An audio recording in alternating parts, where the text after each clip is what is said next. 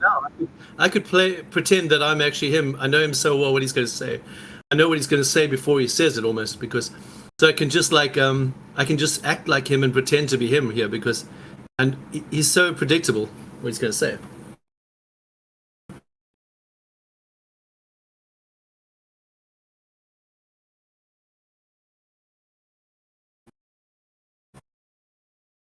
Just my belief.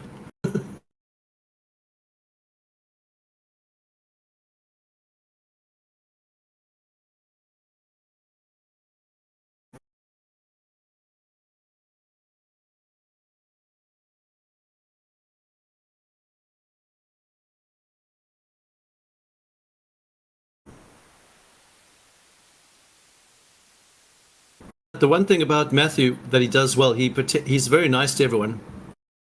And he acts very like friendly and nice. I think that's what everyone likes so much about him.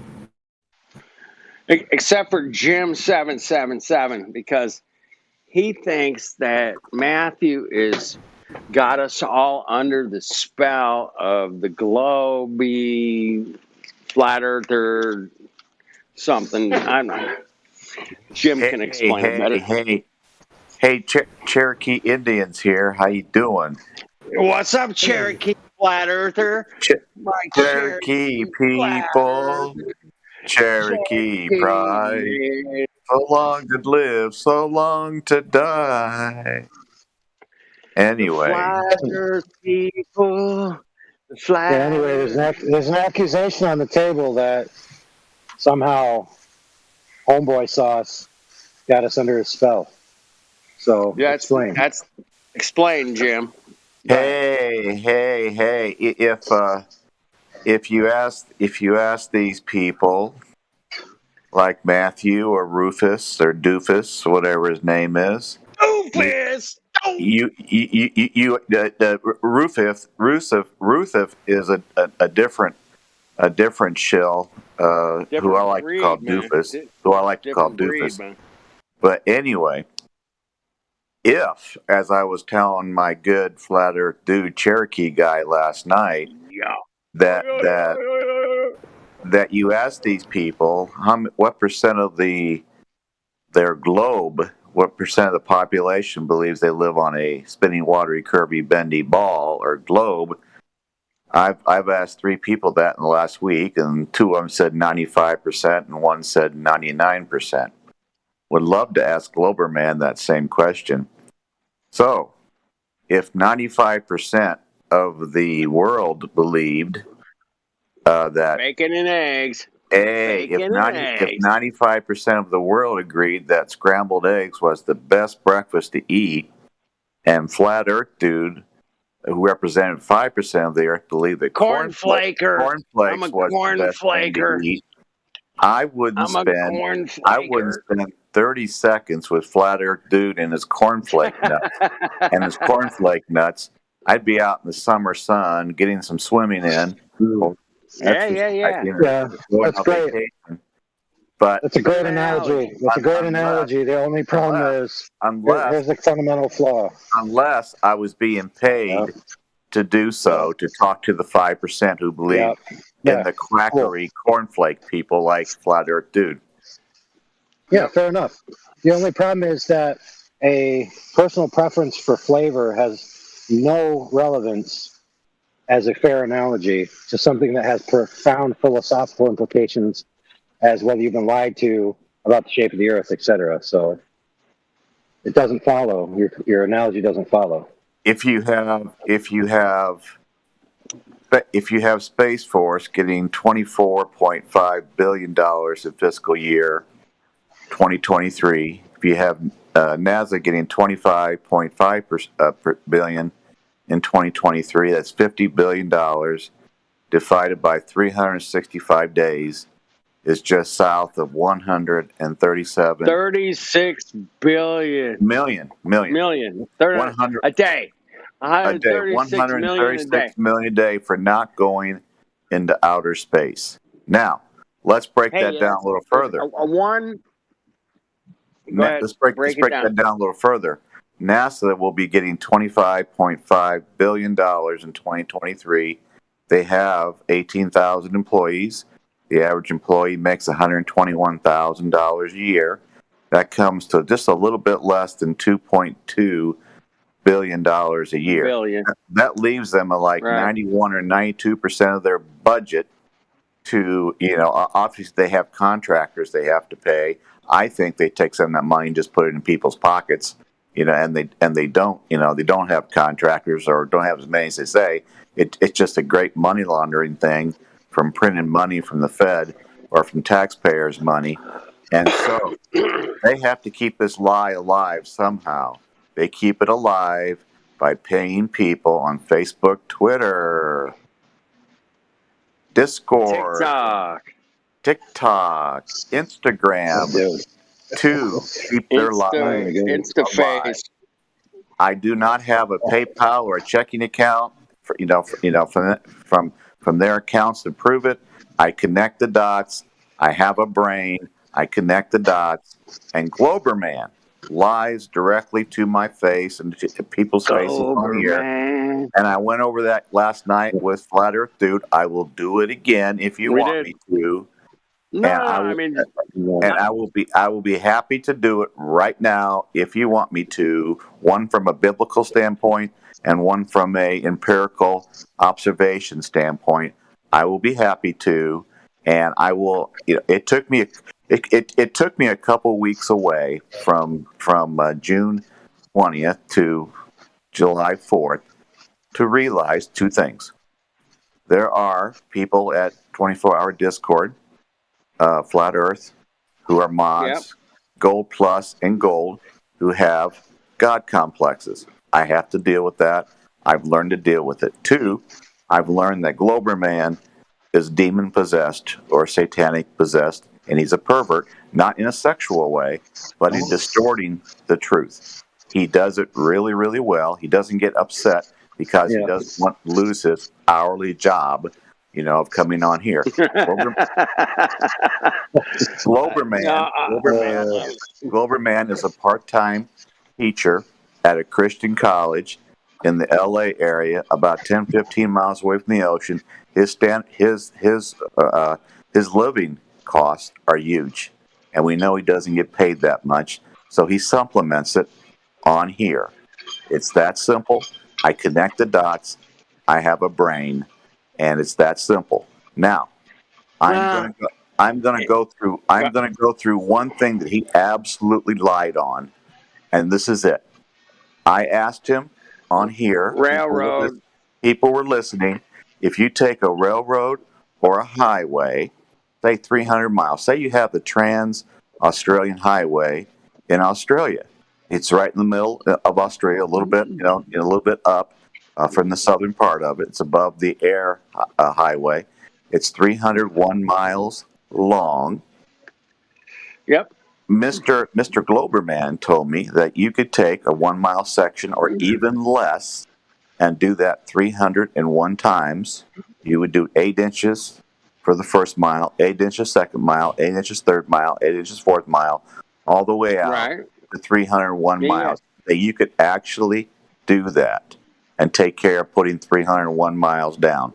If you did that, you would cover on a 39-59 mile radius. Yes, and you would cut, and you would have a curve of just a little bit over 200 feet over those 301 miles. Now, NASA's and mainstream science Earth curve calculator that has 2 bullet points, radius of 3,959 miles, and another bullet point that light travels in a straight line. With 301 miles, you should have over 60,000 feet of curve, or 11.42 miles of curve. Now, 11 miles of curvature. And with Globerman, it would be just a little bit over 200 feet. Now, put this in your mind and let it sink in. With Globerman, his calculations, that railroad would levitate above the ground for about 300 miles. It would levitate above the ground for over 300 miles. It would levitate above the ground for over 300 miles 300 miles. because he says it would only curve over 301 miles, just a little over 200 feet.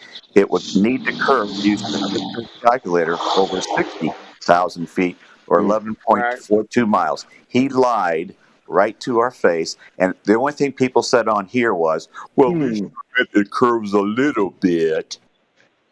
He didn't lie to us by a factor of 2, 4, 6, 8, or 10.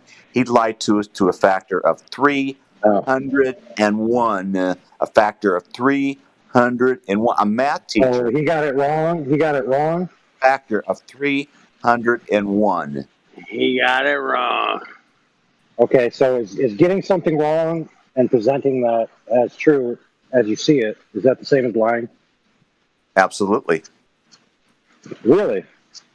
So every From a time math that you've gotten professor? something factually wrong, right, even though you thought it was true and you presented it as if it was true, believing it to be true, you're going to say that every time you did that, you were lying? He knows through the Earth curve calculator, and he's a math teacher, he knows that the radius of his globe is 3,959 miles, which Right. diameter times 2 Can I use? times pi. Let me is- use an analogy here, man. Can I analogize this a little bit?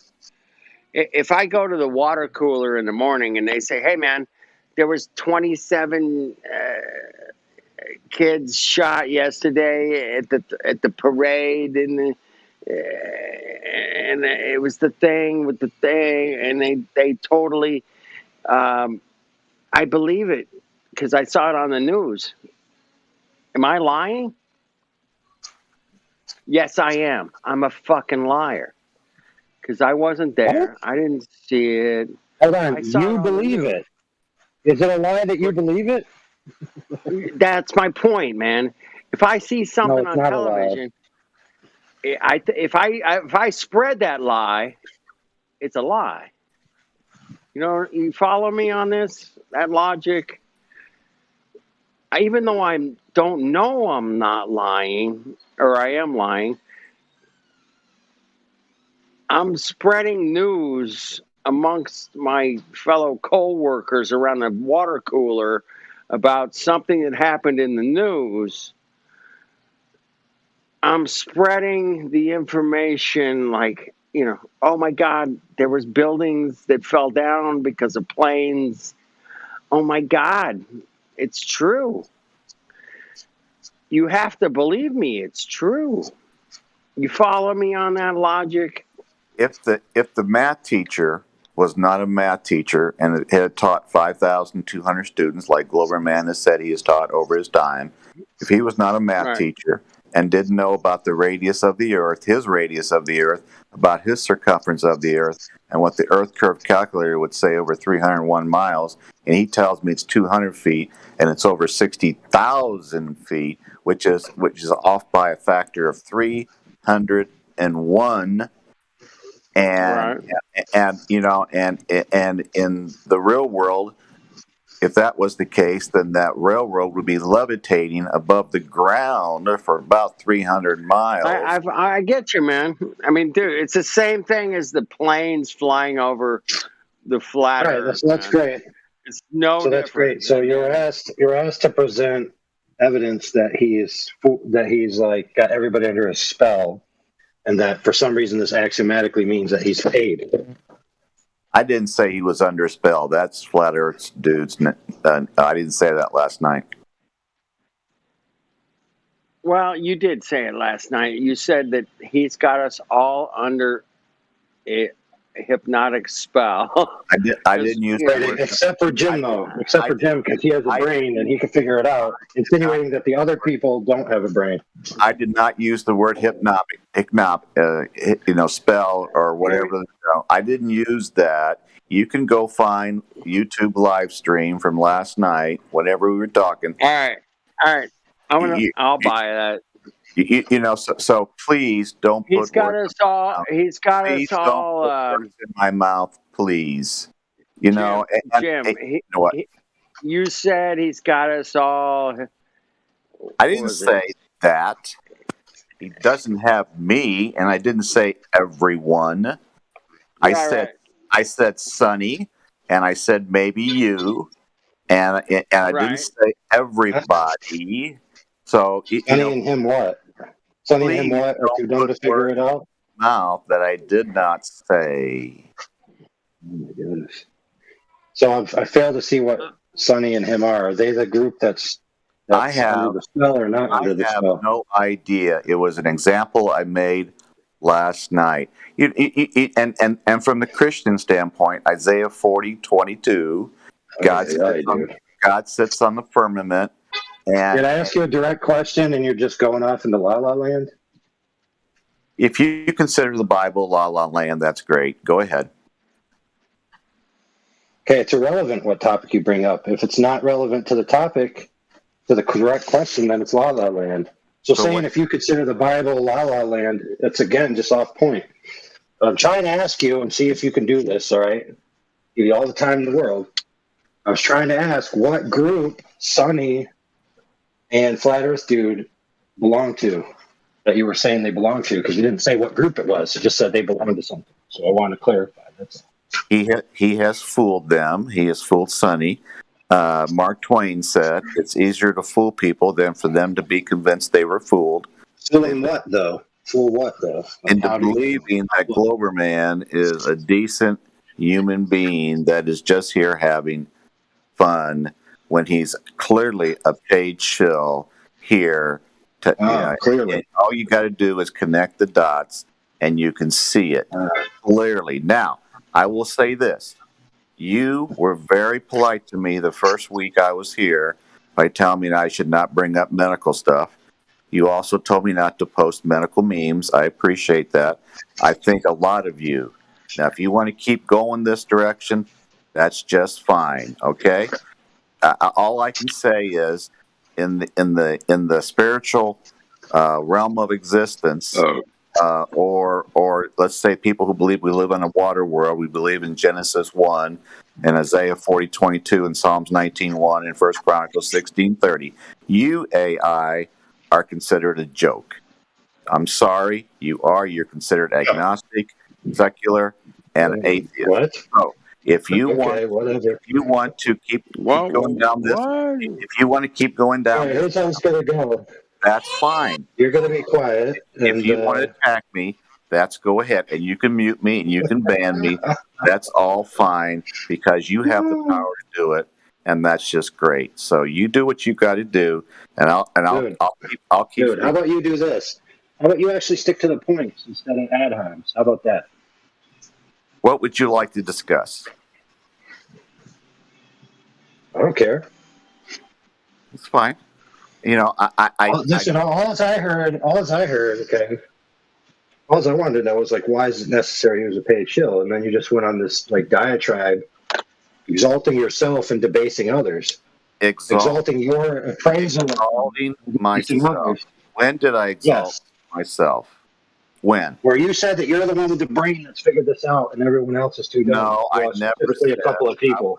I never said I was the one with the brain. No, you just insinuated it implicitly because you didn't have the guts to say it. So you are putting words in my mouth as well. Is that what you're doing? I appreciate you putting words in my mouth. Friend, I'm not a fool. Okay, when people exalt themselves with certain types of language, it's clear what they're doing. Just like you said, connect the dots. Okay, so just make your claims. Yep. Make your claims based on the facts, not on other people's, faults, basically. Wow, fucking audio shit. Personally, I was just criticizing you on the facts. That's it. Nothing personal. And then you have to say, like, I'm some kind of nothing based on these scriptures or whatever. Because like, you literally can't. It's like you can't contain yourself from making others be put down. So what's up?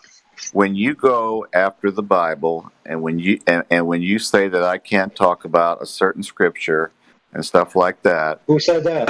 Said when I started going into Isaiah 40:22 and started talking about what it said, you interrupted me. You did not want me to get that information out. That's exactly what you did. It has nothing to do with the topic. Absolutely, it has something to do with the topic because I was going to tell you how Globerman went against the Bible and perverted the Holy Scriptures, and you wouldn't let me get it out. Go back to live stream. Go back to YouTube.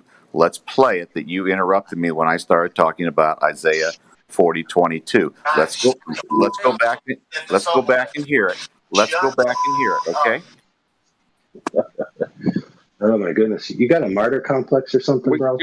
We got a robot issue here, man. Everything is robot. And why would I have a martyr complex talking on 24-hour flat Earth Discord? Why? You tell me. I don't have one. See, you're fabricating things now. Why are you doing that for? Guys, shut the up so we can get this. Dude, you're acting like you're being persecuted, I'm not and being that the hammer's going to come down on you. I don't feel that way at all. I could care less. That's just why you just said that. Where I'm some kind of scumbag, and I have the power to mute you or ban you, and I'm going to use it because I'm that scumbag. You do have the power. You do have the power. Yeah, bro. Listen, bro. Let's be clear. Go ahead. Let's be clear. I wasn't born yesterday, okay? And passive aggression in a veiled tone of voice is still aggression. If you say so. No, it is. If you say so, that's fine. You know, that's if fine. I say so. You didn't want me to get Isaiah 40:22 out, and you interrupted me. It was a point that I was going to make about Globerman, and you wouldn't let me get it out. So that's fine. I could care less. Again, So from that knowledge, if you claim that knowledge is true, what can you discern from that? That I didn't let you finish your sentence. Okay, tell me what you can discern from it. You could care less about the Bible. You could care less about it. Really? Yeah. I would never. Okay, so anybody else in here that knows me, okay, am I not hurt and quick and cut when people go off topic from the direct point? The answer is yes. Am I not an advocate for a long time for the veracity of the Scripture? Yes. So I have an established modus operandi of both things simultaneously. So your appraisal is false. So why didn't you let me talk about Isaiah 40:22 instead of? Because it wasn't answering my question. It was answering the second thing that I said Globerman has done, obviously, from a secular standpoint, from a spiritual standpoint. It wasn't answering my question at the time. And I always have to answer your question because you're really important. Is that what it is? God, who the hell cares? So I need to answer. I need to jump. When you say jump, I need to say how high. Is that what you're saying? Yeah. Is that what you're saying? Correct. You went off on a personal connotations and you were put the task, and now you're just doubling down. No, I'm not. You're an administrator. You are gold, and you think that you are important. You are not. I'm sorry. Okay, so I'm not important. Cool. Now what? That guy. Nothing. I don't care. I don't care about you mods and gold people that think you're gods. I don't care. I don't care. I don't care. I don't care. Why would you tell someone they're not important? Are you a globalist?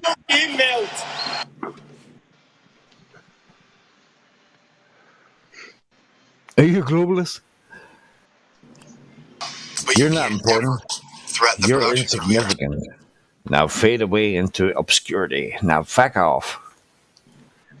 But you can't ever. I concur with that sentiment.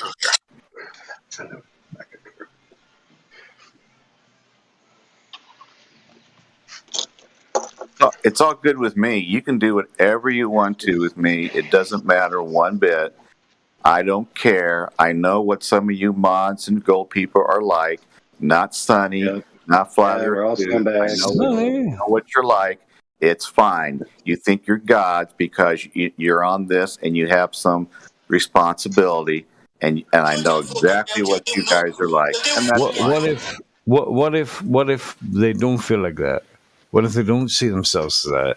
I didn't say everybody. The problem is There's a minority of people. There's a minority. That Jim has a brain. Jim has a brain, and he figured it out. Ah. Okay. I figured out that Loberman lied to me and lied to the group in a factor of 301 when it came to calculating the Earth curve over 301 miles on a railroad. And I figured that out on my own. Everybody, I think, in here could have figured that out on their own, but they didn't care. All right, let's say he did. Let's They say he didn't did. care. They didn't care. Let's agree. Okay, perfect. Let's agree that he did. Let's agree that he misrepresented the facts intentionally, knowing the opposite to be true in the moment, rather than just made a miscalculation. Let's just say he did that intentionally, deceived. Okay, from that, what do you get from that? Like, what's the next step? The next step is Isaiah 40:22, is that God sits on the top of the firmament and looks down upon the circle of the earth.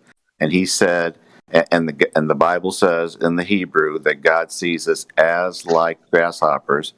And Globerman came back and said, you can't take that literally because you don't think we're actually grasshoppers, do you? No, the Bible says as like grasshoppers. Yes, and that's pretty bad. He, in his perverted way, said you can't take the Bible literally because the Bible just called you a grasshopper. It says as like grasshoppers. And him being a Christian, Clearly similar. but he went ahead and said it anyway. I didn't direct it toward him. I just said it toward the group in voice text, and he came back and said, you can't take it literally. That's fair. God just said you were a grasshopper. Thank you very much. So he lies to us about in a factor of at least 301 on the Earth curve calculator, and he says the Bible calls us grasshoppers. It does not. It does not. It does not. You do whatever you want to do with me. I'm going to go do something else. I appreciate you from the first week that I was. Drinking orange juice. I appreciate you from the first week that I was here when I talked about that thing's been going on for 28 months and I shouldn't have. I agree. Oh my goodness. I kept my medical memes away from voice text as you asked, and I appreciate that. You can do whatever you want to with me. That's fine. I could care less. Yeah, Flat cool. Earth. We all know you could care less. So, yeah. You have a great evening, Flat Earth, dude. Thanks. So, anyway, the next point to task would be, right, define a Christian and what they should and shouldn't know, and what their scope should and shouldn't be. You see, he's defining people as this is axiomatically and arbitrarily exactly what they should know, do, present themselves as. There's plenty of people in all various religions that have different interpretations of their own scriptures, right? And erroneous interpretations. Probably. It doesn't mean it's that Matthew's being malicious because he's using that terminology. A lot of people are naive. Probably. What I was trying to get to is where this information means that he's necessarily paid to do what he does, and he doesn't just do what he does out of a personal penchant for the topic, whether it be out of interest or out of guilt or out of some kind of vexing cognitive dissonance, whatever. Man, I really hope we can figure out the honest reason Matthew comes here. You know what I mean? Like, what is his motivation? I wonder if we'll ever find out. Well, what was Christopher Hitchens' motivation? What was Hitler's motivation? What was Mother Teresa's motivation? Stalin. Well, here's the thing: we can't ask them, but Matthew's still alive. We can ask Matthew. I just wonder if we'll get an honest answer ever. So far, we have not gotten an honest answer. Yeah, but see, the problem is that's fair. But the problem is that when we say things like "I figured it out," right, and I know the truth about it, and the other people who haven't figured out what Matthew is are beneath me. Because I know, yet you can't present a logic string that leads to him being a paid shill of a necessity, or nor evidence to that fact. Yet you use that fact, which you assume to be a fact, to castigate other people and put them down. So when I see that, that's when I get pissed off. So when Mr. Jim, cries and whines about how evil the mods and everybody here are, right? And he's the lone truth warrior that knows Matthew's a paid shill, and everybody else is too dumb to figure it out. I mean, that's offensive. Well, and not only is it offensive because I think it's meant to be. That's just my opinion. But also, it's offensive in the way that like we. Well, anyway, I don't care about offense. Offense is always taken, never given, even if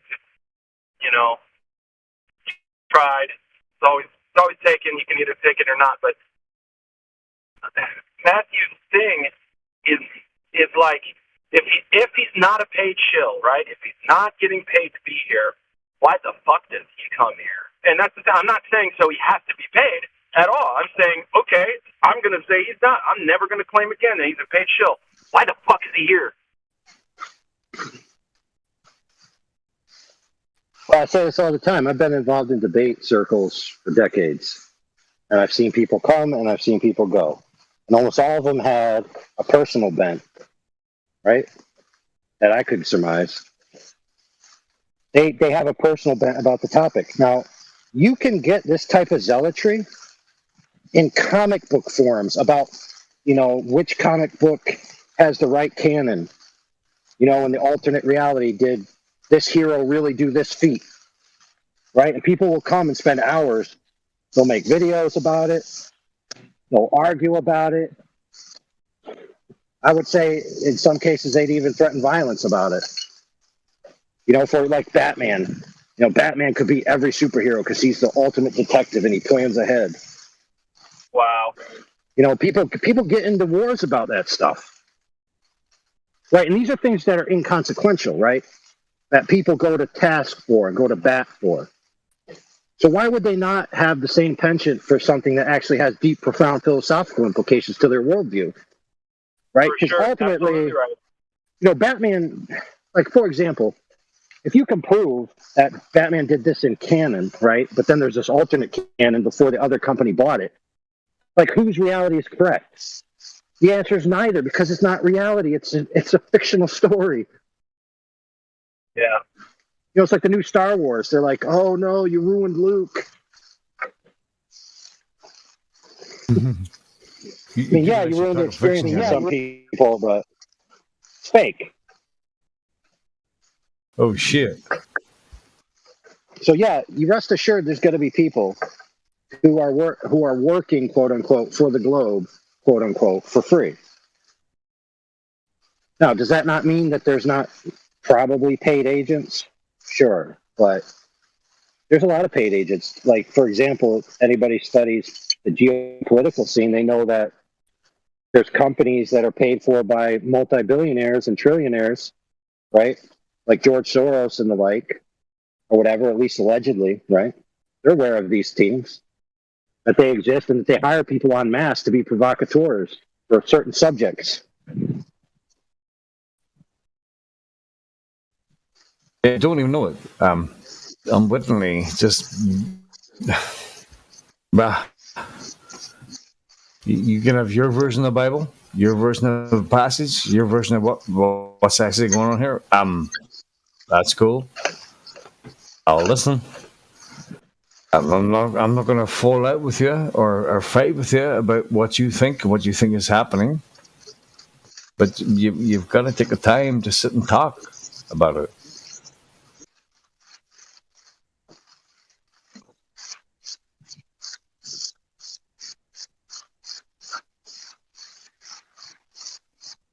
It's a little too.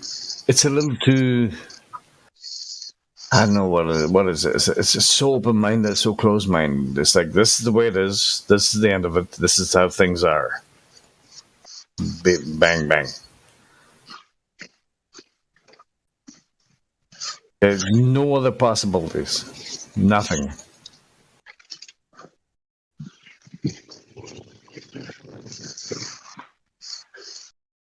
Yeah, it's like the first thing people are told. They go, "Yep, sounds good. I will believe that. You got it. Yep, whatever. Oh, you're an expert. You got to figure it out. Okay, yeah. Gosh, thank God I don't have to figure this out. You sure you got it now? Oh, so we'll hire people called fact checkers, even though everyone has a personal bias because we're all human. But yeah, fact checkers anyway, and they check it against the other fact checkers,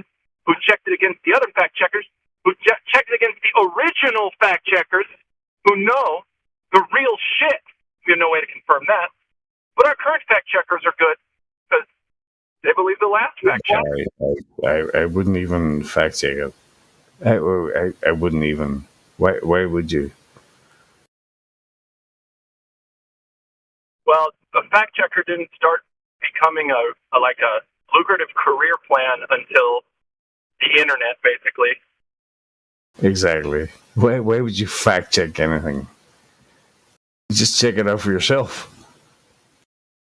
Be your The own real- mind. Yeah, the real fact check is checking reality for yourself. Yeah, check reality out, man. It's going shit for fucking hells. Or like, remember when they had to do what is it? So when they had to do these things before, they actually had to go to documentation, right? And actually hold the book in their hand, cite the book, find the book, read the book. Whereas now they can just Google the top 5 search results and be like, "Oh, this is an unpopular opinion, therefore it's factually wrong." Yep, and people just go with it. They're like, oh, thank God I was right about that because Google pulled up 10 results for it right away, and it was what I expected. Woo! Now I can go about my day thinking I'm right about fucking everything. That's the thing, right? That's what Google does to people. It makes them think like they're gods, like they know everything. Like I can find out an answer to your question, whatever you ask me, I can find out in 5 minutes, 2 minutes. Sorry, a minute and a half, 30 seconds.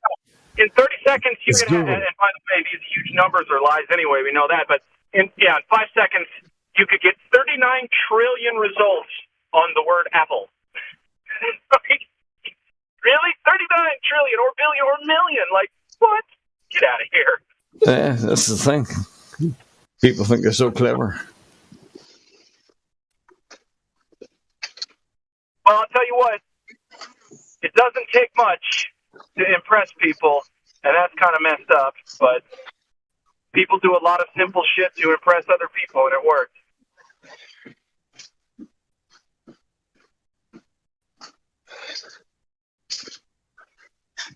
Can you say Jim Jones? Oh my goodness. Talking about that yesterday, Jim Jones and the Kool-Aid and such.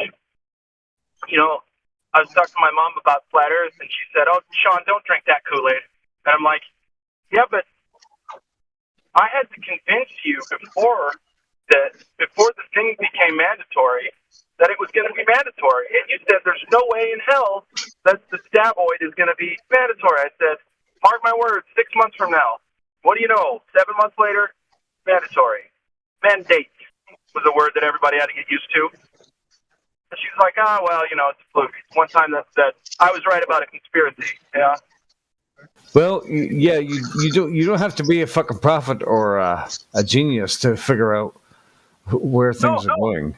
That's right. I'm clumsy and in so many words slow in very many ways of life, and I still know that shit is completely backwards and bonkers.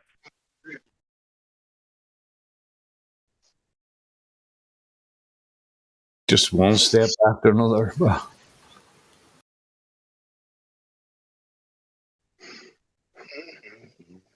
This world is going in some fucking direction that I'll be glad I'm not a part of.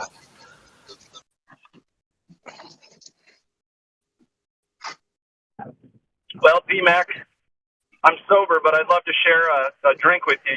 You could knock down a big old pint of something, and I'll chug like a Red Bull. We'll have some fun. Don't be chugging Red Bulls, bro. You'll be up all night. That's the plan, sir. Do it! Fucking do it! Nah, don't do it. Don't do it. Just do it. But you leave P-Mac when he's supposed to be getting off that shit. Don't fucking encourage him. Oh, he's a Red Bull addict? No. No, I'm a conspiracy addict. Oh yeah? Well, this guy's getting gone. Goodbye.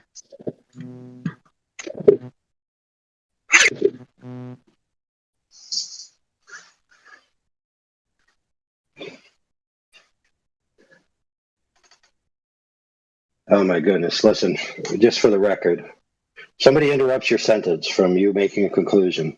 The merit of the conclusion that you made doesn't mean that they then have all the moral faults of the antithesis of whatever paradigm it belongs to. So, for example, if someone interrupts you and you're a Christian, that doesn't mean that they hate God.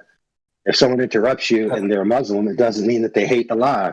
If someone interrupts you and you're a Hindu, it doesn't mean that they hate the Hindu belief system. I mean, good grief. How dare you? It's really quite. Oh man. All right. Anyway, let's not harp on it. So it's quite tedious to put up with such nonsense, to be honest. But I just about had enough of your bullshit. I'm just kidding. I might be a little bit drunk, but my logic is sound.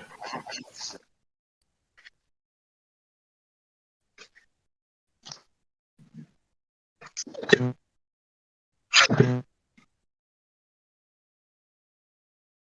that coming through?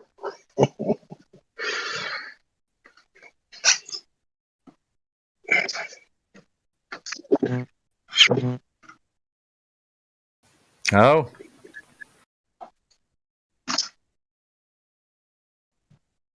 Let me go on mute.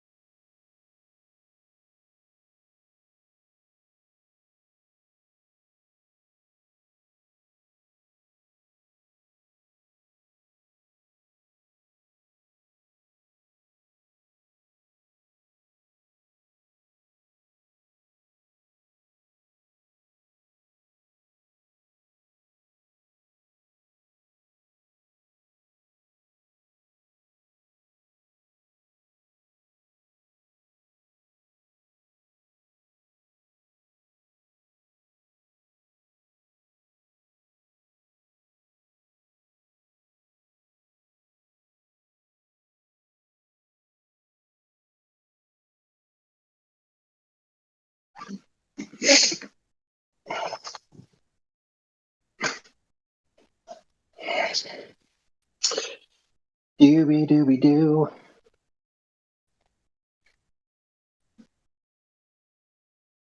Shoot, I'm the scat man.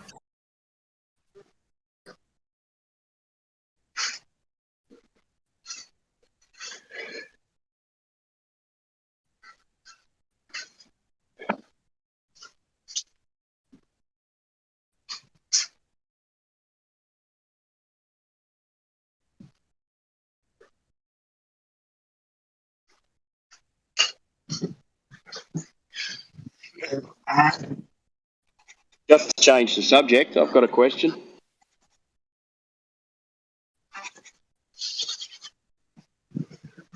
Do tell.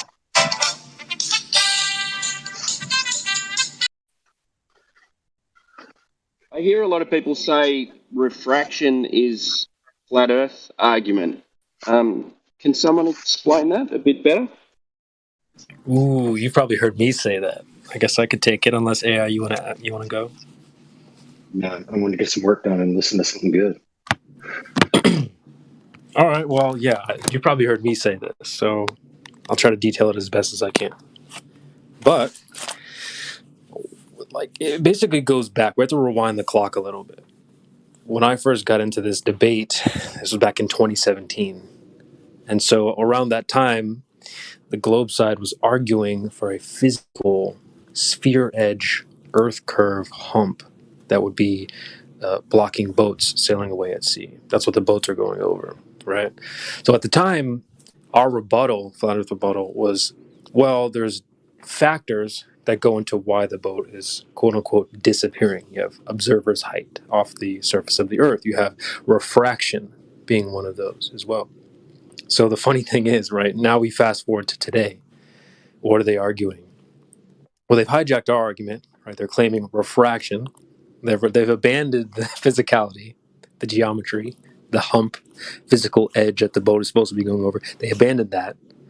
So now they're claiming refraction. So basically, they've hijacked our argument in a roundabout way. So hopefully that clears it up a little bit, Timbo. Nope. No. Okay. Who said no? Oh. I did. Oh, fraud. Fraud. Yeah, so Timbo, like a good question you just would ask somebody nowadays if they start talking about the horizon, you just ask them, okay, is the horizon optical or physical?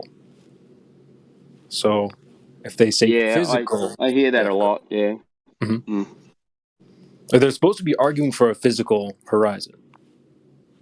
Yeah, that a boat goes over. Right. But then they right. chuck that under the bus, and then they go and claim something like refraction, which is based off an R value that they don't have. So that's why lately I've been saying, hey guys, I know you just heard about Flat Earth 2 weeks ago when you ran off the YouTube to debunk it, and YouTube says, just say refraction. It's like, well, you haven't been around long enough to realize that you just sort of hijacked what we've been saying this whole time.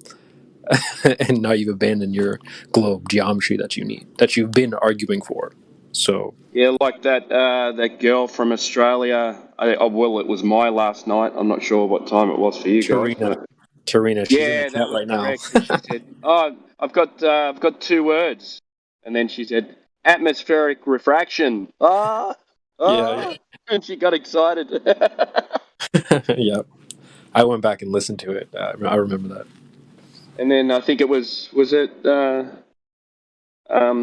I think he went on a rant for a few minutes, and then she packed up and left. Yeah, well, we talked about the modus tollens, right? And then she's like, "Well, that's not logic. That's not logic." No, it's not logical. Okay. Oh man, it's too funny. And they said, I mean, it is sad. It is sad consequence, but usually when I get involved, people leave. I think a lot of people would find it hard to understand unless they've been looking at it a long time what you're actually saying. Yeah. Because I'm not sure a lot of them know the actual flat Earth arguments. They don't. Okay, the ball says this, the ball says that. These are the answers for the ball. How can flat Earth, how can they still think that the Earth's flat? And then they haven't actually sat around and listened to what everyone has to say. And then they just go, oh, shit. Fuck, I'm leaving.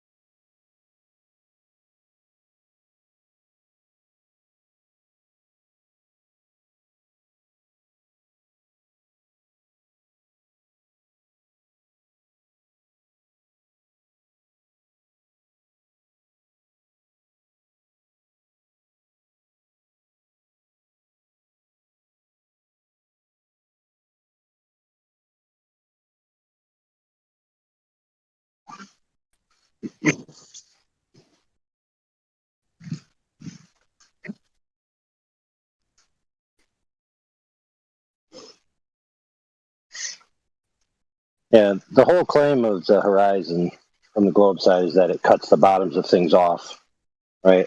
And this can only happen if there's a physical obstruction in the way. Can't happen no other way. But then you get all these supersedery observations which don't match the limitations of their model, so they need an optical effect to solve it. And of course, the effect that they need to solve is why I can see this thing when it should have been cut off by the bottom of the hill before. So you can give them observations at like 250, close to 300 miles, even longer than that, like the Canigou mountain range, right? And in the Canigou mountain range, the mountains are supposed to be a mile below the curvature at the top of the mountain, right? And so you'll say, why can I see the whole mountain all the way to the base of the town? And their answer will be, but I can't see the very, very bottom of the mountain.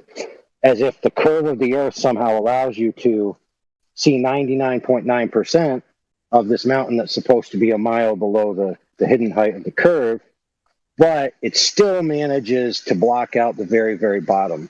You know, it's like the little horizon that could. So you have an answer. You know, it's very interesting. It's like, if refraction is really doing what they say it's doing, then why shouldn't I be able to see the bottoms of things at distance? Think about it. It actually works in the opposite. Refraction should allow you to see the bottoms of things at distance that you normally wouldn't otherwise see, all the way to the bottom. It shouldn't be that a small portion of the bottom is always cut off.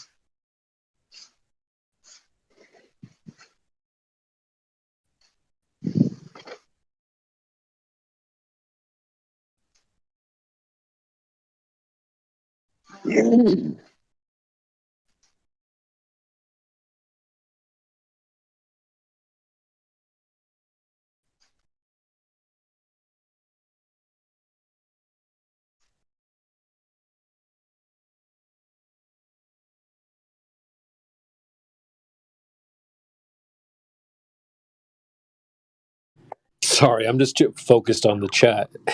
Serena is back, round 2. What she said. It's just so funny, dude. Like, so we ask her for proof.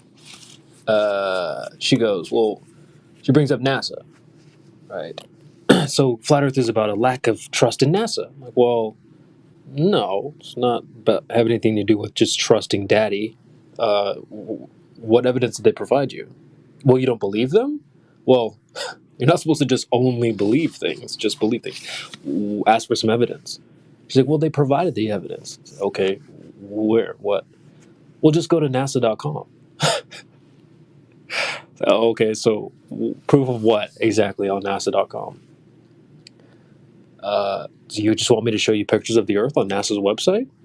That's like asking me why 1 + 1 is 2.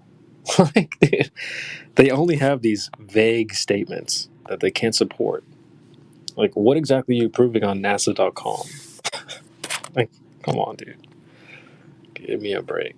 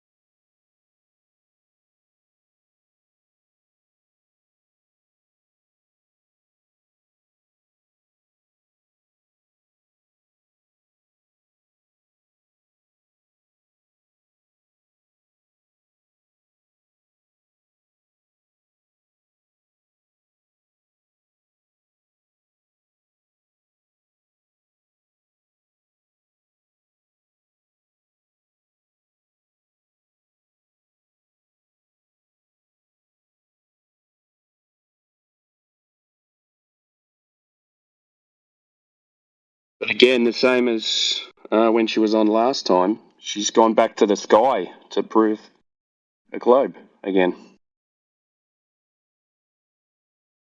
I mean, it's not like they're gonna find any globe if they look at the ground. So, yeah, they have to. Yeah, so she was told about laser tests and measuring and different coloured lasers, and she's gone back to NASA. It's a classic case of religious zealotry.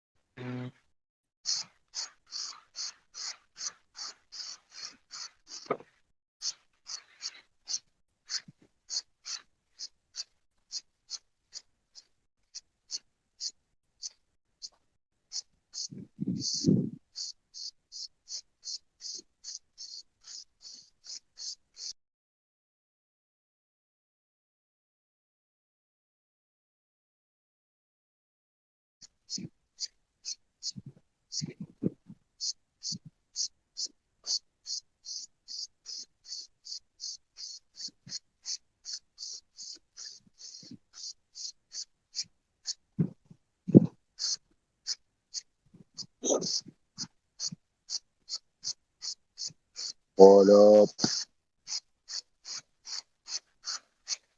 Whoa.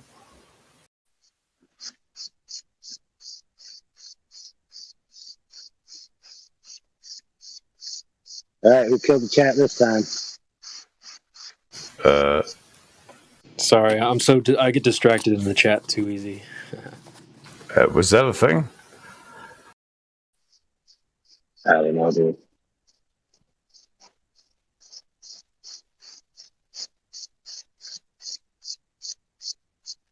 Yeah, okay. Arden. Yeah, it's a thing.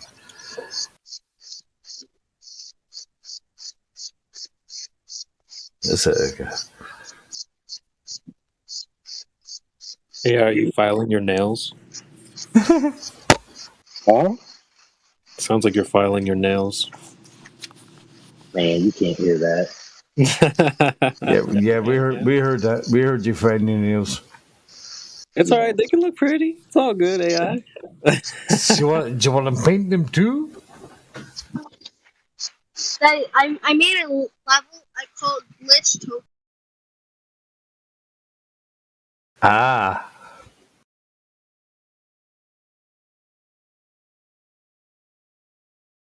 So Arden went to the toilet. These kids took over the mic.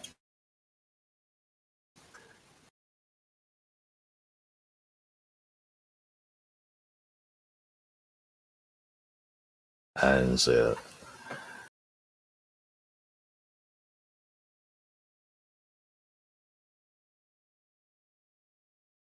That was kind of freaky though, wasn't it? Hey Arden, you okay? Hey Arden, bro, you okay? Hey, what's up, bro? It's kind of freaky.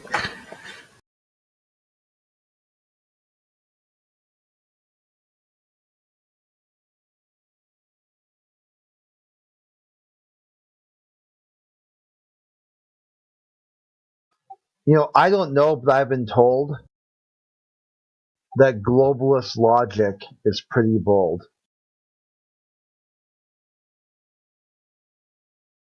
Nah, that sucks. I know what I've been told.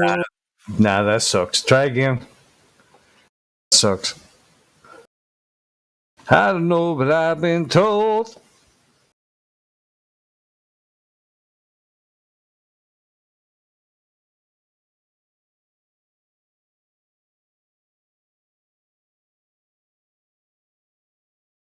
Try again. I'm staining wood. That's why I was perplexed why you said filing nails. I was like, filing nails? What? Don't please don't. Filing wood. Staining wood.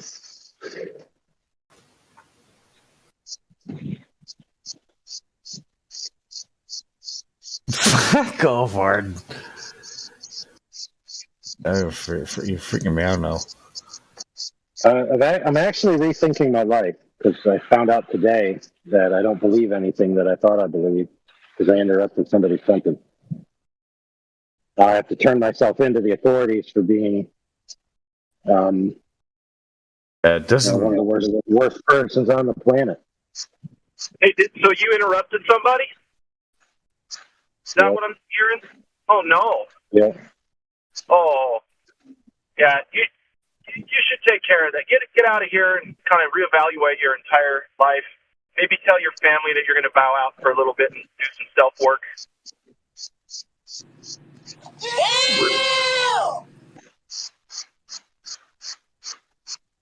I don't know, but I've been told.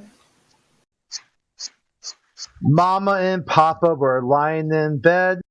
The globe Earth is faker than fake gold. Global logic is getting mighty old. You see the lady in red. Yeah. From the east to the west. Black Gang is the best. There it is. Somebody help me. Great. I mean, is there any, just like in a nebulous point of view, is there any globalist who was ever in the military, or Boy Scouts even, for that matter, or who even said like one nation under God? Is there one of them who could just say that? Like, just tell me that you believe one nation under God, and I'll start thinking about what you said. Because right now you're a bunch of radical atheist leftists who can't even form a an argument. But I'm supposed to believe that you're right and I'm wrong? Your narrative doesn't even match the same source you're telling me I should believe. I think they believe in a different. Yeah, they have this god of like the gap or whatever they call that. This sort of undefined version of creation that isn't defined. Okay, well, define it. They can't. So why should I believe something you can't even articulate? Oh, you're smarter than me, are you? You're smart. So you're so smart, you can't even articulate your idea to me, who's a dumb guy. I'm just a dumb guy over here. Go ahead, Abe.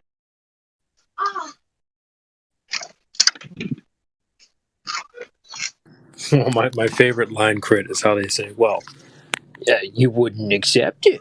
It's like, well, that's just not how things work, okay? If you have the evidence, if you have a winning hand, you just put the cards on the table. You don't have to call, talk. right? If you've got a winning hand, you either raise or you call. You don't fold. You don't fold your winning hand, dude. If you've got a royal flush, I'm holding a draw 4 Uno card, you call my bluff. Call my bluff because you think you've got a royal flush. You won the pot. But they fold. They'll fold in the royal flush because me. Dude, you did that. All on your own. It had nothing to do with me.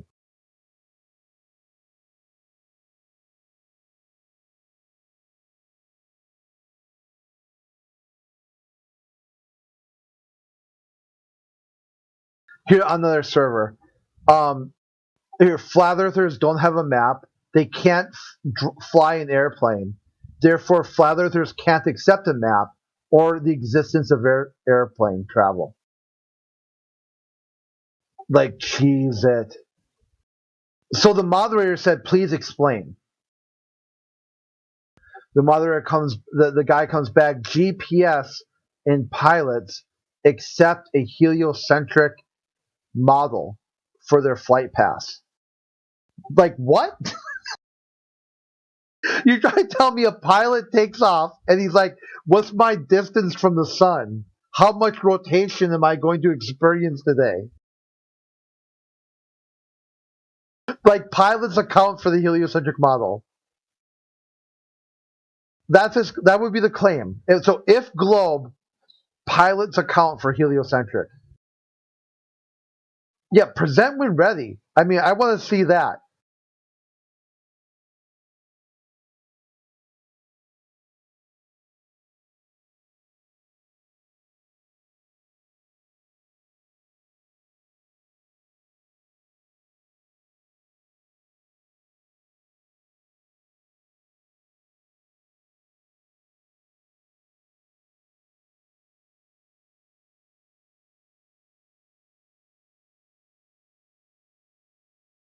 The bottom line is we should not know each other. None of us. There should never have been a question about whether or not Earth is a globe.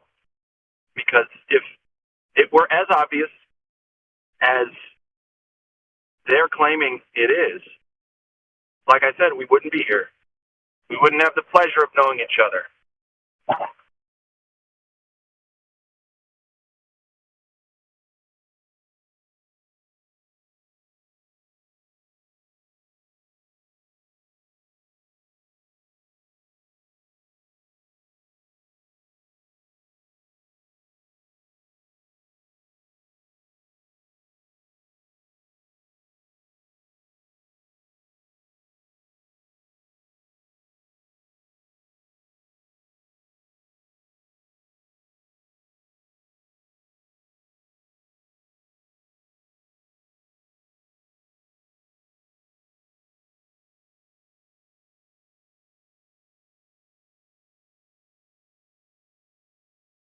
I was just thinking of an idea. Like, what if somebody that makes coffee tables were to start making flat Earth coffee tables?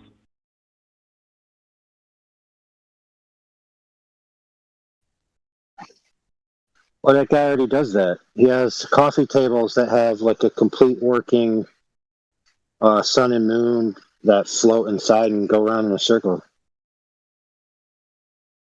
over, I guess, what you would say is a azimuthal equidistant style map of some kind. Yeah, there's a guy that does that.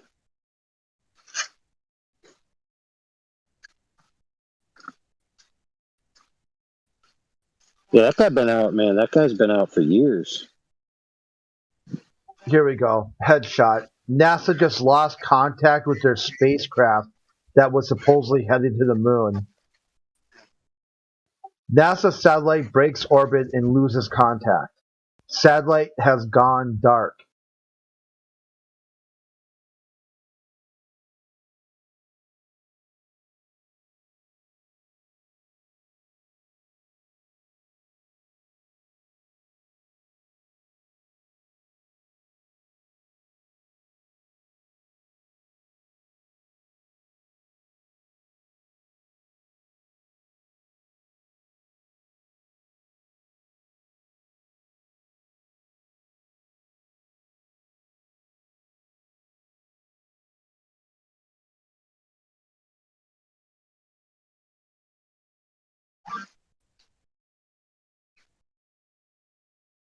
You guys ever been caught in the rain working and you realize, man, I knew it was going to rain? I could have just been in the basement where it's dry from the start.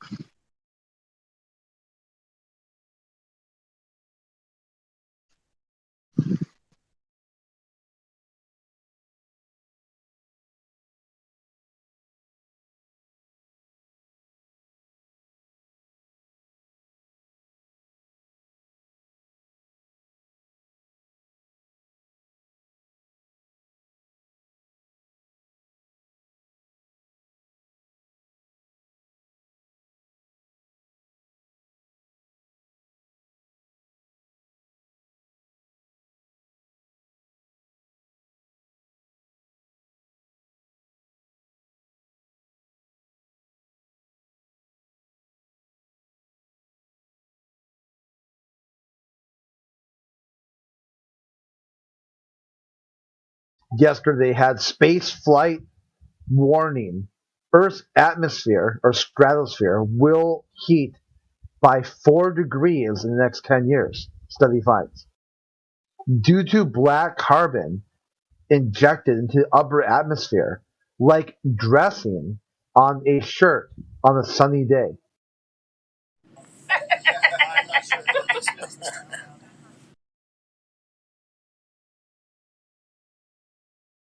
I can't believe these people believe this stupid fucking shit. Yeah, it's like almost, you're like, dude, that shit's dumb. And then they get mad at you. They get mad at you for pointing out dumb shit is dumb shit. And somehow that's your fault.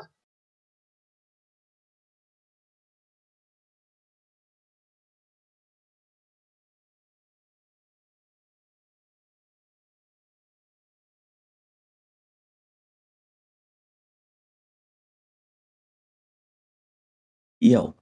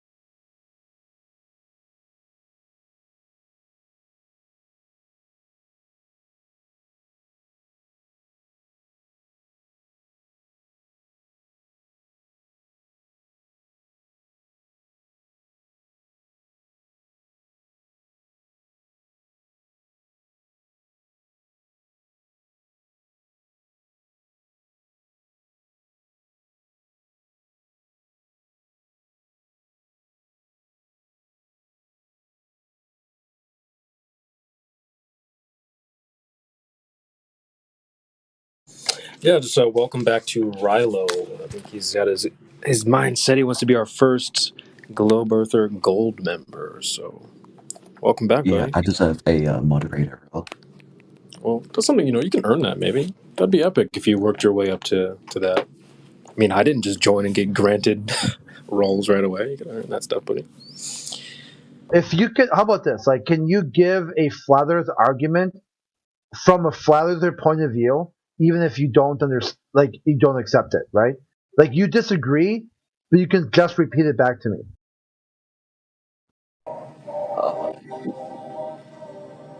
The Earth is flat.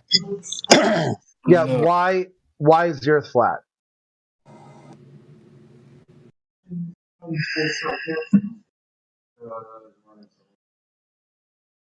So it looks flat. But that's not our argument, though. Yeah, it just looks flat. So you see something and you just say it. It is what it is. Yep. Rilo. You're not going to get that gold member I anytime know. soon. That's like a COG disc member. Yeah, we're going backwards here, Rilo. Come on, buddy. And Platypus is like 4.5 years ahead of you. True. Yeah, we're gonna have to give the gold to someone else at this point. Stuff. You got to do a speed run if you want to get up to speed. So, is there an argument that you've heard that you feel like you have an understanding of? Just saying the Earth is flat isn't an argument. Obviously. I'm not gonna lie. Half of the things that are said, I just don't understand. That's the fine. oil rigs. I have no clue what you're on about That's that. totally fine. That's like now that you said that, we can give you a quick breakdown, and maybe next time you come back, you'll have a better understanding. Yeah, it does seem confusing at first. That's fine. Anybody want to talk to him about Black Swan? Yeah, I got this one. So if I'm talking about the horizon, am I talking about the horizon or not the horizon? If you're talking about the horizon, you're probably talking about the horizon.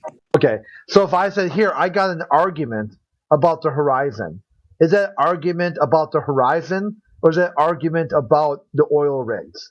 The horizon. Have you seen the Black Swan image? Does it need to be reposted, or do you know what everyone's talking about? Yeah, repost it. Yeah, give me 1 sec. I'll post it for you. Okay.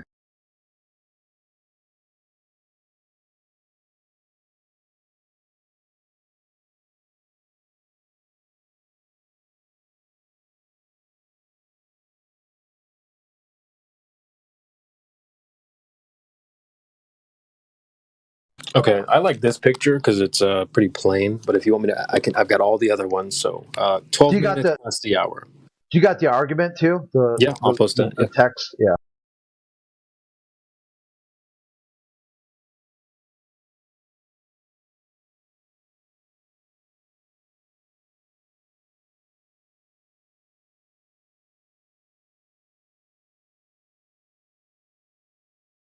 All right, I'll keep them coming. But yeah, that's 12 minutes past the hour. So can you read that, Rilo?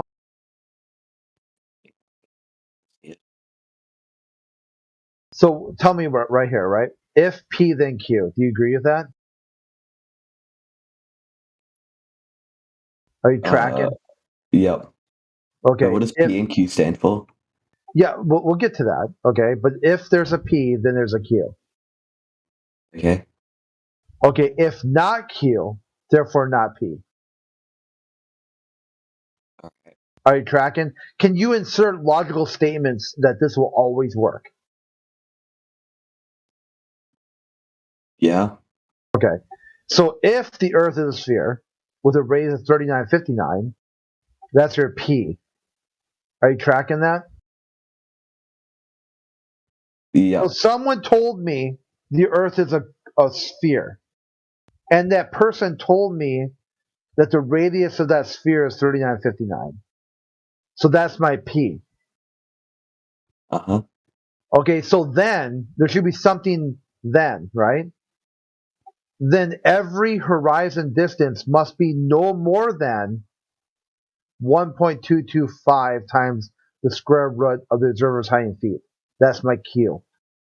This will be called the geometric horizon, the physical curve of the Earth. Are you tracking? Yeah. Okay, so not P, or not Q, sorry, not Q. If I see a horizon more than 1.225, or in this case, I'm about to present to you 9.41 miles. Therefore, not P. What's my not P mean? What's my not P? No, I'm not sure. Okay, not P would be an Earth with a radius of 3959. Oh, okay. Right? You tracking? Yeah. Are you tracking like a Scud? Or are you tracking like a Patriot missile? Both. Gold member, here we come. I know it's like, are you over the target, or are you just floundering like in a kiddie pool right now? I don't know. You don't know. Yeah. You actually don't know. Uh-huh. Do we need a break? Like, is this dude? Is he playing dumb or is he just dumb? Are you dumb, dude? Are you actually dumb? This is what you really want to do? But bro, you Yes. I'm dumb. Hey, Crit. I can't Yeah. tell if he is dumb or not, but just in case he is, like, let me just say it to him a different way that's just a little more simplistic. Okay. And if he gives like a stupid response, then whatever. But if he understands it, then he understands it. So what he's trying to say is, at 1 foot observer height, the horizon must be no further than 1.22 miles away on a ball with the radius of 3,959 miles, which is what they taught us the radius of the globe Earth is. So since we have the horizon photographed as being more than 10 miles away at 1 foot observer height, this observation falsifies the radius. It renders it false, meaning you are not on a ball with a radius of 3,959 miles. Just say not P. If you understand, say not P. Oh, he fucking ran. He ran. These guys are all crying about their injuries. They've been whining about how hard this is, and then they quit. It makes me sick. He fucking quit. He quit. All he had to do was just repeat back to me, not P. And he ran. I'm not sure what this is.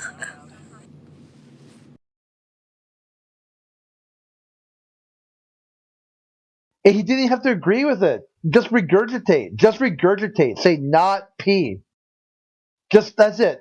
Show me you are intellectually positive and tell me not P.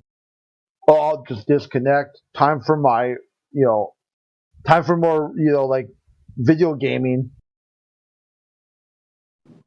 Gotta take another dab. Drives me crazy. Are the pussies. and the posers. They get here and the camera's bothering them. They get nervous. They don't want to fight. They don't want to do this.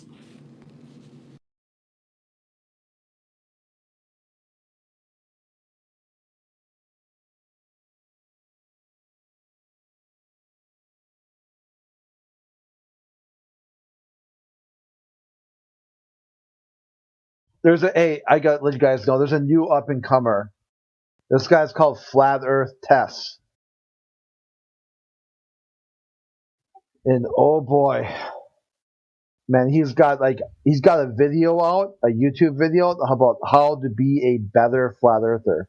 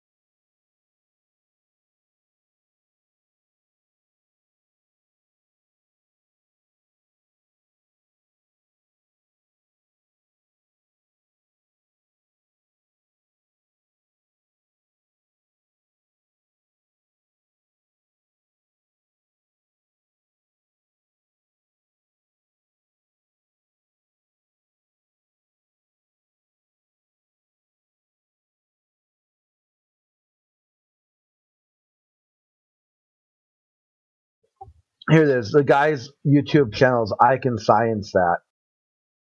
And he's got TT Guy, Where's Wally as his friends list.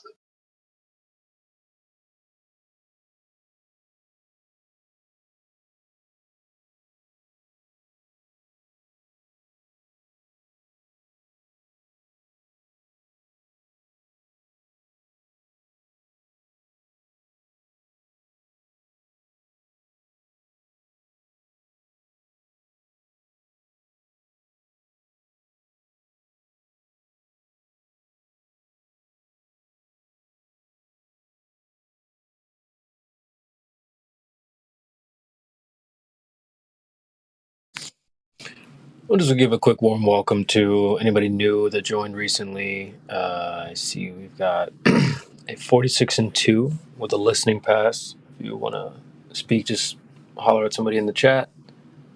We also have a What Wheat G Van Dyne, Globe Skeptic. Welcome to the panel. If you have any questions, please feel free. The floor is yours.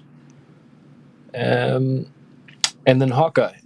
But other than that, it's all familiar faces, so welcome everybody. There's also Lino Tomo, Globe Earther. So shout out to everybody in the panel.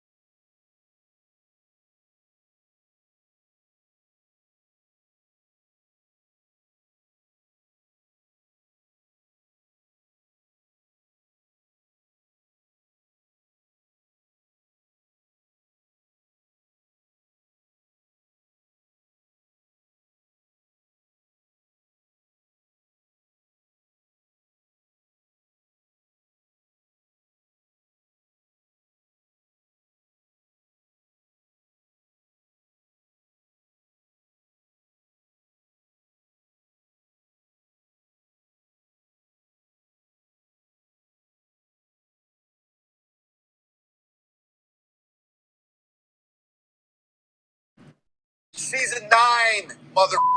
Season 9. If you don't know what the goes on in this show by now, I don't even know what to tell you. What do you not understand about that?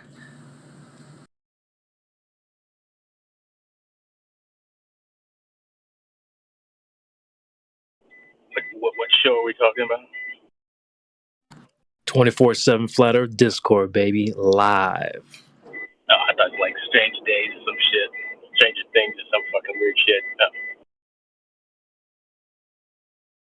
Money makes the world go round. So how does that work on a flat Earth?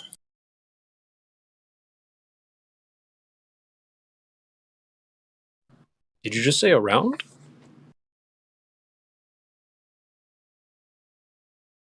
Money makes the world go round. So how does that work on a flat Earth?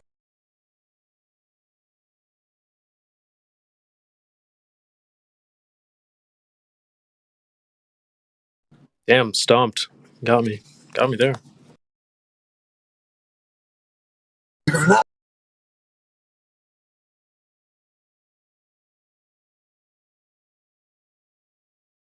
It's a great saying. I used to say it all the time, and I guess it's wasted, huh?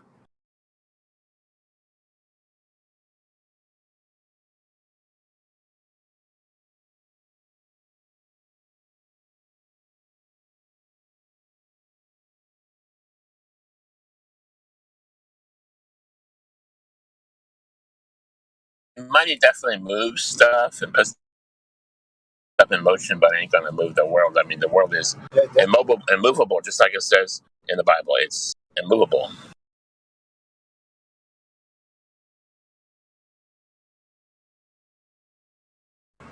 It shall not be moved.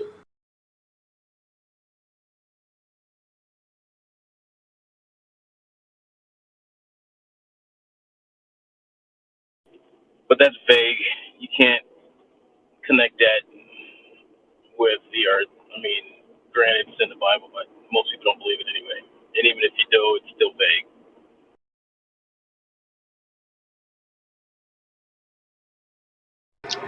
You're not a Bible thumper? What are you talking about?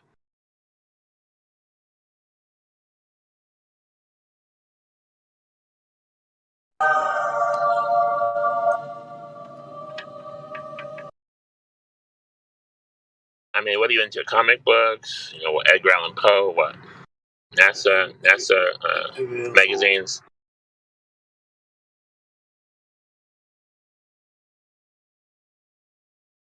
Oh yeah, hot chick jogging. Love to see a hot chick jogging.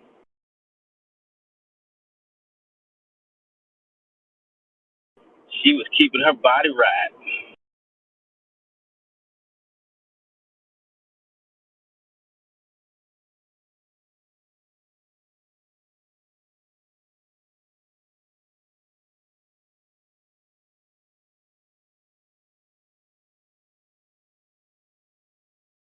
See, with the Bible, you need smoking gun stuff, man, so where people can't say crap.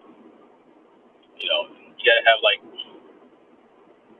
and most of it's not smoking gun.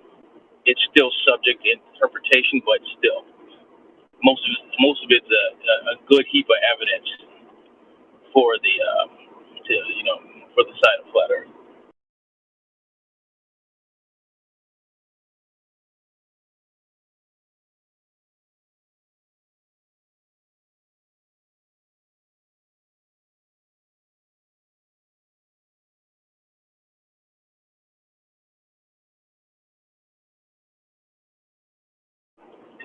Even Christian people don't freaking get it.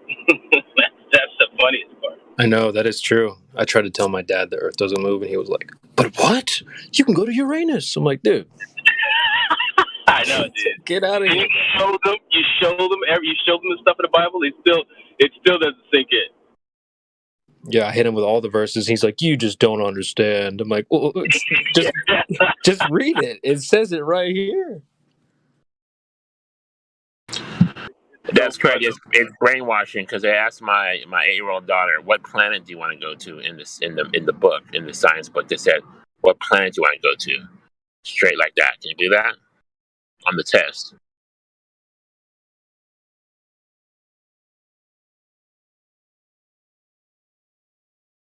Yeah, I just keep trying. I was talking like last week, man. We literally are a special group of people, dude, because we can see past. We have discernment, right? We judge things based upon evidence and stuff like that. We can look past the veil. You know, most people. I don't know why they can't do that. I just don't get it. Because I mean, you would think like some of your friends that you find intelligent and everything, and all of a sudden they can't look past that shit, dude.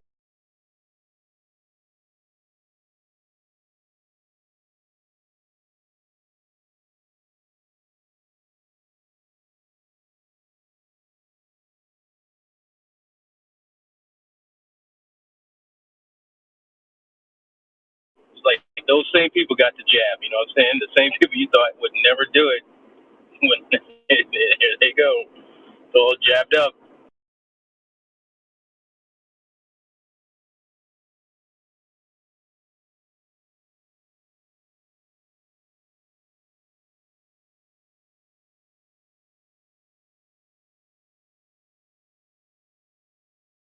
People are strange when they come out of the rain.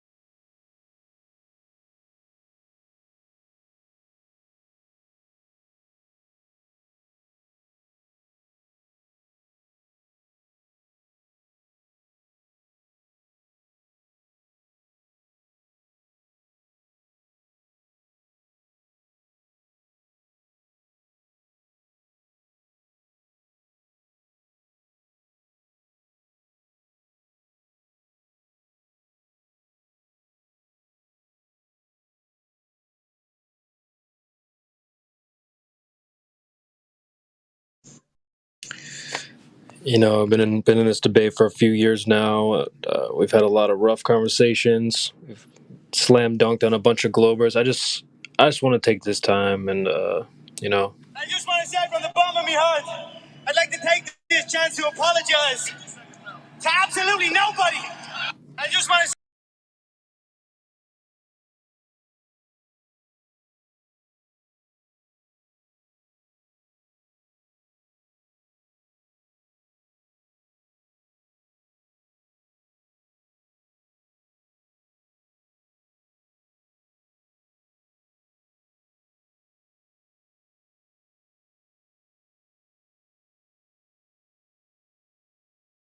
And we'll just take a quick moment of silence for the globe.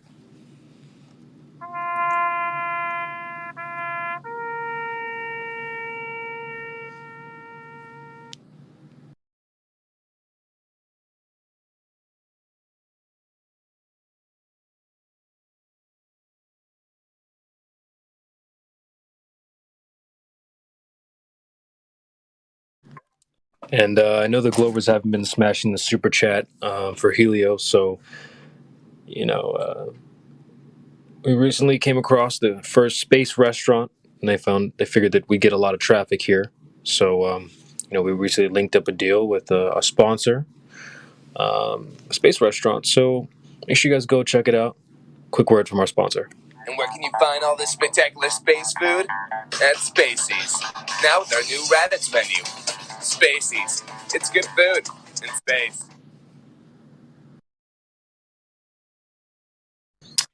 Yep, and you can find this on Space Dash, and they'll deliver it right to you from space. Make sure you guys try out the Galaxy fries. The Saturn's rings are great. Goes pretty good with the black dark matter sauce. So yeah, check it out, guys. Great stuff.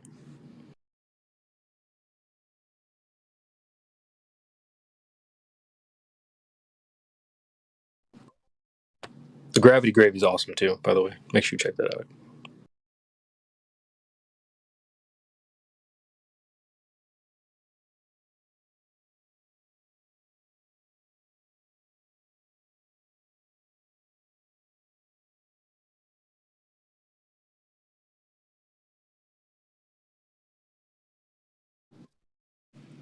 I was just bullshitting.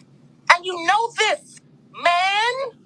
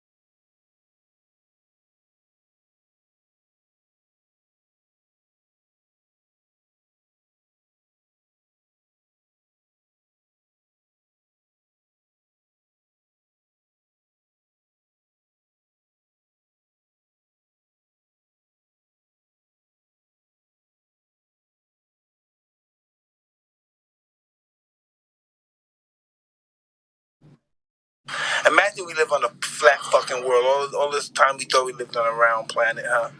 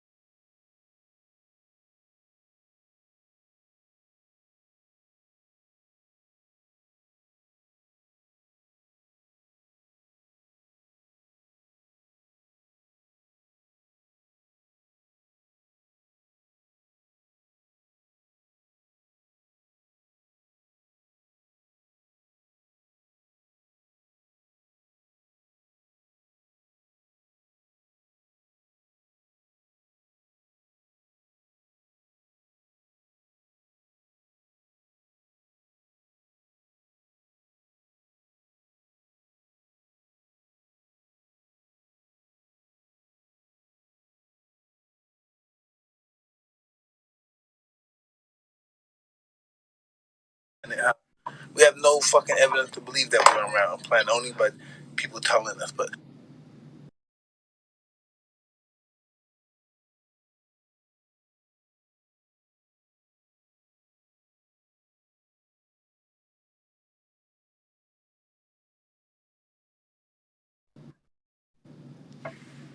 it is a three-dimensional spheroid.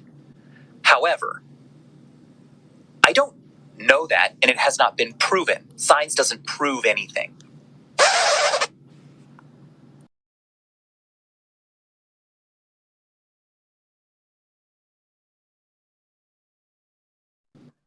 we have been hoodwinked, bamboozled, led astray, run amok, and flat out deceived.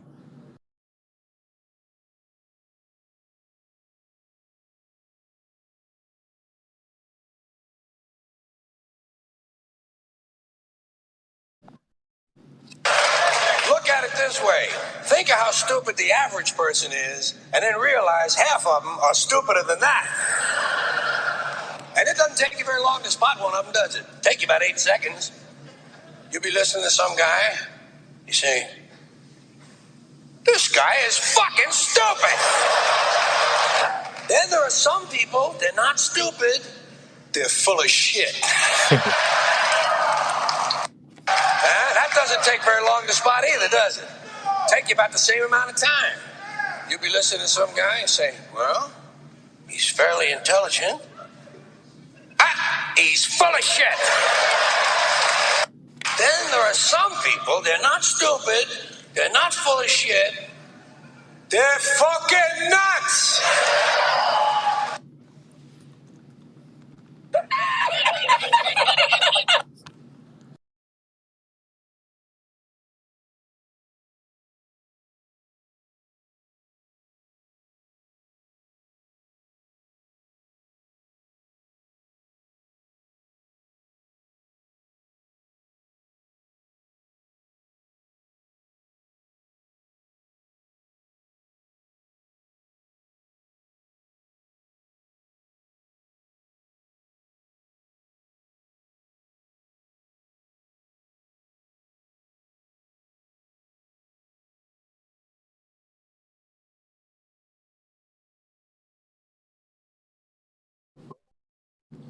Don Pettit here from NASA.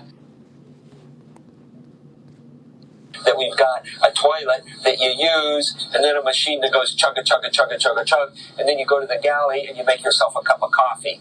And that's exactly what you are thinking it is. Oh, this coffee smells like shit. It is shit, Austin. It's a bit nutty.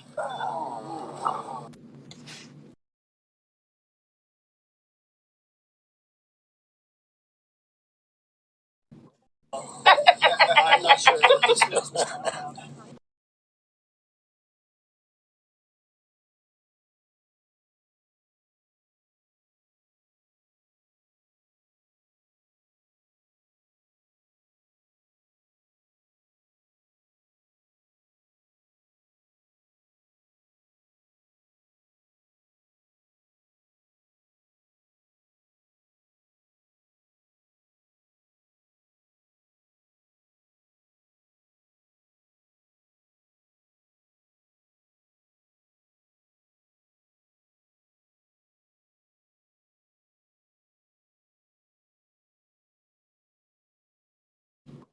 Most famous achievement, accomplishment of mankind, of humans, the landing on the moon. NASA lost everything. They're claiming there's nothing in their archives, nothing in storage, nothing in a cardboard box someplace that has anything to do with the Apollo missions. It's all gone.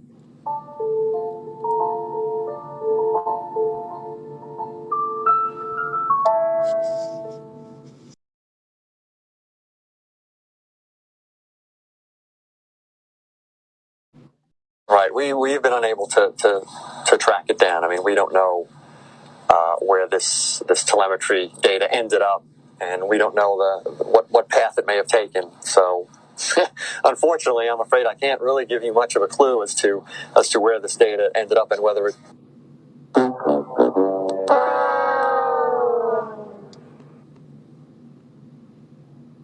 I haven't seen anything that indicates the telemetry data is even in existence, and as I said, even if we had it, we don't have the machines to play it back. What the hell did you just say?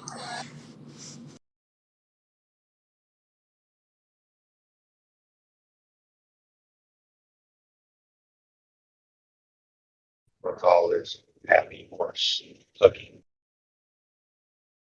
Oh, yeah. Guys, forward state. Still just sitting there now.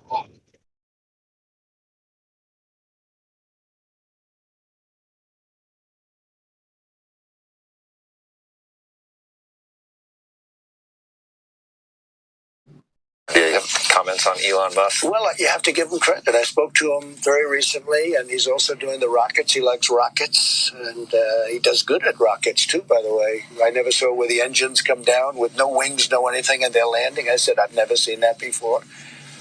And I was worried about him.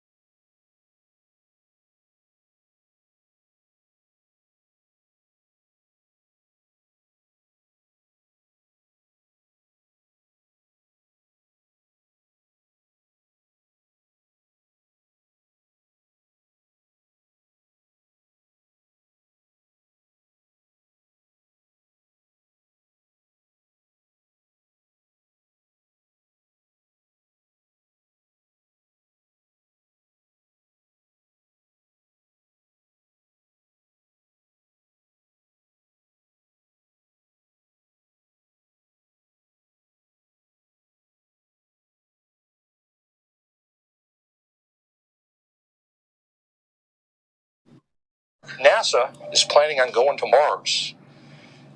And we've got you here, our first Martian, when I count to three. It's 1, 2, 3. Just sit up, open your eyes. Hey there, our first Martian. What's your first impression of the planet Earth here? What'd you have for...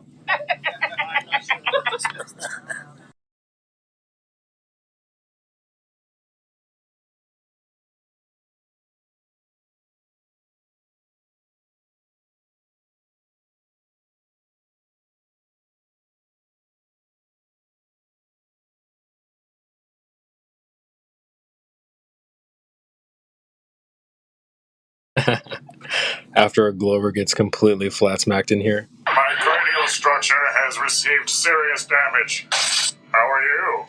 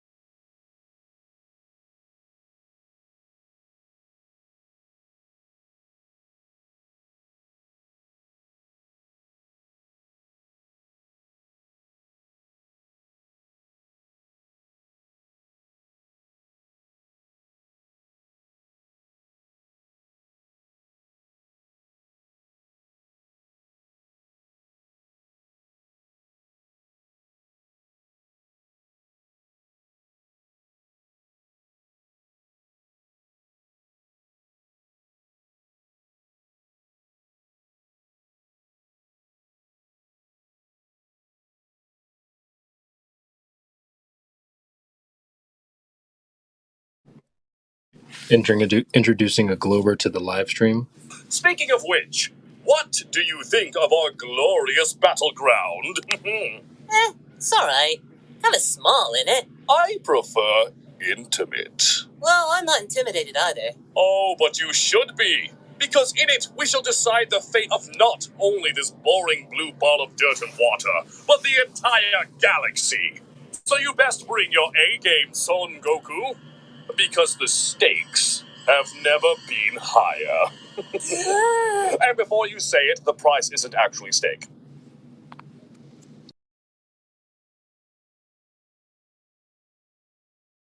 I am the great Cornelio. TV her by phone.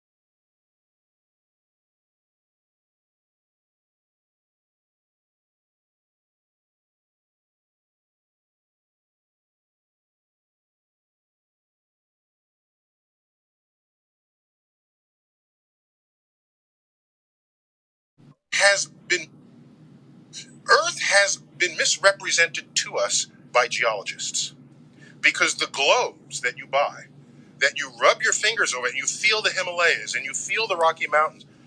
No, okay? These mountains are puny compared to the size of the Earth. You would not know they were there.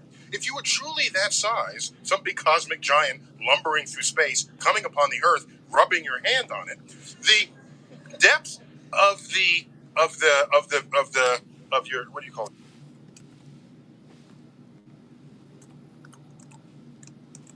The what? Huh? Today, Junior? Your finger... The fingerprint mark, the depth of that would be greater than the entire range of distance from the Marianas Trench in the bottom of the Pacific to the top of Mount Everest. Therefore, you would close your eyes, rub your finger, you would not know whether you are an ocean, valley, mountain, or hill.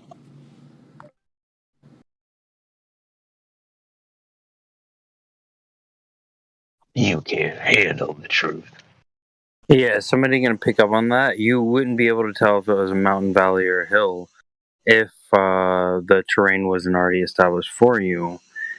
Looking into geology, which is what these clowns like a lot too, and they super time frame, what they call them.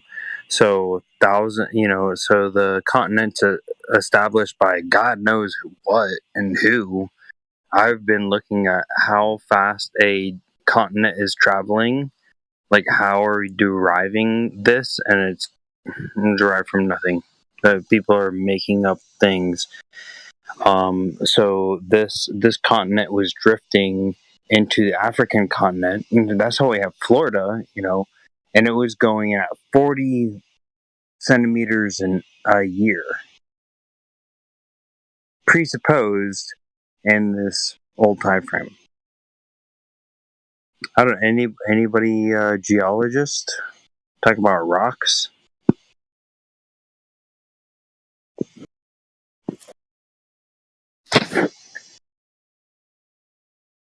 There's no such thing in my world as life, really. That we're very complicated rocks. Yeah, precisely. You're not an evolved monkey on a space rock. You're an evolved rock on a rock.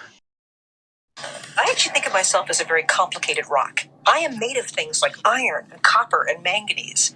When you sit down on a mountainside and you're there with a rock, those are your cousins too.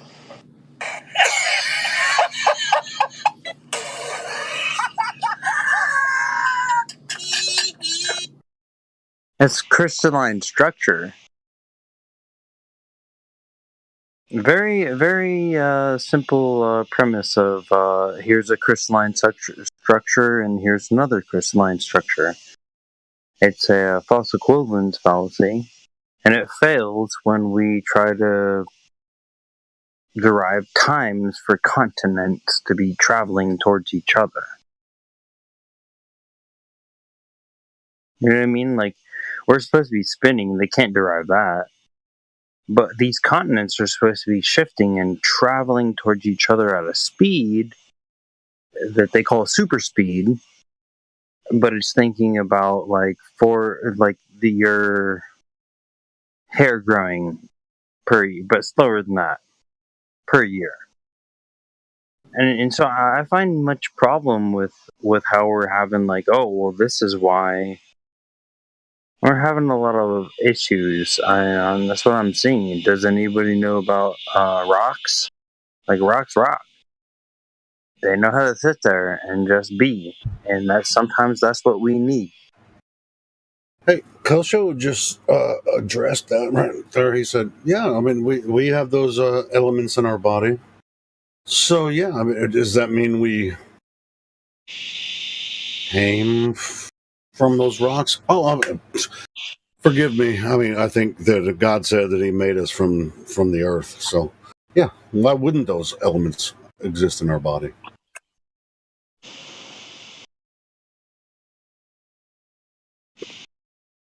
I mean, I guess the evolution idea would be the same thing. You know, it evolves, and so. I mean, it's just really, it's more philosophy. It's more about philosophy than. Correct. Say that again. Sorry. What you said was correct. You don't have to give them science fiction. You don't have to give them, because that's what they already present to us. You know. Yeah, well, that's on both sides. That's both sides with religion and quote unquote science. They say we came from the earth. Yeah, like you can take like a cup of water and put it in and act like a crystalline, and so too, like, you have crystals. I feel a lot different than those things, don't you? Like, relatively, like, we can say we're different than a crystal, and we can say we're different than a cup of water, right? Sure. I mean, even if you go to animals, I mean, humans are way different than most of the other species. Yeah, we're not going to that. No, we're not going to that. We're at a simple state. So that ridiculous statement that Michelle made about being, the rocks being her cousins, that's something else. That's just kind of silly. Yeah, clearly we're different. We're at a different state and all that. Like, we debunked a world-renowned geologist with rocks aren't conscious. Hey, Michelle Thaler, rocks aren't conscious. We did that, That was you and me, Yeah, bro. Well, technically, she's kind of correct. Technically. Well, I will bring forth your technications and let's talk about it. Because I am different than a crystal, and I am different than a cup of water. So, what is it that makes us all the same? I mean, until we can actually detect that different elements of Earth are conscious, and the way that I look at Earth, I mean, and a lot of people don't look at it the same way. I'm not saying.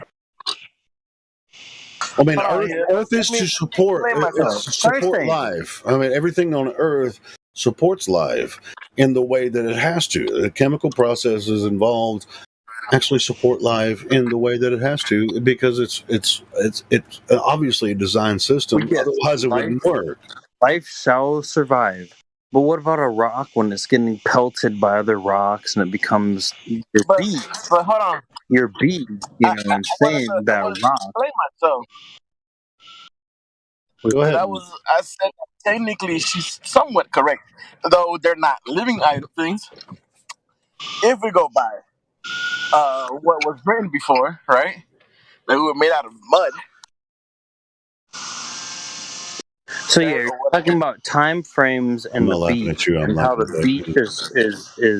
is sorted and presented. The beach isn't upstream. It's created from the tides and the waves, and it's an upstream when how a beach is created. Yeah, no, what So I'm I mean, saying is these are that we were made geological out cycles. of Earth, right? Weren't we made of Earth, according to some scriptures? Well, the Earth is defined as flat and motionless. Like it's defined as something very That's basic. not what I'm talking about, though. I mean, yeah. And I'm How talking about you about. get to your point, Elbow man? Tell us what you I'm mean. talking about. I'm talking about the being related to the rocks. Those being our cousins. Technically, she's kind of correct because, I mean, well, according to some scriptures, we're made out of earth. We're formed Sure, by. I mean the scriptures say so, and so does evolution. So I mean, they're talking about the same thing. You know, they do have the same no, evidence. they're no. Here's Well, the what the only people. falsity is. Like clay is very different. Clay you can form, and you have to form. Like you can have a How ball of about the clay. minerals? I'm You talking about the must form minerals it. that make us up. I mean, the chemical processes, everything that makes us live as human beings. Now, as far as consciousness goes, that's something else. Consciousness and spirituality, that's something else. But as far as physicality, Well, that's what yes, they put we in have all of those silicone. minerals in our body. You know, yeah. Yeah, They well, put that in the that's silicone. the consciousness. The consciousness and us being alive comes from the breath. From the what? Say that again. The breath. Oh, the breath. Yeah, the breath of life. Yeah, sure.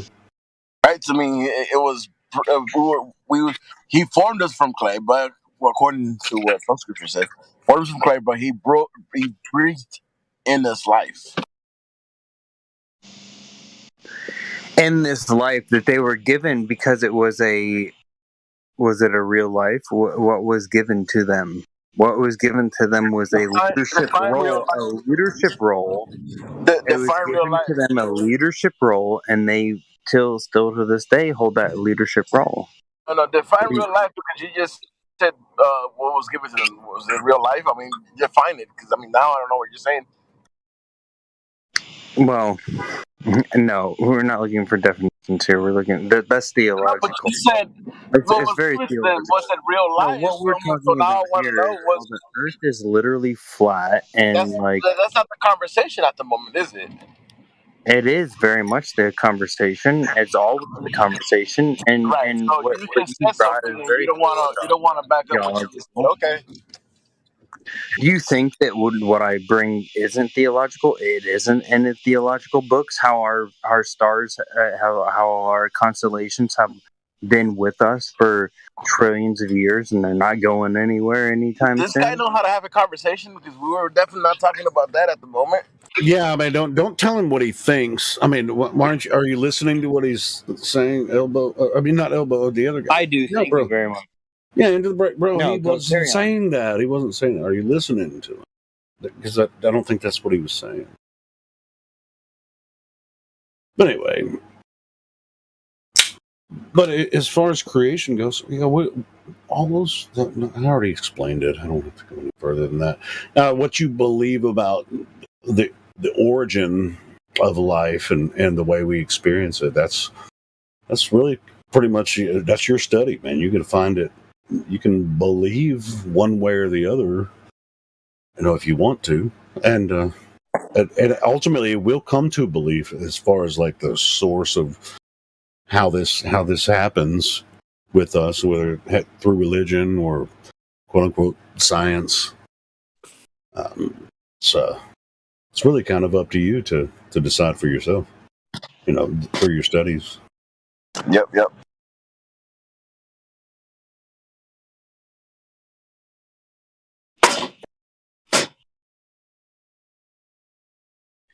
Yeah, that's what I think fine about my studies in Euclidean and Pythagoras. Let's study about these, you know, sort of the deities, these established historical figures that have established the religions for which we have to fucking subjugate ourselves to. Oh, I lean toward And so I creation. find it much I lean more toward interesting. creation. Like, I don't care what I believe in is like cats are cool. Like, that's what I believe in. I want to know, like, the people that are deriving my laws and my diction, my established authority over this realm. I want to know what they believe. What do they believe? Cultural And they thing. believe they like my cat somewhat, but they think an owl should eat my cat. Well, and I think that's like the cat is aware that the owl is there, and if the cat if the cat's outside and the owl's like scoping him, the cat knows the owl's there, the owl knows the cat's there. It's very much animal and farm. the owl's like these stories have been written for us. These stories have been written for us, and we just have to establish our place and wherewithal within them. I don't know, man. I mean, is there an escape from it? You tell me. You give me the red pill. Like all this red pill, blue escape pill. From what? What are it's you all looking for an escape nonsense. from? What are you looking for an escape from? Well, precisely. No, I'm asking you. You feel like you want to escape from what? Earth? Where we live? And this is weird, man. What are you asking for? I know, yeah. We're not trying to escape from anywhere. We love and we accept where we're at. That's the whole point. It seems like you're kind of confused about some of that. It's just I mean, origins. Nobody can not answer. saying I'm not. The source, origin of human consciousness and how humans exist, and we can go through history and everything. And a lot of people have different ideas about history. You can't necessarily prove one way or the other about human history. Some people think they can dig down in the earth and go back in time, but that's on them. I mean, don't you think it's fascinating about what light is? Like we're all working. Yes, we're all working. Everything I'm not. And when I say dig down in the earth, go back in time, archaeology is a legitimate study, and you can actually tell a lot about what happened in the past by uncovering something that's been covered. But as far as the timelines go, I don't necessarily totally agree with them on the super times. The super times, like it's like here I get how a beach is formed, but then, and I know that may take 50 years. I mean, beaches are being redeposited all over the place. You're aware that off the coast of every ocean, every continent, there are ancient cities that are underwater now. That means sea level and that's quite a bit lower in the past. This brings up the strange part about the as there's ground bed at the peaks and all that. You can find crustaceans at the peaks. Sure, yeah.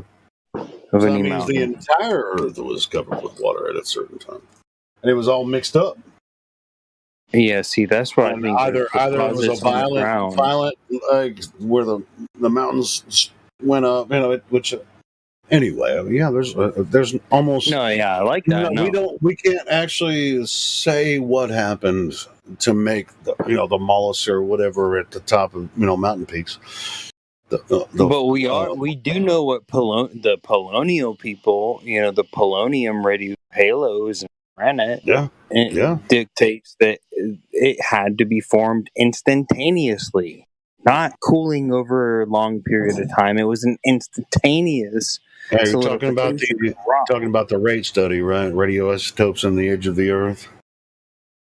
No, I'm talking about the polonium radio halo and all granite. That's what it's called. It's an acronym. RATE, rate, radioisotopes, and the age of the Earth. It's an acronym. It was done through ICR. I share that link all the time here. Yeah, I love that. Yeah, maybe, it shows that the granite The granite was created instantaneously. Yeah, I'll share the link. Yeah, and it's like where that granite is pushing up. It's like no, like the granite was here, and we can prove that. It's like some kind of scientific proof.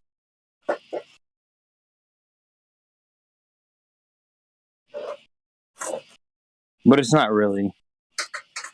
Well, I mean, it's not necessarily proof of anything, but what happens is these polonium, the polonium has a half-life of just like a few minutes, right? And they captured these polonium halos inside the granite. So, and the granite, itself is. And I love this proof because this is a proof that everybody has seen. They've seen granite. They've seen granite tabletops. Like that that like artistic value of the granite is literally because there is a God. And I don't say it that many words, or I do say. Well, I mean, it just shows that Earth was created. I mean, I would just say that. Beautiful. I mean, everyone has their different ideas about what God is, but Earth itself Earth didn't happen on accident. That's what I see the beauty of the sun and day, or the night and day, the sun and the sunset, the sunrise. Like that is such great beauty, and it proves the miraculousness. Here's the link to what you're gifted with to observe this. Here's a link to the rate project from ICR. We'll go ahead and take a look at it. If you haven't seen it, they did like a podcast. It was like 15-minute episodes or whatever. You can find where they, the scientists talk about how what they did is just took samples, sent them to laboratories, didn't tell them what they were trying to find. It just took granite samples, and these individual laboratories said, yes, we see these polonium halos inside the granite, and everything that entails there. That's all described in that article I just posted. Good stuff. Even the rocks would cry out with his glory. It's prophetic. It's very prophetic. Yep. That's what Jesus said, right? He's like, I don't need you to speak up for me. The rocks themselves speak of the glory of God. So it's just like, all right. Yeah. All right, then. This is just fact. It's just fact. And it's also a hostile witness. Exactly. That's what's so brilliant about the project was that they didn't let the guys know when they sent them to these different laboratories what they were looking for. They just went by the data that they received back. So yeah, we see these polonium halos in the granite, which pretty much proves that the granite was created instantaneously, within just a couple minutes.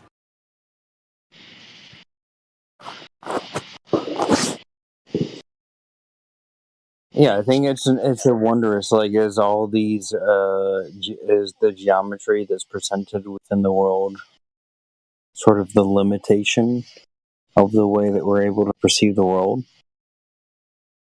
I get this by trying to help out friends who are thinking about doing celestial navigation. Right? We have the precipice of the circle of equal altitude. Wait, what do you mean by celestial navigation? What do you mean by that? Are you talking about moving across the Earth with a ship across water and using a sextant and shit like that? Yeah, we're talking about being in a place and observing celestial object of your position. So you don't need, in some places I guess you would need a boat. I mean, most places over Earth are over water. So are these just conceptualizations of the flat Earth? Or is that a conceptualization somehow of the globe Earth? People have been traveling across the earth over the open sea for thousands of years. They called this the New World in America, right? It was like, dude, the Phoenicians and the Egyptians, they were over here, man. A long time before. Yeah. History is a joke. I mean, we have a lot of unidentified unidentified objects or terrain. What would you call them? What do you mean? Go ahead, Fraud. What were you going to say?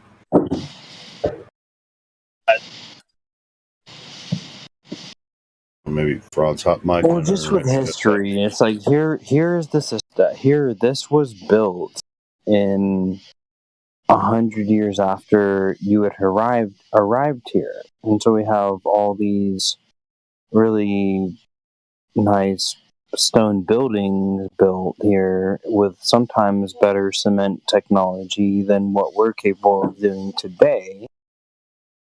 And we have the pyramids and such. And the that's the thing. That's just what they tell you. Mm-hmm. They tell you they can't reproduce that stuff. That's not true, dude. Yeah, they lost the technology all you have to do is just reverse engineer everything. You just reverse engineer whatever's there, right? That's all you do. You take it apart. People do that all the time. With watches, with clocks, with remote control this or something. I know friends that they take stuff apart. There used to be such respect and grandeur with architecture, and it's sort of lost today. And I don't presuppose that they wouldn't be able to do such things as the Sphinx in its prime. But the fact that there is why is there such dormant technology laying around where we haven't done this for 500,000 years? What do you want to say? It's government suppression. That's why I started. The problem is we don't have the technology to do that anymore. We used to destroy that technology, and it's a painful process to build it back again. Yeah, it's the same way with engineering all these buildings, right? Yeah, exactly. I get it. It's like all these but it's like they literally say that the continents are still traveling at the speed of your nails' growth, and I want to know how are they deriving. I think that when they quote unquote came to America from Spain and freaking England, they found shit that they didn't expect to be here in North America, and so they had to make up a story about it. And then they built cities around the structures that were already there. Yeah, so they had town squares. They had not town squares. I'm talking about giant structures. The ones that we see now. The Indians had built, especially probably Washington D.C. They didn't build that shit. Some of that shit they didn't build. No, that's what you just claimed. You just claimed the Indians built that shit. No, I didn't say that either. Well, the Indians probably found it too. I mean, the American, indigenous Americans probably found that shit too. It was already there. Here's the thing into the break. Yeah. All right, so it just comes down to what you believe, okay? So if you follow the whole biblical representation of the world, then you understand that this stuff existed before a certain time, right? So like Healy was saying, the Indians just built on top of what was already there that pre-existed, that predated their existence. So I mean, it's when it comes down to the technology, you say being not reproduced, they can reproduce it, but most of that technology was basically no. I didn't say it can't.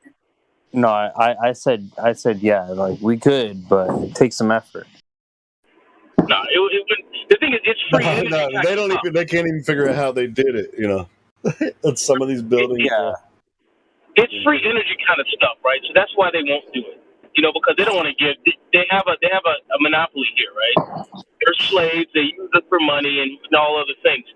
So they're not going to reproduce stuff that would make everything easily accessible for everybody. You know what I'm saying? Like water, like electricity, all that stuff like that. You know, like, I mean, that's, you know, look at, if you go with Tesla, that's what he was trying to do, get free energy for everybody. So, I mean, all of that technology from back then is basically what that was.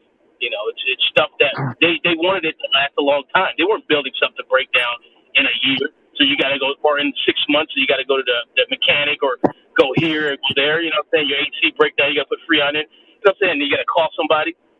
That's not how they worked their, you know, their magic back then. You know, today is No. In what they did, see the Northern Europeans and Africans and the Middle Europeans or whatever, they're around the Mediterranean. They all knew about shit they found in North America. No, let me finish my sentence, please. They knew about the shit they found in North America because they already had scouts. They've been, you know, and they knew that the Vikings had been here and all. They knew what they found. You know, they knew this for hundreds of years. What was over there, right? I mean, if you in Globe Earth, they have this too, and they're telling us about how they're finding. This doesn't have anything to do with Globe Earth. This has to do with history of man and governments and shit. They want to control everything. So what happens in my brain is like they found all these ancient structures and utilize them, and it happened the same way in Europe as well. Like Eastern Europe, like the Grecian freaking structures and shit. All that there was another culture. It's just like, dude, I'm down with the mud flood stuff. Not totally, but it must be. It must be because nobody can recreate what all of the gaming, the Diablo Dungeons crawler gaming comes from. That reinforces we're finding old history. Yeah, it reinforces the idea of old history, like the history that you know is not valid. Like in literally every aspect of like gaming. Yeah, but it really kind of supports their idea that it's like, hey, well, there's a secret, and if you play the game far enough, you'll find the secret. People know it's the only secret that they want you to know. I mean, it's a distraction. There's not a big secret. It was made by God. There's a big fucking secret, bro. It was made by God, and God Himself came to tell you that this was made by God. What was made by God? Yeah, what? Earth of these structures. It was like man made these structures, and God didn't make them.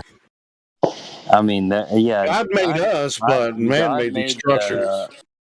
God made the Appalachians and made the Himalayas. Oh, sure. But here's the thing. He hit play at the beginning. Go ahead, Fraud. I'll shut up. Well, all of what you see now, the Earth is not not like how it used to be. I mean, you had the flood. How do you say? What are you talking about? What are you talking about? Pangea? Are you talking about? End of the break. Stop interrupting him, please. Listen to what he has to say before you respond, please. I got you. No, I got you. Pangea. No, what I'm saying is, you're talking about Appalachian, these mountains.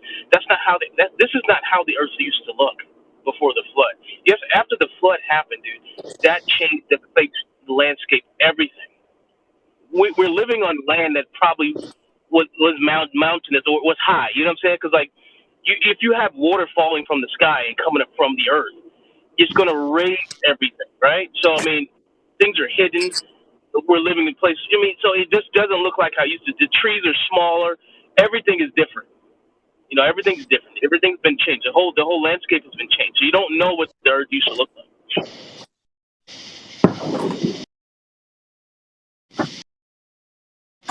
You don't need my permission. I'm not even sure if we had clouds back then because it never rained. Bro. The earth was maintained by a mist that came up from the earth, and it was one even temperature.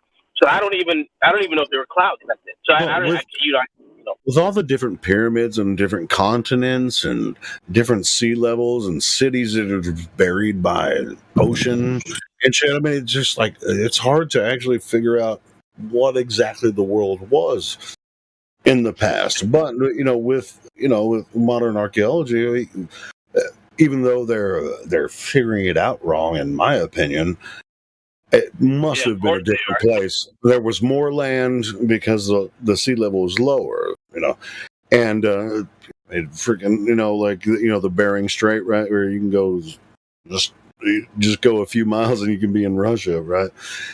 And this is shit they're hiding from us all. They know about this shit, and before they even founded America, they knew about what was going on over here, where we live now.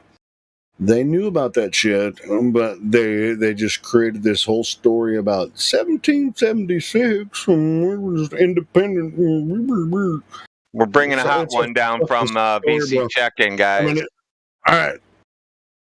Is it Dr. Scientist?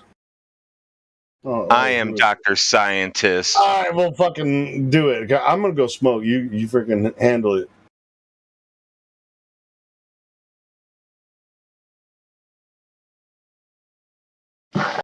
Anyway. History is like really cool, and we're talking about super histories of what rock formations do.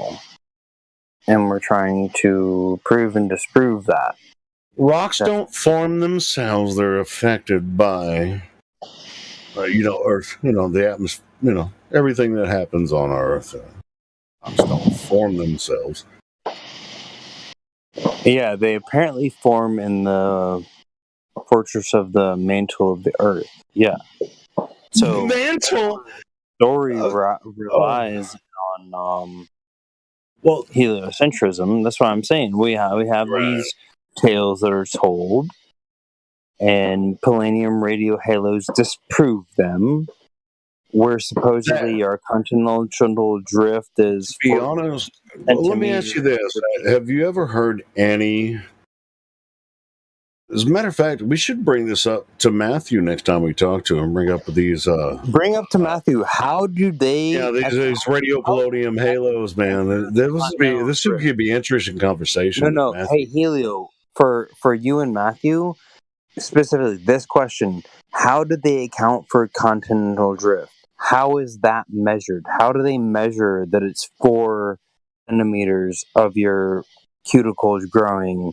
That the continents are running into each other. I want to know. That's not going to help anyone here as far as origins. I don't Google it and get the answer.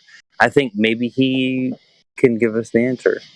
How do they account for continental? That's assuming another whole thing that we're not talking about. I don't even know what they're assuming, bro. That's why I'm saying. No, I do, and that's why I'm saying that's not related to this conversation.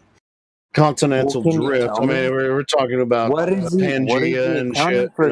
Yeah. We're getting into Pangea. Do you know? There is no evidence for Pangea, so I'm not talking about that.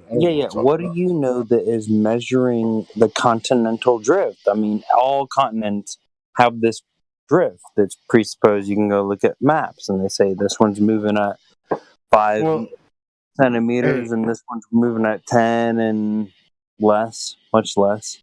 Wait, Dr. Scientist is saying he can't get the new guy in live stream. That's why I want to know, where are they deriving measurements? It's not a flat Earth, dude. Gotcha. It's like stop being slow. Stop being slow, bro. Just telling you, slow your roll. We've been through this for years now. Just telling you, just chill. I already gave you the answer, and you just can't. You just ain't. You ain't getting it. Anyway, so who do you want to get in here, Dr. Scientist? Matthew learned. Answer. No, Matthew knows how to find his way here. We ain't worried about Matthew. We're talking about guy in VC check-in.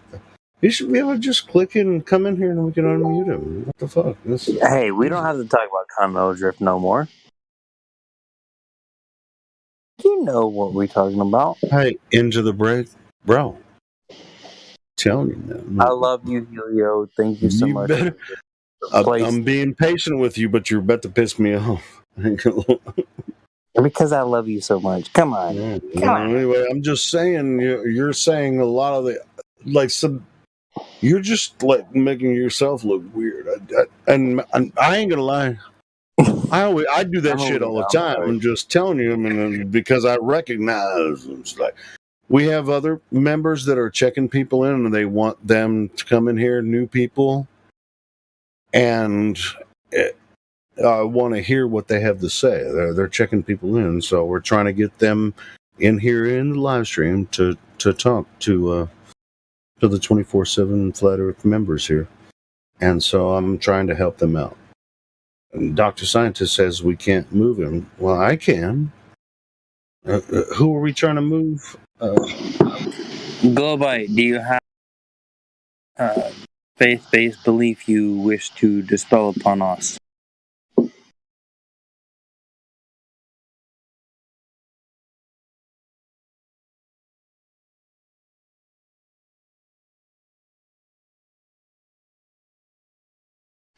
Globite, it's all Globies. What Cogdiz?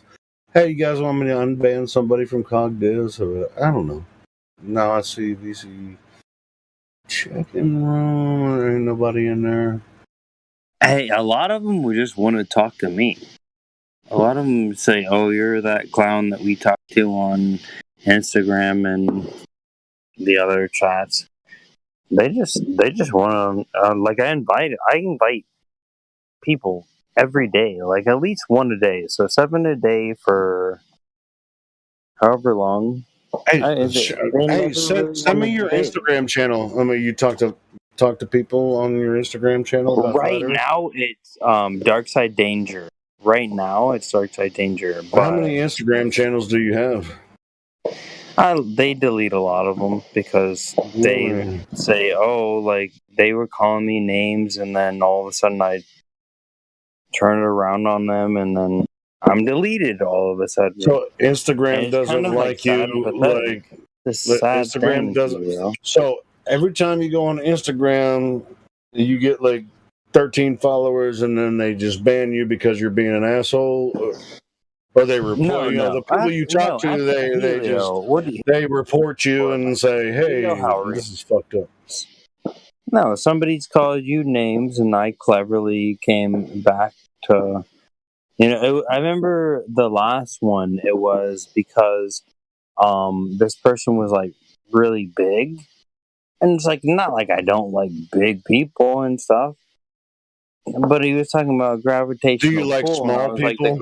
Like you when like you small people? The mass attracts mass, gravitational pull around your chin. And I get deleted for that shit because this person was calling me all kinds of different names. God, bro, you're annoying. You're annoying, bro. The first shooter of who's going to. I'm about to mute your ass. No, I'm explaining. No, you're muted. This is really hard to listen to. Yeah, he's muted. Anyway. He can stick around, but yeah, I don't want to hear no more of that bullshit. So let's get this rolling. July 5th, the day of CERN. Supposedly they're building black holes in Switzerland or some shit. Who'd you mute, Helio? Did you mute that break guy? Yeah, I did. Yeah, I mean, fuck. Did you hear what he was saying? I mean, it's like, how the fuck can you talk to that motherfucker? I didn't even. I knew by just him listening to him talk, he was a tart. I just freaking knew it because he wouldn't shut up. You guys want to talk to We're back. We're back over. We don't have to worry about it interrupting. We got somebody. He can still listen and understand how he can actually learn how to have a conversation, and then I know, right? Well, we got a hot one live, ladies and gentlemen. We got a live one. Go for it, CB. I'm gonna go smoke. You guys have fun. All right, cool. Have a good smoke. Yeah, man. Level. Oh, he left. You said it's CERN Day. Is that what you said? I heard people talking about that. Well, I guess our live guy left. Damn. What about CERN, man? I haven't heard anything new out of that place.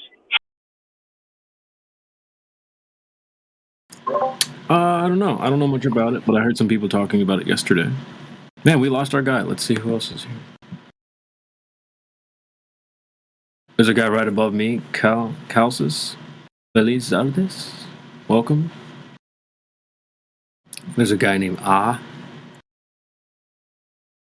Welcome, Ah.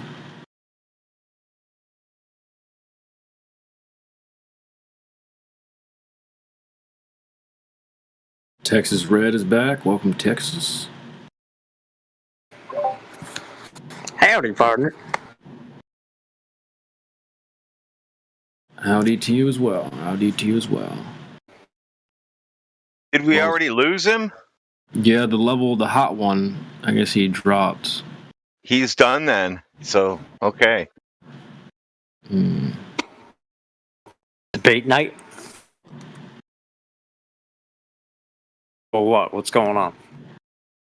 Well, he was a little bit hot, so we were gonna try and see if we can cool him down a little bit. But I mean, that guy was anti-flat earther.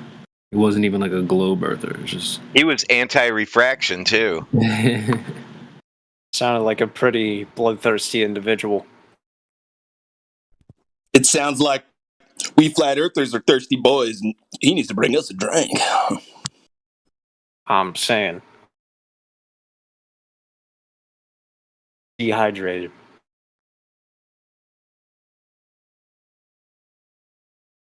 From how flat the water is.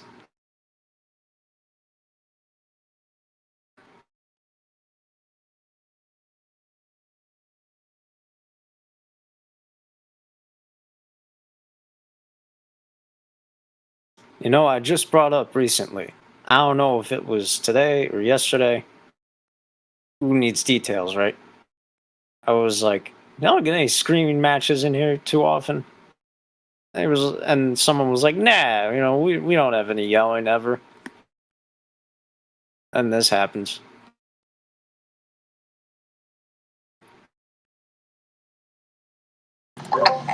Take a coffee break, mate. And by coffee break, I mean bring me my coffee.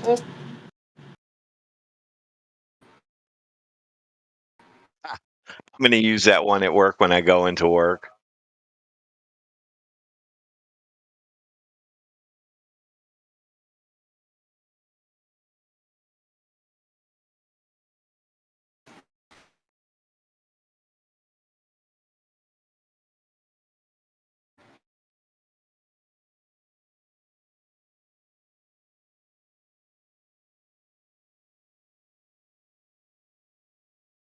Now listen, don't be teasing us with none of that cog-dis nonsense here. Come on down, real combo. We're down here, got our boots on. Why don't you bring your big boy pants and see what you can do? Just do it!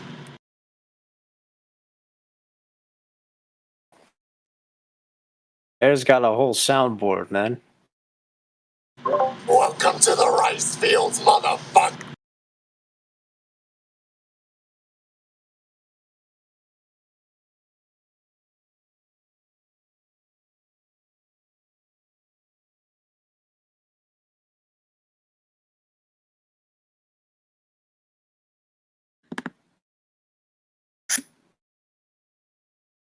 Damn, we killed the chat. Sorry about that, guys.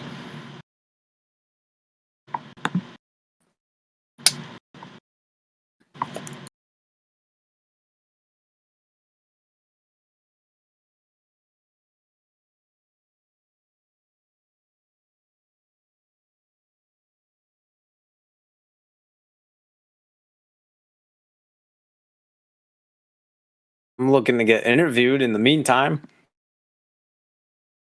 Old dude can vouch for me. What? Oh, wait, we already talked about that, didn't we?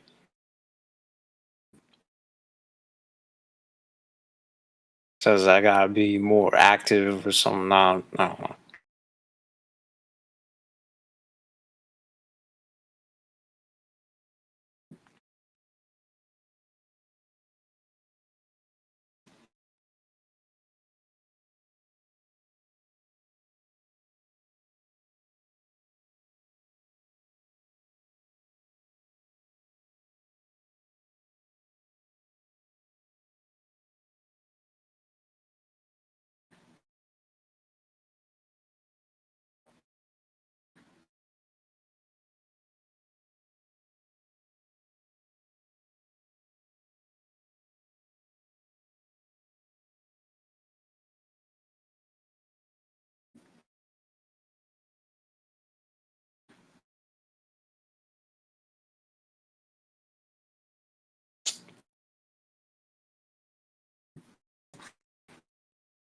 I got a debate topic.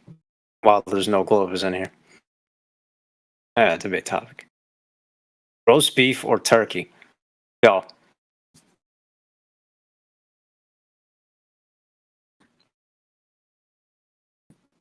Shooter, what do you think?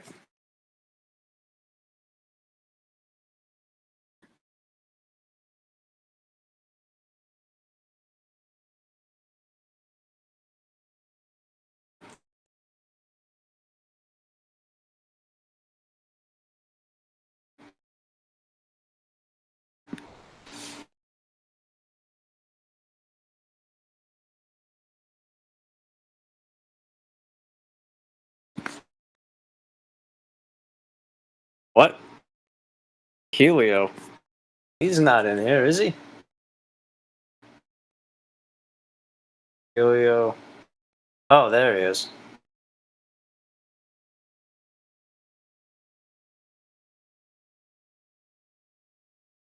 I see him now.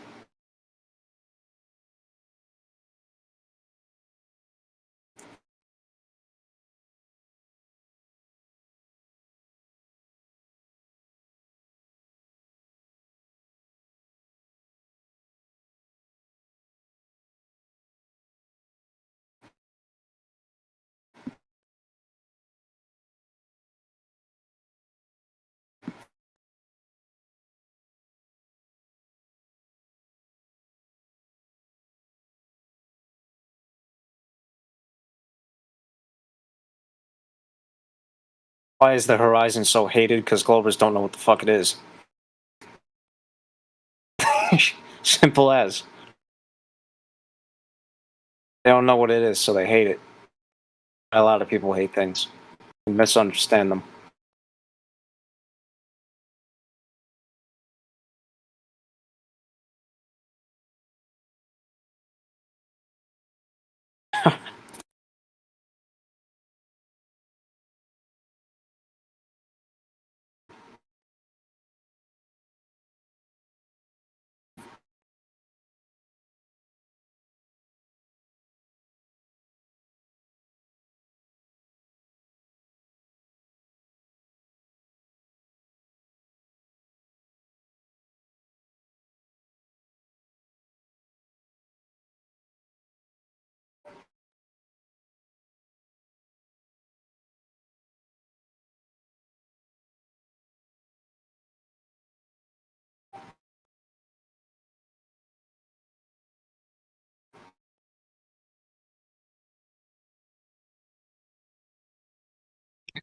Hello?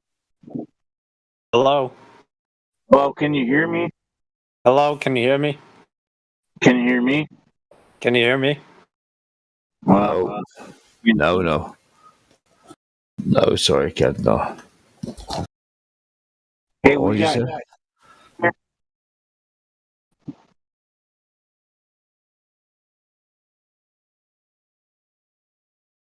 any Christian flat earthers in here or not?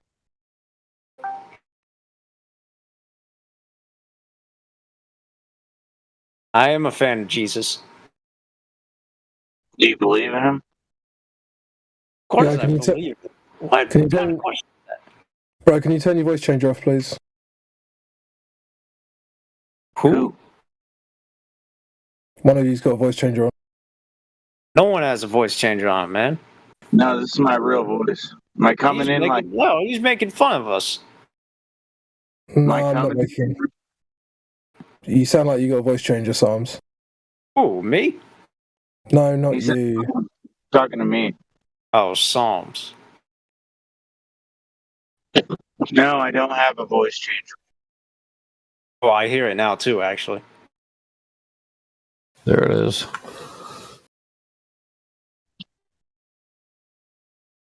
Why does your voice sound roboty? He's a robot.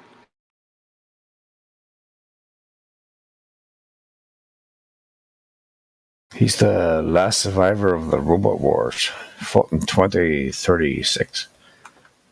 What are you, robophobic, Ronnie? Yeah. You don't like robots? Are you yes. Robotist? Oh, shit. Add it to the long list of things I hate. Should I really restart my thing so I don't sound bad? Yeah, you probably should. You do actually Sound sound like like a you're robot. tapping my phone. Alright. Nah. Damn, man, they're dropping like flies. What happened to Psalms?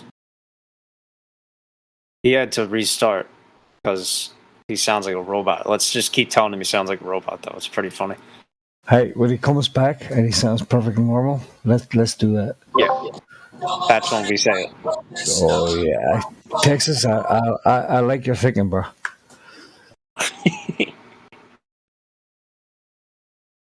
He'd be like, God damn it, damn it.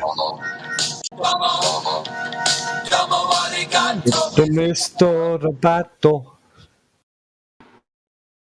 Domo. Thank you very much, Mister, for helping me escape when I need to. Thank you. This dude has been out suspiciously long. He's getting his batteries changed. He probably is a robot. Who's the robot? So what was that? Who's the robot? Psalms. You. Oh. Yeah, you. No, you. I'm a robot. Your wheel structure has received serious damage. How are you? Danger, Will Robinson. Now that's a dumb show. It was shit, wasn't it? The first season was pretty good, but the second season, oh my god! Even the remake isn't good. You know, I give it hope, but yeah, the remake sucks after season 1. Your structure has received serious damage. How are you? That just makes me out, dude.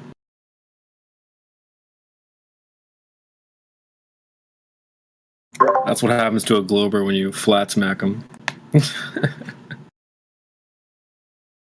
I could use a little longer tonight. Are you going to do one too? So I had to step away for a sec. That level guy, did he say anything in here? Not a peep. Well, he's verified now, so let's just leave him like that so that maybe he comes in. Yo, shooter. Yo. Turkey or roast beef?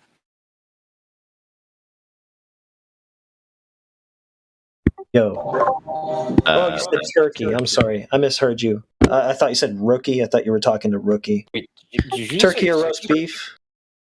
You went with turkey? Is this a trick question? No, I didn't. This is a trick question. I refuse to answer. You got to mute yourself for like the whole night now. You just said turkey, man. No, I didn't say that. Yeah. I said I'm going to answer the question. Yeah, I know what I heard. I said rookie because that's what I thought you said. This is just a train wreck of misunderstanding now. I was going to say rookie.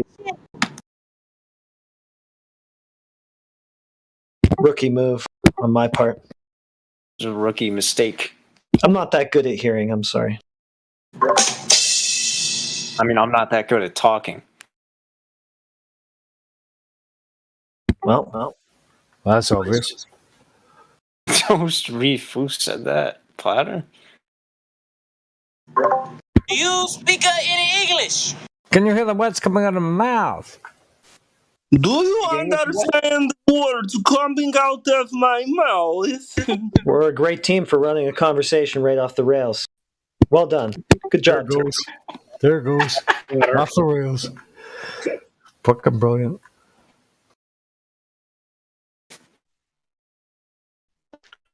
Let's talk about how there's no curvature. I haven't found any. What curve? I mean, what's the latest globe Earth argument? What's their new hotness right now? Well, he just said if refraction, then 8 inches per mile squared Earth curvature. This guy that we're trying to get to talk in here, he was clinical, man. This guy was something else. It's hard to keep up with all that they're making up now. You know? Yeah, it was. No. Last week it was they took a picture of When are black they going to hole. go? When are they going to go to 4 inches? He said that a ball sagitta That's the next step. has nothing to do with how big the ball is. That the size of the ball has no bearing on where the sagitta would be. He said something like What that. the fuck? The radius value or the effective radius is totally irrelevant to where the geometric horizon should be. Bisected what now? I don't know. They're just losing it. Like the sagittal crest? Not out there, kids. Yeah, they took a picture of a black hole about 2 weeks ago, and now they can see 3.5 billion light years away or something. I don't know. Something like that. China's taking over the. China's going to take over the moon, evidently. If anybody has China bought the moon. 朋友是一个坚韧不拔的纪录片，在香港制作。If NASA doesn't respond to China saying they're going to take over the moon or something, then they're going to do some shit on the moon. Listen, I really want to see how that, try to go down. You feel me? I know. I just want to see them like, dude, how many dumb shit motherfuckers are going to buy that they're going to start fighting for land in space that doesn't even fucking exist. Here we go. Let's do it. Let's go, guys. We're about to see a show. Yep. Well, also, at the same time, isn't the Chinese Space Agency supposedly managed by NASA? So why the fuck would they fight with each other? That's going to be another point of contention that people are going to miss. The owners' pets always fight with each other. NASA. You know how it is. The owners' pets always fight with each other. The DoD runs everything. I know, but it's public. It's like it's public knowledge that NASA manages them. So if they don't know by now, if they don't know that it's infighting, then shit, there's just no excuse. No fucking excuse at all. I always found this during the Cold War, they were tapping each other on the ass up there in the ISS for space and progress and science. But they were willing to nuke each other down here. I always found that strange. When it comes to space or Antarctica, it's all worth it. They'll put everything aside for those things.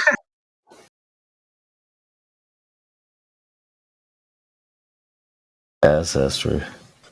That's so funny. Like Japan's working with America, surely, about space and nonsense. It's like Hiroshima, Nagasaki. Hey man, no big deal. Listen, let's fuck around in space. China, let's go. We've been at war so long for so many different stupid things. But guess what? Antarctica and space are sacred. We can't disagree there. Okay, does that make sense? I don't know why we just can't. Okay, cool. Those are the rules. We're friends in Antarctica and in space, but nowhere else. Okay, cool. See you later. Yeah, not even on this planet. But planeta.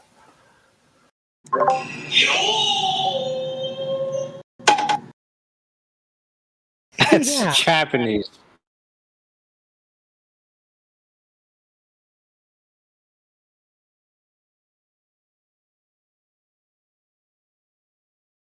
What's the difference anyway? Put in a language you can understand.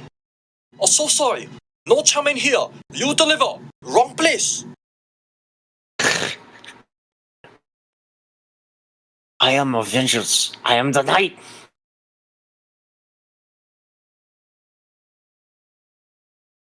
Be like water, my friend. Racism only on a flat Earth. Whoa. This doesn't help us.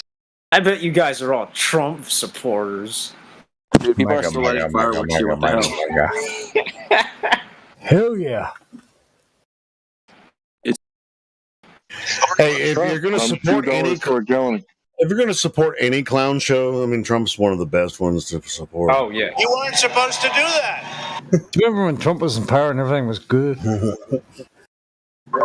You're fired. Golden days. You're fired. Good old olden days. You are fake news. You are There you go. Listen, What's up? man, we got alternative Yo, facts. what's up, guys? I don't know if you can call that How y'all fake. doing? Hey, Evil Peter, welcome to the conversation. Evil Peter? What's up? How did you find yourself here? I just kind of forgot I was in this server, so I just came to check it out. Oh, all right, cool. So, how did you find your way here, man? Is it? Halo, I just asked him that. I know, but he seemed to ignore you. People didn't call me an idiot, you know. Kind of wanted to join a nice community. Would you be embarrassed to tell your friends you're talking to flat earthers? No, not at all. All right, cool. As a flat earther myself, I mean, I wouldn't call it embarrassing. I mean, it's kind of like being in a gay bar, you know. the blue oyster bar. Pretend I'm a globe earther, okay? Pretend I'm a globe earther, Peter. Now fire some slugs my way. What kind of flat Earth slugs do you got in that revolver? Discs. What? Did somebody say it's like going to a gay bar? Yeah. It totally is, man. I guess it could be. Right, Glad. But anyway, I want to hear what he has to say about discs. He said that was his answer to Coffee Break. I don't know. My first thought of like someone's like I can't remember what he said, but my first thought was someone shooting a revolver, but it just shoots discs. What? No, dude, I'm asking like if you're a flat earther, like what kind of evidence or proof do you have to back that up? Yeah. What kind of ammo against the globe do you have? That's what he's looking for. Yeah, pretend I'm a globe earther. You're talking to a globe earther, so. You're gonna shoot discs at me? What are you talking about? Please say water. Please say water. I mean, it doesn't make sense if you shot a gun forward. Why would it curve? What? Huh? No. Hear him out. Come on, Peter. You got something better than that. Come on, man. Give us. He's already given up. He left. Oh, he was looking for Damn it. here. I wanted to set him up and have him knock him down. Shit. All right. He wasn't gonna. He was gonna knock shit down with discs. He's gonna use the fucking foam discs. I'm gonna shoot some discs. Wasn't there a gun back like in the 80s? It was like before Nerf or whatever. It was this little disc that you shoot out and shoot targets. Yeah, remember that shit? That's hilarious. We need to meme of that. Disc shooter. Lol. Let me see if I can find one. I find a gift. Disc. That's funny, dude. They make a more modern version of that uses metal discs, and it fucking hurts. It's not really a toy. You could put dimes in your shotgun shells. Those are little discs. Do you want to see the most illegal thing I own? Hey guys, I got a real question. Is dodgeball illegal to do like in the streets and shit? Like, can you play dodgeball? Should be. I guess you could on the streets. No, are there professional dodgeball tournaments? That's my next question. Is there actual professional dodgeball? You can't play dodgeball. I think a real good dodgeball game should be like a point. You know, like if you hit somebody in the face, you get 100 points. That's 2 points. Oh, That's you get 100 points, and if you hit him in the stomach, that's 50. I'm just saying, dude. Why didn't that dodgeball movie start a trend of like Fight Club did? The underground fight clubs, dummies hitting each other. Well, why don't we do dodgeball? Because that's less violent, more fun. Just the movie Dodgeball is really great. I like that movie. First rule of Dodgeball Club is you always bring a pumped up ball. That's the first rule. As a professional dodgeball player, I have to say, yeah, it's real. Okay, It's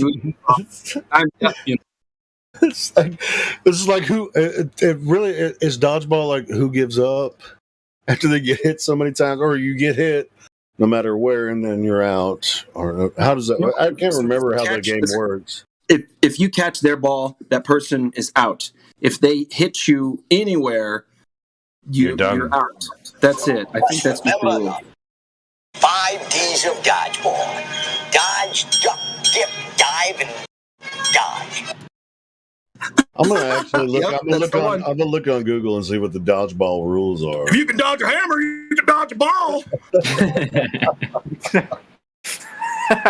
Hey, end of the break. I mean, don't be mad at me because I deleted or muted you because you weren't making any sense. Don't be mad at me. Oh, dodgeball rule. I'm just waiting for that guy to come. To be true dodgeballers. So dodgeball rules. Each team starts with one. Hold on. Let's see. Play will be 4-on-4. A minimum of 3 is required to start the game. Play will be held inside a racquetball court, which I don't know.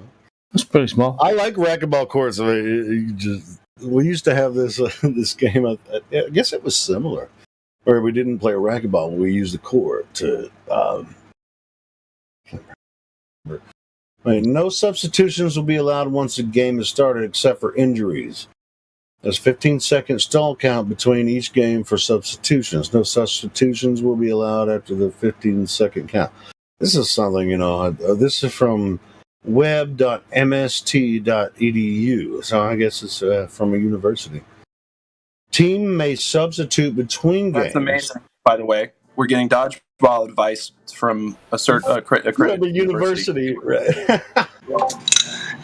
If you can dodge a wrench, you can dodge a ball. Team with the most wins in 10 minutes. How do you win? The objective of dodgeball is to eliminate all players of the opposing team by throwing one of your 4 game balls and hitting the opposing player below the shoulders on the fly. There you go. Yep. I think it should be faces. If you hit them hard enough in the face, if you hit them hard enough in the face, you'll completely eliminate that person from reality. So that's I think that's considered a foul under these rules. If you master the 5 Ds, no amount of balls on earth can hit you. Which way? Each team starts with 1 ball, and there are 2 balls evenly spread on the center line at the beginning of each game. It's a sprint to the 2 balls once the play begins. There is a 5-second grace period after the initial rush before the balls can be thrown. So they put the balls in the center of the court there in the racquetball court. And so it's just like you stand against the wall, you have 4 players, and then they have 2 balls sitting there. And then you run as fast as you can. Once they go, blow the whistle or whatever. Bro, and you can steal both balls, too. That's the best part, is you can steal both balls. It's a sprint to the 2 balls. Yeah. There's a 5-second grace period. Gay. It's a gay game, but you know what? It's so much fun. Dude, if you can throw it hard enough, it's like, oh, shit, I got a foul. I'm eliminated because I hit you in the face. Hit you in the face with my ball. A player is out if they throw a ball that is caught by the other team, which we know that about dodgeball. Yeah. And they get hit by a ball thrown by the other team, which is true. So that's why they call it dodge. If the ball bounces off of an opposing player and then caught, the thrower will then be out. Is this like 12? So you can hit someone else with the dodgeball, but if the opposing player catches, it's capitalism, then they both man. are still in. Capitalism, the game of life, right now. How is that capitalism? This is true even if a different player catches the ball. However, if the ball bounces off another ball, the ball is dead. So if the balls, there's 2 balls, and if they actually touch each other. Oh my God! Stop talking. Listen, if 2 balls touch each other. Hey, here's why it's capitalism. Because oh my God! Please let me hold on. This is going to be really quick. If you're holding one of the dodgeballs and you block it with the dodgeball, both balls are dead. So you have to. Oh, yeah, that's true. That's a rule. Yep. However, if the ball is knocked out of their hand while blocking, they will be out. So if they try to block a ball with the dodgeball in their hand, after they catch it, then I don't like this game. It's Your skin can't touch the ball or you're out. Okay, so listen. The reason it's capitalism is because whatever team capitalizes on one or both of the balls first it has the upper hand, the advantage. So capitalism is whoever gets there first with the most shit. That's, you capitalize on the situation. Okay. Sounds about right. Did you say both balls? I like these rules, but I really want dodgeball to like face should be involved. Two consecutive balls. Two balls. What if I have enough throw it at your fucking head? My ball isn't exactly the other ball. Say face. You say you want a lot of face involved. Yeah, I was just like, I'm gonna take your freaking head out, bro. I mean that's a targeted attack. I mean, it's more than likely once you throw it, it might hit him in the face. It might not. It's easy to move your head to the side. Maybe you'll get hit on the ear or whatever. I mean, the purpose of dodgeball is just like to hit them in the torso, basically, or in the leg. But dude, what happens to you would just be standing on the wall. What happens if like all the Globe Earthers are just standing on the wall in the back, trying not to get hit? Hairball. Dude, I think we would have a blast in a racquetball court. Like all of us, like 10 of us, just fucking. We have 2 dodgeballs in there. Why is this game not fucking here already? Like fuck the dodgeball rules. I mean, hit me in the head. No, I guess it's like boxing is for the most part, you want to hit him in the face if you can knock him out. But you can knock him out with a kidney punch too. So, the hairy balls. The hairy balls. I like to punch the knee. Is that legal? No, it's not. You can't punch somebody's knee in boxing. Nah. You can do that in the UFC, but bro, if you actually get a good kick on somebody's knee, you can fuck them up for life, bro. So, That's not fun. Yeah, it's not respectful, in a real fight. It's only respectful if you knock them out. You want to kill somebody, dude. Dude, you can kill people. You can kill like somebody in boxing or UFC. I mean, you could probably kill somebody in dodgeball too if you throw that thing hard enough at their face. Fuck yeah. That'd make this a lot more interesting. Elbow to the face. Anybody see that? Hey, did you see UFC face the other night? Yeah, hell yeah. Oh my god! Hey, the main fucking ticket. What a load of balls, bro! Man, that guy is technical. He's great, but the guy in the Mexican. What the fuck do you call him? Which fight are you talking about? Talking about Izzy Adesanya. Adesanya, yes, that's a boy. He kept punching the guy in the face with a fucking elbow. Hey, P-Mac, which fight are you talking about? I think I can look it up. The one that was the pay-per-view that was this weekend, UFC 276. Yeah, I can actually watch that shit after it comes out. I can watch it, like... Nice. Yeah, don't watch anything but the third fight. That's about it. It was all right. What's the name of the guy? Israel Adesanya. I see we're joined by a Part McFatty. My bets are in. Part McFatty. Hey, PM, are you there, buddy? I'm guessing PD. I'm just going to call it. Possibly. I said that, now you won't talk. I screwed it up, sorry. It's all good, Shh. Don't scare them away. That's so scary. Come on. There you go. All right, so the latest one, was it 276? Yep, that's it. Yeah, that's the one. Oh, I can watch it. I actually almost watched it today when I was looking at something else. I'm gonna check What's it out. the third fight? The third fight is where it's at. Third one before the main event. Yeah. All right, cool. I'll check it out. I'm gonna check it out. But because we were sitting watching it at work, and we thought this guy's done because your man was hitting him time after time in the face, right? and he actually bled him. We're like, Jesus. Which fight? Oh, it says 2 title fights. It's Adesanya, Cannonier, and Volkanovski versus Holloway. Is that what you're talking about? Yeah. Holloway versus Listen, no spoilers. Just watch it. I just saw the Adesanya one. I got there late. No, Adesanya's boring, bro. Yeah, but I mean, you're gonna have fights like that, man. I mean, that's just how it happens. I mean, you can't always have an exciting fight. The guy was pretty clutch. He was protecting himself. He knew what to go in there for. You know what I'm saying? So, and he's an unknown. Adesanya never fought that guy before. Anyone like him, so he don't know. He ain't walking into nothing stupid. You know. Yeah, he ain't no fucking spring chicken either, man. He'd probably run up both of us over. But yeah, that was good, man. I just had Rolling My Boulder message me and said, all he said was, Helio. I'm like, you guys want to talk to that dude? No. Anybody. Yeah, me either. At this point. What the fuck? Yeah. Hey, do we have any Christians in here? Psalms is back. Hello. I might be.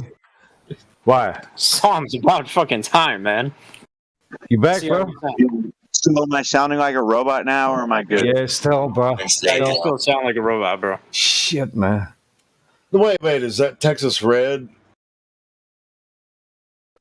No, I talked to that guy. Oh, Psalms. He left. Hey, we've talked to Psalms. We've talked to Psalms before. Psalms. Same dude, like Psalms. You've talked to me before. Psalms before you. Moments later. There you go. That's what's up. Now we're all fucking trying to figure out who each other is, you know. With the Texas Red just jumped in. He messaged me, and then we have Psalms. I talked to a dude called Psalms before, and I thought he was cool. Very until something's Psalms are cool. We just messed me. We just messed. So we have Flat Earth Egypt has the. What up? Do you know these guys? Flat Earth Egypt? Do you know Texas? No, I'm not usually in here, but you're listening, and so what do you think we're? What do you think, Sophie? I think the Earth is flat. That's what I think. When I say flat, I think that in the context of orientation rather than a surface description. Because the word flat can be used synonymously to describe a surface. What do you mean by orientation? All right, boy. Well, yeah. So orientation means where you are, right? Yeah. Well, in the sense that it is synonymous with, let's say, level and horizontal. That is a description of orientation rather than a surface description, where you would say something is smooth, right? A surface is smooth, it's flat. That's a context where you can use the word. Some people conflate the two terms or the two contexts to say, oh, Earth is flat, but it's not level. But yeah, I mean, it depends. And yeah, when you say flat, exactly. Yeah, I get that. That would be a conflation. Yep. So yeah, I think Earth is level. Well, how did you find our server? I mean, that was ages ago. Well, I think I've probably talked to you on other platforms before, because I think maybe we're Flat Earth Egypt, like back in the day. I'm probably on all the servers, but yeah, this one's not one of my go-tos, but I sometimes come here to cool, man. Yeah, to just listen, basically. Yeah, the orientation. I mean, if you're trying to determine your orientation, you're talking about center, right? And whether Earth has a shape or not, which both sides would say yes, it has a shape, but as far as like the where you are in relation to what you observe in the sky and what you see across Earth, those are different determinations based on what you might observe, right? Yes. But I would say what you observe in the sky has nothing to do with shape nor your orientation on the ground. I mean, ask any surveyor, for example, who's tasked. But actually, that it has everything to do with the orientation. That's what surveyors do. No, but the sky has nothing to do with the orientation of the ground. I mean, it could be an assumption that you plug in. So it has nothing to do with shape of Earth, but it does have to do with orientation. I just want to make this simple. When you say looking to the sky, are you talking about the like celestial bodies, like taking the sun, for example, as a means to determine your level? You're going to determine your orientation. If you might use that to travel from one point to another, right? You use where you are on Earth, and then you're going to travel from one point to another. You're going to, determine your orientation. You could use, surveying or whatever. Surveying is usually it's over a short usually, or throughout history, we've used things like sextants, astrolabes, and so on to measure angles to celestial it depends on bodies. whether you're on land or on a ship, right? Well, it doesn't matter because using these tools, what you determine and measure using the tool is an angle, which uses two straight lines, of which one you either assume or determine to be because you use it to travel. Right.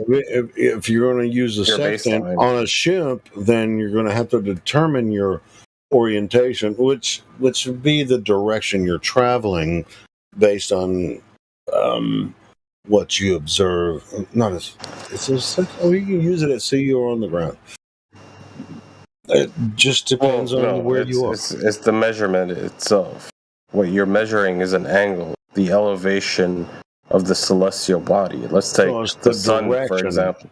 That's orientation means. If you're going to travel from one point to another, then you're going to have to use these tools to actually help you navigate across Earth. Correct. And the way you use these tools and your measurements using these tools is if you have a flat baseline, you're horizontal, i.e. the observation to the horizon. And the vertical, right?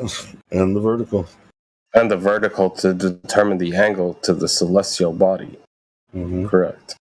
But you I don't can't know where this determine is going. But No, I mean that's how simple it is. That's why I said it. I just wanted to get back to the simple process. That's all I wasn't trying to piss out of you, Flutter. I was just actually that's cool. Bringing it back. If you're using the sextant, of course you're gonna measure the angle toward the horizon, and you're gonna travel east, west, north, south, based on celestial navigation. It's fine. It has nothing to do with curvature of Earth. Yeah, and I believe it's one of the purposes of celestial bodies. I mean, I can think of at least three purposes for having a sun, moon, and stars, right? It's for telling time, seasons, traveling, i.e. location, and the third one would be just to make it beautiful. The world looks better with a shiny ceiling, right? I like that. I like it a lot. Yeah, just like, hey, We don't necessarily get into religious talk, but dude, I like the first chapter of Genesis, bro. But this is like Earth was first, and then fourth day, sun, moon, and stars. They're for signs and for seasons, just like you just said. Like, bro, this is for us to know what this plays, at least a portion of how we can, go across Earth or have at least an idea of why we are here, Yeah, and even to question it, right? Just to ponder. Look at it. I mean, oh my God. Look at these stars. Look at the sun. What is that? Just the ponderance of it, right? Yeah, but that kind of makes me think of, while you're talking about that, and we're talking about the Bible a little bit, we're not going to get too deep. But when they were in the desert and they had the manna fall from the sky that fed them, right? Manna, the Hebrew word for manna means, what is it? It's like, hey, we were kept alive by God. By what is it? Anyway. It is what it is. It do what it do.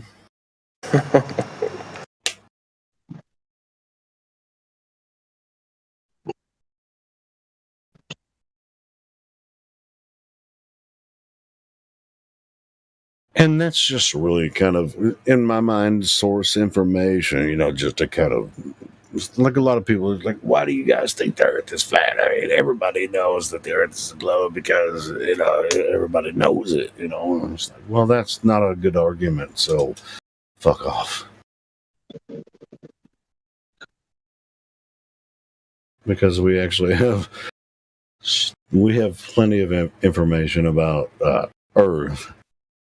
Physically, many tests that can show that what they say about this globe Earth cannot possibly be true. So, hey, you can hate us because we consider creation, whether it be through Christianity or any other religion. These are the stories told to us. These freaking globalists have actually taken every single form of religion and twisted it around to make all of them think that the Earth could possibly be a globe, third rock from the sun, spinning around this universe. And this is only like a freaking 100-year-old religion. It's not true. They've actually twisted the whole freaking shit around to convince the entire world to get rid of every tradition and every religion they've ever thought of, and then they freaking fake these moon landing stuff and saying, hey, we're going to go to Mars too, and we already went to Mars. Here's the Mars lander. Well, one thing I'll have to accept is they've succeeded in doing so. If that's but at the same time, we're here 24 hours a day calling their bullshit out. But it doesn't matter how big the channel is. We've talked to hundreds and hundreds of people from all different parts of Earth, wherever they live. We've talked to people from almost every country on Earth in this server, and so this is like, what are you doing? Well, it's like, what are you doing? Just believing everything you see on the mainstream media and just freaking. It's like, hey, I'm making money. All right, money. I mean, what's it going to do? Oh, it's going to give me a house and family. I mean, are you watching mainstream news and believing most of the stuff they say? Or I don't know. I don't even know what to do with that. And it's like, oh, your channel's small, so I, why would I ever consider everything that you say? I don't care if you consider what I say. Actually, I want you to come in here and talk to me. So, go ahead. and to other people in here too. I mean, we have a lot of brilliant people that have been doing this for a very, very long time. Yeah, I mean, that's part of the. I mean, that's why I appreciate the platform being Discord, right? It's what allows for these discourses to happen, or these conversations. We can be different and have a conversation. So it's like And people, that's what I appreciate. why isn't your platform popular? It's like, have you listened to us talk before? I mean, it's like everything that people believe about the mainstream media, we say that they're lying to you and they're full of shit, but you want to, in the education system, all that shit. It's like, why would you? It's like, hey, I mean, it's appeal to consensus. I mean, that's a basic thing. I'm just like, why should I believe you? Some little small YouTube channel, you know. It's like, I don't really want you to believe me. I want you to think for yourself, and this is what we're here for. Yeah, but the cliche answer as a flat earther is been there, done that, right? I've been a Glober. I was down that same road. That's what I thought. That was my thought process. But then I changed it, right? Down along the road, I made a change in my thought process. I changed my beliefs. I was presented with new evidence. I was able to change my beliefs. Yeah, that's right. That's right. Egypt, I mean, it's just like people will give me shit and say, "Oh, your channel's not very big," you know, or the Discord's not very big. Bro, we talk to new people every single day in here. They don't have to stay, but a lot of them actually want to. They actually want to get involved in the conversation and figure out what we're talking about. And so we're not here to change the world. But we do love talking about this. So, yeah, I mean, you can only change your own mind. We can't change your mind. Yep.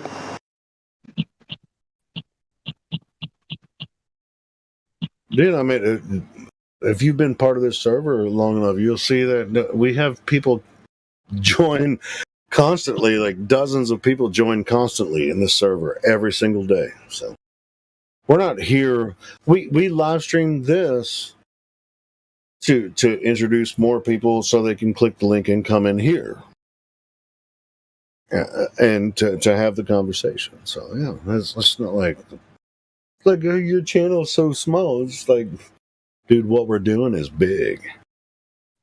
Because if you want to make fun of us, we can do it. Record everything that we say on the live streams that we have running. We can make videos about us, which they don't, because they know because if they do, they're going to give us more attention. They don't freaking make their little conversation videos. There's all these guys over in 24/7 Flat Earth Discord. They don't make those videos because they know that they're going to have a lot of their followers come into our channel. They're going to make us freaking blow up. They don't really want to criticize us because they know what's going to happen if they do.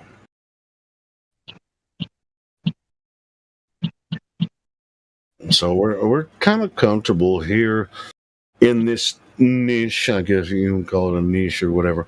But we do have dozens and dozens of people that join every day, in the server, and we do the best we can. I mean, we're not perfect, we do make mistakes and stuff, but this is a really good platform to come across this topic. But dude, I'd love Professor Dave, make a fucking video about us.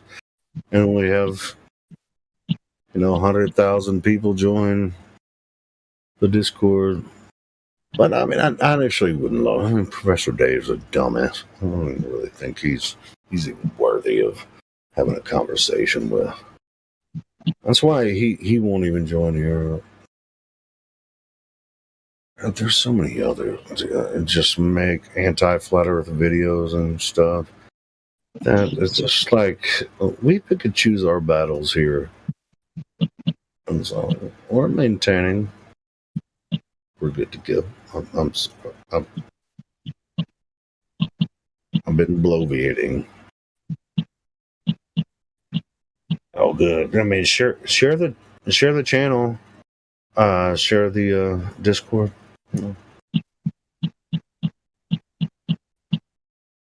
It's like, hey, you curious about Flat Earth? Jump in the 24/7 Flat Earth Discord Live 2.0.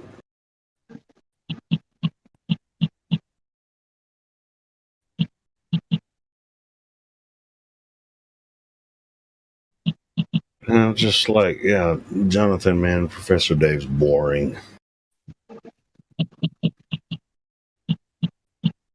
But his stupid interview with David Weiss, 250,000 views, 500,000 views. Like, hell yeah, if he wants to come in here and into this Discord and actually talk to us, make a video about us, and I'll welcome that shit. And as long as he puts our link, to the Discord in there, and we'll be busy for months afterward. Professor Day is gonna call out the 24/7 Flat Earth Discord. That'd be fun as hell because it's happened before. We had some people come and make a video about us and shit. We've had it happen a lot. People find our links and stuff. So, it could happen.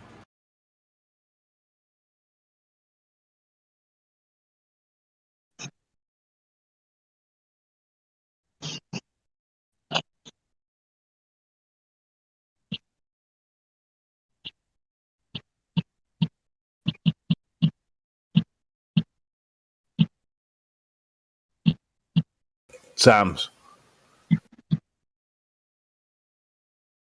Is that where the is that where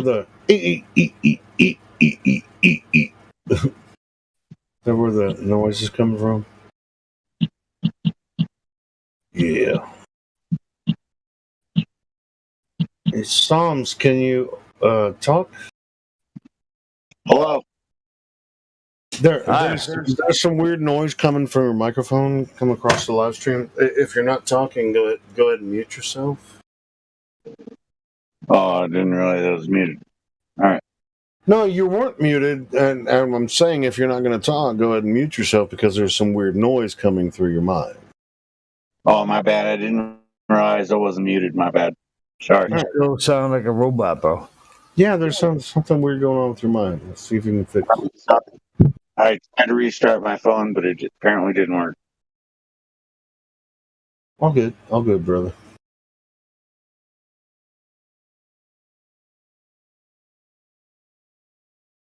All right, God dang it. I'm going to play this song. No. God, no.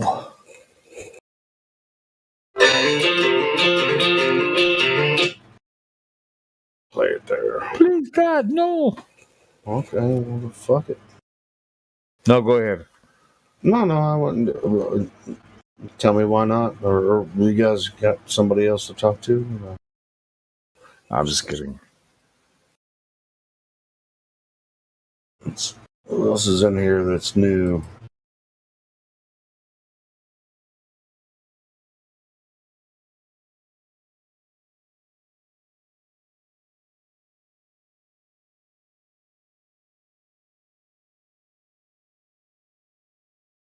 Thought Flat Earth was only true in fairy tales. It's the funniest song ever. Only a few minutes long. Meant for someone else, but not for me. Moon landing on TV. It really went, just trust me. Showed us what the Earth looks like from space. Never saw her face. I saw the glow. Now I'm a believer. Can I recommend a song? I recommend. Not a tree. This is. I did some other parodies, but I wrote the lyrics. I wrote all the lyrics on this one. I did some other parodies, and somebody else wrote the lyrics of it. I wrote. Go for play that, motherfucker. Thought flat earth was only true in fairy tales, meant for someone else but not for me. The moon landing on TV, they really went, just trust me. They showed us what the earth looks like from space. Then I saw the globe. Now I'm a believer, and not a trace of doubt in my mind. I think it's real, but I'm a believer. I couldn't prove it if I tried. I thought globe earth was more or less an obvious thing. The more I see, the less I understand. They couldn't be lying. There's too many involved. There is no way that this is fake. 'Cause I saw the globe. Now I'm a believer. Not a trace of doubt in my mind. I think it's real, but I'm a believer. I couldn't prove it if I tried.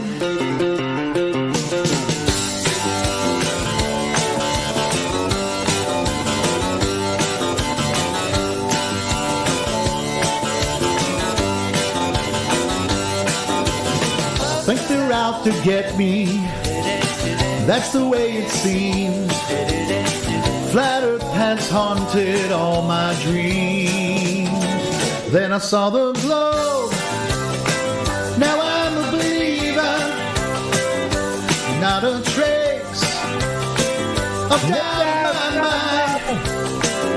I think it's real, but I'm a believer. I couldn't prove it if I tried. Then I saw the globe. Now I'm a believer. Not a trace of doubt in my mind. Yes, I saw the globe. Yeah, yeah, yeah. I'm a believer. I'm a believer. I'm a believer. That's actually pretty good.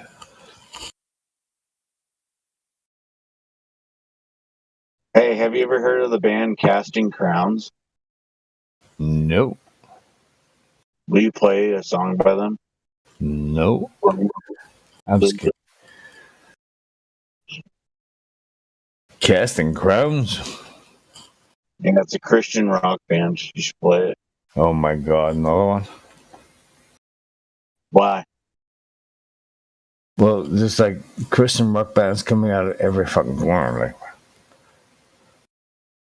They're not very popular, but they're really good.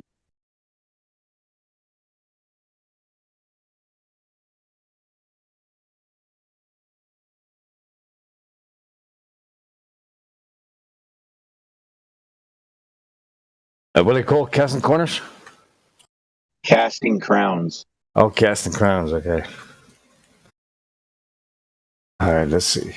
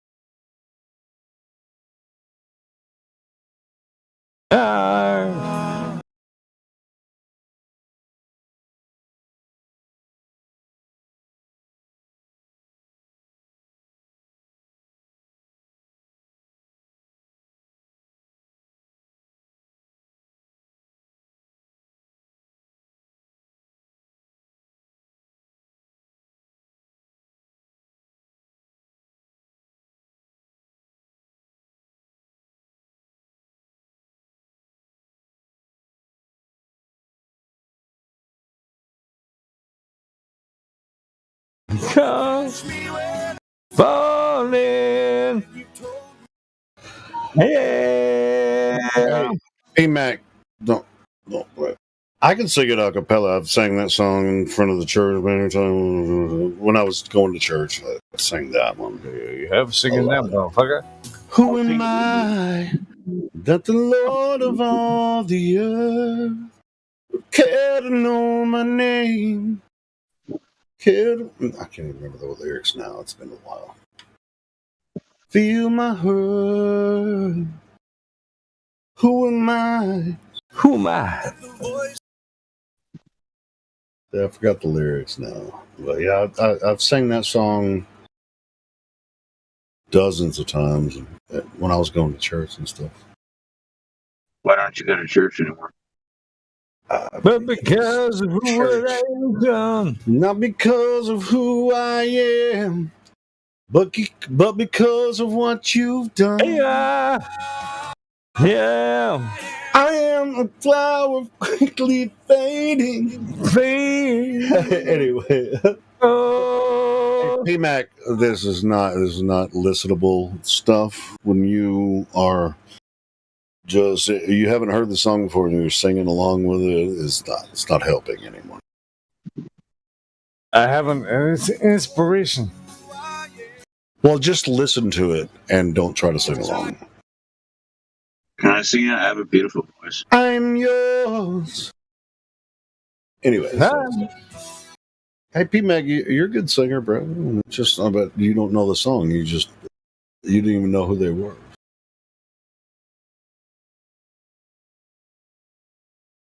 I saw them live a couple times. Back, I mean, it was like freaking 12 years ago.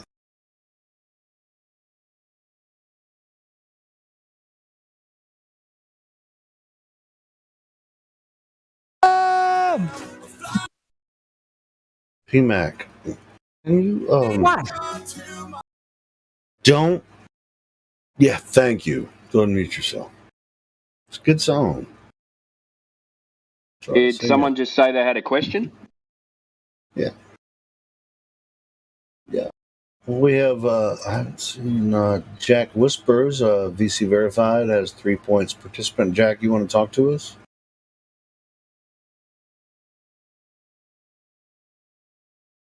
Davey Z, I haven't seen him in here before. Got VC Verified. Yeah, open your microphone and talk to us, man. We're here to talk about Flat Earth.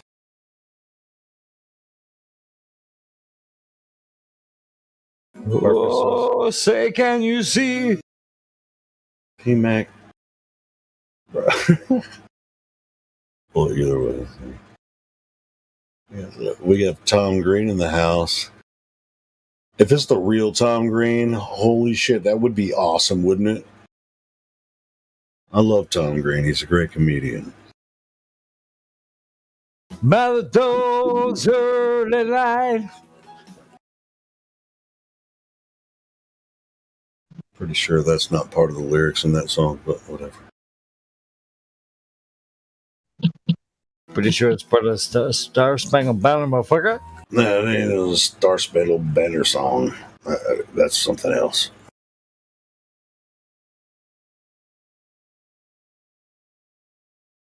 Fucking Pete. What the hell's wrong with you? Actually, happy 4th of July, motherfucker. I'm Irish too, so there's something wrong with me as well. So I ain't gonna lie. I got some Irish. There was definitely got some Irish blood in me too, bro. I like got fucking Irish and German. It's like, what the hell? Got some German, a little bit of Romanian. And English. Fuck, right? Yeah, I'm fucking total European. European on my boots.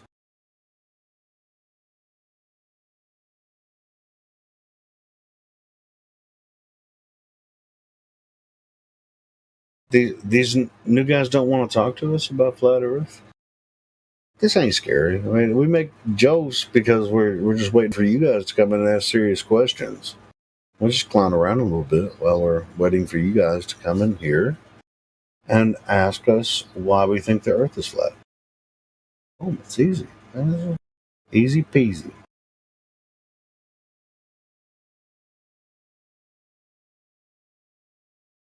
Or one proof of the globe.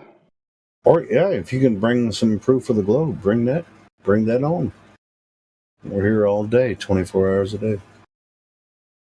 Bring it on in.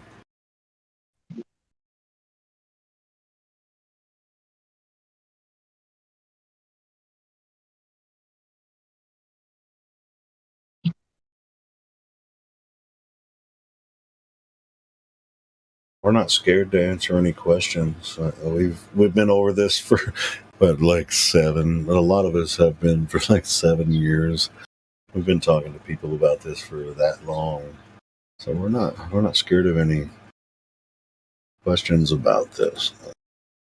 Ace Superfluoride, open your microphone. When's the last time you talked to Jesus?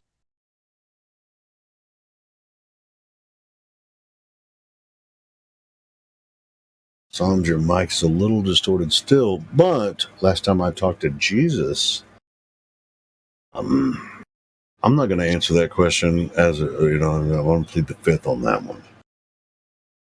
Jonathan, I'm going to mic up. Waiting for QE to monologue.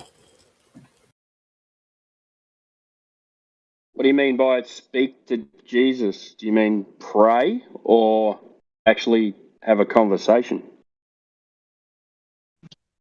When's the last time you reached out to him? Timbo, have you ever reached out to Jesus? Every night, mate. Yeah. Yeah, me too. I mean, it's really kind of a long discussion, but that's not what this room is for. Yeah, it's kind of a personal discussion as well, I think. It's like, bro,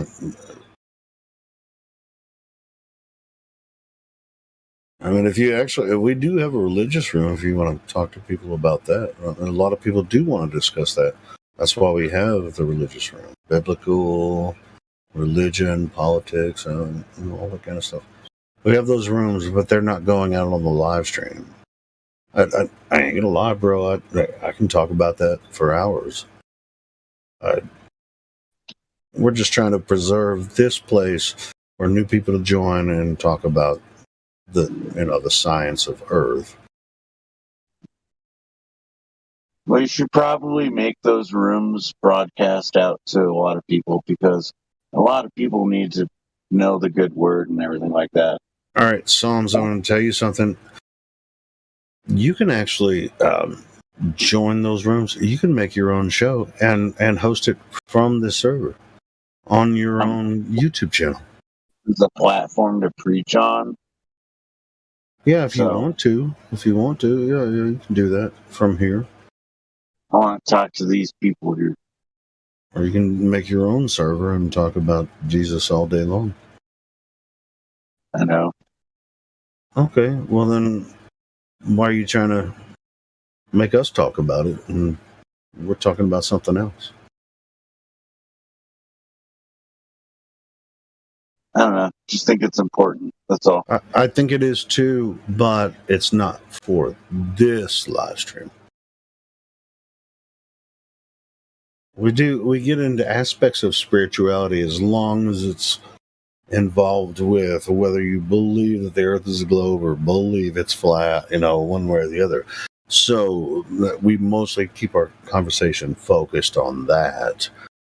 But sure, we were just talking about earlier, like when I was talking to somebody about the radioisotopes and the age of the Earth, from the ICR website. with the polonium halos that are captured in the granite, and they have a small half-life, like just with a couple minutes half-life, and which pretty much showed that the granite in Earth was created instantaneously. That science, which proves creation. It didn't happen over millions of years and shit. I asked a question earlier that didn't get answered. So, like when it comes to the firmament, because obviously you have to have containment for there to be gas pressure, right? Yeah. So what about ever been to the firmament? Do you think that's something that they could go and visit? The thing that God created? I don't think so. I mean, it kind of relates to the Tower of Babel thing. I guess that's why they're building phalluses and pretending they're going to space when they obviously aren't. Right, but so if there is a container, do you think that they've ever found it? How high up do you think it is? They may have, but they haven't told us. Like not very high. Confirmed it. Yeah, they haven't actually. There was a I don't know if anyone can remember, but Encyclopedia Britannica. I think it was in the 50s or something like that. There was a part in that mentioned something about it. I can't repeat it, word for word, but it did mention something about it. I don't know whether they're actually telling us the truth or they're just making something up, but it does mention it. So I know exactly what you're mentioning. They said that they found a dome in Antarctica, but that is not precluding the firmament of what they found. They probably just found a dome-shaped mountain, like an enormous one that dwarfs Mount Everest. Yeah, I don't know because I recall the passage saying it was pretty broad and it didn't give much of a description. So yeah, you could be right. In order for Earth to exist, you need a fucking gas container. You need a container. Gravity. Maybe. That's it. Hey, maybe if gravity's a container, maybe. Bullshit. Gravity is not a container. It can't Atmospheric refraction. Atmospheric refraction is not a container either. Or what are you talking about? Just having a joke. I know, Timbo. Yeah, but this is what they said. It's just like, it's obviously gravity, right? I mean, that's the only thing they have. Yeah, gravity solves everything. No. I don't know about you, but according to science, you need a fucking container. Well, I mean, you definitely the base axiom. I mean, we have gas pressure here on Earth. Now, I don't know if anyone's told you or not. I know everybody. Well, I don't say everyone knows this, but all of the gases that exist on Earth, guess where they come from? The ground. They come from Earth, right? So there's no gases coming into Earth from outside Earth, right? So we do have a gas pressure gradient. That's why you have to pressurize the cabin on an airplane when you're traveling at 30,000 feet above Earth, 40,000 feet above Earth. You have to pressurize the cabin because otherwise, you would not be able to breathe. And so, but all of the pressurized gas, it originates from Earth, from the ground. I mean, this ain't too hard to figure out. I actually had that same sentiment going on today, actually. We went hiking. We went out to the waterfall. And it's the middle of summer, but all of that water that's coming from the waterfall is all just coming from the Earth. The Earth is just replenishing itself. That's all it's doing. Does that all the time. Yeah, well, that's what I find funny when they say, you know, we've got less and less water on this Earth, but that's impossible because the same amount of water exists than has always existed. Because where's it going to go? Goes up in the sky, and then it comes back down as rain. Yeah, it's a self-contained triarium. Or triarium? Triarium. Terrarium? That's the one. And then you got carbon dioxide, and then the plants turn the carbon dioxide into oxygen, or through photosynthesis, and replenish it. Plants love us. So would that make sense? If there was more carbon dioxide, there would be more plants? Sure, and that's a really small portion of the gases. I mean, the nitrogen doesn't come. Well, it comes from plants too, but there are other like gases that every gas originates from Earth. There's nothing that comes from the outside. It can only be in a enclosed system. It's enclosed. It has to be. Yeah, well, the ocean's the biggest producer of carbon dioxide, so. Carbon dioxide and oxygen. Yeah. I don't know. They turned this carbon dioxide word into a really bad thing. And then they turned it into carbon. They don't even say carbon dioxide. Yeah, but carbon. It's totally twisted, isn't it? That whole freaking carbon. It's just say, we have a problem with carbon. Carbon is the basis of life. Well, we're all. And then they just made it. Yeah, it's just like they made carbon such a bad thing. It's like that's without carbon, there would be no life on Earth. And now you're the bad thing because you're made out of carbon as well. Yeah. Right. What are they going to do? Get rid of you? It's messed up. It's just like this is idiocracy. We're living in idiocracy. Have you seen the movie Idiocracy? It's bro. No, I can't say I do. I don't watch. You should watch that one. Yes, you do. You should watch that one, bro, because it really describes how dumb people are. And that movie came out like 12 years ago. Is Mike Judge the guy that made is it The Simpsons? I think it was. No, he made the Beavis and Butthead show. Yeah, Beavis and Butthead. Yeah. I watched that new Beavis and Butthead movie. I didn't think it was that good. Yeah, it was kind of shitty. But anyway. But that Idiocracy, man, that is a masterpiece.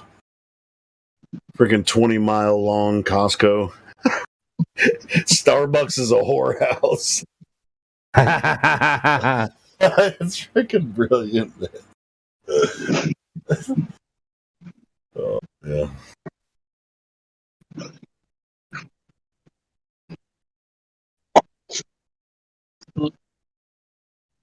Anyway, yeah, watch Idiocracy. As a matter of fact, I think it's free on YouTube. Let me check.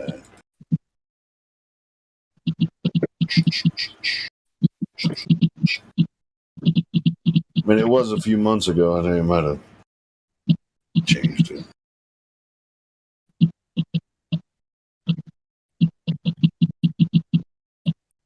Do you guys watch much of David Weiss's stuff lately, or? Yeah, you talk about like the interviews he's been doing. Yeah, well, he does like 3 or 4 a week. Yeah, I mean he's really busy apparently. I think he misses a few things though. Like he's got a great. Yeah, I mean it's just that's why I don't share it a lot because I I just don't like the way the approach. But I still love David White. As a matter of fact, if it wasn't for him, I wouldn't be a flat earther. I ain't gonna lie. But I just don't. How much money do you think David Dude, White? I can't criticize him, man. He's doing 4 interviews a week, with the radio shows and podcasts across the world, and I can't say anything bad about David. And it's amazing how many shows he goes on that the people are already flat earthers, or or at least have heard about it and been questioning. That's why they invited him on the show and stuff. Yeah. Yeah. Did you see that one with I think it was a African American guy that they had a panel and they had this guy with long kind of dreads, and he was saying, "Oh, but yeah, okay, the surface of the water might be flat, but the earth underneath it would be curved." Are you talking about Killer Priest? You talking about Killer Priest? That video I did with Killer Priest? No, dude, that was freaking ridiculous, bro. And I think there was 4 flat earthers, and they're going, "What the hell are you talking about?" So yeah, it's just like all the other guys, they're all globies, and they're just like, "You ain't making no sense." Let me find that one. It was on Killer Priest. It was on his channel, Killer Priest. That was absolutely ridiculous. Can you play that or? Yeah, I can play it. Hold on, let me find. I think there's a shorter clip of just that guy. Yeah, it's on Dave's channel. Let me find that one. That's hilarious. It's freaking so dumb. Even if the water lays flat, then the earth could still be curved. It was so freaking sad. Hold on, let me find it, man. Hold on, let me go. I'll find the video. Just give me a minute. There's a few other good ones as well where I think he was talking to a couple of amateur astronomy guys, and they're going, yeah, but we can see the spheres in the sky, and we know that the sun is 93 million miles away. And Dave's going, how do you know that? He goes, because they told us that's where it is.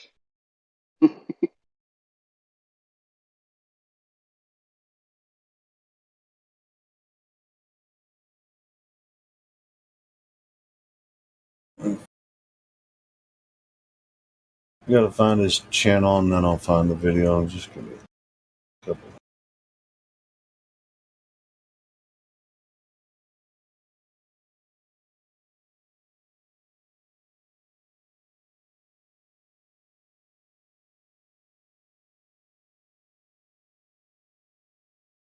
You were talking before with a guy who started talking about Tartaria and stuff like that. Yeah, I mean, there's almost. I mean, as far as if you talk about Tartaria, I mean, you're gonna come against archaeology and stuff, and it's really what can we prove and what can we prove or disprove, about the ancient buildings and ancient cultures that that they've lied obviously about in the past. Yeah. And so yeah, I mean, it's just like that's really a discussion for probably not this platform, but yeah, but I noticed a few people try and tie it into flat Earth, and I wonder how do they tie it into flat Earth? Like, what's the relation between having an ancient civilization and flat Earth? The Earth has never been a globe. This is a new phenomenon. It's only 100 years old. This idea of the globe, third rock from the sun, the planet, the solar system, that's a brand new idea as far as history of man is concerned. This is the way I see it. But hey, if you have some evidence that people in history thought the same way past 100 or so years, and bring me the evidence, because I've been looking for that shit for 7 years and I can't find it. So that's what, the Tartaria really kind of relates to some biblical stuff, the flood and all that kind of stuff. All of that is connected. But as far as this new idea about the globe, it's brand fucking new as far as history of man. That's the latest thing. It's the biggest, and they want it to be true. And dude, if you the history, the way that they used propaganda in different cultures in the past, right? But with this digital propaganda now, with social media and everything, it even actually started in the 20s. You've heard of Edward Bernays, right? The father of propaganda. He's a nephew of Sigmund Freud. Yeah. All these guys. I mean, this is how they promulgated this idea of like government control, manipulation of media. I mean, it's like we're under a system of control that they'll give you an idea that you might have an element of control because you're part of a democratic system. Yeah. I think as if you have a choice while they brainwash you with the media. Yeah, that's right. Fucking dumb. I think one of the there's another relative of Sigmund Freud as well. It's the guy who opened Netflix. Am I correct on that? The guy who started well, sure. Netflix. I mean, you have Aldous Huxley too. Had Brave New World, right? You remember that guy? I don't think he was related to Floyd, but they were all kind of following the same agenda. They were just like, hey,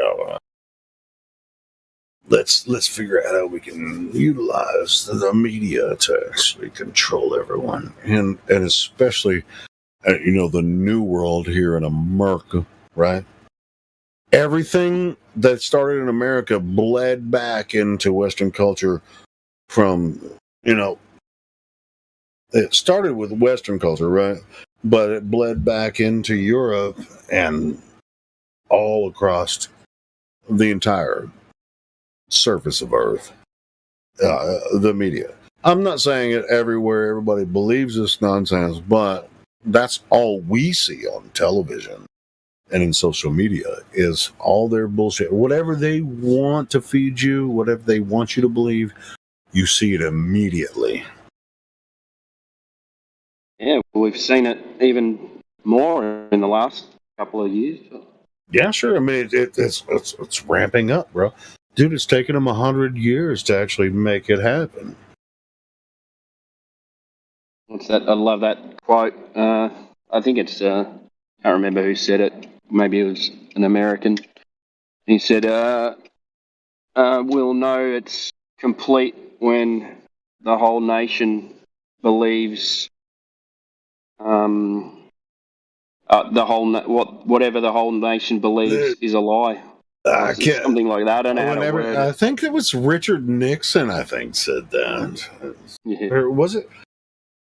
I know I know the quote, but I just can't. Yeah, you're right. It's like we'll know our mission is complete once everyone believes a lie. Yeah, that's better than I said it. It wasn't. Well, I mean, it might as well have been Richard Nixon. All these freaking twisted ancient white guys, they all believe the same shit. But it's not just white. I just said white guys, whatever. It just doesn't matter. Dude, I mean, there's plenty of black people that want to control. They want control too. So it doesn't. Black, brown, yellow, white. I mean, they're freaking manipulators at the top everywhere.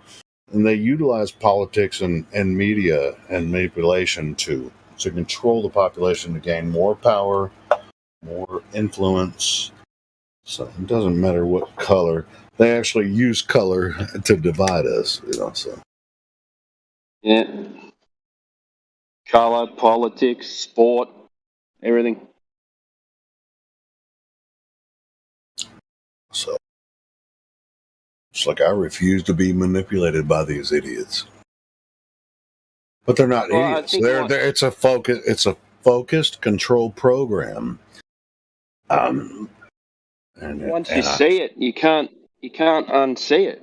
And you see the news, and you just go, "What are they talking about? These guys are. If you believe this shit, then I don't know if I feel sorry for you or not. I do. I feel sorry for you, freaking Australians. Holy shit!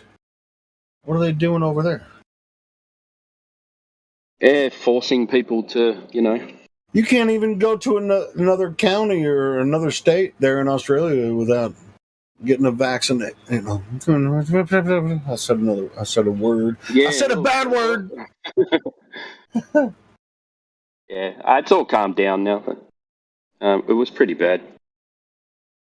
All those things are kind of gone now, so back to normal, like nothing ever happened, and everyone's forgotten what they did to us. And I don't know. I saw a recent video. I don't know where you live in Australia, but I saw a recent video that's not. It was not looking good for. What with regards to what? To the jab. Oh, okay, yeah. Well, I'm in Victoria. We got smashed on that. So, I work for myself, so I never had to get it. Oh, I found this Killer Priest. Hold on. This is David's excerpt. It's 11 minutes long. You guys want to listen to it? For sure. Here we go. Link. Oh, copy. This is horrible.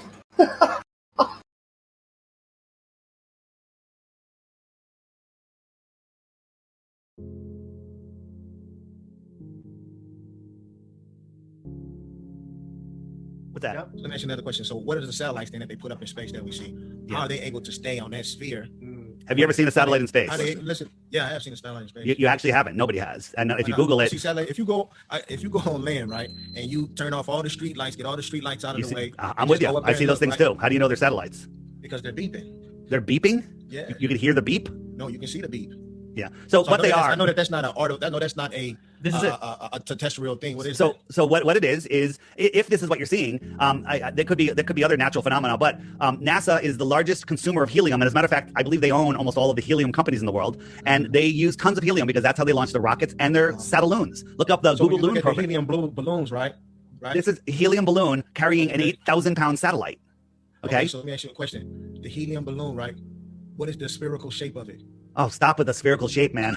Okay, knock it off. In order to travel through space, you have to have a what? But he's talking about the satellites right now. I'm talking about satellites. I'm not talking about. I'm showing you your belief in that everything has to be spherical because the Earth is spherical.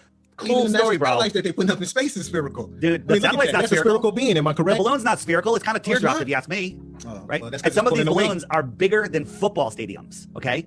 There's tens of thousands of these things up there, and they're crashing all over the Earth, and people are filming them. All these satellites are falling. You hear a news story of satellite fell out of the sky, and they all have balloons attached to them, right? The idea of a satellite orbiting the Earth, if the Earth is corkscrewing through space, is actually insanity, right? We have geostationary satellites, right? A geostationary satellite is a satellite that stays above the same point of land. The Earth is spinning at 1,000 miles an hour, orbiting at 66,000 miles an hour, chasing the sun at 500,000 miles an hour. How does that satellite stay right above the same point of land all the time? When NASA pushes a satellite out of the spaceship, how do they get the speed and the angle perfect? The planet is perfect. It's a perfect sphere. That's why you can do so much with it because it's a perfect sphere. It's built on a perfect frame. Well, actually, it's built on a perfect frame. If you can tap into the numbers, then you too can benefit from the perfect frame. If you take the world's best supercomputer and you say, okay, I've got a sun, it's got this much gravity, I got a planet, and you put it in orbit, and it will model it perfectly. It'll go for 1,000 years. You can predict where it's going to be. Perfect. Then you add one more body, either a moon or a planet, and you put it in there. The entire thing goes into chaos mode and never repeats. Okay? There's no computer that can model it, no matter what. So we live in a solar system with like 60 friggin' planets and moons all together, and somehow everything repeats perfectly. As a matter of fact, eclipses, which are impossible, right? The sun is 400 times bigger than the moon, and the moon is 400 times closer, and somehow we get these perfect eclipses that happen, right? 'cause the The universe is chances of it happening once are like 1 in a 6 trillion, a ridiculous number. But guess what? The eclipses happen every year, and the whole pattern repeats every 18 years. Every 18 years, all the eclipses happen again and again and again, like a perfect timepiece. Okay? Not a beehive, ridiculous gravity, made up dark matter, dark energy, bullshit universe. That's insanity. It's a perfect timepiece. And they teach a science about how the earth is round and how it goes through a spherical shape, and how when you build your societies, you build it the same way that you do the heavens. That's why different cities are laid out in different places, because they built the cities according to the stars' bodies that they saw in space. That's why the pyramids is a certain place, and they line up with the belt of Asar. No, they line up with the belt of Orion. And why are they still lined up in the belt of Orion? We've traveled a quadrillion miles since then. Excuse me, the original name of Orion is Asar. That's the ancient Egyptian name for it. So why are they still pointing at Orion? How is that we're possible? living in a perfect universe. That's what I'm trying to tell you. What saying a perfect universe doesn't mean anything. They tell us that everything's moving, that we're spinning and we're corkscrewing through space. How could we possibly be pointing at the same stars even 5 minutes later? Because we're moving in a perfect form. That doesn't mean anything. That's just a word you're using for it. Explain the perfect form. Model it. They can't model 3 bodies, let alone 100 billion bodies. If it's a certain part of the year that it's supposed to be on, then you're going to see the results of why the pyramids was built the way it was built, because they knew that we live in a perfect sphere world, and that this ball is going to turn around and hit at a certain angle. When it hits at that angle, you're going to be able to see actual science that the universe is in line with the pyramids. Or they knew that the stars are in a perfect circle above us, and they lined everything up perfectly because it makes perfect sense. I mean, to think that all of the stars in this beehive galaxy are actually modeling, are actually following and never move, when they all have directions of their own. There's no way that they would be in the same spot. There's no way that we could look through the Georgia Guidestones and see the Polaris through that little hole. There's no way if we were moving. And it's there. It never moves. And your answer is because the solar system is a perfect system. That's ridiculous. That's childish. How's that ridiculous? Because you're just saying perfect. Guess what? It is perfect. But you can't explain how it's done. I can tell you how. I know tomorrow when you wake up in the morning, it's going to be perfect. Because we're not moving, and the heavenly bodies the heavenly lights are circling around us. Okay, so you don't think that those little light bulb things that you say the sun is, it wouldn't, because it's so small, that it wouldn't fall off a trajectory? You're just using words, man. You're not thinking it through. So just using words. Believe that. Did you see? You see these new planets that NASA showed us? I mean, how can anyone believe these are real? Right. I never even heard this before. Wait, how can anyone believe these are real? Do you? I mean, NASA, it lies about everything. Do you think these are real planets? Yeah, I do. Yeah. Well, you're wrong, because they're frying pan bottoms. They're the bottoms of frying pans. Okay. Yeah. If you put them like and making the image. I'm showing you how easy it is to fool you. When the sun moves out towards the wall, which it's doing now, the light wraps around. So it kind of is light at the edge, certain times of the year. Antarctica has 24 hours of light, but it doesn't have 24 hours of sun. Okay? You can have daylight without being able to see the sun. As I showed you, in Antarctica, the sun is antarcing away from you. And when it goes around, it's the light in the dome wraps around. So you have Antarctica is all around the edge of this, and watch, boom, there's the light wrapping around. I just did it. I showed you that it works. It works with an outside sun being projected inside the dome. It works, and it matches the time and date. It matches reality. And on a ball, half of the ball would be lit, half of it would be dark, always. But it's not. It changes. Because the Earth is flat, we're within the dome, deal with it. If I call somebody in China, it's going to be dark over there. Are you not understanding? Look, it's dark in Australia. It's light over here. That's how it works. I can show you that same design on the globe, though. No, you can't. A globe has to be half lit. No matter how you turn a globe or where you move the sun, it lights up exactly half of a globe. And we have, we have times of the year where this is when it's half, in March and in September. Other times of the year, it's not half. It's more than half and it's less than half. Okay? And that's impossible on a globe. No, it's not. Get a ball, get a light, and show me how you can light up less than half of the ball. Man, that's the whole science. They show you that all the time. You got a ball in here, right? No, we need a light. You need a dark room. You need one light, and then you'll see that no matter how you turn the ball, half of it's lit. You don't even need to test that. Use your brains. It's just the ingredients. Use your brains. A ball, a single light can only be half lit. Exactly. And there's times of year, if you look at the day and night, time and date, we have less than half of it and then more than half of it. That's impossible on a ball.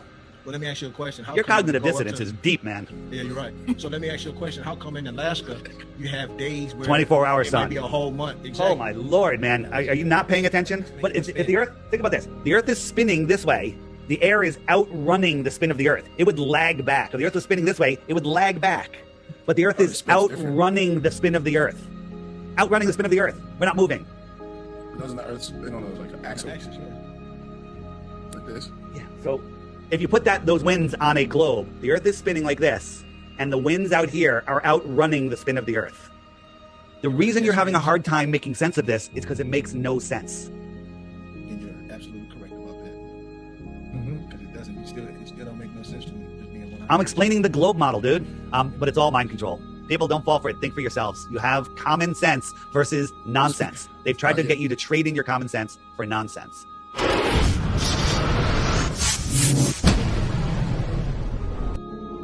The Flat Earth Sun and Moon Clock App, a dynamic new app to teach family and friends about where they actually live.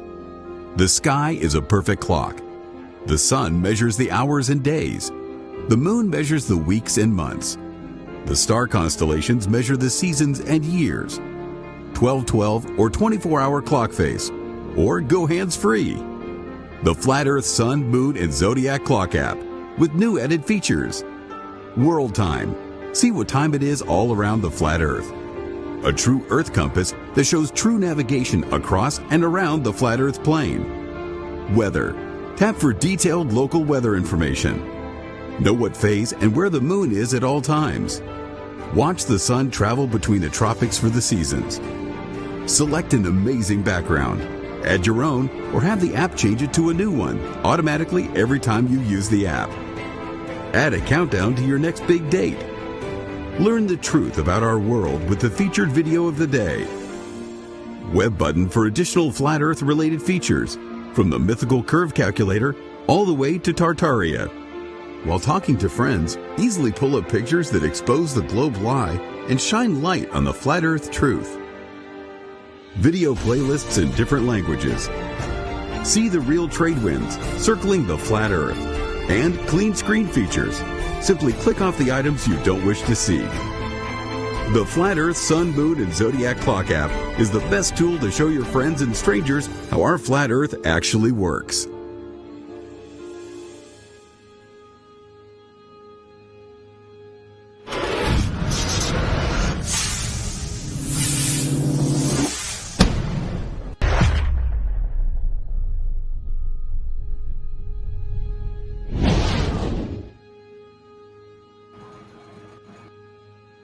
All right, so yeah, I bought the app. It's a good app, man. You guys used it before? Anyone here use that app? Good stuff. Fucking $3. $3, man, on the App Store. It's a good app. Yeah, that's where I think I've seen every single one of his interviews. They all sound the same, but they're still entertaining every time you watch them. Sure. I mean, even if you disagree with the way his approach or all, I would argue different, but we all have different arguments in the way we have the conversation. And so, yeah, man. I think he does a great job. I couldn't do that. Yeah.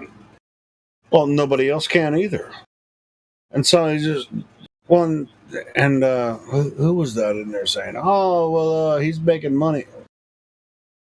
Well, David already had money before the flat Earth. Don't worry about that. Yeah, and if he already knew he already money, he would have charged more than $3 for the app. Bro, I was listening to David Weiss long before flat Earth. So if you know, dude, I was all on David Weiss. I mean, he was one of my favorite freaking speakers, like on 9/11 and shit, you know, Sandy Hook and all that kind of stuff. I was following him long before flat Earth. Yeah, on Deep Inside the Rabbit Hole. Well, even he had. This was freaking 12 years ago. You know, I mean, I was following David Weiss long before he. As a matter of fact, when he started talking about flat Earth, I stopped following him. I thought it was the dumbest shit I ever heard of. And I was like, oh, no, he's way off the deep end now. So I'm not going to look into this. Because Yeah, he said he lost I was half listening of to his all his podcasts and I was listening to all that shit. But when he started talking about Flat Earth, I was like, no, I'm not going to listen to him anymore because Flat Earth is dumb. And here I am now. Because Well, I reconsidered it at a certain point. I got into it, and then that was a long time ago, and then I actually went away from it. I had a second kid. I went away from it, and then it popped up again, and it was him doing interviews, and I think he's what actually got me back into it again. So, I was at my brother's house. I'm on 4th of July. He always has a big blowout for 4th of July because it's America, right? All that kind of shit. But there's a friend of mine that was there. He was like, "Why are you doing this?" Or no, actually, what he asked me was, "What are you doing?" I'm doing this. I've talked to hundreds and hundreds of people from all over the world, sharing videos, sharing information. It was like, do you think you're going to make a difference? I don't know. Have I? Maybe. I don't know. But I do what I can. And as a matter of fact, I mean, my internet's pretty cheap. So I do this live stream, and to help everyone have a platform to actually come in here and talk about it. So what am I doing? I'm actually talking to hundreds and hundreds of people from all over the world, and I host local meetups here. One of the largest meetups we've had, I had like 80 people, 80 flat earthers. We just freaking took over the whole restaurant, you know. Well, anyway, I mean, shit, I do something, you know. I do it online mostly, but it's just, you know, I work with the admins and mods here to make all of this happen for us. And so, yeah, I mean, I just hit start, and then you guys make the show. You know what I'm saying? I freaking love it, man. I mean, it's just like, what are you doing? Hey, they find us, right? We're here hanging out. Oh, you flat earthers, you just got all this shit figured out. No, we don't. But you came in here to ask us questions, right? So you flat earthers are so dumb. I'm going to tell you why the earth cannot be flat, and then you're going to do your spiel, right? So it's like, what am I doing? I'm doing this. And I actually host physical meetups. I've done a meetup where there's like 8 people. The whole fucking restaurant's talking about flat earth. Just because there's 8 of us at a table. So, yeah, that's what I'm doing. Like, ask me questions. We have people like at those restaurants. They're just like they're at the bar or whatever. They're with a group, and like, hey, and they're just like, do you mind if I pull up a seat? Tell me about the flat Earth. You know, it's people, just random people. Like, well, we're just having a meetup. Tell me about the flat Earth, and so we do. You know, so that's what I do. I mean, so what are you doing? I'm doing this. I think the biggest thing that people find it hard to wrap their heads around is that it's the space thing. So, you know, they say, well, how can it be flat? You know, because they're still in space. No, that's true, and that's why they want to know. That's why they come here. You know, they go to the VC check-in, or they're in this room. They're just like, "Why do you guys think the Earth is flat?" It's like, I'm glad you asked that question because that's why we're here. And as long as they're cordial and we're cordial, they'll find out why we have come to this conclusion. You know what I mean? Yeah, after I found out about flat Earth, I went. I ended up being obsessed with the moon landings. Well, not obsessed, but I used to watch all these moon landing videos, and I watched all those documentaries. And as soon as I found out the moon landings, were fake, I just went, "Oh my god, it's true." Yeah, I mean that's just a portion of it. Yeah. Yeah. But dude, is Psalms like really kind of getting pissed off at us? Come on, Psalms, man. This is really simple to understand. Like the argument's true or it's not. Not a big deal. You don't have to be mad. Is that in the voice text? I can't see it. It's a live stream voice text. Psalms apparently is triggered for some reason. Because we didn't want to talk about religion? I think it's because he doesn't like David Wise. Oh, really? Yeah. Oh, well. Yeah. Just because you don't like someone doesn't mean you need to get triggered. Yeah, let's just make fun of Psalms right now for being triggered for no reason.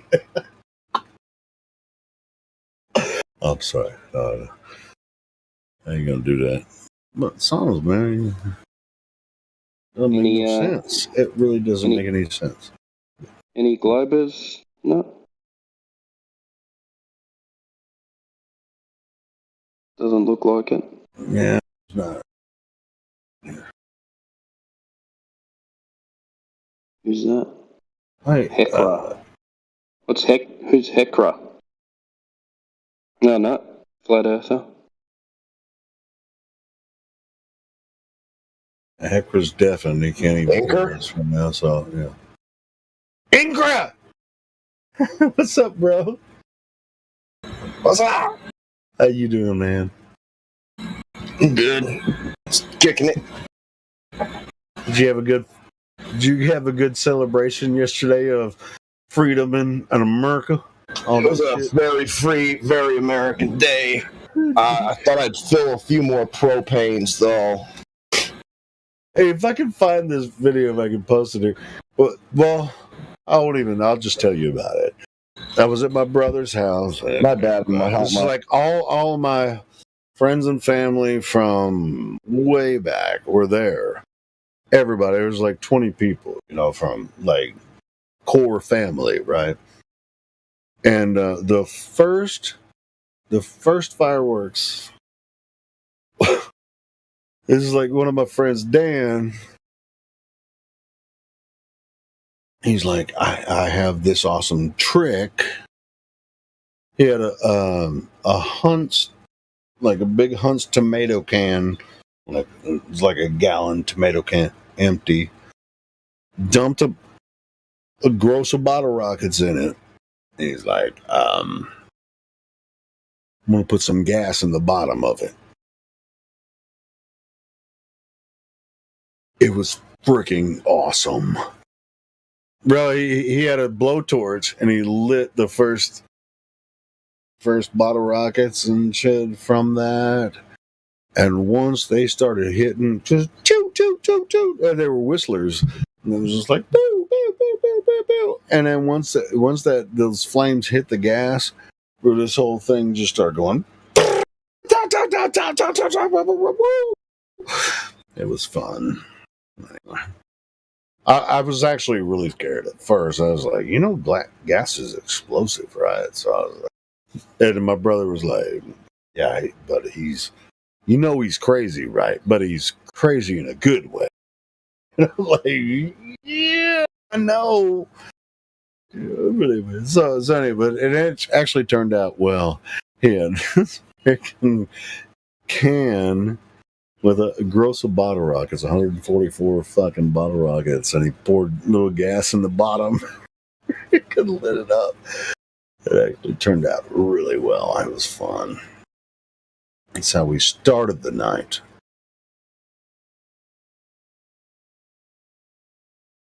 Because we Arkansas crazy like that.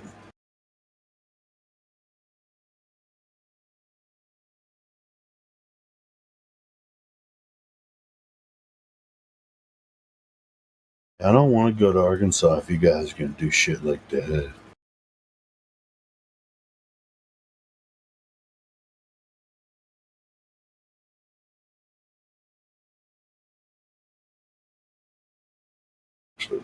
Video.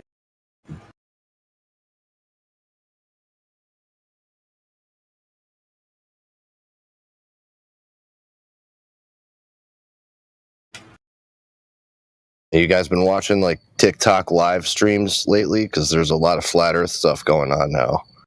Took a while. They doing flat Earth on TikTok? Yeah, there's a couple anti-flat Earthers too that are pretty contentious and mean. Aren't their videos like 30 seconds or some shit? How can you actually have a conversation in 30 seconds? Well, they have lives now. Oh, like real live? Yeah, like they host lives and they can have, I think, 4 people on at a time. I'm not sure. I'm gonna have to check that out because I might add that to Restream if they host it there. But yeah, follow that Globe Man. His name Globe Man. Globe Man on TikTok. Yeah, it's terrible. Is he as terrible as Professor Dave or some of those other idiots? He's like a young Simon Dan, I guess. Is he getting like 250,000 views or some shit? Or he's probably got a lot of views. I don't know. Well, I saw that. We might have to go. We might have to go fuck with them, because we're not getting a lot of views on YouTube now. So, okay, I might go start fucking with TikTok and see what happens. Yeah, try and get them in here. I mean, that's the goal, right? Get them in here. I want to see QE go with that guy. QE versus Globe Man. I'm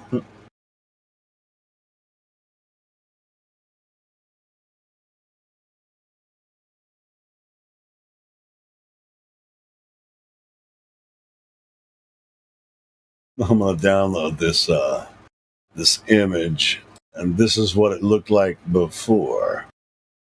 There's a video made of it. This is the can before. File.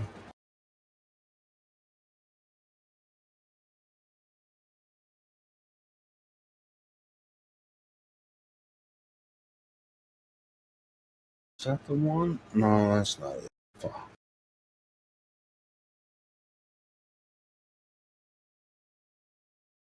Save image as. Oh, and downloads it. Sorry. Uploading it from the wrong folder.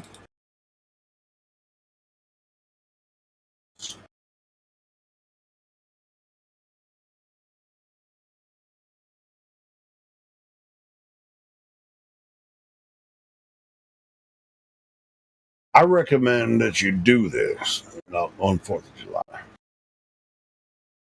Because I thought it was going to explode, but it didn't. There it is.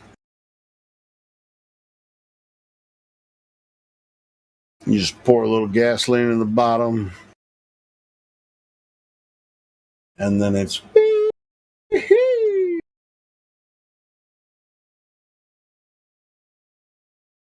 Actually put that shit out with the fire extinguisher after it was done.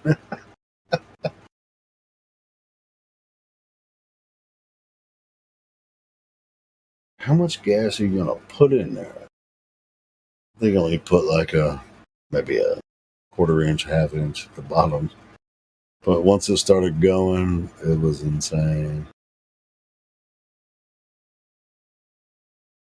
Like, this is a bad idea until I saw him do it, and I was like, that's a really good idea.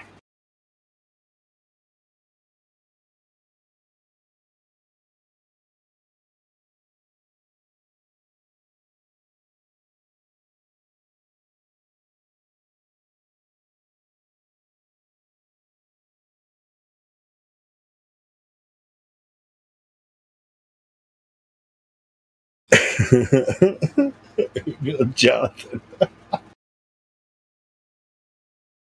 America, fuck yeah. Coming again to save the motherfucking day, yeah.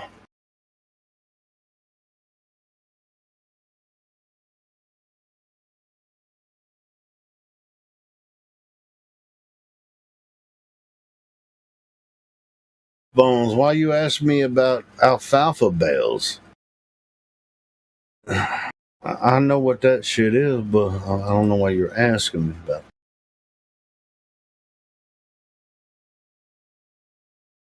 it. Mm-mm-mm.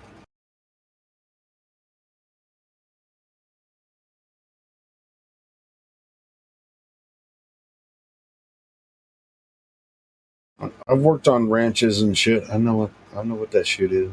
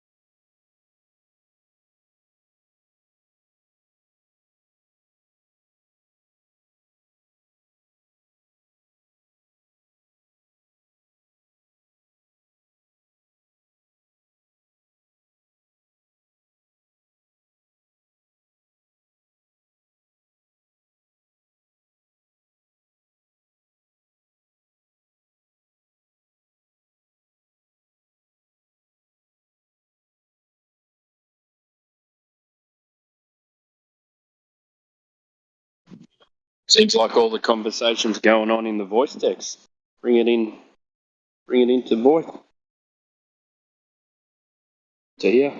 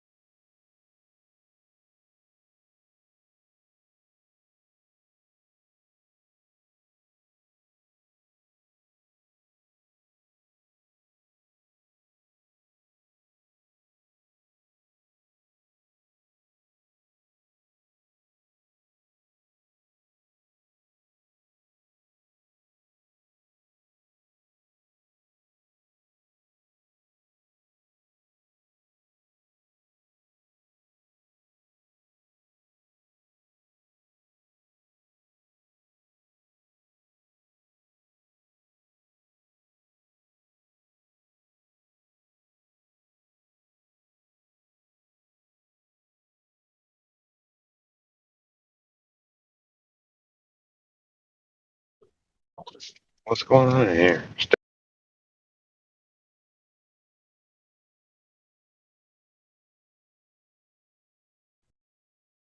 Wow. It's like a dry spell or something.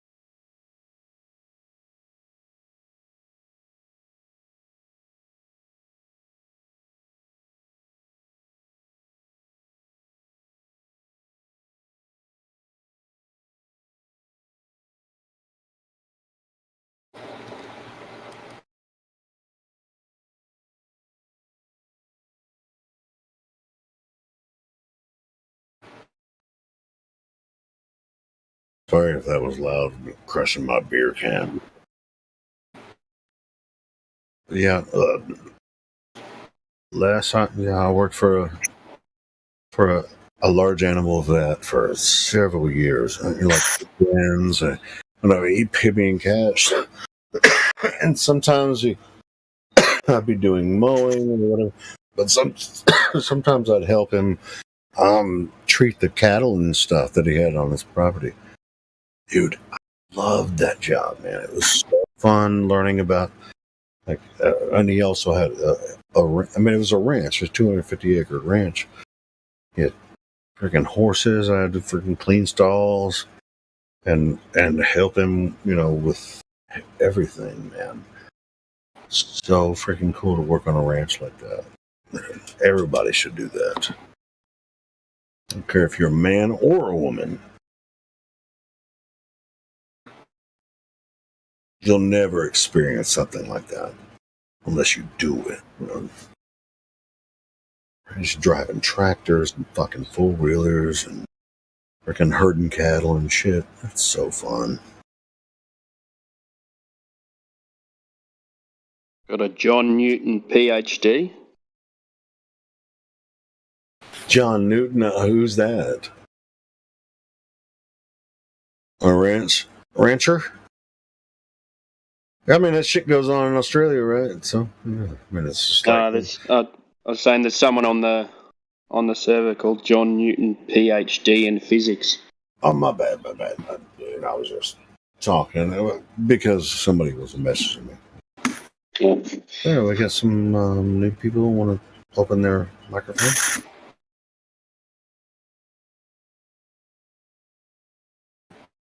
Yeah, I did one of those horse riding treks in the outback for 3 days. John Newton doesn't have access to his microphone. Oh no, actually, you want to hear this before I unmute? I'm going to unmute John, but let's hear your story. Yeah, so we just went on a 3-day kind of wrangling kind of tour. So you actually pay and they provide food for you, and you take the cattle across the land. And so cowboys give you a tour? Yeah. It was awesome. One of the best experiences of my life. Dude, I was working for my ex-wife's uncle when he just like, hey, I'm gonna give you $100 if you come over here and do this, and I'm like, he would just put me on a four-wheeler, just like, hey, go do this, and freaking drive the tractor, do this. It's like, thank you. It's like, all I have to do is just freaking put my headphones on and listen to music and shit, and drive a freaking tractor or chop wood all day. But it was just so awesome. I'd have to go like chainsaw a tree down and then load them in the bucket of the tractor and then take it back to the house and freaking chop wood. Like, dude, it was just me. It was so freaking fun. But then sometimes he'd be like, I'm going to need you to help me, take care of these cattle. And he'd load them in the chute and shit.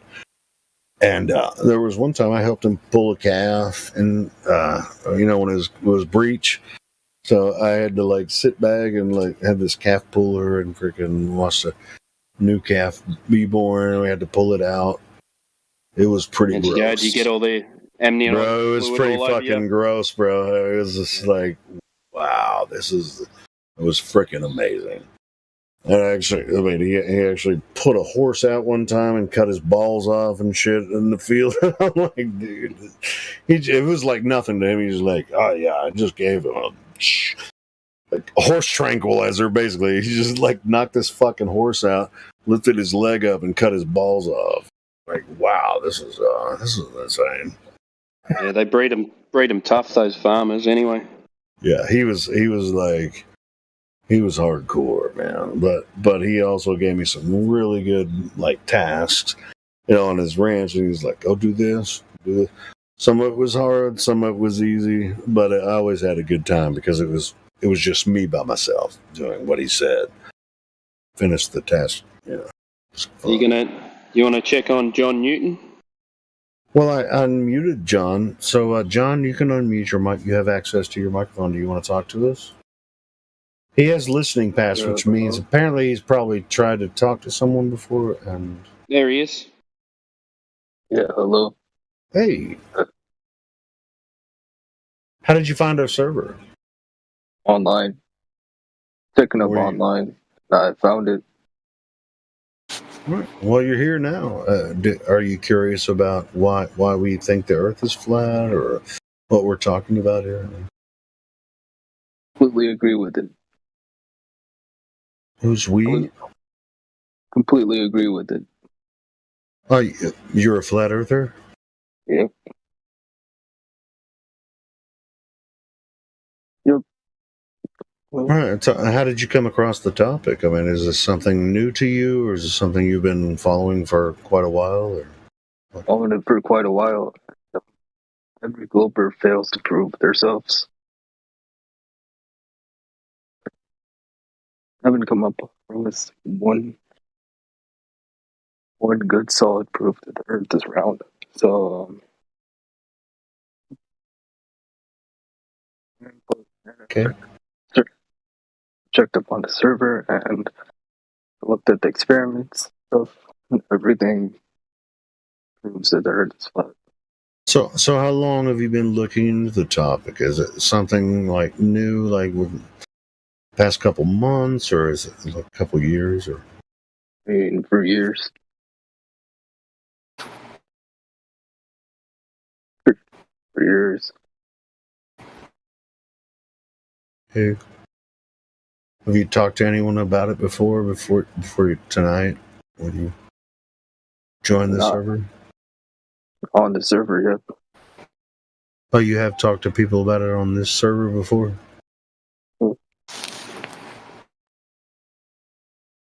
Yep. Do you want to talk about it now, or do you just want to go back on mute? Go back on mute. Okay. Well, then just go ahead and mute yourself. When you do want to talk about it, go ahead and unmute yourself. That'll be all right. Doesn't sound like you're trying to troll. But if you do, unmute yourself and then just scream the N-word, you're just going to be muted immediately. So, all right. Sounds like he doesn't want to talk about it. So, anyway, I tried. Who else we got?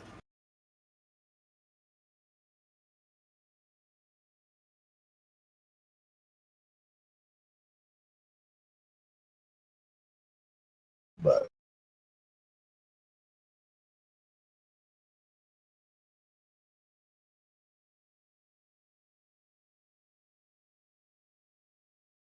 feeling skeptical.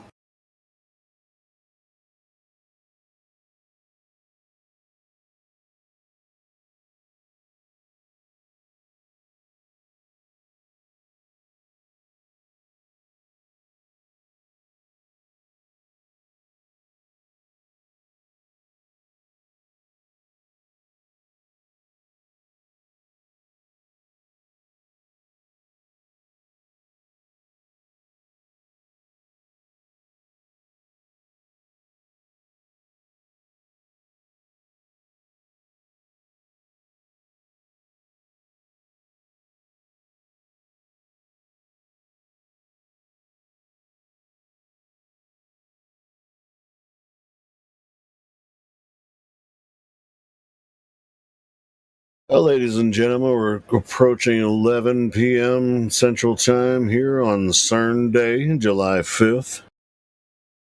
Apparently, they were going to fire up CERN and open up some black holes today, but I think we're still in the same time crunch. Really kind of strange. Maybe that shit hasn't hit us over here. I think that's in Sweden, isn't it?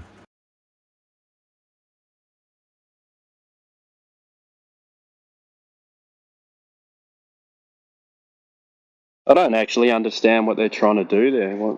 I don't know. I don't really give a shit. To be honest, I think it's. What do they say they're doing? You're gonna have to ask them. I mean, from what they're smashing atoms together. They're smashing atoms together. They call it the Hadron Collider, right? So what they're doing is using massive amounts of energy and smashing them together. And they're like, let's see what happens. It's like, do you have a method of containment? If you I think it's like a couple miles long. They go through these energy tunnels or whatever. But since we're talking about it, if we can bring up CERN, they say about it, CERN. All right. Supposedly today, I mean, there was a whole bunch of hoopla on social media about, July 5th is going to be the end of the world because they're going to open the black holes with the CERN. Yeah, they were talking about putting more power through it than they've ever put through it. I don't understand what that does, but I suppose. Here I have an article from 2 hours ago on Fox News. What?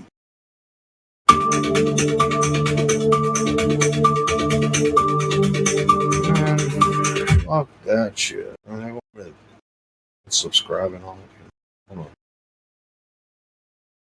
Hey, Helio. Yeah, what's up? Hey, you know what I'm thinking is, if they really were going to do what they say, they wouldn't publicize it anywhere. What I think they're trying to do is get a collective conscience of fear by putting that out there like that. Like almost like some other fear porn they put out almost every day. Yeah, right. And even conspirators fall for that shit. You know what I'm saying? I know they do. That makes sense. Change the vibration. Yeah. For sure. But think how many people bought that article, or all those articles. All right, so we have July 6, 2022. I mean, this is over in Sweden, so this is from the future. A large hadron collider finds evidence of 3 never-before-seen particles. We have 3. So the Hadron Collider created or discovered these 3 particles. I'm just looking at this article. And this is what I'm finding just by... So this is from sciencealert.com, dated 6 July 22, which is not 6 yet. Physicists say they found evidence and data from Europe's Large Hadron Collider for 3 never-before-seen combination of quarks, just as the world's largest particle smasher is beginning a new round of high-energy experiments. The 3 exotic types of particles, which include 2 4-quark combinations known as tetraquarks, plus a 5-quark unit called a pentaquark, are totally consistent with the Standard Model, the decades-old theory that describes the structure of atoms. That's the Standard Model, right? Because you have the periodic table of the elements, right? And in contrast, scientists hope that the LHC's current run will turn up evidence of physics that goes beyond the standard model to explain the nature of mysterious phenomena such as dark matter. I'm trying not to laugh. Such evidence could point to new arrays of subatomic particles or even extra dimensions in our universe. The LHC, which is Large Hadron Collider, had been shut down for 3 years to upgrade its systems to handle unprecedented energy levels. That shutdown ended in April, and since then, scientists and engineers at the CERN Research Center on the French-Swiss border, I told you it's Switzerland, have been getting ready for today's resumption of scientific operations. CERN's control center was abuzz as the LHC began its third run of data collection and analysis. Here's a quote. "It's a magic moment now," CERN Director General Fabiola Giannotti, it sounds like an Italian, said during today's webcast. "We just had collisions at an unprecedented energy. 13.6 tera electron volts, and this opens a new era of exploration at CERN." Giannotti said that LHC's scientists expect to collect as much data during this third run as they've collected over the course of 13 years during the Collider's previous 2 runs. This, of course, will increase our opportunities for discovery or for understanding the fundamental laws of the universe, she said. So this person is a female. The 27-kilometer round, 17 miles around. Oh shit! I thought it was smaller than that. 17-mile round ring of superconducting magnets, and its particle detectors are due to be in operation around the clock for nearly 4 years during Run 3. So it's once they started it up now, it's supposed to run for 4 years, apparently. Today's start of the run comes 10 years and a day after LHC physicists announced their biggest discovery to date, evidence for the existence of the Higgs boson, a subatomic particle that helps explain the phenomenon of mass. Wow, that's a hard claim. The 3 new types of subatomic particles described today during a CERN seminar aren't quite Higgs-level revelations, but they do suggest that the LHC is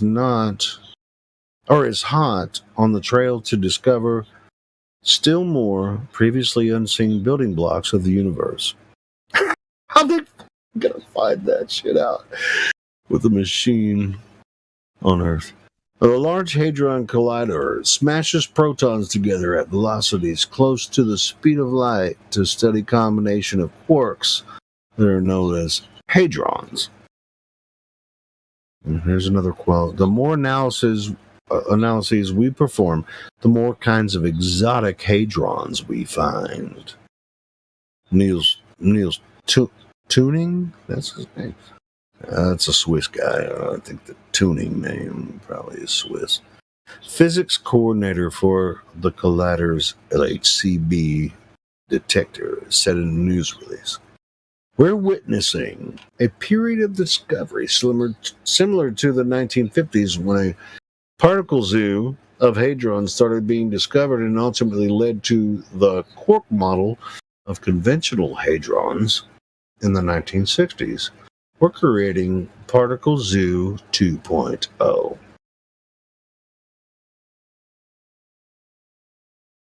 Continue reading this. You can pretty much see where it's going. Oh, I'm almost done. Hold on. I thought it was going to keep going.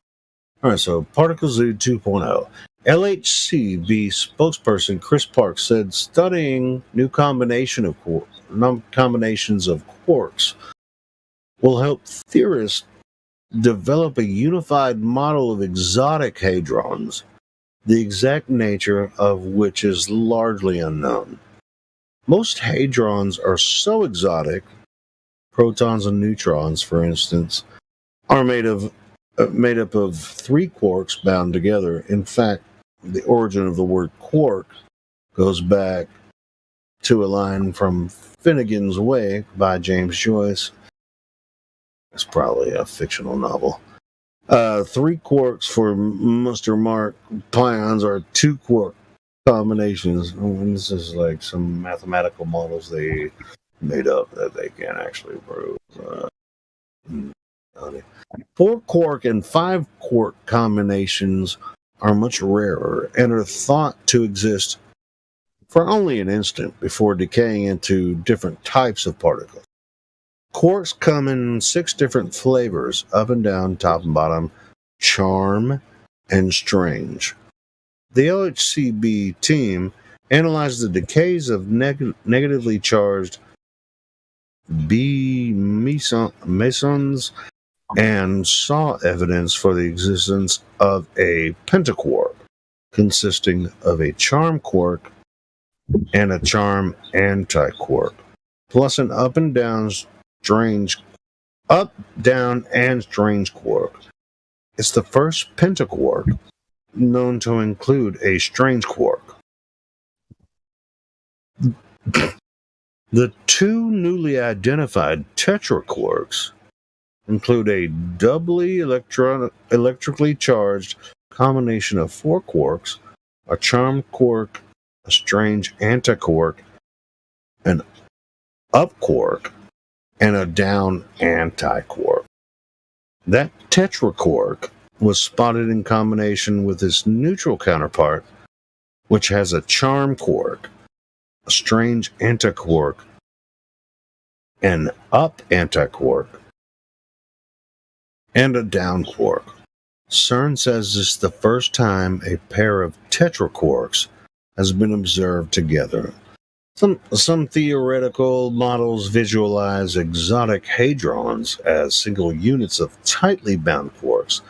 Others see them as pairs of standard hadrons that are loosely bound together, similar to the way that atoms are bound together to form molecules. And here's another quote: "Only time and more studies of exotic hadrons will tell if these particles are one, the other, or both." That's a quote. It says CERN says. So who from CERN said that? Anyway, so that's the end of the article. CERN says only time and more studies of exotic hadrons will tell if these particles are one, the other, or both. When they were talking about tetraquarks and shit, talking about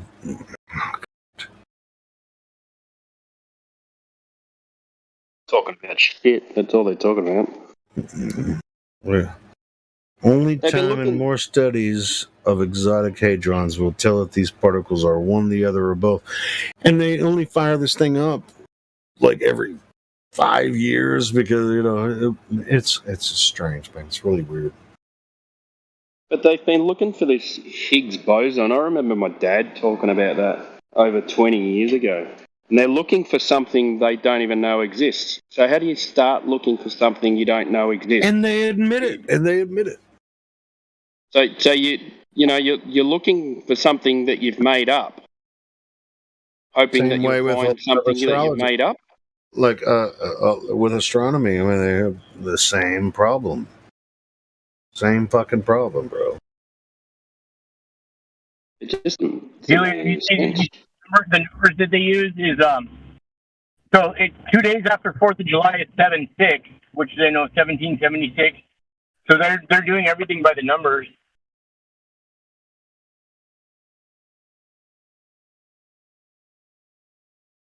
Man, I just read the article. I just posted it. Look at what they said is happening, and they really don't give you details.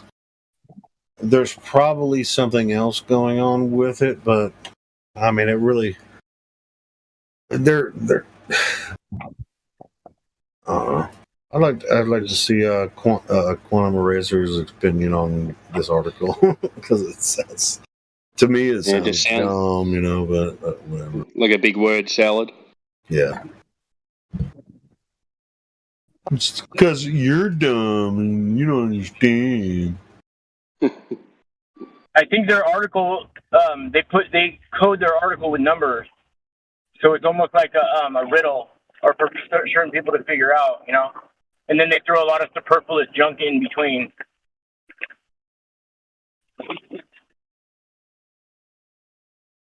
Aimed at who?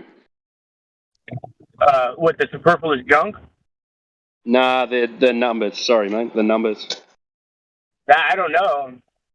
I've often been a fan of believing in the whole like Goodwill Hunting thing, where they may put these equations up just to see who can solve them, you know. And then contact them and say, "Come and work for us." Possibly. That I can't tell you. I don't know, but I mean, it's a possibility. They do say the world works on symbols and numbers, yeah? Mm-hmm. What I would look for is like their whole. I'd place all their consistencies in a row, right? And then I would look for the inconsistencies, and the inconsistencies is the true story, and you can formulate it from that. That's just how I would do it. I don't know.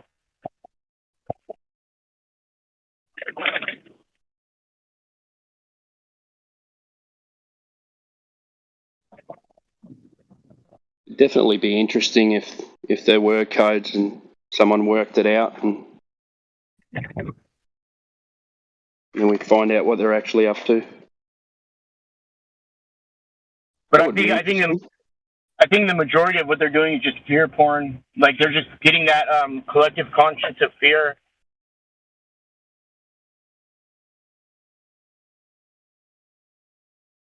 Oh, that makes sense.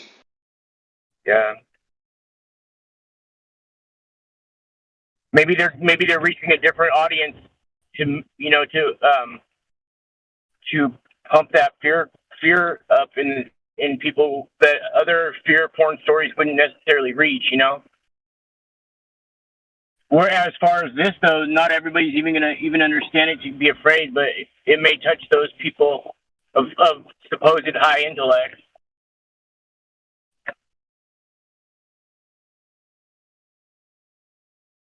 Maybe people that weren't worried about the other thing. Right? Yep.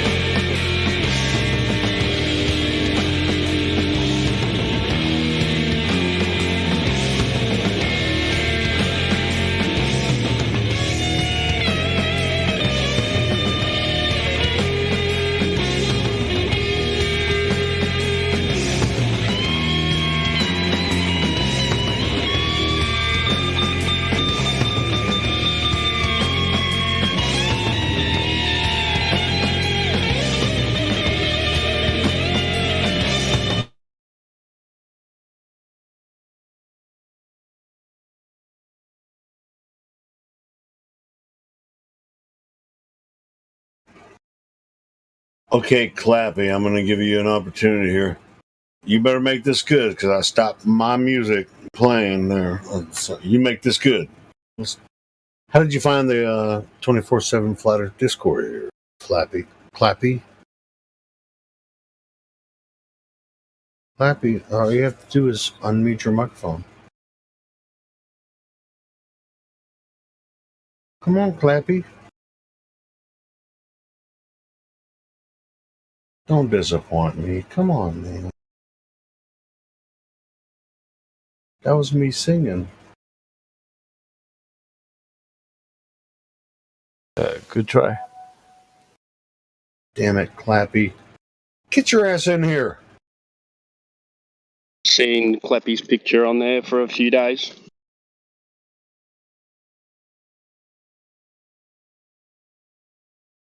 Clappy, the song was almost over.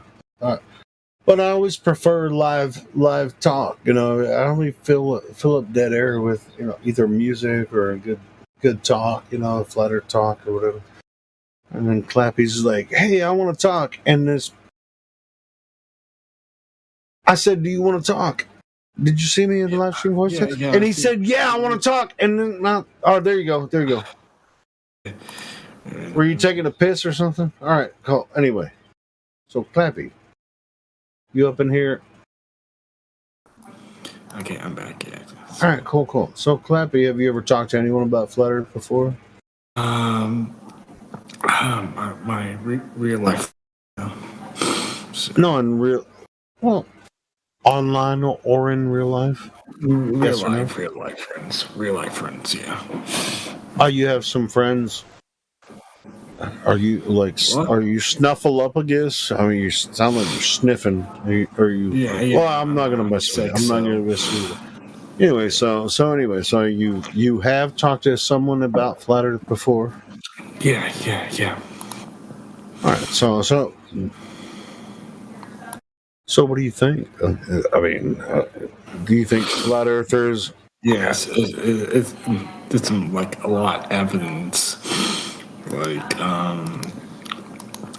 like Operation High Jump, like the jump to the ice wall, and the issue is the jump to the ice wall. Then that's not what Operation. Hold on, Sniffleupagus. That is not what Operation High Jump is. How about you just actually stop trying to take the piss out of us and actually have a conversation? Can you do that for us, please? Yes. All right, cool. So let's have a serious conversation. Yes. All right, we know what Operation High Jump is, and it's not what you just said. So anyway. Maybe. In researching, I just waked up, so... Okay, let's see. Yeah, forget. How many fucking lines of coke have you done tonight? Let's talk about curvature. It's like, I'm jealous. I want to do some of that coke too. No, I'm sick. That's all. Sniffleupagus. Yeah, tell us about what you know about. I mean, have you ever talked to anyone about Flat Earth before? You said you have, right? Yeah. We talk about simple physics. Okay, like we do a lot. Our college classroom. Our physics classroom. Like do like some water, you know, and Wait. Did you? Let me clarify something. Did you say physics classroom? Physics classroom, yeah. Classroom. You're talking about in your physics class where you were in the classroom and you. All right, cool. So what do you understand about how whether any proof of physics of globe or flat? I mean, dude, you're gonna help us. You're gonna have to help us out here, man. Make some of this concrete or something. I mean, we're actually trying to have an open dialogue here with you. We're not trying to take the piss out of you, unless actually you're acting like a joker from up front. So, hey, if you really want to have an open dialogue and a really conversation with us, I don't care if you sniffle the whole fucking time. I just want to hear why you think, why did you come here? You said you've talked to Flat Earth before. Tell us about this. To spread more information to people, then educate themselves about. So you spread your sniffles through the generic microphone that you have. Anyway, tell me about your experience with talking to Flat Earthers. Tell me about that. My real life friends, I was the Glober once. You're not going to build a lot of friends unless you actually just or want to have a coherent, open conversation, dialogue. Yeah, that's. I know I'm being a dick, but I'm doing it on purpose. I'm slapping you in the mouth. Bitch, open your mouth and talk. Okay, I open my mouth, so I wish I had picture perms to help me more. No. Okay. I give you microphone. That's what I give you. Okay. Say it. Tell me about this globe. Okay. Tell me about the globe. This globe. Okay. Here's my example. If the Earth was a globe, all the water disappear into space. Okay, if the Earth was flat, it'd be stable. It'd be like a it would keep the flat Earth, and if the water could be stable, because superfixes tell us there's laws the apple goes to drop its head, and then gravity pulls it down, so gravity pulls it down, so the gravity. Wait. All right, so this. I think I heard you attempt to say the word gravity 5 times. And you finally you said the word gravity. You finally figured out how to say the word gravity. I mean, are we in some alternate world where gravity can you spell gravity for me? G-A-V-I-N-T. Can you spell your mama? Can you spell your mama? Can you do that for me? Okay, your mama. Okay, Y-O. Because you are. Hey, how many friends? I think I already see some of your friends in here because you're trying to take the piss out of me and somebody else. No. You don't even know how to take. You're not even good at this, bro. You're not even good at it. So just give up. I'm not good social skills. Dude, I can go I can go troll the fuck out of anybody else's server. You're not even good at this. Bro. But I'm not good social skills. That's all. No. I'm just going to call you Sniffleupagus. I was about to freaking change your name to Sniffleupagus. Because you're just sniffy. Or maybe it's sniffy. Do you have any friends that are here with you? No, only me. All right, so do you think flat earthers are dumb? No. So are they smart or dumb? Critical thinking. They do their critical thinking. They're smart. Cool. So are you smart? Yes. All right, cool. So you can use your critical thinking skills. Do you have any?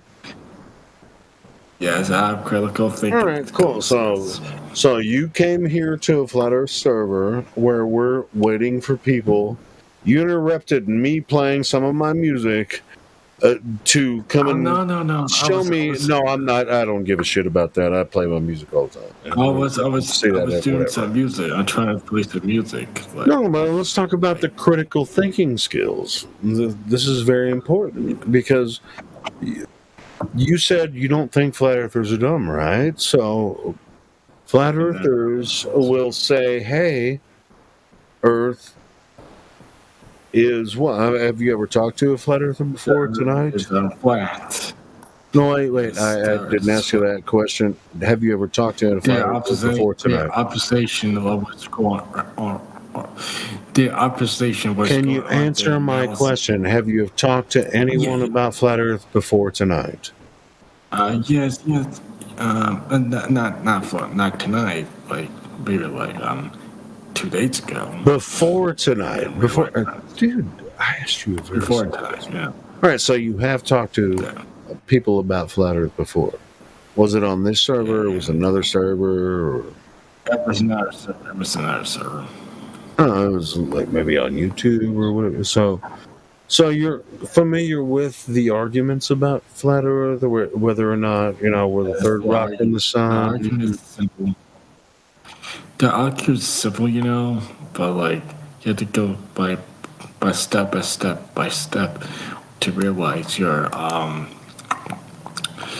problem solving of the flat Earth, to prove the flat Earth. So your analysis too. So. Well, in my opinion, I think all of us observe the same Earth. We all live here, don't we? Yes. All right. So to assume a shape of Earth, we're going to have some profound evidence that what we were told is that the Earth, third rock from the sun, has a radius, and that we live in a solar system, right? Yeah. That's what you were taught, right? I was taught the same thing. I mean, you don't have. I was taught the same thing. Wait, I mean, this is very all of us. All of us were taught, and unless you were taught something else, I don't know where we're going from. Yeah, I used to be a big Glover in 2020. Like I thought it was the sun is. I thought like a conspiracy that comes up to my head like 2020. Like I thought. No, we're not talking about conspiracies here. We're talking about. Yeah, I know that. Okay. Reality, yes. Okay. I forgot the question. Yeah, that's cool. Hey, nobody here is trying to take the piss out of you. You were trying to take the piss out of me. That's why I actually jumped in. No. Yes, you were. And no. But anyway, so you came to this server because you thought that flat Earth. I don't know what you thought. I'm not going to make an assumption about that. But it seems that you have at least listened to conversations about flat Earth before. Now you're here, and we're going to have this conversation. You don't have to. You can freaking leave if you don't like the conversation. But I've already asked you a couple of questions. You're just like, yeah, I agree with you. All right, cool. So we're talking about Earth as it presents itself. We live on Earth. All of us live on Earth. We all experience Earth the same way. There are a lot of presumptions made about, history of Earth, religion, and all that kind of stuff. These are the major things that go, along with, whether you go to church or, whatever political ideology, all of that shit is combined together, right? Listen, I mean, you might think these conversations are dumb, but I don't think you do, because I just asked you a couple of leading questions which prove that you know exactly what we're talking about. And if you don't want to talk about it, then I won't talk. I'll hand you your ass, and I'll either get rid of you or you can leave yourself. But if you really are curious about this, that's what we're here for. Don't come in here and try to take the piss out of us. I'm not. So, all right, so let's talk about flat Earth. Let's talk about flat Earth then. Yeah, I'm not good social skills, so that's all. No. You already know about this. I can tell. No, I'm not good social skills in real life, so I'm not joking. So. All right, no, you smart. Yeah, I can tell. Oh, let's talk about flat Earth. But I can't. You can't or won't or. Hey man, you don't have to. Like I said, you can mute yourself and let somebody else talk or whatever. You thought you were going to come in here and freaking rickroll everybody and fucking do some shit. I can answer like that.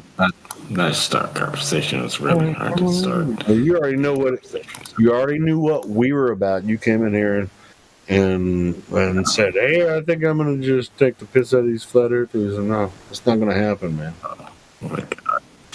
I not did.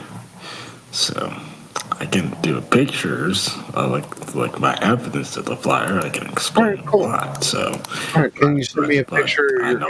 Send me your favorite picture of flat earth. You can DM me. I don't have it. Anybody can DM me. Yeah, just send me your favorite picture of the globe. Okay. A picture of the globe. Okay.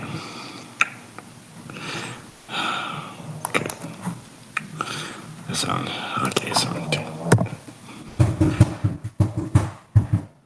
What do you mean, new perspective? I've met his match like as drunk as we possibly can be. That's probably what he meant. That's all right, though. I know, I fucking own that shit. Everybody knows I'm a drunk. Just get a picture of it. That's all. It's very hard to find. Yeah, show me your favorite picture of the globe. Okay. Yeah, it's on my phone right now. So to get the picture for you. So social skills. Yeah, I got wait. Let me download the.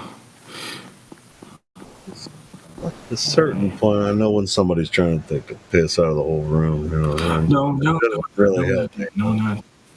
All right, so the Earth is a globe or it's not? It is flat. Okay, it's flat. Okay, so show me your favorite picture of the flat Earth. I mean, can you show me one? Yeah, I'm doing right now. It's on my drive now. It's a video. You're gonna have to message it to me because you don't have perms to actually post the image. Yeah, I know. I see your DM right now. I can see your DM, bro. I'm waiting for it. I know. Okay, let's do this one. What is it? Okay. Dude, I'm gonna give you 10 more seconds. Here we go. Okay. It's on. I don't do it on my. Okay. I see it on my phone right now. In Vice in 5. But here we go, and I see it right here, and boom. Oh, it's too much MB. Okay. It's too much MB. Oh my God. Let me do a short one. It's a TikTok video. It's like, so. Oh yeah, send me a link to the TikTok video. I'll look at it. I may be able to or whatever. But you don't have perms to post, and send me whatever you think is proof of flat or globe. I don't even know what you are. It's just like I'm a flat earther. It's like okay. Well, like I've been listening to you guys, and I'm a flat earther. I'm a flat earther. I'm on that shit. And it's like, here's proof of the flat.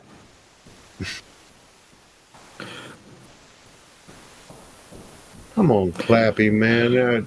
I can tell you're. I know.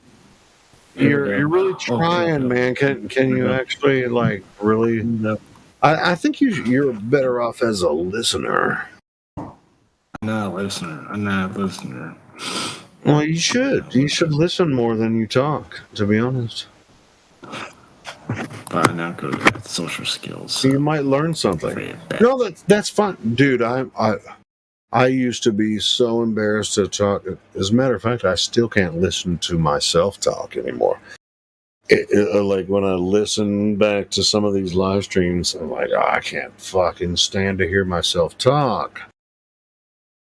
And matter of fact, you should go back and listen to yourself and see if you have anything to say, which you don't. And it's like, Oh, good. I have some flat globe shit, probably, maybe, and I can send it to you, but I've been waiting for what?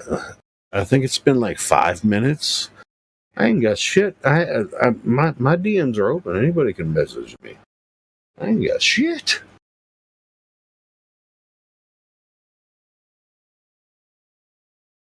Well, dude, if you're gonna send me something, fucking send it to me. I'll post it here. You got some freaking flat or globe image. Dude, help us out here. Want to open your microphone and want to talk to us.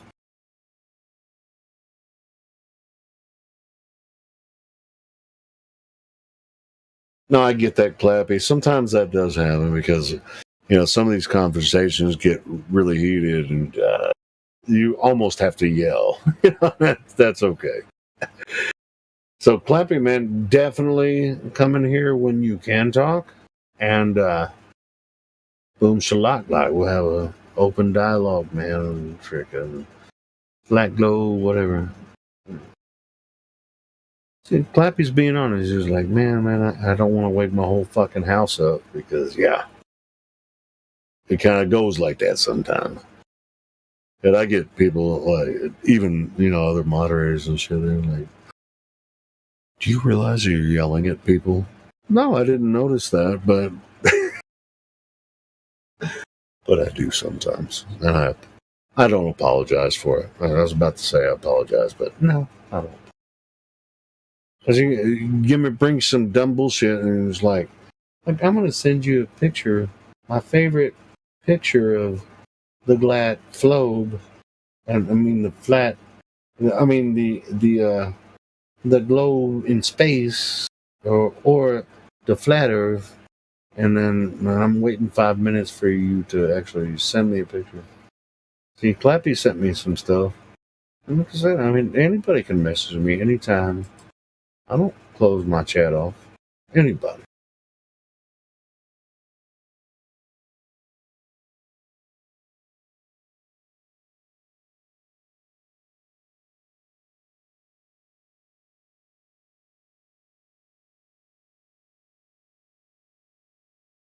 I can't promise I'll respond to every single message I get from people, but if we're in a live discussion, yeah, it's just like I can't post it there.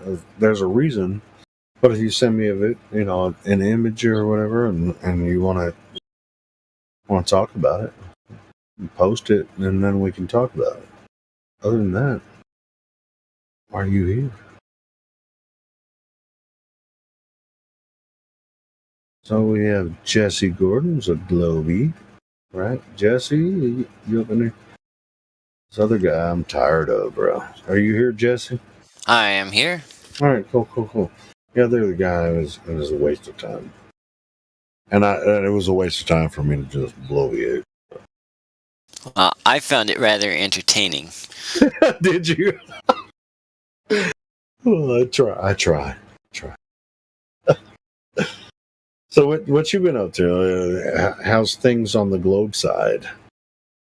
Oh, I haven't done too much interesting on that. I've mostly been working and trying to deal with other things. You know how life is when it is. Dude, everybody besides me that I know, like in work and personal life, think the Earth is a globe, and you're one of those, right? So it's just like globe, this. Now I do know a lot of flat earthers in the area I live, but we only meet up every a couple times a year.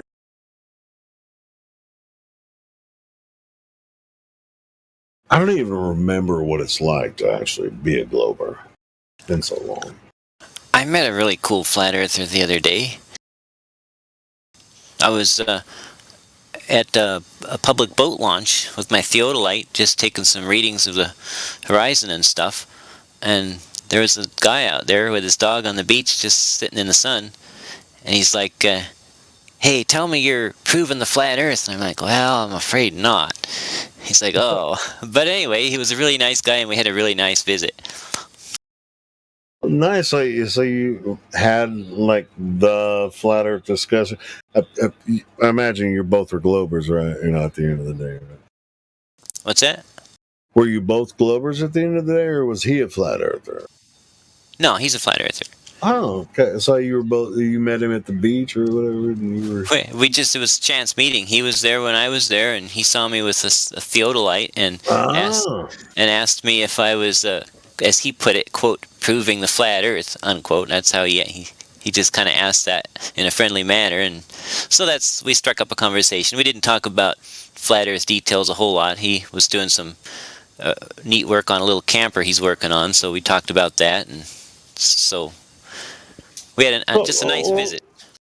That's cool. That's cool. You met a flat earther on the beach just randomly. Yeah. That's cool. So when you went out there to the beach with the theodolite, what were you... do you understand the tool completely, or are you a surveyor? No, I'm not a surveyor. That's like that's a licensed thing. You can't even call I don't even licenses are right. Yeah. You know how to use a theodolite? Yes. Okay. You don't have to have a license to understand how to use the theodolite, right? You understand that, right? Right. Yeah. All right, but cool. So, but I can't at the same time. I can't say that I'm a surveyor because not only is there a lot about surveying in general that I don't know. I'm not even licensed, so even if I did know it, I still couldn't say I was a surveyor. Okay, cool. Yeah, that's covered. But the tool itself is designed for a certain purpose, right? I got the manual from the manufacturer, and so I kind of, and I also read some stuff. I'm learning little bits more about surveying, and so I read how land surveyors use them, so I'm kind of learning more and more about it from those sources. All right, so you personally bought a theodolite, but you're not a surveyor. Correct. Okay, cool. But the basics of using the theodolite is, I've looked into it. It's very easy to find out how the tool works. Oh yeah, they're super simple. So, do you have to be a surveyor? Do you have to have like studies and degrees and shit, and how to actually figure out how the tool works? Not the tool. Or can you actually Can you figure it out just from? You can just pull up a PDF and buy a theodolite on the internet, and you can figure out how the tool works without actually being a surveyor. Absolutely. Yeah, they measure angles. So you went to a place, and some flat earther saw you using the theodolite. Were you pointing it at the horizon on the ocean? Were you at the beach? Well, I'll tell you a secret. Just between you and me, it actually makes it really convenient. Dude, we're live streaming, so I know. It makes a really convenient little 30x telescope, but it's mounted on this really smooth gimbal, or this pan tilt assembly, and so you can. I like looking at boats out there. I like looking. One of the first things I bought when I was a kid was a pair of binoculars. I saved up like $50 from mowing lawn. Out there, you mean across the ocean? Yeah, out towards Canada and other parts of the United States. Jesse, you're a flat earther, bro. You don't even know it yet. Oh, yeah, maybe. If you're looking beyond the horizon, then you're already a flat earther, man. Because you won't be able to see past the curvature of the earth with those instruments. It is interesting because I was about 16 feet or so above the surface of the water that day, whatever it was, and the apparent what the sailors of old would call the true horizon was about 5 miles out, and I could tell from 15 foot above. Yeah, 16, 15 feet, somewhere in there. Yeah, about 5 miles. Well, that sounds about right. And it was just so crisp and so clear, I could see like every ripple and every every little wavelet right up to that line, and then just nothing past that. Well, if the horizon is where they said it was, if there was nothing to look at past that point, then you're not actually looking at anything. Well, I mean, you can see the hills. The horizon is an apparent position. It's not physical. Or is it, in your mind, the curvature of the Earth? Because the only way you're going to figure out if you can see something beyond the horizon, which is supposedly the curvature of the Earth, is if there's actually something there to look at. You know what I mean? I'm not sure I'm following exactly. Right. And say you were just like, hey, I can see the horizon with my theodolite. Boom. I'm 15 foot above, and I have this instrument, and I spent my money, whatever. And I can see. You can't actually. You can't know that the horizon is 5 miles away.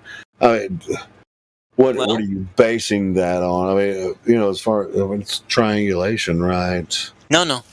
There's a little island called Protection Island, which is kind of a bird sanctuary. It's illegal to actually go out there, but it's a little island that sticks up out of the water, and it's 5 miles away, and that just happened to be at that observer height about how far the horizon was, and so I could see that things like stuff that was farther than that had the bottom cut off, but that island was right at that distance, at that point where the horizon was.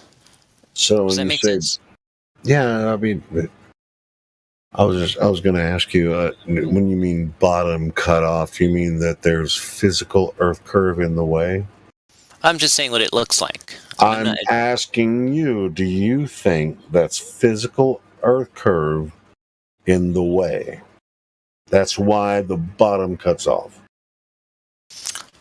Well, see, therein lies the problem.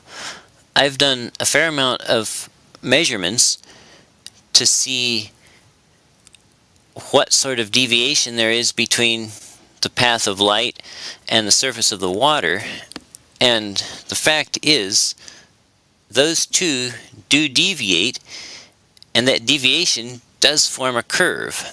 It could be the light, or it could be the water, or the combination of the two, or some heretofore undiscovered law of reality, or whatever you want to call it. But so far, nobody... Jesse, but why are you making shit up? How is you, if there's a physical curve in the way,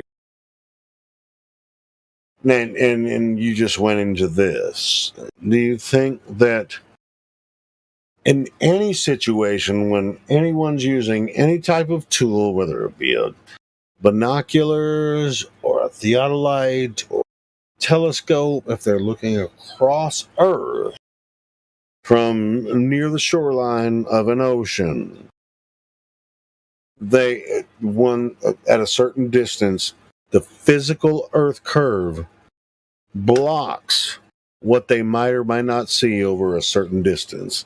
Do you believe that could happen? You mean if the Earth is a sphere? Jesus Christ, I've made it very clear what I just said. That's a yes or no question. Do you think that the physical Earth curve blocks something in the distance, doesn't matter how far? Doesn't matter how far? Yeah, it doesn't matter how far. Do you think that that the globe Earth curve physically can block an object at any distance? That's a yes or no question. Well, if it's curved, then it should be able to. If it's not, I think so. I think so as well, Jesse. I think so as well. Then something else. If it. All right, well, let's do the math. Do you like math? The basic stuff. How about you? How basic do you want to get?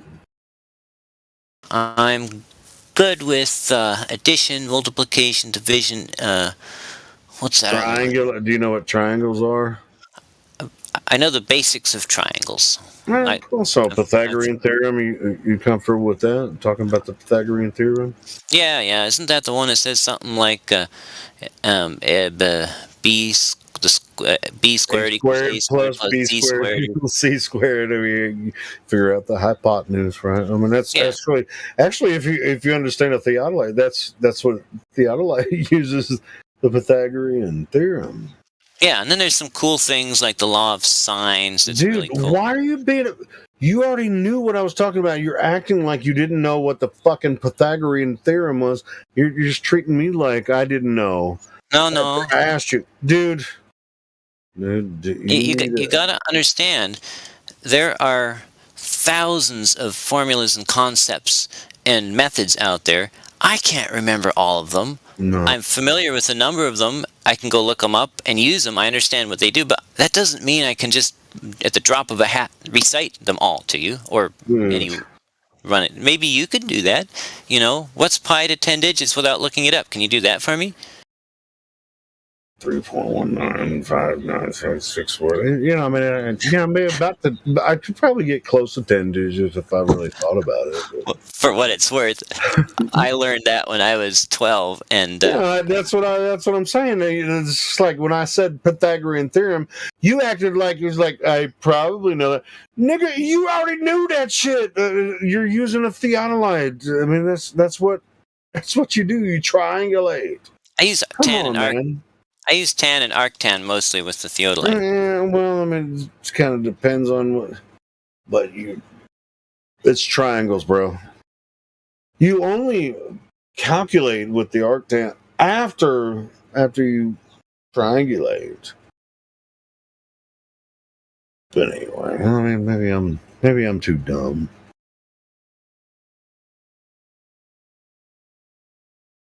It's getting late for me. I got to work in the morning. But yeah, bro, me too. Yeah, me too. I gotta Hashtag me too. I'm a man. I gotta hashtag me too. Go to fucking build cabinets for rich people tomorrow. I've got to drive 2 hours to the very edge of the known world. You know, are you familiar with? Are you from the United States? Well, anyway. Sound like I'm not. You know, I never can tell. But so really, where do you? I fucking grew up in Arkansas. Okay, so you know where the top left corner of the United States is. It's a little point that sticks out into the ocean. I wouldn't designate any part of America as top left. I don't know what the fuck you mean by that. Okay, northwest. The very northwest. There you go. That helps me. That's like Washington area or Oregon.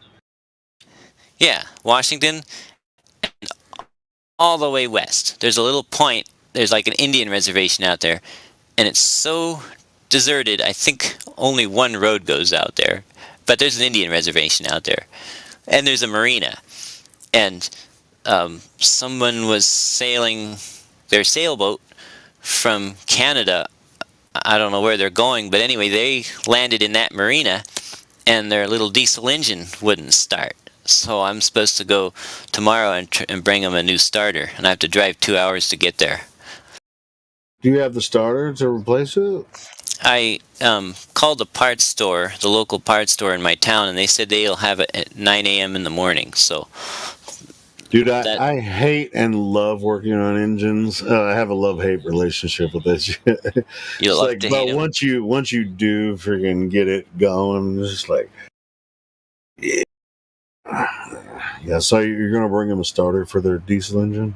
That's the plan. You never know what actually unfolds when these. So did they give you the entirety of the problem? So you're going to drive 2 hours, don't even know if that's the real problem? So they said that it was blowing a fuse when they tried to start it. Then a while later, they texted me and said that they tracked it down to the starter and they removed the starter. So I don't know how good of a mechanic he is. I don't know if he's right or not. But the only way for me to find out is to drive there and I might as well take an $80 starter with me if I'm going to drive 2 hours. If that's not the problem, he'll have a spare in the boat for when he does need it, and you just have to take it as it comes. Yeah, I guess so. I mean, good luck with that, man. Yeah, I mean, I've done some mechanical work too, so I know. It's it's not I know how that works. It's not a lot of fun, but when someone's There's not really, a lot to go on though. It's just like, hey, I think it's the starter, and then you're gonna drive 2 hours. yeah, it's like Starter or not. it's like a little 3-cylinder diesel. So it's like I think the starter and the alternator is the only electric things on there. The best thing that could happen is when you get there, you don't even have to even use the starter. You can get your money back, and then you can just make it freaking start. He didn't know what the hell he's even looking at. He just like maybe he needs an air filter or some shit. Yeah. Well, that kind of works, pretty miserable sometimes. But when someone's really in a bind and you get them out and they're happy, that kind of makes it worth it most of the time. Oh man, well, good luck with that, man. Yeah, thanks. Hey, and you know what, Jesse, you're actually really cool. I was giving you a lot of shit, and you took it. I know, I'm used to it. That's cool, man. I want you to give some back. So that's cool. Come on, you sound like a cool dude. I don't think we've talked extensively before. I think I have talked to you before, but not like this long. But cool, man. Yeah, I've popped in a few times over the past couple of weeks. Well, I actually gotta go. I gotta go to work tomorrow morning. But yeah, man, good luck with your project tomorrow. I'm gonna go do my project myself. Hey, shout out to everybody that's been listening and participating. I see Matthew in here. I'm sure some other people might want to talk to Matthew. I could talk all night, but I shouldn't because I won't make it to work if I do. Good night, Helio. Have a good evening. Good day at work, bro. Yeah, you too. Are you still, Matthew? Are you still teaching? I mean, I know you're not in the summertime. During the summertime, I don't teach, but I still do other stuff, and so I still. So you have a contract with a university? Yeah, it's a little bit, a little bit less busy. So. Yeah, in the summertime, of course not. Right. But yes, I'm still working. Cool. Anyway, yeah, I'm jumping out. Hey, Jesse, good talking to you. Good talking to you too. See everybody else.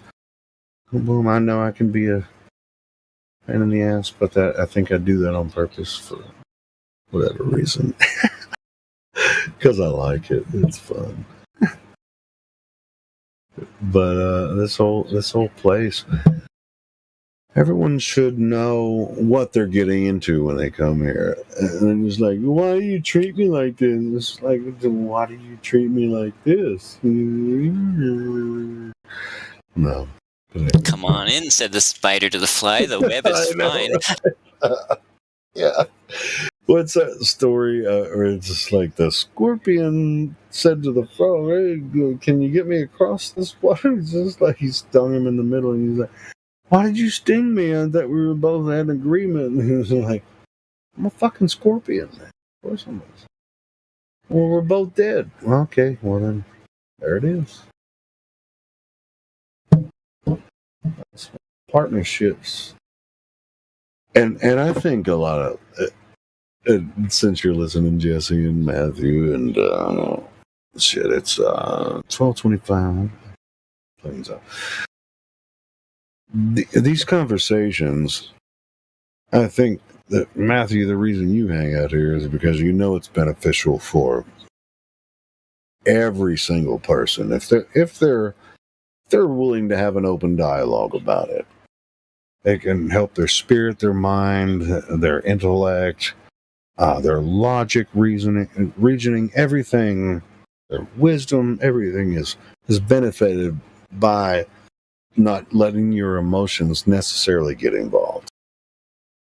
And I think that Jesse is kind of on that kind of tip too. So that's cool, man. Let's try to do the best we can to have an open conversation about this. Even though it's serious, because it affects the entire world. If the entire world is being told a lie about Earth, that's important. But they're too dumb to figure it out, how they've been manipulated and lied to. It's kind of on them. But as far as this conversation goes, we should make it an open dialogue and keep it rolling. We shouldn't yell at each other. It's just like, you're too dumb. Earth is a globe. Earth is obviously not a globe. It's flat because you're too dumb to figure out what you see with your own eyes.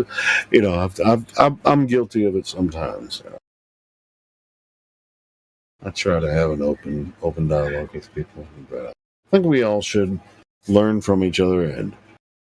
And the goal of this live stream room is to get more people involved, and not to preach at them all day about flat Earth. I actually like it. I mean, you guys ain't talking. The only reason I'm talking more is because you ain't talking. I have to be in the mood to talk, but for the most part, I want to hear everybody that's new that comes to the server. I want to hear them talk way more than any of the moderators. I mean, the moderators and stuff, they just like direct the conversation. I want dozens of people to join the server every single day, and I want to hear what they have to say. It doesn't matter if they're 14 to 44, 54, 60, 40 years old. I want to hear what they have to say.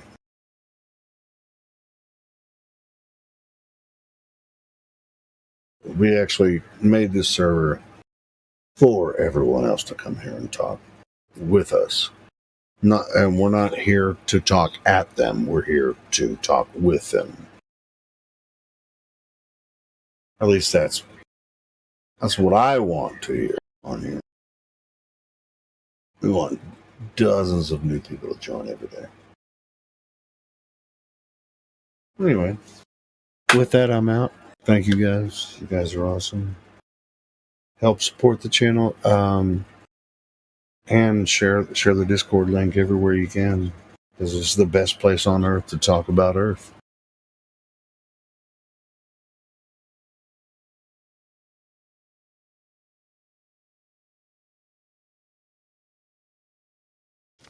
Hey, Jesse, how's it going? Good. Yeah, it's about bedtime for me. Who said that? Matthew. Oh, hey, Matthew. Yeah, I got my window focused on a DM, so I don't know who talks. Nice.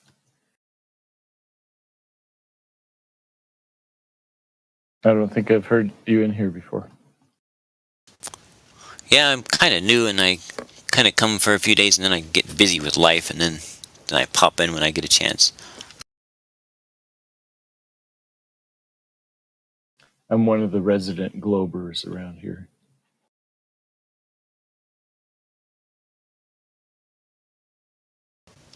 Oh, yeah. I wonder if you're the Matthew they were saying that I might be when I came. They're like, is this the new Matthew? I'm like, I ain't Matthew. Probably. There's not a whole lot of other people named Matthew in here.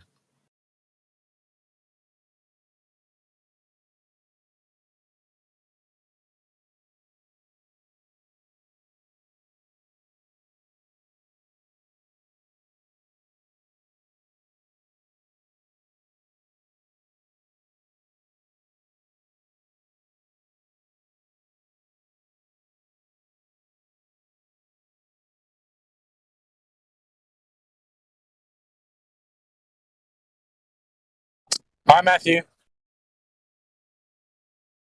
Hey, how's it going? Going well, mate. So you're a Glober. That's right, yes. What brings you into the 24/7 flat Earth debate today?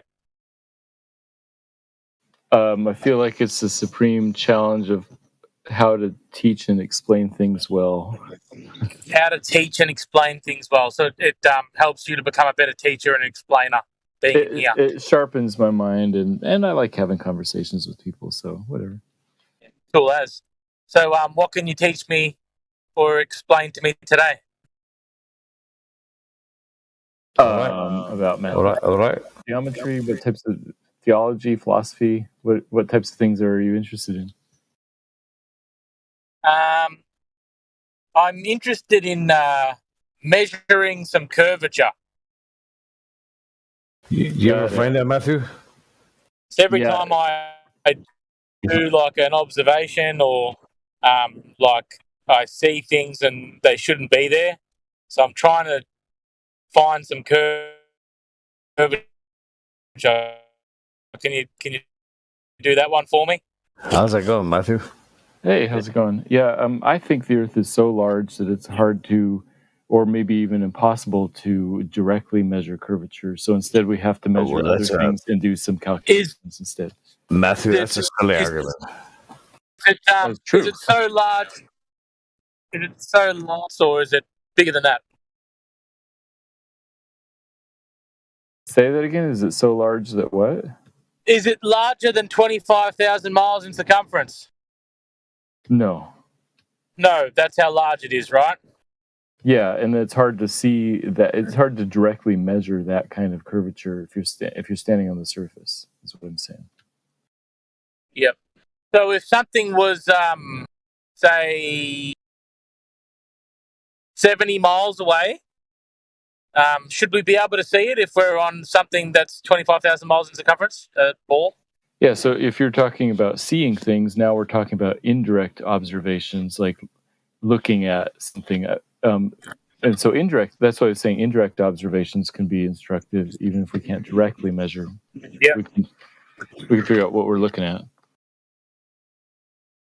Say that again.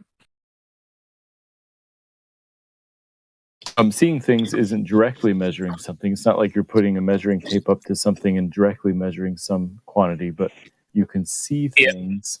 And so we're doing calculations and sort of speculations based on what we see. And that's a different type of thing than direct measurement. Yeah, I get you. So, so you're not saying that those things should be hidden by a couple of miles of curvature, or they would refract, right? So we'd be seeing refracted view of that thing. Say, for example, King Island from Rye Beach or something like that. Right. You would you can sort of use that as evidence, guessing as to what you're seeing. But the problem is that it depends on atmospheric conditions, and we see different things in different times of day and different weather patterns, all that kind of thing. Yep. So it's never. Is there a cutoff point where something can't refract that much, or is there almost like infinite amounts of refraction possible? I'm just thinking because this island, for example, like based off the calculations of the 25,000 miles of circumference, it has to refract almost 2 miles or 1.5 miles for we to be able to see it. Yeah, so you're talking about distances, really far away distances. In reality, it only requires a refraction. 75 miles. Yeah. If you're looking at the angle, it only requires a refraction of 0.03 degrees per 10 miles or something. And if you get even just that much refraction, that's enough to refract around a curve, and so you can get refraction can account for infinitely far distances. That's why I don't think that squinting at the horizon is a valid. Interesting. Yep. So what about the Ying Wang Ching Bridge or whatever it's called? That bridge that's like 100 miles long. Does that curve at the rate that 100 miles of the Earth would curve? How does that work? If it's a bridge that is at a constant elevation above the sea level, then yes, it would curve with the sea beneath it. If it's a constant elevation. I'm going to post something. Are you familiar with this guy named Quantum Eraser, QE? Yep. Yeah, so here's from his website showing how the same observation, the same day in the same place can yield radically different images. In one image, you see... Yep. Yeah, I've seen it. Yeah. So that shows that you can't rely on images to make anything definitive just because it changes so much, even with the same camera and same location, different days. Yeah. So So we can't really discover curvature, is what you're saying. We can't distinguish whether there's curvature or not curvature just from images like this. You cannot distinguish. So we between couldn't. the two. Yeah. Gotcha. Bjorn.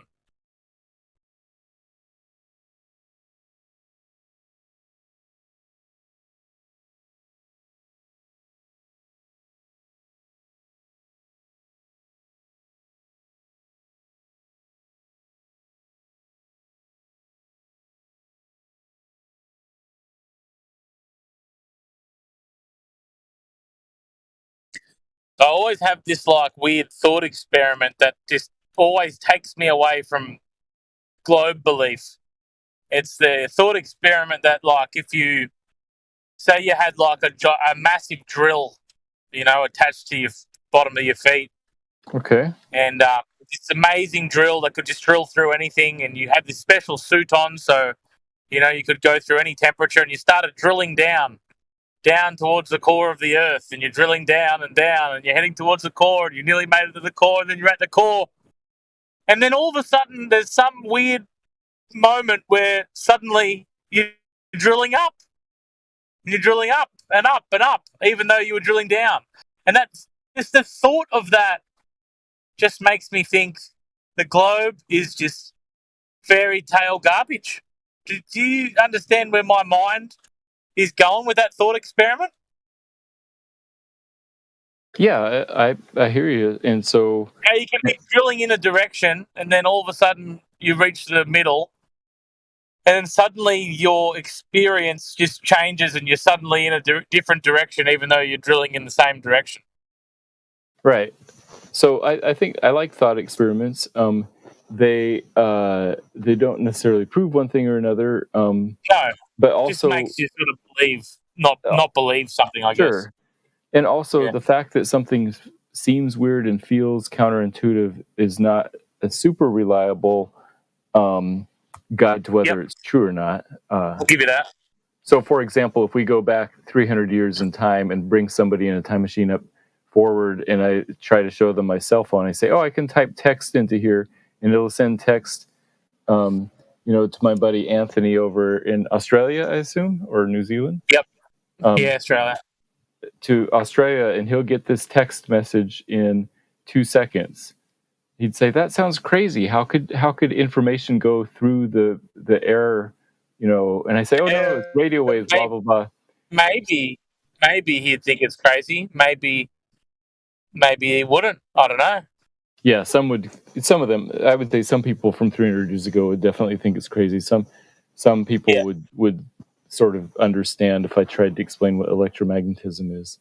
But the only reason I bring that up is that it illustrates that just because something's crazy doesn't mean that it's false. On the other hand, lots of crazy things are false. Like there are, the idea that there's a Bigfoot walking around in the Pacific Northwest of America. I think that's crazy. Yeah. It's false. expanding vacuums and stuff like that. I think there are decent explanations for many things that sound crazy. Like, electromagnetism describes how I can send a text message to Australia, plus a lot of other stuff. Yeah, I'm hearing you. By the way, on the globe model, do you know what's directly underneath your feet? Are you in Sydney? I'm in Victoria. Okay, so I think directly opposite, again, according to the globe model, would be the North Atlantic Ocean between United States and Africa. Somewhere in there would be directly opposite of Australia. Yeah. Yep.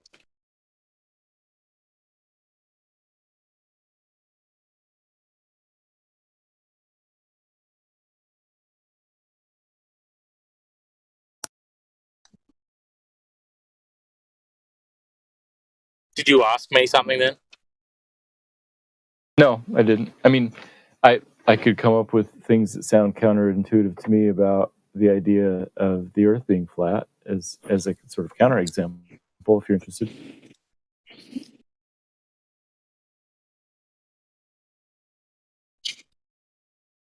Well, I mean, Earth.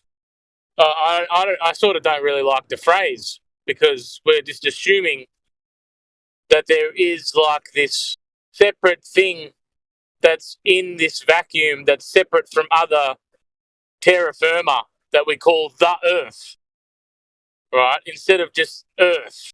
Like there's the ground, we have the ground, and then we have not the ground, like the sky. So I don't know about like the Earth and flat because obviously the ground undulates and there's hills and valleys and stuff like that. So we know Earth is essentially not flat. So and by saying the Earth is flat, it makes it sort of sound like we're it's some sort of plane that's separate, like I said, separate from another terra firma that's in this, like just floating around nothingness or next to nothingness that's expanding into nothingness. So isn't there a vacuum that expands into nothing? That Nothing. we're floating in some gravity, yeah, correct? So you're talking about several different things. That's cosmology. Yes. So, sorry, I missed that. Is there two people talking there? I was saying the idea of talking about the vacuum expanding into nothingness is a theory of cosmology, which is separate from like thinking about the geometric shape of the land or the geometric shape of the ground. So those are sort of separate. Yeah, but no. Well, I mean, the geometric shape of it's not. I'm saying it's not an object that's separate to anything else. That is reality. The reality. It's like if you create a game, right? When there's a game that's a computer game, there's the ground, and then there's then your avatar walks on the ground. So just imagine reality like that. So then it wouldn't be like the Earth is this shape. The Earth, there is Earth, which is the ground, and then that's it. Whether how long it goes on for, or that's another question for debate. But so the Earth is flat is sort of makes it sound like we're in a similar cosmology to the the vacuums and the space and etc. Yeah, maybe another way to sort of clarify it would be to say, do you think the direction of straight down is the same in Melbourne as it is in Perth? And so that would be one way to think about it. Yeah, it's the same two reference points. You think that it's technically different, right? Yeah, it's the same two reference points. Yeah. You a reference point from north and the south. I'm talking about like the direction of down. Hey, Matthew, I might have been a couple minutes behind, but check this out. Here's what I heard someone say. Let's imagine Earth as something that could be a globe, possibly, and then something opposite of what we experience. So does anyone here in this room, you can speak up, you can open your microphone, has anyone experienced a globe other than a little stationary plane? Anyone here? Speak up.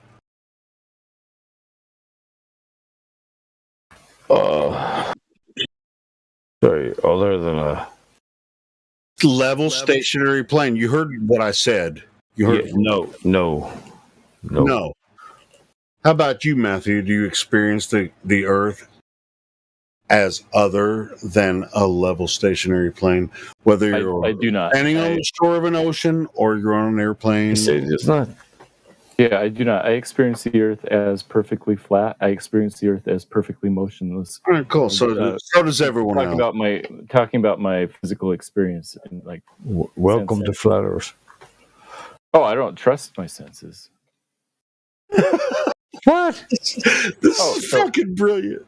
When I look at my cell phone, I experience my cell phone to not be emitting any energy. I can't see radio waves. I can't feel them.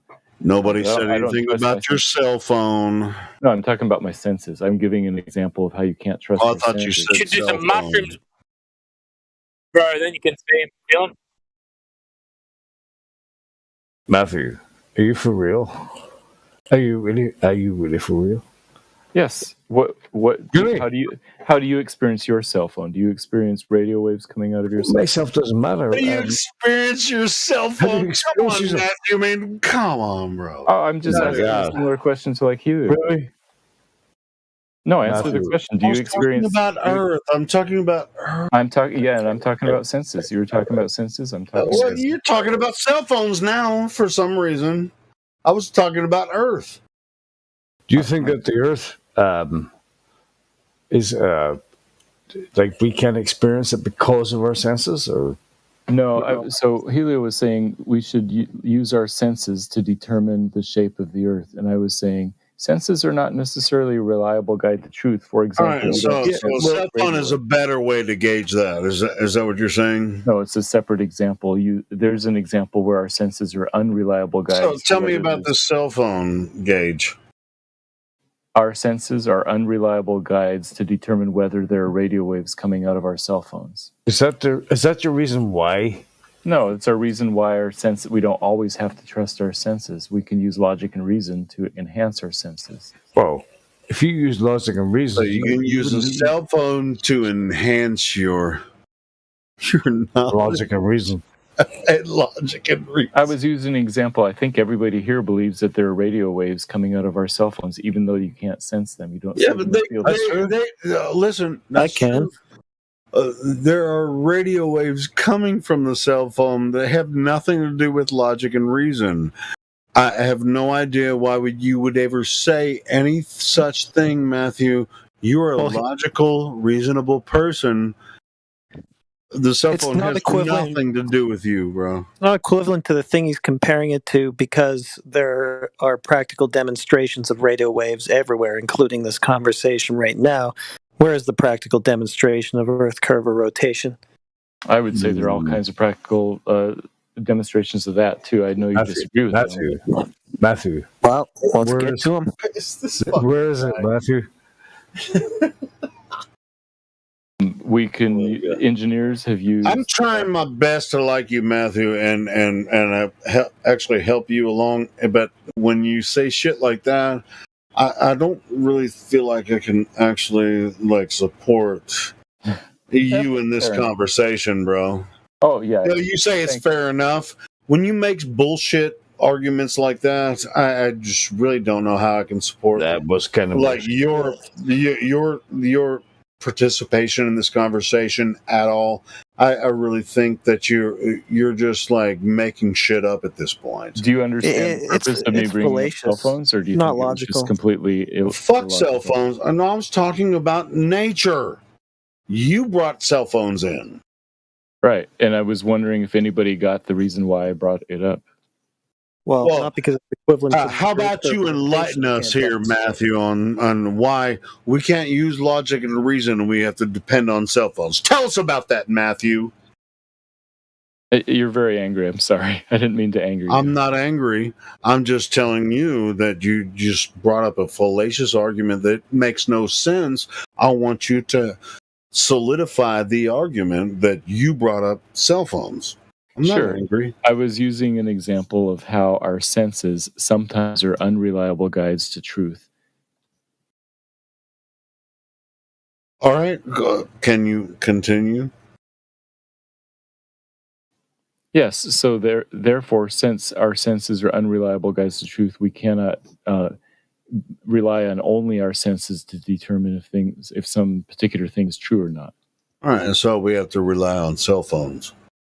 No, we use other things. We use other arguments. All right, so absent of cell phones, tell me about what do you mean by that? What I mean is that the fact that I experience the Earth is flat and I don't feel any motion, that alone is not proof that there is no motion and that there is flatness. That's just what my senses say. So your senses tell you Earth is stationary and motionless. Right. But your cell phone tells you that the Earth is a globe. No. All right, so let's put the cell phone aside. So let's go through this. So your senses, flat, stationary, no motion. So where do you come up with this globe stuff? Where's that coming from? The success of engineering based on the globe model, like GPS and flight paths. Who told you about this? Who told you about that? It's just sort of common knowledge among scientific mainstream science, I guess. Yeah, I used to think the Earth was a globe, too. I used to think that. I was raised in the same education system as you were. Right. So I guess education would be another answer. That's why I believe it. I was educated to believe it. Mm-hmm. How do you think flat earthers become flat earthers, even though they were taught the same thing you were? A desire to feel special and have special knowledge is part of the really. That's kind of offensive, to be honest. Distrust of government. To be honest, distrust of authority. Really, I mean, it's kind of offensive because we're actually intelligent people and we can make our own decisions, right? Based on observation or reality. You're saying that we've been influenced into a cult of flat Earth? Oh, I wouldn't call it that. No. Okay, well, what'd you call it then? A general just distrust of authorities, generally and specifically government. NASA. All right. So, by your own words, you said the Earth, as you experience it, is level and stationary. Everyone else on Earth experiences that way, but the reason that we don't believe the Earth is a globe is because we've been affected. I actually look at it the opposite way. The only reason you think the Earth is a globe is because somebody told you so. Even though that's opposite of what you actually experience. Right. Somebody told people. I don't think anybody would come to the conclusion the Earth is a globe on their own without being educated about it. So everybody that wasn't educated about the globe Earth would actually use the natural experience they have and know that the Earth is a level stationary plane because unless somebody told them otherwise, they would actually just know that they live on a level stationary plane. That's probably true for most people. I suspect there would be some people who, on their own, but that's only the ignorant people, because the smart people know that it's a globe because they're educated. Right. You fucking asshole. I'm sorry, Matthew. I still love you, brother, but that's bullshit. But it's the way I think, so I'm trying to be honest here. I'm not trying to cover up stuff. I'm trying to be honest. Well, I'm not trying to cover up stuff either, but I just explained the whole freaking process of how people think they live on a globe when they obviously don't. So anyway. And to be honest, Matthew, I know you're not here to try to convince us we will live on a globe, because you're never going to change our mind about it. But anyway. Well, there might be some people listening who would be open to changing their mind. But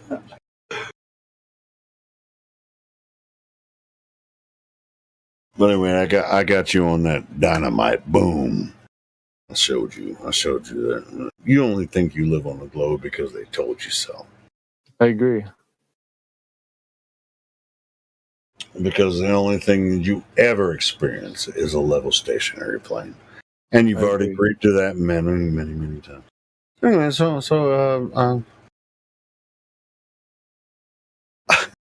I said I was going to check out earlier. I'm checking out this time. Boom, boom, boom. But I think that was the end of the roast. Matt, I can't believe you still sitting here and get roasted like this. This is weird. My friend Helio, he's getting paid per hour because Space Force is getting $24.5 billion in fiscal year 2023, and NASA's getting 25.5, which is 50 billion divided by 365 is just south of $137 million per day. Let's run it down to $136 million per day. Dude, I'll take 1% of that shit. Yeah, if they actually would give me some. And Helio for not going to outer space. Now, let's break it down a little bit. Let's go down to NASA at $25.5 billion a year. They have 18,000 employees. The average employee makes $121,000 per year. That's just south of 22 billion. So let's call it 22 billion. Excuse me, 2.2 billion. So 2.2 billion out of 25.5 billion. That's like 8.5%, 9%. So they've left out about 91% after labor costs to not go to outer space. Now they do have subcontractors. I do believe that there's money laundering going on. So some of that extra money is just going into people's pockets, but they aren't going to outer space. And so they have $50 billion between the two agencies, $136 million a day not to explore outer space. So what do? They got to keep their globe alive, and whether it's Instagram, Facebook, Discord, wherever it's at, they go out and hire shills to push the agenda. Now, what's interesting about Globerman and another guy named Rufus, Roohif,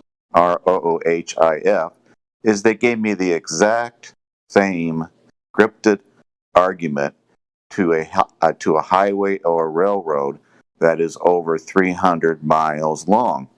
They all said, well, you don't have to build all 300 miles at one time. You can take little small sections of it and just do that. So let's say, and Jimmy, it's even worse than that. Jim, they don't even have to pay these people to come and fuck with us. Well, the apprentice shills are free, but if you want to get up to a boss shill, you get more money. See Helio. The boss shill. See Helio, if that's what I'm saying, bro.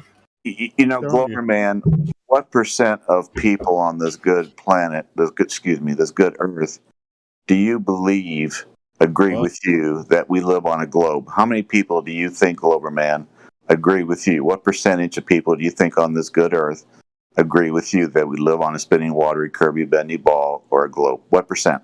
More than 95%. Okay, so more than 95%. Now, Helio, hear me out, please.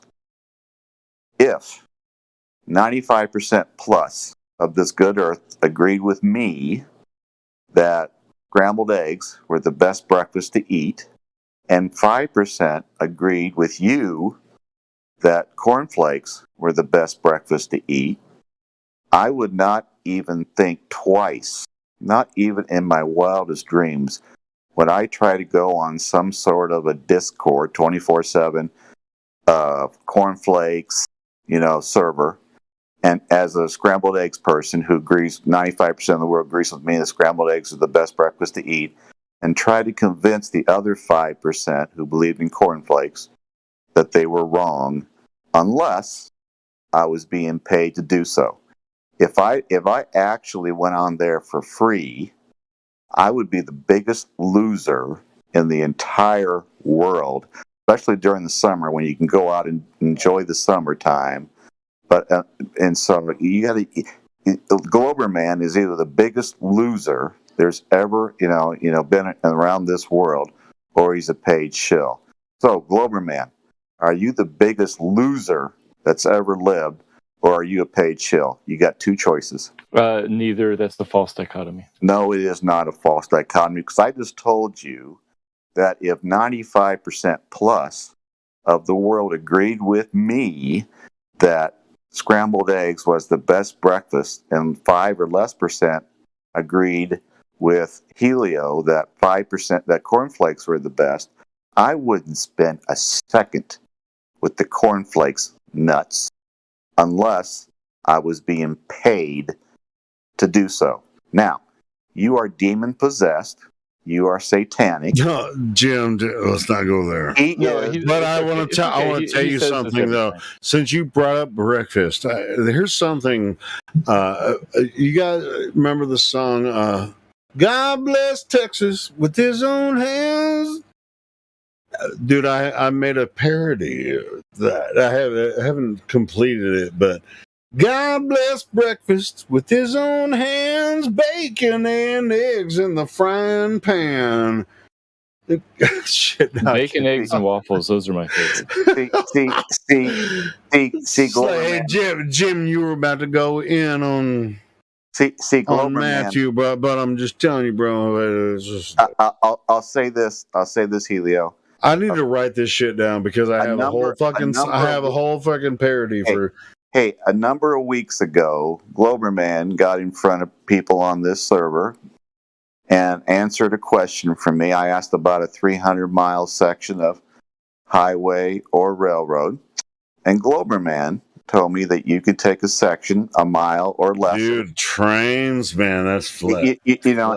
And take a section maybe a mile or less, and just do that 8 inches every mile for 300 miles, and you would get it all done. Okay. Right. He said that. Now, let's take that out. Let's take 300 miles, and let's take 8 inches per mile, and just, lay those 8 inches out every mile, and don't worry about the Earth Curve Calculator or NASA or mainstream science, what they use. According to Globerman, over those 300 miles, it would be a curve or drop of 200 feet, just a little north of 200 feet, according to Globerman. It can only be a drop because everywhere you start, you're starting on the ball. Right? And so it would be just 200 feet drop in Globerman, and this other Rufus guy reading from the same script as Globerman does. So on NASA's and mainstream science Earth Curve Calculator, not our calculator, not those that we believe that we live on a stationary level of existence, flat Earth, that according to the Earth Curve Calculator, that drop of 300 miles would be 301 miles would be 11.42 miles, or over 60,000 feet, 11.42 miles. But Globerman and this other Rufus or Doofus guy, I like to call him, says that if we do what they say, it would only be around 200 feet over those 300 miles. So if we go with Globerman's math and Rufus's math, then basically the whole highway or the railroad would levitate over the ground, would actually levitate off the ground, because they are not taking into effect, the Earth Curve Calculator of 11.42 miles or over 60,000 feet of curve. They're telling us if they just do a mile at a time, 8 inches, and repeat that 300 times, it will just drop a little over 200 feet. Now, Globerman is not off by a factor of 2, 4, 6, 8, or 10, 15, or 20. He's off by a factor of 301. He has lied to us so much that when he said that a few weeks ago, we just chuckled in the server. We said, oh, that's Globerman, that's Matthew, But he didn't just lie to us a little bit. He was off. Even if he gave us a mile, he was talking about only doing it maybe 100 yards, 150 yards at a time, which would make that 301 factor way higher than Right. If you 301. just lay 1/10 of a mile at a time, then it's less than 1/10 of an inch off. And that would make it much more than a factor of 301. We would go into You the just said 1/10 of an inch. Helio, I have never seen a highway or a railroad levitate. Life is a highway. I want to ride it all night long. Levitate above the ground ever. Globerman supposedly teaches math. Globerman is a liar. He's not disingenuous. He is a liar because Globerman would realize that what he said would make the highway or the railroad over 300 miles levitate off the ground for basically all the 300 miles. Matt is really proven that he's full of shit, many times. Liar. He still just hangs out. He hangs out because he's getting paid, Helio. No, I don't know. Shit. He's getting paid, Helio. Really? Do you think so? Hang out. The reason he doesn't get all upset because he doesn't want to get banned and lose his $30 or $50 or $70 an hour. I don't know where he's getting paid. So what if I get paid? It's Dude, he's getting paid on his YouTube channel from like his regular videos. I mean, he's got a popular YouTube channel, and he's not. He actually just hangs out here. I don't know. Hanging out here for free, Helio. No, don't be mad at Matthew, bro. Helio, I told you that if 95% of the world, if I thought he was detrimental to this fucking Discord or the server, he is. He'd already be gone, bro. He is. He is detrimental because he lies. Okay, well, Jim, thanks for your opinion, but I'm telling you, he would already be gone. We let him here. We let him be here. So I mean, it doesn't matter what you say. It's a factor of 301. All right, Jim, you can say it all you want, but Matthew is here for a reason. He is here I'm just telling you. To you, Helio, you have been seduced by No. Actually, I know exactly what's going on. I'm not going to argue with you about it because I've been here since the beginning. So, Jim, I don't know why you're fucking arguing about this. Because it's the truth, and you've been seduced. All right, well, how about you argue with Matthew? I mean, he's not going to be banned by anybody here. So go ahead. I brought up Isaiah 40:22, which said that he sits on the top of the firmament and looks down upon the earth and sees us as like. So now you're going to get silly. And he said, you can't believe that because God is calling us grasshoppers. No, he's not. He's calling us as like grasshoppers. And so he perverted Isaiah 40:22, and nobody cares if he perverts math, simple math, earth curve calculator, and nobody cares if he perverts the Bible. You have been seduced, Helio. He is getting paid, and he thanks you for the paycheck. So I've come to the realization that he's a paid shill. He is evil. He is demonic. He lies without any thought for the truth. And I will say this every time he is on that I see him here until you ban me. And because it's the truth. I have other things to do in my life. I think you've been banned more times than he has, so I ain't going to lie. I have not been banned at all, Helio. You know I haven't been banned. Well, I mean, we've been friends for a while. I'm just, listen, bro. Why are you so pissed off at Matthew? I mean, it's not Matthew, Helio. It's Globerman. It's not Matthew. It's Globerman. That's all it is. Globerman? Who the fuck is Globerman? Yeah, he's some other guy that comes on. I have no idea why you give him any respect whatsoever. Because you're actually a. Are you talking about Matthew? Are you Globerman? Yes. I don't know why you give Globerman. You are a very some other user, I think, individual as well as a great. Who's Globerman? Wait, Jim, are we talking about the same person? You're talking about Matthew? Globerman is Matthew. Rolling my boulder, maybe? Globerman. Oh, okay, so it is. Dude. All right, let's see. I knew that. I'm just making Jim say it, But yeah, bro, do you think that the mods are unaware and the admins are unaware of what Matthew's doing? I Do you don't think think that we I, don't I don't think they're aware at all. really? You think we're just like totally like in some fucking fantasy world of Matthew is so smart and he's just bro. He is being paid per hour. Really? Here Are you paying him? Are you paying him? No. Okay, well then who the fuck is paying him? We know that Space Force. Hey, I'm not going to argue with you about this. Hey, does not spend $36 million. Wait, let me ask you this, Jim. Do you trust the moderation and admins on the server here? Are you going to fucking yell at me about this shit? I don't think as if we don't know what the fuck's going on. Jim! I don't think yes I or no? yelled at Dude, you want to hear me get pissed off? You're about to. Go ahead. I'll fucking mute your ass. Okay. If you want to be a dictator, go ahead. That's fine. Because we already know what Matthew does and what he is. Why the fuck do you think we do? You think we're not paying attention? You fucking prick. You aren't paying attention because you let him lie. Thanks, Jim, for your input. We'll see you next time when you get unmuted by someone else. Elio, you there?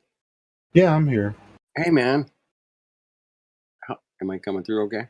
Yeah, I can hear you, brother. Cool, man. I got a buddy, man, who's thinking of moving to Fayetteville, bro. I wouldn't necessarily recommend it. I don't know. It's just like one of the most liberal fucking shithead. I mean, it's like Austin. It's fucking crazy. But I mean, it's still Arkansas, though. I mean, Arkansas, dude, it's hot as fuck. It's hot. Humidity and mosquitoes. That's why I'm glad. Yeah, it's freaking crazy, bro. Yeah. Flat Well, you live in Missouri, right, Matthew? It's fucking. No, we're in Southern California. Oh, you're in California. Flat Earth dude and I are in Southern California. We went to the meetup. Oh yeah, but I was thinking of weather Kiwi, and no Kiwi's in bugs. Missouri. Dude, it's freaking hot as shit. Well, it's hot as shit in California, but it's dry here. It's different. Dry heat, man. But yeah, but dude, It's 67 Arkansas degrees right now. Dude, it's going to be 100 degrees tomorrow. But I mean, if it's 85 to 100 and it's 100% humidity, it's fucking hot. Doesn't matter. Anyway, It's always like that in Arkansas, you know, and yeah, Midwest. Yeah, it's it's always- summertime, man. Enjoy it. So anyway, you know, I didn't want to do that to Jim, you know, but dude, what the fuck? Yeah, I'm sorry. I don't mean to be the source of contention. No, and you're not. And dude, I talk so much shit about you, Matthew, and so does everyone else. I can't believe you still actually hang out, bro. I ain't gonna lie. Flat Earth dudes talk a lot of shit about you. He's totally getting paid, man. 100%. He's 100% getting paid. Well, I don't know if he is or not. Dude, I'll tell you this. I'm not getting paid. I'm not getting paid. I get paid less than $12,000 a month to shill on this channel. Oh shit! Hey, I saw. Hey, Matthew. Yeah. Since you have a really popular channel, can you give us some break of it? Because I ain't getting no fucking money from. Oh, I said from YouTube. I was just being cute. They I said fucking less than hate 12,000. this channel, bro. Man, I need some money. I said less than 12,000. In fact, I get paid zero, which is less than. I know that. And Jim thought he knew that you were making money, but no, I know you're not. And so anyway, so that's why I just shut him up. Hey, I put a link in my the description of my YouTube. Yeah, you share our Discord and channel and stuff. Yeah, I mean, I already know what you do, Matthew. It's just like they think they know what's going on, but no, Jim, you don't know. You don't know. Anyway, go ahead, Flutter. Do you? Yeah, man. He's all getting paid by teaching math. Yeah, he gets paid by the university when he teaches math. Not much, honestly. That. Well. He gets paid from a YouTube channel. So he has a popular YouTube channel, but he doesn't put flat Earth videos out. He just comes and hangs out with us. He's not. As a matter of fact, we could get a lot more traffic if Matthew would, utilize his YouTube channel and bring some more people up in there. But yeah, all my subscribers are looking for the silly prank stuff I do. They're not looking for long form content. But anyway, so yeah. Hey, Jim, man, I don't apologize because you were being a dick, but yeah, check yourself. Check it. Well,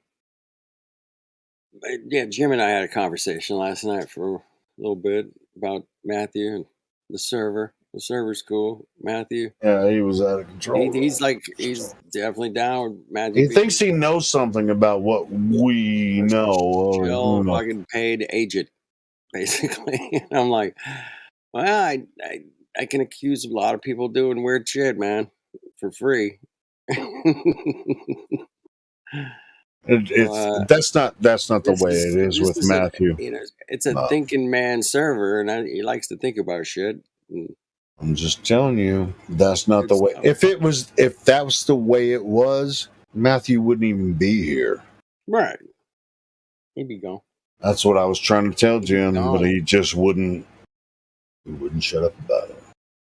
Dude, do you think that the administration here is not aware? Oh, dude, come on, Jim. We're not that dumb. I know we're flat earthers, but we're not that dumb. Matthew, I really enjoyed you and Witzik hanging out for hours the other day. Yeah, it was interesting. Yeah, it was. That's like an entire fucking it's fucking 2 years of shit to go through easy. There was so much information going around, so. Yeah, Witsit had a whole lot of quotes about cosmology and yeah, it's pretty cool. That type of stuff. So it was interesting. It was great, man. I was riveted. Hey Matthew, how your friends at the CIA and the Navy SEALs doing? Yeah. They're doing all right. They're worried about the Russia. I mean, I don't have any friends at the about Croatia and all that kind of shit. Invite some of your colleagues in from the Shill NASA payroll and the Nashills? The Nashills. The Nashills. That was good. I like that one. The Nashills. Yeah, get a couple more of your clones in here and we'll make this place a fucking shill capital. To be honest, as far as like Kosho isn't even near as good as Matthew is. As far as like the globy weirdos, like he's the master freaking globy, man. I ain't gonna lie, man. I don't know. Have you ever seen McToon's stuff? He's pretty good too. Nah, he sucks. Dude, he's the worst. What are you talking about? McToon is the shittiest glober He's ever. probably the best one out there, to be honest. Oh, God damn. I don't know. I think Mick West might be the fucking... We should probably... What we should do is play some of McToon's fucking shitty glober arguments with Matthew giving critique. There we go. Because he's the worst globist ever, bro. Yeah, McToon is the shittiest glober, bro. He's bad. Dude, that actually makes me feel bad. Matthew, do you really think that he's good at his arguments? Yeah, I watched the debate he had recently with somebody, and I thought it went really well, and he described the globe side very articulately. Goodness gracious, I can't believe you say that about it. He's the worst globy ever, man. Has he ever been in here? Yeah, he's been here a couple times. Okay. Yeah, but he's never... Yeah. Anyway, Eddie.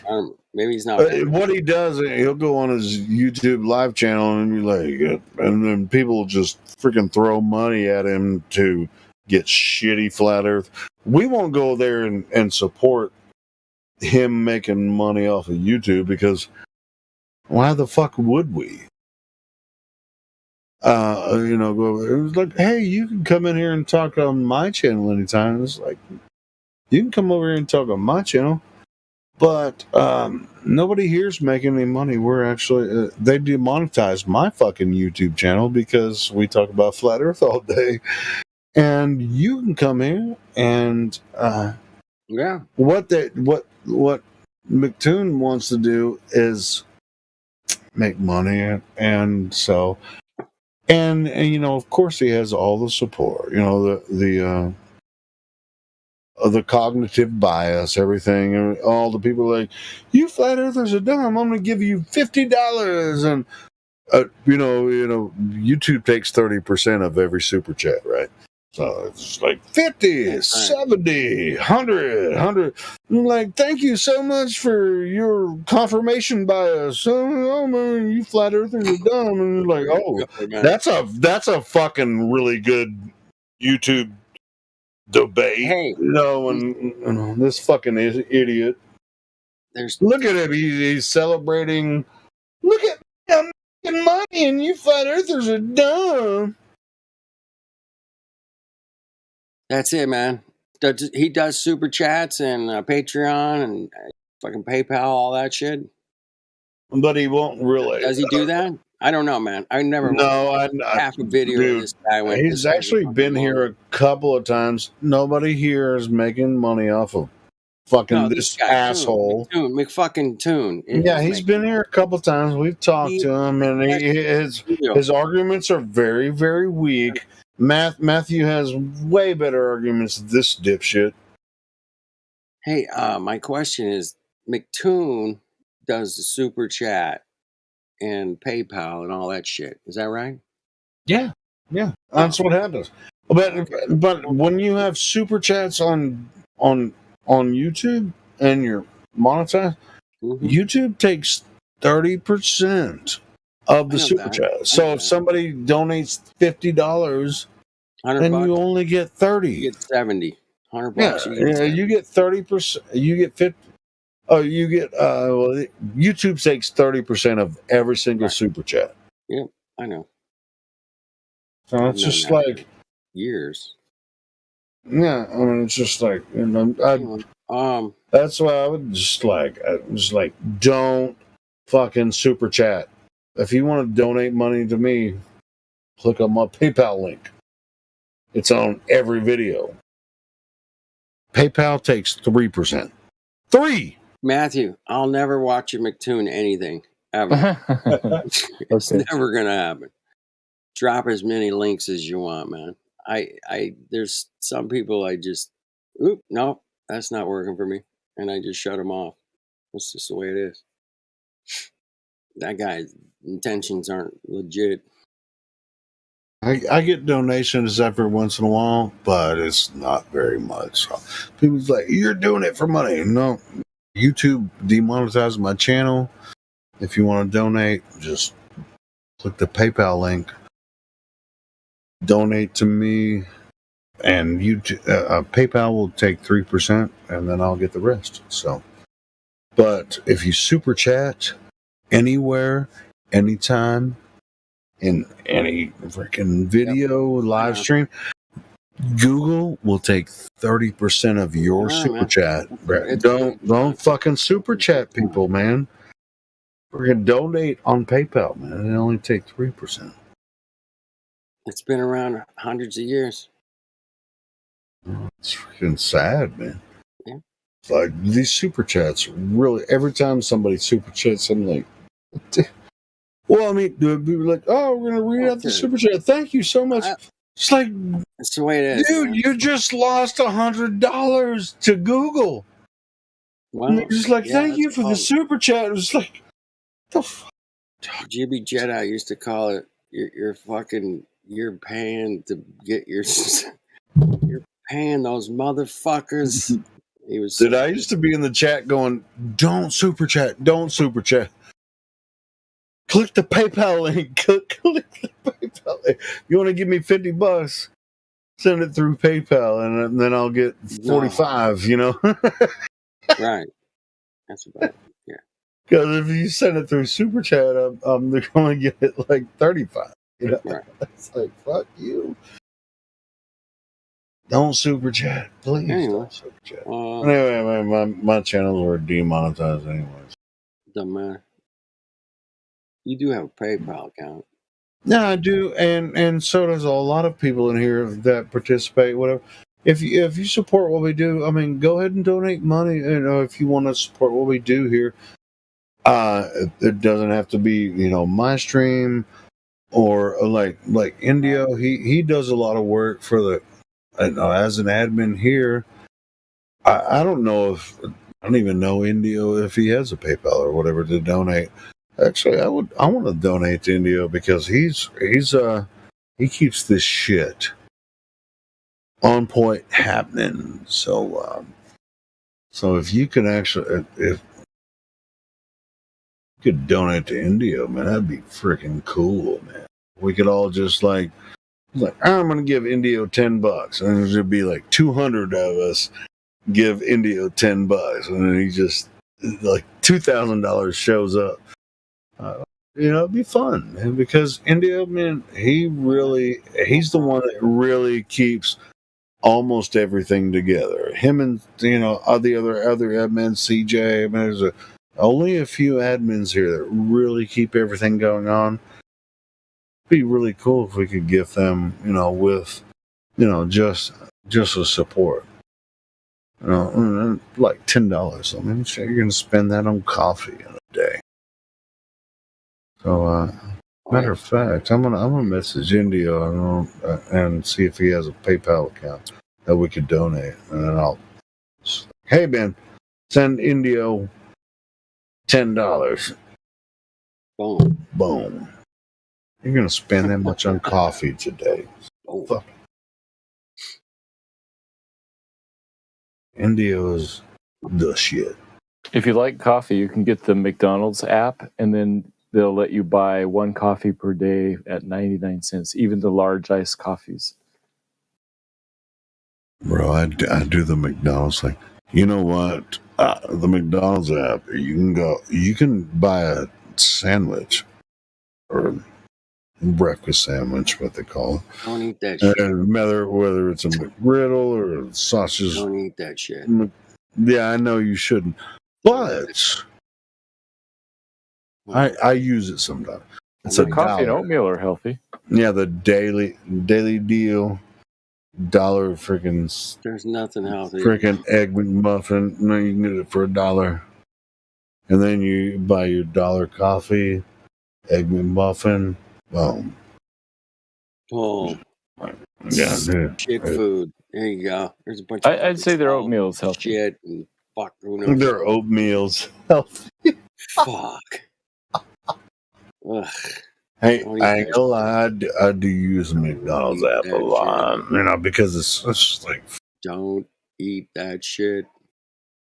I mean, the poached egg. I mean, that's a real egg. I don't know, man. I don't know if it's real. And I mean, it's just bread, ham, and egg. High fructose corn syrup in the bread. Oh, good.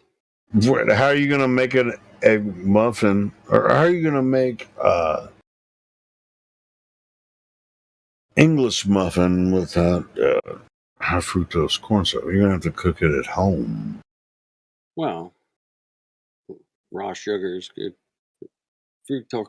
That's true. Well, I mean, I don't want to say it's good, but you can't process it. You can buy it, but you can process it, but you better know what the fuck you're doing.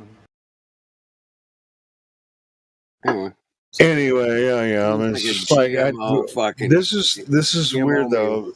It's just have a like GMO meal. GMO, baby. I know, bro. I know it's bad. So fucking GMO, It's bro. like we're all gonna die. It's like super GMO shit, man. Oh, fuck it. Genetically modified foods, man. Fuck. It's just so weird. I hate it. I hate the thing. I mean, it's almost unavoidable at this point, but at the same time, I mean, you can avoid it. But you have to make a plan. And I'm just like, hey, I'm going to live off grid. I'm going to live in a tiny house. It's like, actually, I want to live in a big house. I want to live in a big fucking house. I like big houses. I like to live in big houses. Wide open spaces. You remember the fucking song from the what are those country girls or whatever? What was it? No, hey, it's like, well, hey, you should be good with less. Because who should have more? Who should have more? No, I was thinking of the not fucking what's that country band? Like the chicks that Dixie Chicks that get fucking what? Anyway, but it's like they want to force us into like not wide open spaces, the opposite, right? Yeah, close and small spaces. Like, but wouldn't this be more comfortable for you? Well, fuck no! I'd love to have 500 acres and fucking have 4-wheelers and shit where I can just like I could build my own fucking water park on this shit. Well, yeah, if you got the water and the money and the park. Water's the most important thing. But dude, the water is everywhere. That's Earth. Yeah. All you have to do is dig down in the earth and build a pump. Water's everywhere. Yeah. Really, you think it's not? I don't know, man. I've been some pretty dry places out here in California. There ain't much water. Oh. But because your ass in California, that's what I'm saying. You can dig down like 30 feet here in Arkansas, and there's water everywhere. Bam. All right, past my bedtime. Good to see you guys, but good night for now. All right. Take it. Hey, send me some of that money, man. Send it to Indio. Send it to I'll send you 20% of my $0 a month. Send it to Indio. I'll send you 20% also. Yeah. Do that. All right. Good night. All right. Matthew's a trip, bro.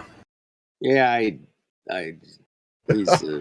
like a lot of people get triggered by him, but I don't anymore. There's definitely it's just like I started out in Flat Earth, man, wanting to go up against some of the best, like straight away, man. I'm like, yeah, me and you at the same time, right? Man, like way back in the day. Let's talk to the guy that works for fucking NASA and runs the Hubble telescope for 25 years, 20 years. Freaking, we had there were other people that were just like people would just come into voice rooms and trigger us just for no reason. They just wanted to argue. No, man, I'm really serious about this. I just like to talk to a physicist or mathematician or scientist or the engineer. To be honest, actually, we have more serious people that join these days than we did back in the day, right? Yeah, because it was really kind of a shit show, like 5, 6, 7 years ago. People, he's like, "Hey, I'm just some random fucking asshole on the internet." Yeah. It happens around here occasionally as well, but no, it still does. Not as much. Well, I mean, but usually me that's causing problems. But that's true. Dude, you're just some fucking random asshole, just causing on the internet, causing all kinds of crazy. No, but we ask our definitions and arguments really. When we ask someone that said, "Hey, I'm here to ask questions about Flat Earth," we ask them some definitive, concise questions, and we just wait for the answer and see what happens. Whereas, when we first started, it wasn't the same way. Because we've been doing this for so long that we actually know what to ask. I found this cool guy on BitChute, Robot Polisher. Yeah, I dropped some links earlier to some of his videos he's got on his channel there, and they're just kind of short and really awesome, man. He's got about 7 or 8, 10, I don't know, maybe more. I don't know. I haven't looked at them all, but every one I've watched of his has been totally hilarious, man. So, you guys should check it out. It's amazing flat earth shit, man. They did a good job. It makes you think. Am I getting roasted by somebody in the live stream? Or are they? Maybe I missed it. I don't think so, man. I mean,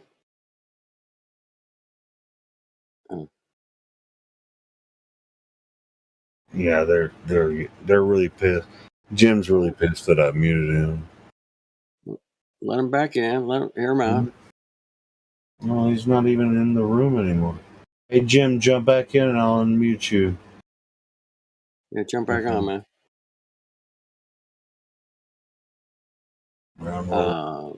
They're freaking talking shit about me. But I actually don't care if you talk shit about me. People talk shit about me all fucking day long. I'm fucking used to that shit, bro. It doesn't even hurt my feelings. Man, I'm on the truth, man. Far out. That's cool. Jim, jump in the voice room. I'll unmute you.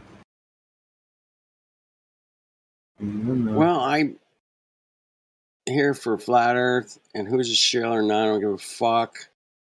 I'm bringing what I'm bringing. You bring what you bring. Fuck off. Or fuck off. Yeah, fuck off. What? Hey, do me a favor. Hey, PMAC doesn't it? It's FACK, right? In the Irish train. Fuck off. Fuck off. Fuck off. Yeah. It's meaningful. Anyway. Hey, do me a favor. Flat Earth dude. FED. Fuck off. Hey, Jim 7, just jump back into the voice room and I'll unmute you, man. I think you're arguing with Brambo. Brambo's being a dick. I can see what's going on. Yeah, bring it live, man. We're fucking hiding in the chat. We ain't doing nothing else right now. Fucking A. I'm just kidding. Do you know what FED stands for? Flat Earth dude? Fed. You're a fucking fed, bro. Yes. He's a fed. He's a fucking fed. When I came up with the name, man, somebody typed that in the chat, and I went, "Oh shit!" I like that. I like that. It's like what if I was? Hey, never. Yes. Those fuck the fucking cocks. Fuck the. Shut up, Fed. We're not listening. We're not listening. We're not listening, Fed. All right. You're just a Fed. Hey, Fed. Fuck off. Fuck off.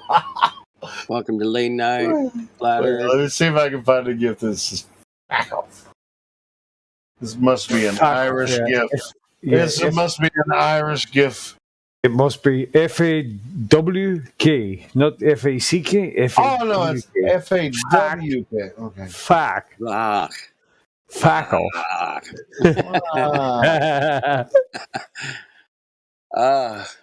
Anyway, just so you know, right? Fuck off. Fuck off. I'm not seeing one. One of my favorite flat earthers, man, is Dal. He's another beyond. He's beyond the imaginary curve. Beyond. But I just love the way he just handles everybody like a fucking man. Yeah, he's the man. He just like, fuck off, you fucking tard fucking motherfucker. Yeah, like, whoa, man, that guy. Yeah, he doesn't. Well, I'm a shill. Well, fuck off. I know. I do. Yeah, imaginary. Yeah, I like him. How about instead of feck off, I just posted that. Did you see that one? Oh, shit. Potatoes. Shut up, it's fucking potatoes. It's a fucking potato. No, fuck off. Fuck off. Potatoes. You're a fucking potato. I love you, P-Mac. You already know. I know. Hey, I had to do it. Hey, I'm Irish too, man. So fuck you back and fuck off. Fuck off. Oh, that's great. Pull. Anyway, I never like attacking people. I don't care if you're a shell or not. I'm not probably coming after you. But Flat Earth's awesome, man. Check it out. I got all kinds of cool Flat Earth shit, man. And it's all free. That's what's cool about it. Just like when people come and say, "Oh no, Matthew, he's a paid shield. That's why you let him in." No, nobody in the server at all is getting paid. I've made I get donations sometimes, but not much. I mean, it's just like nobody here is getting paid to make this happen. We actually do this volunteer work because we love this server. We love to do this and have this conversation. We're not doing this for money. Nobody here is making money.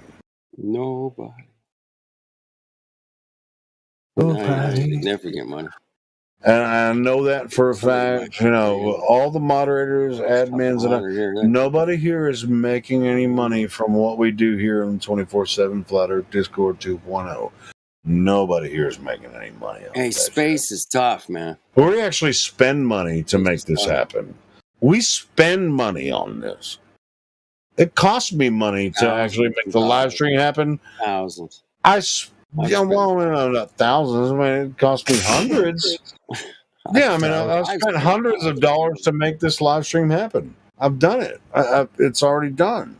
I do it every fucking day. Nobody, and I don't beg for donations, but I just say, hey, if you want to send me money, send me money. But dude, I just do it as a volunteer.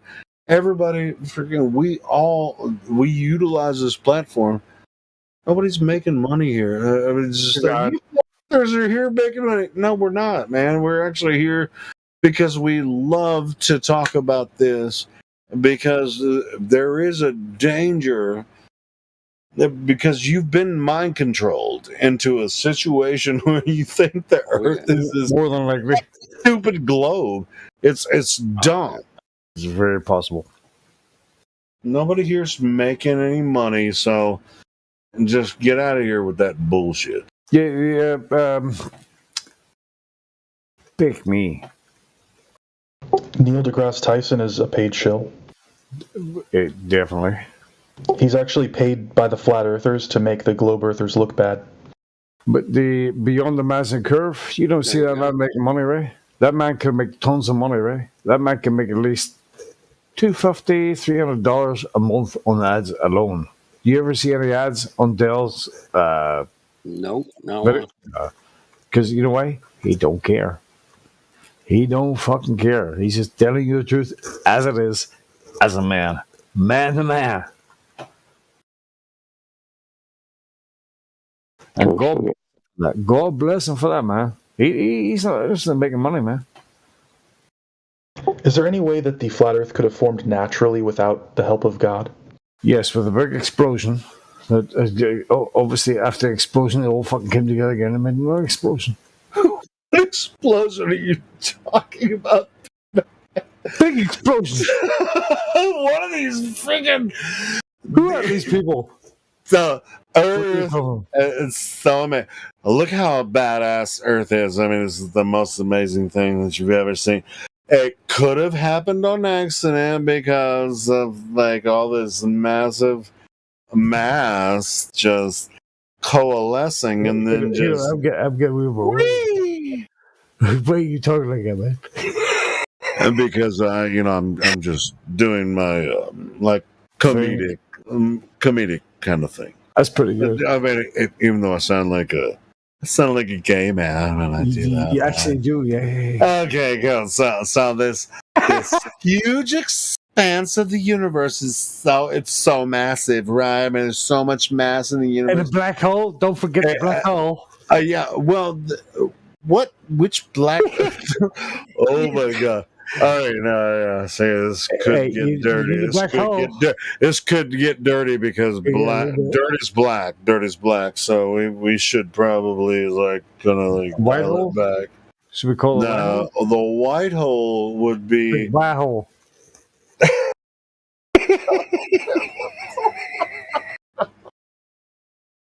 Oh, the white hole. See, this is why we don't make any fucking money off of this shit. We're too busy making jokes. Because if I really went all the way with that, then I would probably get the channel shut. You'd be off YouTube in 3.4 nanoseconds. And we might be talking about white potatoes in Ireland. Yeah, see, black people, they get tattoos, and then I actually wondered the other night, why don't they get the white tattoos? Why did you get white a fucking outline? Why? Listen, Do you know that's a point? That's a really good point. Why don't black people get white tattoos? Yeah, we can't see your fucking tattoos, bro. Yeah, I mean, you can barely see the tattoos on black people. Why don't you get white tattoos? Why do you get white tattoos? That's a point. Like white people get black tattoos, but why don't black people get white tattoos? White people get black tattoos. You're black, you should get white tattoos.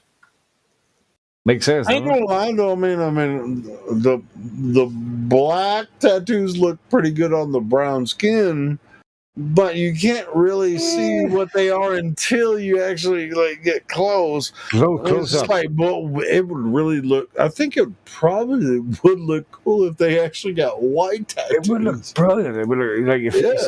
I never thought about that before. Why don't black people get white tattoos? That's what I'm saying. Or even color and black. They probably have to do a background with all white or gray or something to actually make it come out. But dude, all the black people they get the same tattoos white people do, and you can hardly see them. Yeah, I was watching the guy who made it all night. He had a great tattoo, right? But I had to look really, really close. But if he had none of them white, it's a fucking eagle, but all over his chest. Yeah, but you can barely see it because his skin's brown. No, you can't see it. You can't see it because he got a black tattoo and a black fucking body. It's not funny. It's just this is true. They're probably pissed off about it too. It's just God damn it! I just spent $5,000 on this tattoo and nobody can see it. Nobody can see it. Yeah, boys squinting their eyes. Is that a tattoo? Does he have a tattoo? I don't know. Does he have a tattoo? He might have. No, you can tell when black people have two tattoos, but you have to look really close. You have to look really close. Really close. Man, that's a badass tattoo. Can you bring it closer? Hold on. I'm going to break out my reading glasses. Oh, now I see it. Now I see it. Anyway, dude, just a thought. Hey, P-Mac, is that racist? No. It's fact. It's colorblind. It's colorblind. No, it's not. Of course it's not. No, it's not. If I was a black person, I'd get a white tattoo, man. Wouldn't have to that would be, dude. I want to see the first black person get a white tattoo. Yeah, just is it chalk or what would they use to make a white tattoo on a black? Pretty good. My God, he spent $5,000 on a fucking eagle on his back, and I can actually see it. Wonder what type of ink they would use to make make a white tattoo, or like white background, maybe even colors involved. Since your skin is dark, what we're gonna do, we're gonna make a gray or white background so that since the skin is darker, we're gonna if you want people to see the tattoo, we're gonna have to do a background here, and then we're gonna do the boom boom boom. So interesting. Yeah, it doesn't make Maybe sense. it's been done. I just never heard it done before. Maybe it's already been done. Hey, see if I was a black man, I get a white tattoo over my body. All over my body. I don't know why you would do that, B-Mac. Because you can't see the breath of a tattoo, man. Anyway, moving on. Hey, the earth is round. That's very controversial, P-Mac. Is it? No, it is. In this room, it is. Why would that be?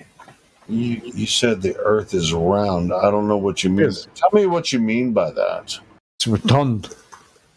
It has a rotund. It has rotundancy. Rotundance about it. So the earth is rotund.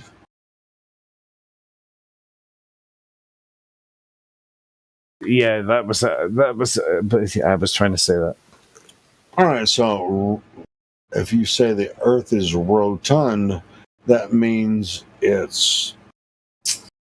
that word is actually mostly associated to human beings. You know, you wouldn't necessarily use the word rotund.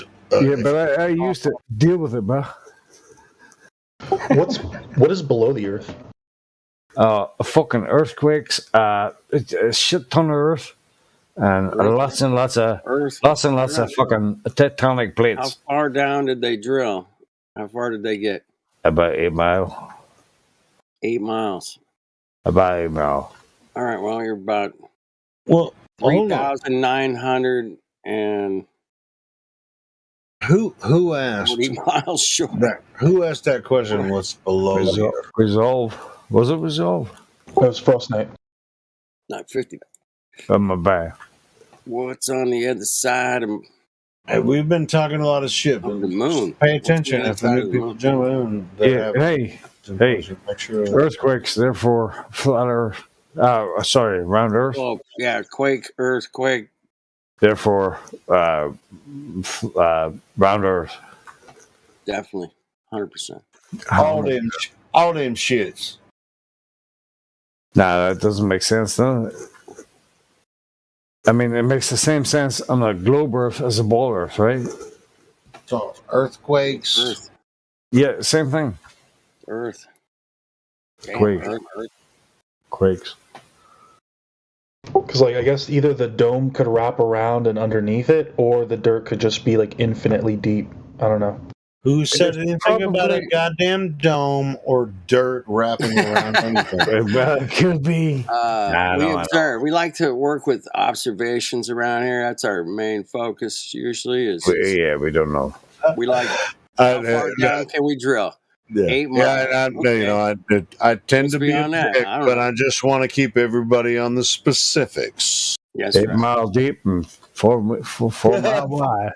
No, that's not even specific. Yeah, I mean, as far as the Kola super deep borehole, which people mispronounce many times, I know that happened in, was it 79, I think, is when they went. There was this island off of Russia where they bored down about 7 miles. 7 miles, you say? And they couldn't go any further. Damn, why not? And it just so happens in the basin between in the Atlantic between Europe, Africa, and North America and South America, the deepest basin there is the same distance below sea level. I'm man, we was trying to dig really hard, and once we hit about 7.5 miles, we couldn't dig no further. That's it. She broke. Can't shit, bro. I mean, we put every drill bit we could possibly find down there. Just melt the fucking. Yeah, I mean, it's just like that shit wouldn't even. I mean, ain't nothing. It's like we couldn't go no further. And then they sent submarines into the Atlantic Ocean, and they go into the Marianas Trench. Oh shit! Once we got down there, guess what happened? Couldn't go no further. Ain't that something? Same distance below sea level. That's something we can do is drill holes. You know, we went down and. That's pretty impressive, though. I ain't gonna lie. I mean, that Kola Super Deep Borehole was a pretty impressive project. In the oil fields. Badass. Oh, you did? You worked in the oil fields? School, man, in the summer. Yeah, we drilled, set up pumps, and helped build fucking drilling platforms. Really? Did you like hit a hole and it just like the pressure just like? Whoosh? No, no, not like that. You can do that though. I mean, at certain places you dig, man, the oil will just be like, "Holy shit, it's spraying everywhere!" Oh, it's just like run. Sometimes it'll catch on fire. Yeah, not cool, man. No, yeah, but you can do that in places in Texas and certain different places. If you really hit one of those pressurized oil wells, dude, you'll be spraying freaking black gold, Texas tea. Texas tea. Like all over, it'd be raining black gold, you know? And it's just like, oh shit, clog it up. Stop it. But anyway. Funny stuff, man. Anyway, so we drill into Earth.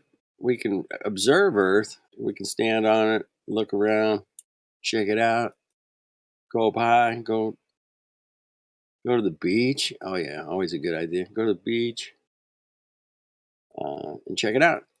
Don't believe me, man. We live here. We can do that. You know, check it out. If you got some curvature, man, we'll be here 24/7. Just give us a call. Yeah, we've been waiting for that shit for a long time. Where do we go see the curvature? Over there? I'll be there tomorrow, man. Hold on. Let me get my... Like, I can't see the curvature in Arkansas. I ain't gonna lie. I mean, I don't have any. Well, I don't think there's curvature at all. But I have been to the coast. I wouldn't see why Earth should be curved anyway. So people are like, oh well, okay, since you live in Arkansas, you're landlocked. You know what's, dude? I live right next to Oklahoma and Kansas, flattest places. Western Oklahoma and the whole state of Kansas. It's flat. Yeah, I'm just thinking I can just drive over there. It's flat as shit. It's like, well, it ain't water. Well, most of America. There's a reason. All right, so since that land and that's not curved. All right, so how about you go to the coast? Well, I've been to the coast before, and I wasn't looking for flat Earth when I was at the coast last time. You know, I came up, with the flat Earth, idea. I've been in Arkansas the whole time. Flat as pancake. Dude. Flat as pancake, man. Dude, South Arkansas is flat as, it's rice land. And, Rice Land, the company, China buys rice from Arkansas. Sorry. But anyway, so yeah, flat, as far as curve, you're going to find curve in Arkansas. You're not going to find it anywhere because there's no such thing. But you can drive. I've been from Arkansas down to New Orleans and been to the shore at the bay. I've been in Alabama and freaking Mississippi down at the bay, man. And it's the ocean, man. I've been in Florida, bay. That's the ocean. It's no curve. And they'll be like, well, you wouldn't expect to see it. Right? And it's just like I was asking Matthew. It's like, well, all right, so where would you expect to see the curve? And he's like, you wouldn't. I was like, yeah, no shit. No shit, Sherlock. Anyway. You nailed that one. Well, bro, I mean, just like I worked on airplanes for 9 years. I built cabinets for the interior structures and stuff, and I never did flight tests with them, but those were. I won't even get into that. That was the most frustrating job I ever had. Was working on airplanes. Yeah, I think. I mean, and it was pressure differential, you know, and stuff. You know, like I can build cabinets for this airplane while it's sitting on Earth, and then when you go up 30,000 feet and pressurize the cabinets, it's like, we're doing this test, and it's like, oh shit, this shit don't work anymore. Okay, cool. Hey, I'm gonna do the best I can. And the engineers didn't even know what the fuck was going on. It was frustrating. But yeah, I mean, it's just like, hey, we're flying these corporate jets across wherever, all across the world.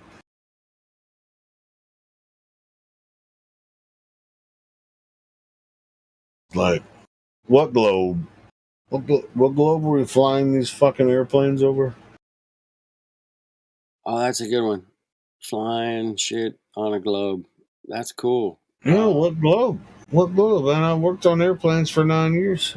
There's no globe, but you have to, when you're thinking of the globe, you have to measure everything level to the ground, which is flat. And I've seen several videos, like some flyers, like, can I talk to the pilot? Can I interview the pilot? It's like, hey, we just traveled 1,200 miles. Were you flying over a globe or flat? The pilot's like, no, it's flat. It's flat. Yeah, there's a bunch of them. Yeah, there's a bunch. Yeah, pilots going, no, treat it flat. Treat it flat. Yeah, it's flat. I mean, it's flat. I mean, what else are you gonna do? I mean, you're a pilot. You're fucking flying the whole airplane. 1,200 fucking miles, and flying it over. You're not flying over a globe, are you? Right. Oh, the pilots be like, it looks flat to me. Oh, well, it might as well be flat, then shouldn't it? You know, I mean, it's just like, well, yeah. I mean, it might as well be flat because I flew flat the entire time. I had to because it's flat. If I tried to fly over a globe, we'd all be dead right now. We'd all be dead, man. We'd all be dead. If I was trying to adjust for the curvature, the non-existent curvature of the Earth, we'd all be dead right now. Dude, the airlines are having a bitch of a time right now in the news cycle. Anyway. Yeah, we'd be flying on a globe. That's all right. My job as a pilot is to fly over the globe. So what I have to do is go 8 inches per mile square, but it depends on the altitude. So I have to, they autopilot my ass. Yeah, you'd have to be on it. Be riding that stick the whole time, man. Damn. Dude. Anyway. You're going to kill everybody on that plane if you try to fly over a globe. Right. Don't do it. Don't fly on the globe. Yeah, don't pretend the Earth is a globe when you're flying an airplane, please. Well, it would be really hard to do. You just maintain altitude. You get to a certain level. You have a flight plan. Get to level. Boom. Don't ignore us, flat earthers. 3 degrees. Make sure that you get the passengers to the airport. You have to have the nose up at about 3 degrees. Is like That depends on altitude and speed. way up there. Yeah. About 3 degrees. It's about 3 to 4 degrees, depending on altitude. Yeah, weighing 30,000 feet. Just a little 3 degree will get the job done, man. Most likely. And that's some of their excuse right now. It's like, but it's just they do nose up for the curvature. It's like, no, that's not for the curvature. It's to maintain altitude. I'm falling down and I can't get up. I'm falling. Holy shit, bro. Holy shit. Where's my alert button? I'm falling down. Wow. Dude, flying a plane across Earth, an airplane across Earth, is just like, you couldn't. Yeah. You couldn't fly an airplane across the globe. Why not? Well, you'd have to. Because airplanes are designed to travel in a straight line from one port to another. You could turn the plane if you weren't. But yeah, I mean and ships are designed the same way when they travel across seas. So you say, why can't you fly an airplane over a globe? Yeah. Well, tell me how you could. Well, the wings will kind of act as a pivot point, and the plane will kind of turn with the gravity as it curves around the horizon. Well, let me ask you this: when they designed the plane, did they design the wings to do that? I think so. Nope. Why do you think that? Negative. Because they had to, because the Earth is a globe. Dude, somebody give him the link to the. Well, to the paper. I mean, it would fly either way, regardless of if it's a globe or not. And so if an airplane was designed to travel across a plane, it could actually work over a globe too, because gravity knows what to do. Gravity knows what to do. Like the way the main wing and then the tail wing interact with one another, it balances out the plane so that it keeps a level flight. Wait, you said the main wing? What is that? I don't think there's a main wing. Tail wing. Well, the tail. The wing that is in the center of the plane, roughly. Yeah. There's no wing in the center. Are you talking about the fuselage? Yeah, that. Yeah, the fuselage is the core. The wings actually help it maintain level flight. The tail, helps it go left and right, and they're left and right, and up and down. There is no main wing. I don't know what that was. That's airlines he's talking about. He's talking about airlines. Make it go left and right. It's airlines. Yeah. Talking about the wings on the plane, right? The wings. Yeah. So there's two wings, one on the port side and one on the starboard side. Fuck's sake. Oh, there's always two. Right? Yeah, the reason I called them the main wings is because there's also wings on the tail. Oh, I thought you were referring to one wing. The wings in the tail don't make anything go straight, bro. They make it go left, right. They don't call the wings on the tail wings. So on the tail, he's talking about airlines. Tail wings. The horizontal wings on the tail are meant to stabilize the plane so that it maintains a level flight. Yeah, over a plane. All right, cool. So got that right. All right, Frost Knight. All right, cool. I mean, we're not gonna totally take the piss. It sounds like we're about to teach you something, but that's okay. We're gonna let that happen. So, I worked on airplanes for 9 years. What happens? The wings stabilize once the airplane's in flight, right? Well, let's just start while the airplane is in flight, right? Say it's 20,000 feet, right? Well, it's jet. I mean, if it's jet propelled, it's going to be at least 20,000 feet. If it's a propeller, it's going to be probably between 15,000, 20,000 feet, maybe. Depends on the style of plane and which. I mean, are you familiar with some of this stuff, Frost Knight, or are you just like talking out of your ass? A little bit. I'm a little familiar. All right, so you have wings.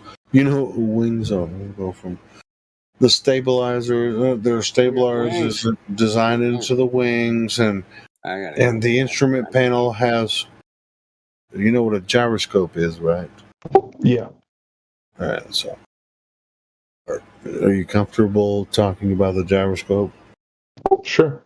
All right. So, the instrument panel when someone's flying this plane, the gyroscope is what tells them whether or not they're level to the surface of Earth. Correct? Yes. So is level, like when you're flying a couple 100 miles an hour across Earth, and the gyroscope tells you, according to the instrument panel, doesn't matter which type of airplane, that means you're flying in a straight line, right? Yep. Hey, Helio. Okay. Let me ask you a question. That bottom line, that's it. Yep. Straight line. Straight line. Hey, don't some of those like cheaper planes, Cessnas or whatever, don't they just have like a bubble level thing, man? Not a gyroscope? No, not necessarily. I mean, dude, would you ever get in an airplane? You're like, well, look at cheaper friggin'. If you're even flying 50,000 feet or freaking crop duster or whatever, you want to make sure that you're flying. You always have a gyroscope. The instrument panel tells you. Well, isn't it just you're traveling level across Earth? Like doesn't matter what your altitude is. You have a vertical stabilizer and a horizontal. That's it. I had a bubble level on my sailboat with a compass on it. I told you it works the same way with ships. Good for you. Yeah, that's it came with the fucking boat. I didn't put it in or anything, but it worked. Yeah, it's functional, bro. So nice. Where's this goddamn curvature that they keep telling us about? Where the fuck is it, bro? When you're using ships and airplanes and shit, and it's just like, oh, I just traveled 500 miles in an airplane. I didn't have to consider curvature of Earth at all. Where's this curvature? It looks flat. Yeah, Frost Knight. Where's that curvature? It's in the what do you call that one place with the Narnia? Yeah, it's in the wardrobe. It's in the cupboard. Yeah. What's that bridge in like somewhere like one of the southern states? I forget. The causeway. Yeah, the causeway. Yeah. Hey man, to be honest, if this is one of your first times, Pontchartrain. Oh, all the Pontchartrain Causeway, right? All right, so you're talking about. Hold on. What about it? What I about know he's about. I know what he's quiet, about man. to What's say, up? bro. Well, I saw a picture and there was like some metal towers that were like kind of looking like they were going over the horizon. Yeah, that's bitching, man. Looks cool, man. Looks good on. All right. So that's not even 100 miles. It's what the causeway is like 26 something. Yeah, it's not even 26 close. miles. All right. Pretty good. He's talking about Soundly's. I know what Soundly used to do a live stream with that cuck Right. shit for fucking months. Frost Night. Yeah, I know. I've talked to him before ridiculous. too. Yeah, have you talked to him? No, I have not. I have. I've talked to him. So, Frost Night, are you talking God about bless you. the Soundly stuff, across the causeway there in Louisiana? Yeah, the power lines, the Soundly picture, I think. Yeah. So is that the curvature of the Earth? So cool. In my humble estimation, I believe that is indicative of the curvature of the Earth, but I could be wrong. Oh God, no! Dude, there's a bridge I got a picture of a bridge in China, man. It's 100 miles long. It's 3 times longer than that one, man. I've been across that causeway at least 6 times. I've driven from Arkansas. I grew up in Arkansas. I've driven across that causeway 6 times at least. Right. Flat as shit. Seeing those power lines, I'll tell you. I've talked to him. I've talked to freaking. Now, this dude lives in New Orleans, so he knew exactly what to do to manipulate this freaking image. What he did was went to a certain point on the causeway, and he used his P900 and zoomed in as far as he could. So I think the P900 goes like 80 times zoom, right? It's manipulation. He didn't, dude. If he took I don't want to say trick photography. I want to say 0 time zoom. It's well designed photograph. Yeah, dude. It's just like people that fall for this are just like it's just the weirdest shit, bro. Dude, I freaking called his ass out when he first came out with that shit. It's just like, bro, I know how you freaking manipulate the image, man. Dude, he was doing a live stream 24/7 on his little. Yeah, this was like 3 years ago, and it's just like, bro. But hey, Frost Night, man, you're here with us. I mean, if you want to go talk to Soundlight, you probably can get a hold of him. But you're here right now. That dude sold you a bill of goods that doesn't even line up with anything you heard us talking about. Observing reality. Observable reality, planes and boats, how they navigate. They don't. Dude, if you wanted Soundly to help you navigate across Earth, holy fucking shit, you're probably going to die. We're going to be in a bad way. We're fucked. We're in a bad way. I'm not going. Yeah. Anyway, so hey, I mean, if you're new to the conversation, welcome to it. But yeah, don't look at anything Soundly has. Soundly's he's not even legitimate, bro. I mean, he's been here several times. We've talked to him. All right. He's just not legit, man. Okay, but how about the Starlink internet satellites? How does that work? Because people genuinely get internet from pointing the the dish up at the sky. So what is it picking up if space doesn't exist? All right. Well, how about this? What do you believe about Starlink? Why don't you send us some images or videos? Tell us about Starlink. What do you think about it? Do you know anybody that actually has it as a service for their internet? That's my first question.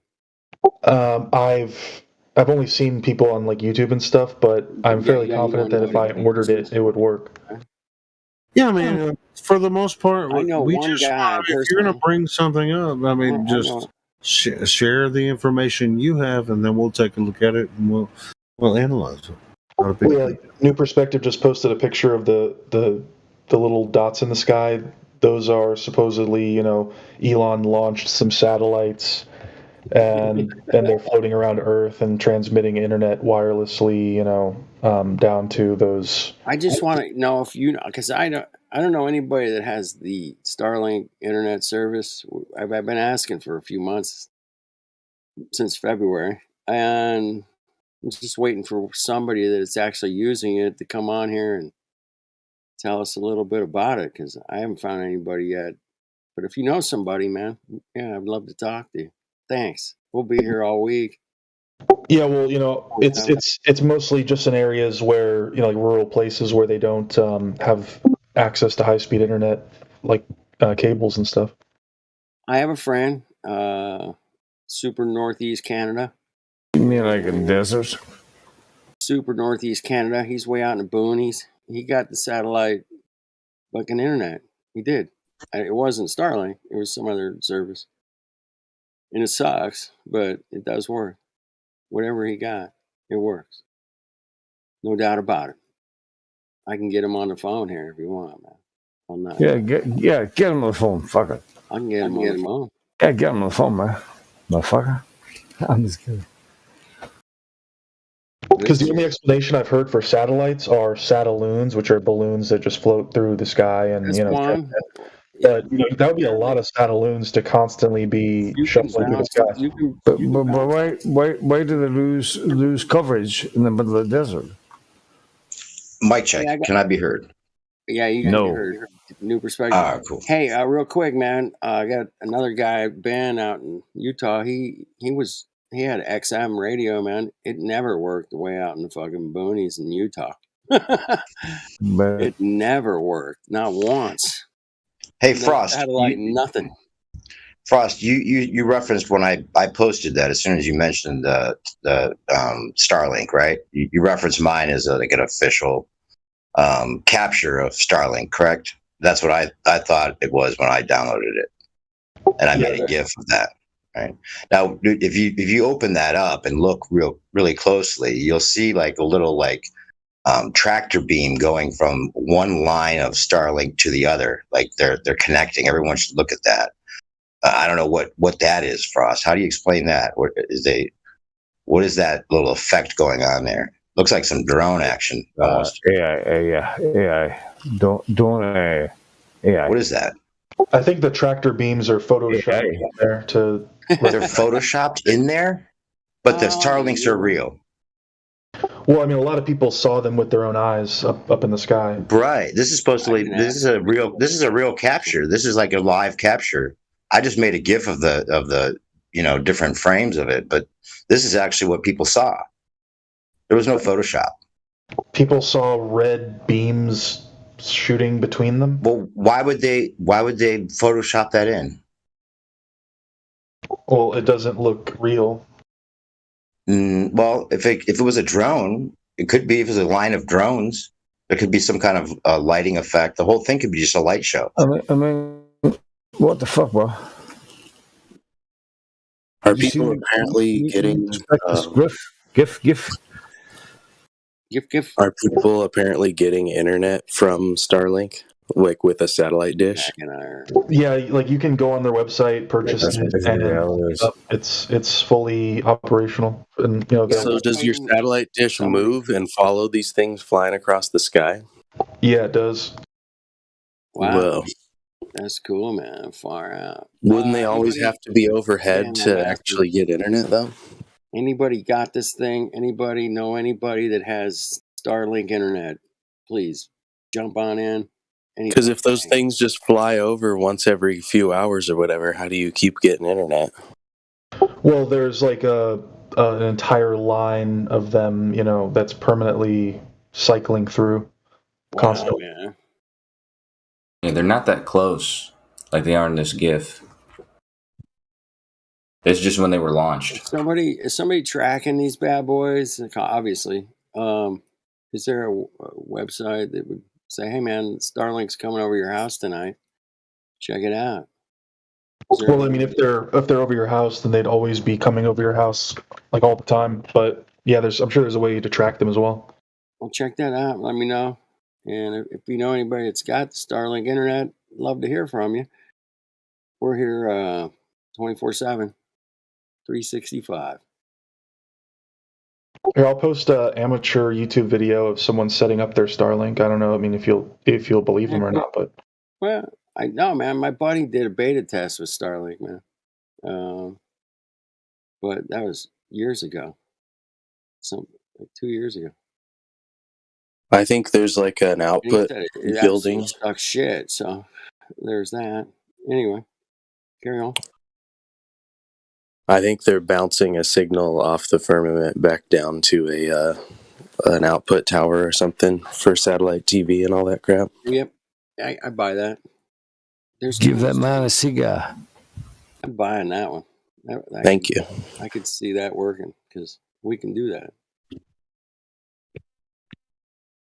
That is supposed to be a Starlink fucking map. Fuck off. Do me a favor. Fuck off. Fuck Oh, off. Joe, man. Fuck off. That's fucking stupid. Fucking. And so, Frost, I just posted the original link from that video that I posted before with the GIF that I posted with the laser beams. And then I posted a little screenshot of the description of the video. And it's saying, oops, can you hear me? Yeah. Okay. So in the description, it says that this video shows a train of SpaceX Starlink satellites crossing with each other on April 22, 2020. Shortly after launch, this was a test of the laser communication system. Laser beams are not visible to the human eye because their wavelengths are blah, blah, blah. Digital cameras can capture a wider range of wavelengths, so it was possible to capture laser beams in this case. So this is like saying that the digital camera is capturing the laser beams for real between these satellites. I see. Okay, so that's why it didn't look legitimate. Yeah, but it was real, right? No. Well, I mean, it's true that you could potentially pick up a laser beam with a camera that you couldn't see with the naked eye. I mean, I'm sure you could test that. If you Right. wanted. So now the claim is that these satellites have laser beams that are connecting with each other. No. That's what the claim is. Yeah, I know. That's what the YouTube description says. But if you think about it, laser beams that can be caught by cameras, specifically microwaves or radio waves, which are going to be the type of lasers that these are sending back and forth, Yeah. they're not going to be picked up by cameras. So, but that's what the video is claiming. So you're saying the video's lying. Well, no, the video is claiming that there's cameras that can pick up laser beams. That's true. However, the beams that these are sending back and forth aren't going to be, anywhere near infrared or color or ultraviolet. They're going to be radio waves and microwaves. Okay, so now you're saying that the camera's not actually picking it up, but these are actually communicating with each other in this way. Well, the Starlink satellites do claim to be, have a laser form of transmission, but I don't know. It would seem strange that the camera would be able to even see them from that distance. It does. Yeah, it all seems very strange. Just the formation, the fact that they'd even have to be communicating with each other in this way. What do you think the reason for this kind of relay would be, with the laser beams communicating with their counterpart crossing the other way? It's like a drone light show, man. Exactly. That's what it seems like. A Disneyland kind of light. I've seen some drone light shows. There's some. What's the explanation on the globe side or the satellite link side? What's the reason for all of this light show or the laser beams? What's the reason for the laser beams? Kosho. Say what? What's the reason for the laser beams on these satellites? To communicate with each other. Communicate with what? Like to communicate information? They're sending information. That's the whole point of them. Okay, so then as they cross their counterpart, the idea is that they're sending a laser beam to the other one to communicate data. Yeah. And probably their positions if they're communicating with each other. But if you look at what their wavelengths are, hold on, let me see.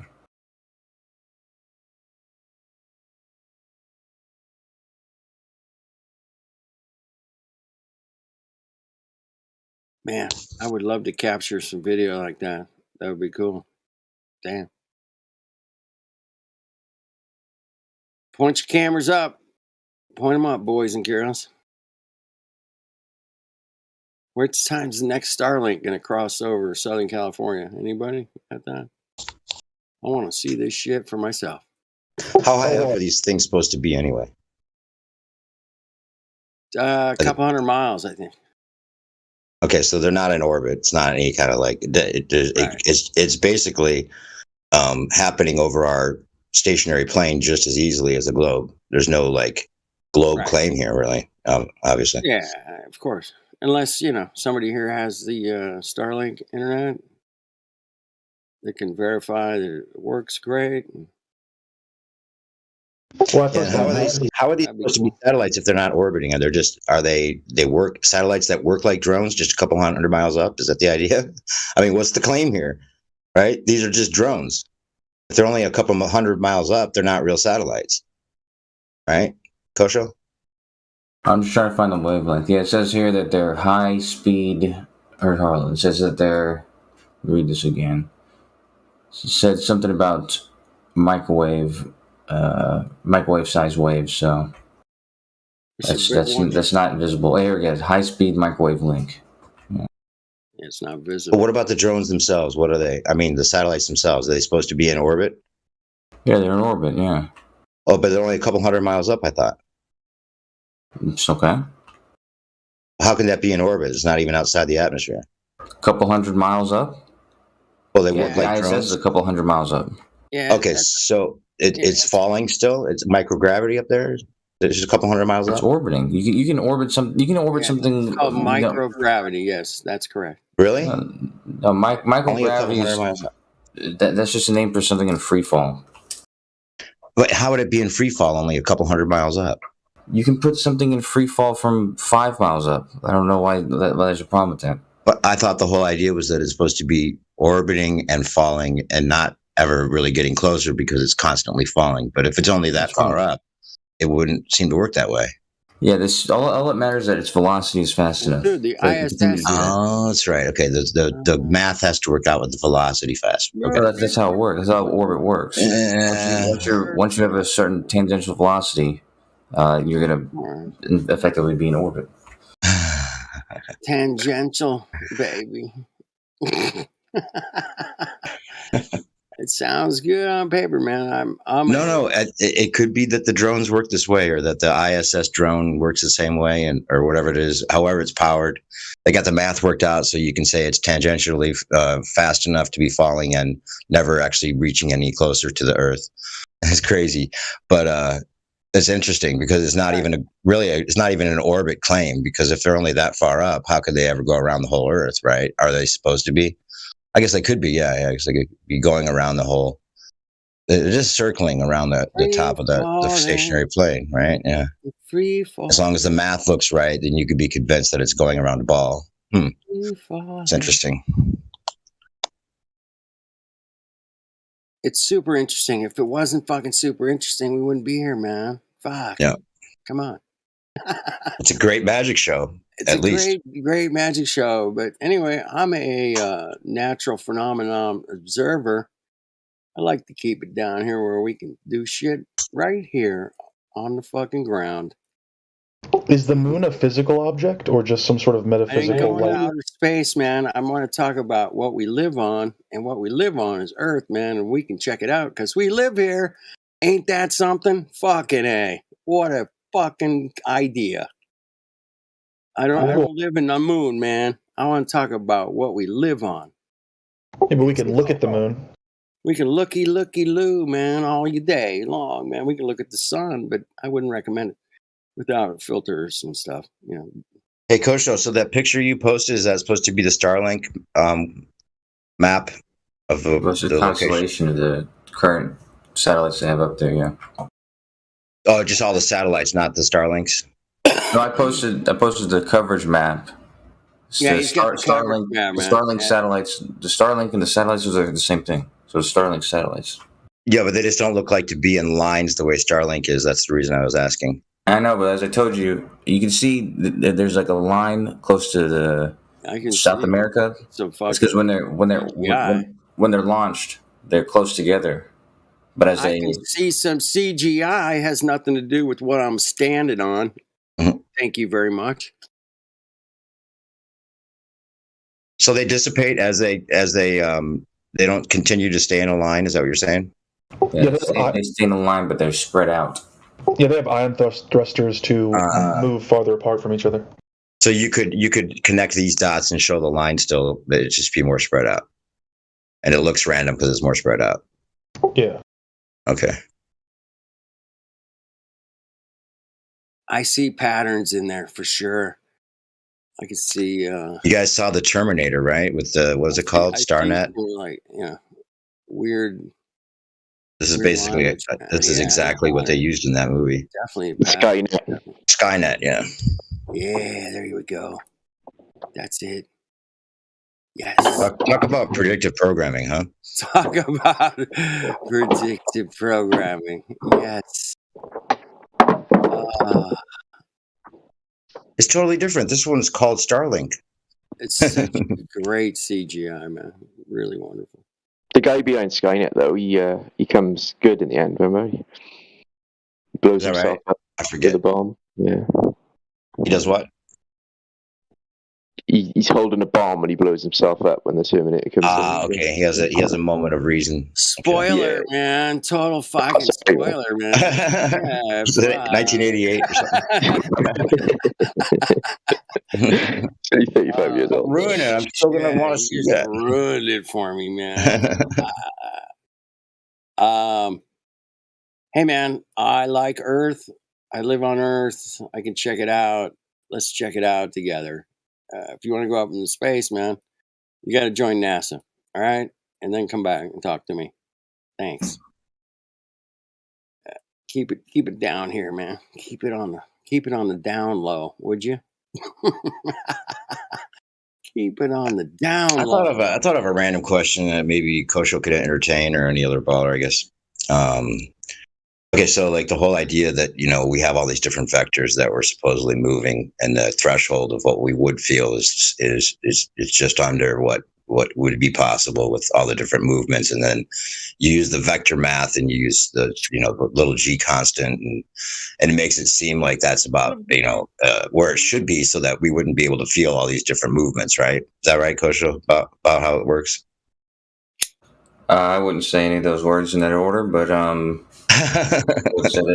it's not vector math, right? Vector math takes all of the vectors and then combines them into one, right?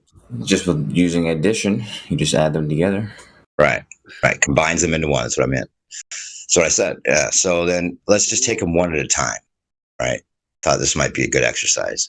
Okay, so we can't feel them all according to the vector math that adds them all into one and then puts it into one smooth motion to convince us that this is all one smooth motion. So you shouldn't expect to feel it, right? So then we'll work up from 1,000 miles an hour, right? If we're just going 1,000 miles an hour, the claim is we wouldn't feel it, right? Because they got it started there with it's just the 15-degree rotation instead of the actual ground speed of 1,000 miles an hour. We're not going to believe that anyway, but then let's just take the 66,000 by itself without the 1,000 miles an hour. Do they all work out is the point? Do they all work out in their own right that you wouldn't actually feel them? Because once we get up to like just one thing flying along with the sun at 500,000 miles an hour without the other vectors, how can you claim you wouldn't feel that? Right? Well, we can add them all together if you'd like and see what number we come up with. That's the whole idea. It's like you take them all apart, and individually, they all are fucking things you would feel completely. Well, let's just find out. You would feel movement. No, it doesn't. You don't find out by adding them all together. You find out by separating them all and looking at each one and how ridiculous it is to think that you wouldn't feel that. Let's look at the biggest one that you would feel, the one that should be the strongest one, which is the rotation, the one caused by the rotation. This one is by far the strongest of the accelerations. It's only one a day. It's just one per day. But it's the strongest one because it's closest to home? Are you saying it's the strongest one because it's the closest to home? Or are you saying... it's the strongest one because if you actually calculated acceleration. Distance with the okay. It's the largest one. But then still, like if you were just like if you had like a tether to the sun, right, and you're just dragged along with the sun at 500,000 miles per hour without the other vectors, why would you not feel that? It's still 500,000 miles per hour. It doesn't matter how far away you are from the sun because you're being dragged at 500,000 miles per hour. Actually, we're falling towards the sun. Sure, doesn't matter. But still 500,000. No matter how you cut it, it's still 500,000 miles per hour. Doesn't matter what range it is, or how fast you're, or how close to the sun is, or the distance that you might be orbiting. None of that matters. You're still moving literally at 500,000 miles an hour. Yeah. So let's say the orbit around the sun. Okay, because 66,000 miles an hour. Yeah, so we go 67 to 65,000. So we change by 2,000 miles per hour in the course of 180 days. Hauling ass. So do the math on what that acceleration is. 2,000 miles per hour over the course of 180 days. I'm hauling ass around the sun. It's but none of that takes away from the actual speed. I mean, relative to, you could say the acceleration is the only thing you would feel, blah, blah, blah. Then you could break it down and say, you wouldn't feel acceleration. It's all based on this idea that you don't feel the plane movement at a certain smoothness and linearly. So it's all taking that idea and just blowing it completely out of proportion and saying, well, according to that, if we could make the numbers make it seem like the acceleration is really low, then it doesn't matter how fast you're going. It just doesn't matter. Is that pretty much the idea? Well, I'm not sure what you expect to observe about motion. Like, motion is not something that you can just feel. The speed, I mean. Acceleration is what you're going to have any sort of tool to measure. Right, and there is acceleration changes as well as momentum changes and all that. Yeah, there's acceleration. Threshold so low. It's like the mathematics make it so that the threshold seems plausible as far as the being that low, but still, you got the actual speeds, and the actual speeds individually you would expect to feel regardless of it because it goes so high. I mean, like it's like you can imagine that you wouldn't feel a plane's motion at 500 miles per hour at a certain point, smoothness or whatever, linearly.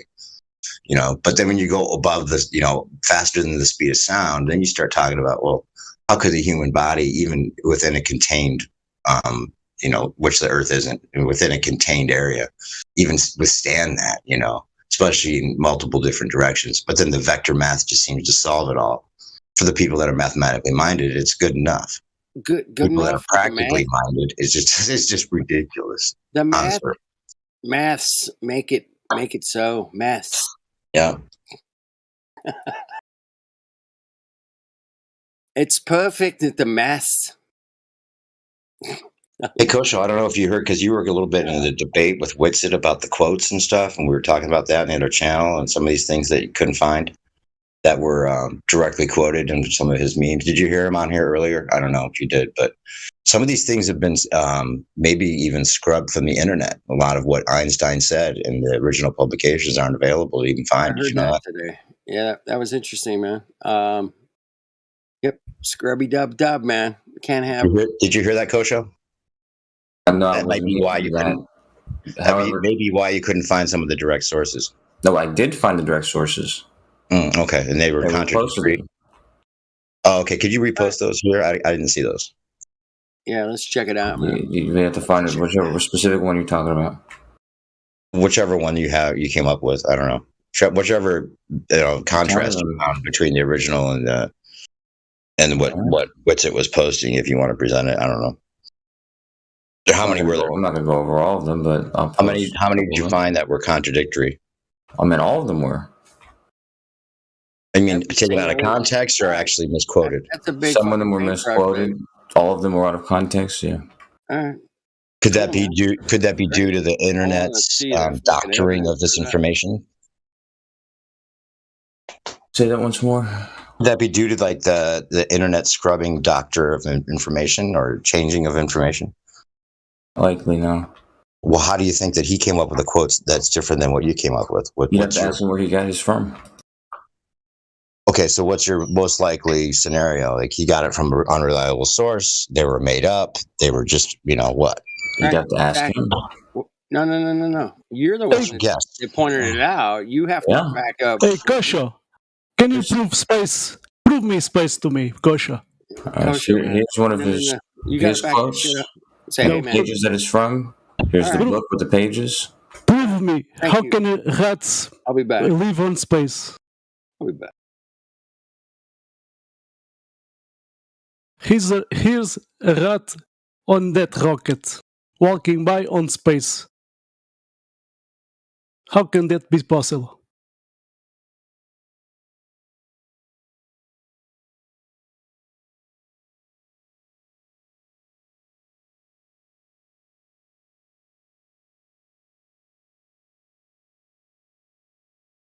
You globals just have fairy tales, nothing more.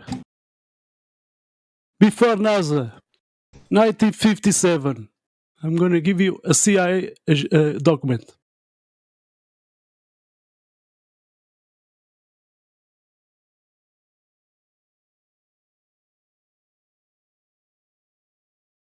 Just a second. So, 1957, they were at Antarctica talking about flat Earth and firmament. This is before NASA. Say bye-bye to space.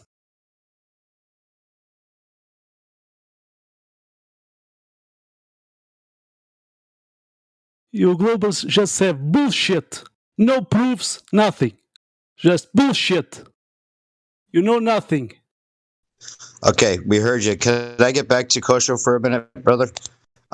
If he's still here, Kosho. So the one you posted, is that supposed to be showing what Witsit posted, and then the text that the page you posted above it was supposed to be what he actually said? What part of the page am I looking at?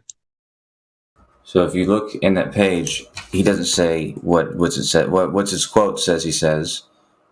Okay, some of the words are in there. Which part of the page? You can actually look at the few pages before, few pages after. This is still the same. The point he's making is opposite to the point that's being made in what's his quote. He just doesn't say it. I think one thing you'll notice though is it says in this quote, it says is claimed by this author to be stellar parallax. And so what it kind of looks like is this quote is actually not from this person here, but might be from somebody who was, editorializing his book and maybe giving his opinions on what he was saying, but it's obviously not a quote from him. So, or from where do I find on this page anything close to the quote below it? Is what I'm asking. Yeah, it's not in there.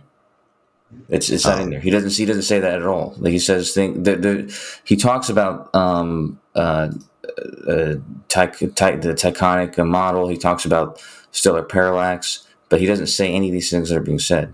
He actually says quite the opposite. Okay, well, could you post a better one, like something that you found that was misquoted, or something that was like a comparison between what you found and what Witsit posted, so that you can see the difference of what was actually said or how it was taken out of context?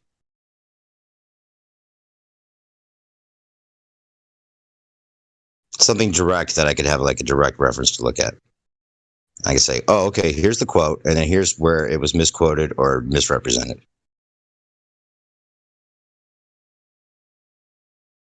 Because the one you did post just kind of say like, oh, it's a page that you could read it doesn't have anything to do with a quote necessarily, but a couple pages before that, you could find another thing on it that, who knows how this quote got,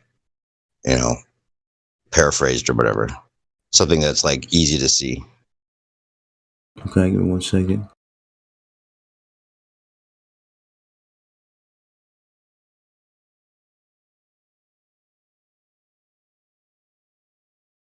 You see that third one or fourth one by Philip Plait? Yep.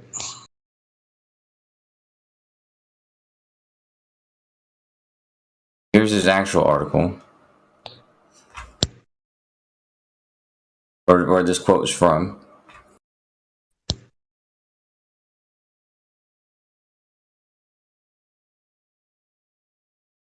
Okay, do you have the point at which the quote was from, the actual quote was taken from, or do I have to read the whole article?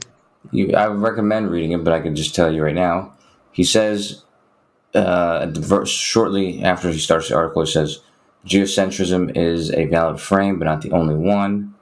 Oh no, he says, I don't need to. What did he say? Oh yeah, he says, I have two things to say. Geocentrism is a valid frame, and second, heliocentrism is not any more or less correct, which is basically what it says in his quote. However, right before that, he says geocentrism is so wrong, so amazingly wrong, it falls apart, blah, blah, blah, blah. Anyways, he goes on to describe what he means by saying that they're both valid. He's saying that you can use either as a reference frame, when describing some event or whatever. However, using it as the center of the universe, both would be wrong. And he goes on to describe exactly why he thinks geocentrism is wrong in great detail. So, and what about heliocentrism? He says it's not any more or less correct as well, right? But what he says is it's more useful. Here, let me see exactly what he says. Just highlight it, screenshot it, put it in there or something. All right, hold on. I actually made a quote. Maybe this will help.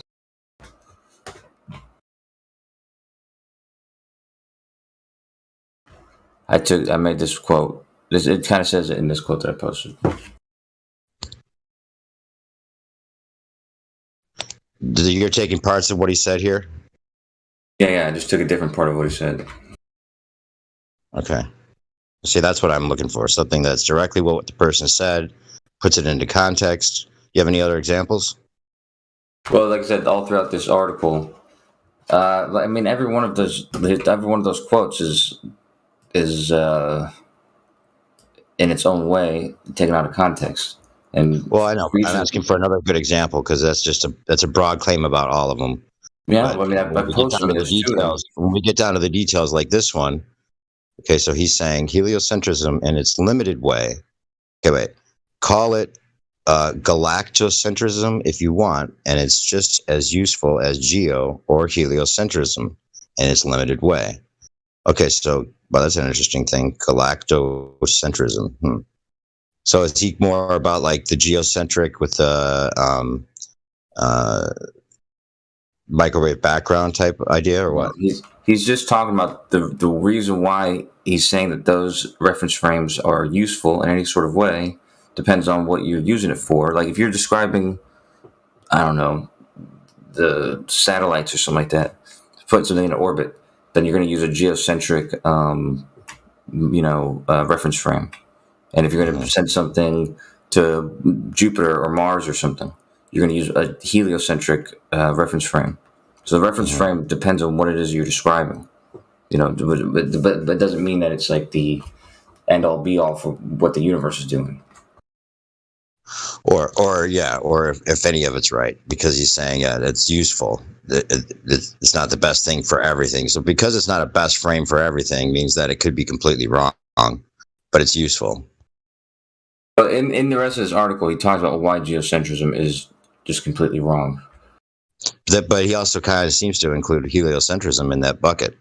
No, not quite. He says, here we go. Like I said, I'm not going to quote his whole thing. If you read after, none of those systems work if I want to know turn by turn directions. Yeah, Kosho, I just read that whole thing. Do you stand by what what you just posted? Do you stand by that? It's more or less correct. I think he's trying to be more or less. You're so vague in this bullshit. I mean, are you serious? Do you really think that this means anything? I just read the whole thing. Yeah, the whole point is that somebody else portrayed his opinion. So it could be everything and nothing at the same time. Basically, is what he's saying. Helio, wait, you're misreading what the whole argument's about. It's not about Kosho agreeing with this guy. He's just trying to represent what this guy said accurately, since Witsit posted something from this guy that seems contrary. He's not trying to argue. He's not trying to support an argument here, and it's not something to attack him over. We're trying to figure out where the original idea from this one guy came from. Whether he was right or not, it doesn't even matter. It's about whether he said what he said or not. Maybe I missed. Yeah. He's not trying to make a claim here. He's just trying to make a claim about the quote. All right. So what's another good example, Kosha? Let's go through another couple that you said they all are out of context. Do you have another good direct comparison of the quote that Witsit posted compared to what you think it should have meant or what it actually said? I don't want to go through a couple, but I might see if I can find one more. Hold on. It's kind of a tedious task. Huh?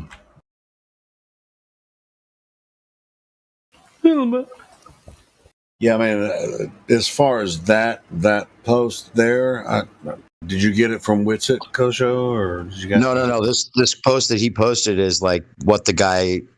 He's paraphrasing a lot of the quotes the guy said, and if you scroll up, Julio, you'll see the quote that in the middle that of the one the string of ones that Kosho put.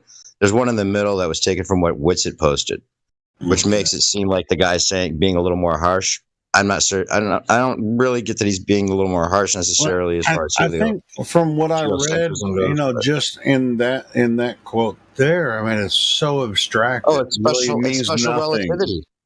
Well, you're right. You're right, and that's the point. It's all special relativity and reference frame dependent, and that's basically what he's saying. Like, depending on the reference frames and how you use them or how useful they are.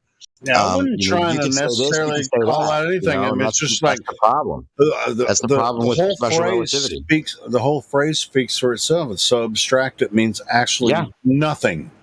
Right. Special relativity is like that because it's all reference frame dependent, and it means that you can't know anything about anything without the reference frame you're relying on to give you that information. And that's how they got away with making it all make sense, because you could just change the reference frame or use some kind of like Lorentz contraction to fix it all.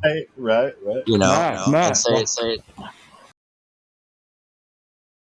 Anyway, I didn't want to disrupt. Coach, I was going to ask you because it's another thing Witsit was talking about earlier. The Lorentz contraction. Can you explain that? And do you support that idea? The Lorentz, does that make sense to you? The Lorentz contraction. I'm talking about in special relativity where you travel fast enough and things get smaller, or distances get shorter. Yeah. I mean, that's does that make sense, or do you think? Can you see how someone might see that as a fix-all, like just a way of excusing it? What does it fix? Pertaining to the Michelson-Morley experiment. Oh, I don't see how it fixes that. I don't see what it does fix at all. Well, you know about the Michelson-Morley experiment, right? Yeah, the original one, yeah. Well, yeah, and all the ones that were done ever since, and that it was like 1/6 of what they should have gotten if it was supposed to be the rotation of the Earth. Right? Well, it wasn't the Michelson-Morley. The original one wasn't sensitive to the rotation. No, regardless of the original one, I'm talking about the overall Michelson-Morley findings that have been repeated over and over again, showing it's about 1/6 of the movement we would need if it was actually a rotating Earth, but that 1/6 can actually reference the ether, and the way of fixing that is to add in the Lorentz contraction, which means that the distance is getting shorter rather than the speed changing. That it's like the reverse of what you would think, or the reverse of the readings, and they excused it seems by saying the actual distance got contracted because of the movement. Does that make sense? Kind of, except for I don't remember that being the result. Let me look. It was a way of erasing the results so that they could continue to. That's how special relativity was born. Yeah, I know. And this Lorentz transformation is put into everything. Yeah, I know, but the Michelson-Gale test, the one that was actually meant to observe the rotation, actually it did observe the rotation without any errors. There's a whole thing about that too. Let's just say that again. Michelson-Gale Pearson, the one that was. Say again. It what? It didn't. No, that one was meant to. It was the interferometer one. And that one was meant to observe the rotation, and it did. What did? The Michelson-Gale test. I looked into that too. I can't leave this part to go get my references right now, or I'll get cut off from the conversation. But okay, so this is all stuff. Yeah, that's yeah. How? I remember they use like the rotating table, like the interferometer, basically.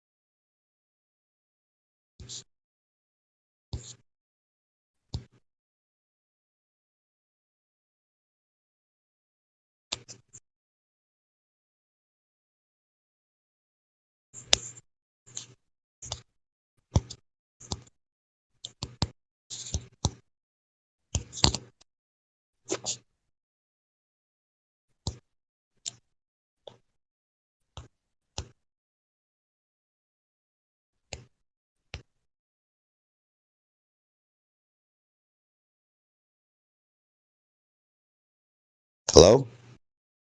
What's up, man? Is it silent? No one say anything? Okay, you were going to post another comparison, you said? Between the quotes that looking over some of them. I gotta look into one that I have the other data from. Give me a second, I guess. I mean, the best thing for anybody to do, so a single person doesn't have to do all of this, is I would look into each one of these. Right, but if the information has been changed on the internet, or that source isn't available, the original source is not available for whatever reason, then the quotes, it's more about the results of the test than what someone said about it anyway in the end. But regardless, the misquoting or the claim that there's a misquoting going on, and whether that information is still available, I'm trying to get to the bottom of that a little bit. And if you've done the work already, why not just post what you found? Since you say I've done the work for some of them, but I thought you said all of them. No, I know that all of them are out of context. I haven't done the work for some. Say what? How do you know they're all in context if you've only done the work for some? Because I know, for instance, like the ones with Edwin Hubble, he wasn't even talking about the same thing that the other ones are talking about. So he's talking about the cosmological principle, which is based on the cosmological redshift and the interpretation of that and the assumptions that they made for that, which has nothing to do with the geocentrism. It has more to do with the So did you prefix that with a foreboding of we might find something wrong with the calculations, or? Huh? No. What? I didn't say anything like that. All right. So you're happy with what are you presenting now? He's going to try to find one of the other quotes that Whitsitt posted to show us the context he thinks it's supposed to be in, or something. He said they're all out of context or misrepresented or something. So if the claim is all of them, I just wanted at least a few examples of where he found those mistakes or possible misinterpretations. Sorry, a second. Sorry, I thought it was calculations. No, it's about the quotes that Whitsitt was using, and Kosho's claiming that they're all out of context or misrepresented somehow. Right. And then Whitsitt was on here earlier saying that some of the stuff seems to be scrubbed, or the original sources aren't even available, or they were never published to begin with. They were quoted, but then not published for possibly the reasons that a lot of other things don't get published, because they go against the mainstream narrative. Is this the reason why Kosho can't find it right now? He's having a hard time. I can find them. They're actually a lot of them are online. But did you not ask him where he got them from then?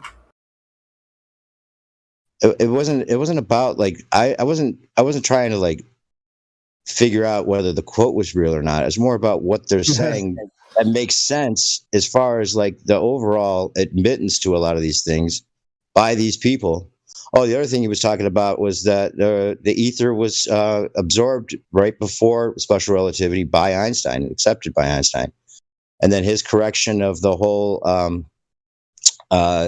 special relativity, Maxwell's equation, right? They acted like that.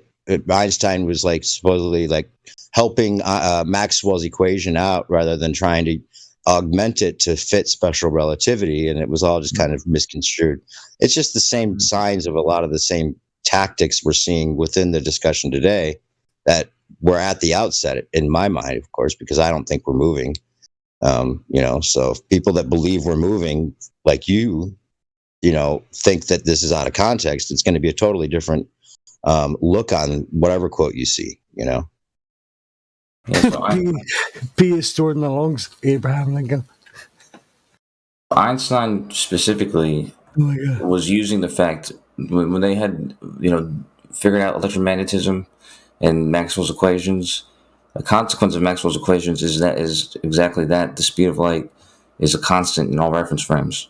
That was a consequence that they had to accept if Maxwell's equations were true.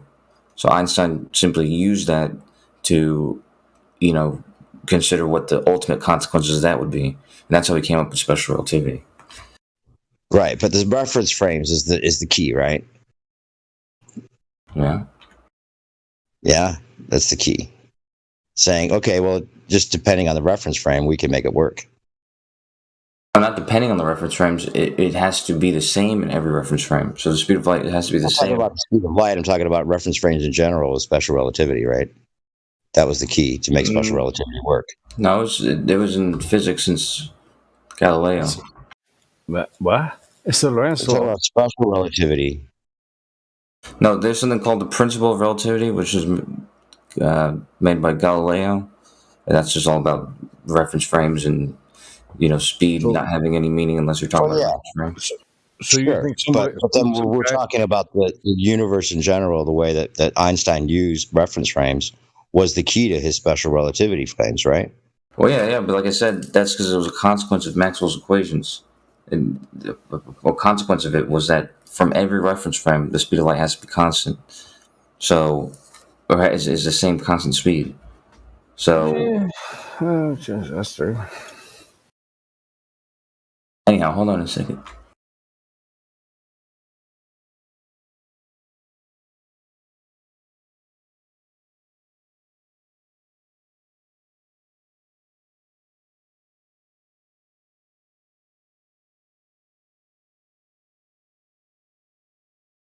What were we waiting for, by the way? Just so I can refresh my memory. We're waiting for him to. We're waiting for you. Can say whatever you want, PMAC. What's up, brother? Hey, man. How you doing, bro? He's just trying to get another example of. He's trying to get a quote from Whitsitt and show where he found some kind of discrepancy. Oh my god! Hey, okay, all right. Joe Biden is a kitty fiddler. Which Joe Biden? Both of them. I mean, all 5 of them or whatever. Whoever it is now. All them universes you ever want to go in, they're all fucking kitty fiddler. Is the imposter really a kitty fiddler too? Oh yeah. Whoever it is we're saying is president right now. Yeah, especially him. It's got a different shaped head altogether, man. It just doesn't look like the same person. I know, he's the biggest one. Oh my god. Plus the earlobes thing. Back in a second.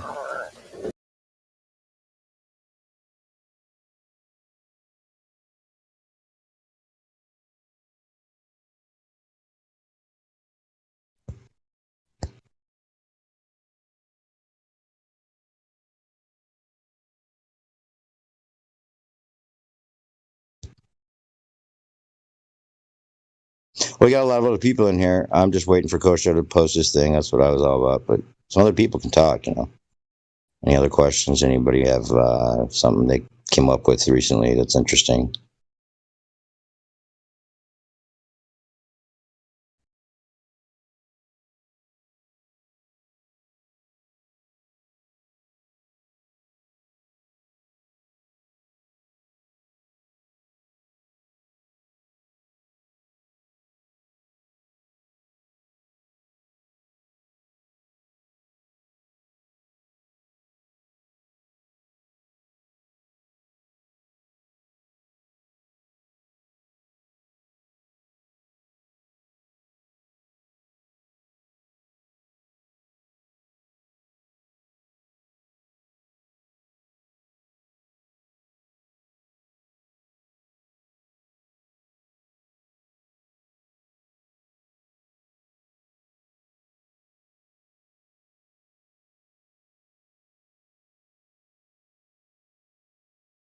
Da, da, da.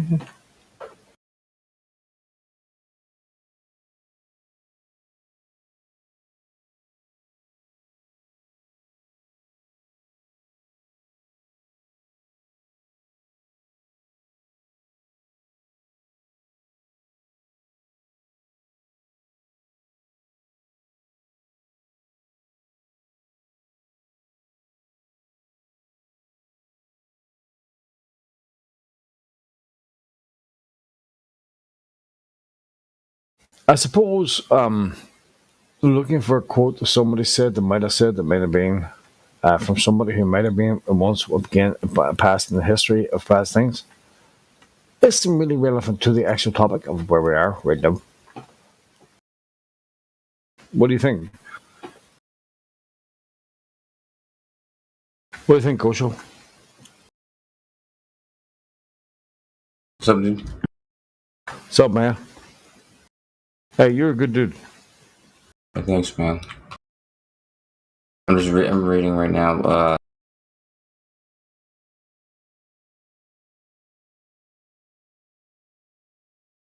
Fortunately, some of these quotes can only be found in lists of.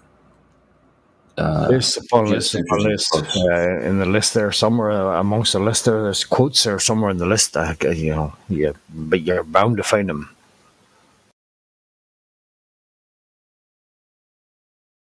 So anyway, moving on.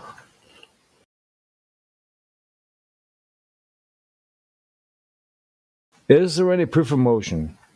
Anybody found any proof of motion at all?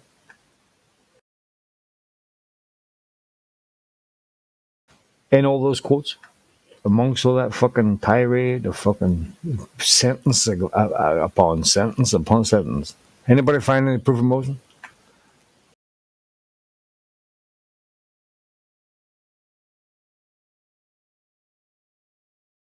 Because if you did, I would fucking love to hear it.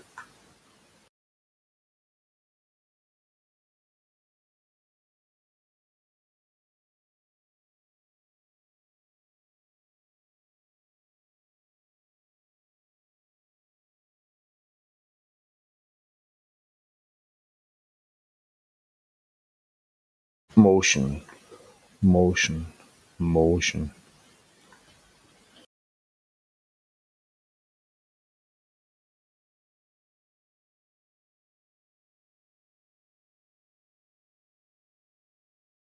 I guess not. Okay, moving on. Next topic. What about them Simpsons, huh? Wait, who? The Simpsons? Is that what you said? Fucking Simpsons, bro.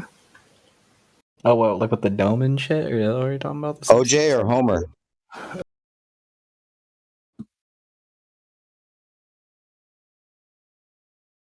Well, it has to be Homer, right? OJ never fucking predicted anything.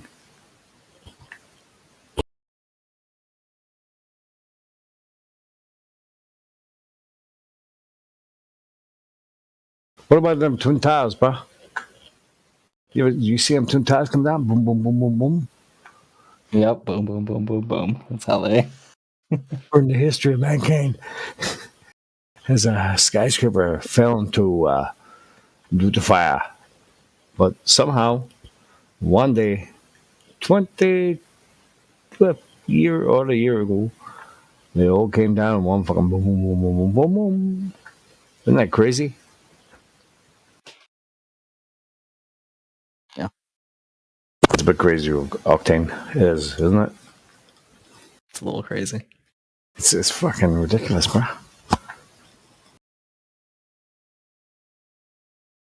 You got firefighters, you got fucking people saying, well, we heard boom, boom, boom, boom, boom, and they come down. I mean, those big booms were probably like the towers crashing. I would think those make some pretty big booms. Yeah, like an aluminium airplane. A plane made of fuck all just crashed into it and destroyed them. Fuck all. Didn't it crash like into the tower going pretty quick? I mean, it's a passenger plane, right? Yeah, it was. Yeah, it disintegrated as soon as it hit it. Yeah, that's going so fucking quick. No, there was no planes, you guys. I know it sounds like a crazy thing still, maybe to some people, but there was no planes, bro. Please. No planes, Yeah, it's 9/11. holograms. Yeah, it's just holograms that hit it. Well, you did see that No, one. it was actually more like a drone plane that was like it looked like a plane. It was like a missile, like a guided missile. It seems like, and then we were showing a graphic image in real time on TV that looked like a plane, and then they cut when the nose of the plane came out the other side of the building because they didn't expect that the drift of the helicopter was going to pick that up, and they cut to supposedly they cut to black on all channels at that point, and then it came back on for right afterwards. But yeah, the nose of the plane coming out the other side, which you can see in the original footage, is impossible. So that shows right there there's no planes.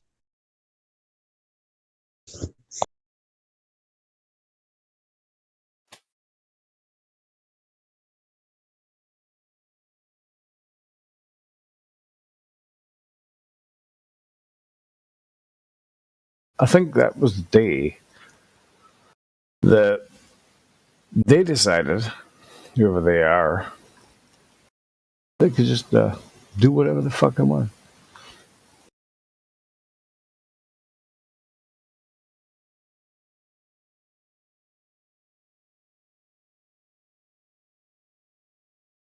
The whole world was looking. I was looking. My cousin said to me, "Paul, you won't believe this. Some stupid bastard just dived into the one of the Twin Towers." I said, "Fuck off! I was in the toilet, having a good shit." No way. Well, my shit lasted that long. He says, "Paul, you won't believe this. Some other fucking blind bastard fucking dove into the second tower." I said, "No way. That's no fucking way. No, that's a terrorism act. That's the act of terrorism." Yeah, you could be right. And then both of them came tumbling down. I mean, that's just fucking insane. It is pretty insane. And then the third one came tumbling down that wasn't even supposedly hit. And then all the rest of them, there was like 6 buildings that came down. Four. They don't even talk about the rest. There were 3. 7-Eleven. No, 3 that most people even know about. I mean, since we're talking about a small area, I mean, their buildings got hit. No, all go look into it. You'll see that all 6 of it, or there's 6, maybe all 7. I don't know. Yeah, but they all came down, so they were all taken care of, right? They didn't demolish the other ones. Just look into it. How many buildings were there, right? There's building 7, so there's 7 of them, right? So if there's 7 buildings, how did the other buildings get taken down? Did they claim to have then post 9/11 gone and taken those other buildings out so they could clear the area? Is that the claim? No. Or maybe that is the claim. I don't know. But supposedly there was like 6 buildings that came down in the same fashion. They needed to clear the area out. They couldn't just leave one building standing, so they had to demolish the other ones.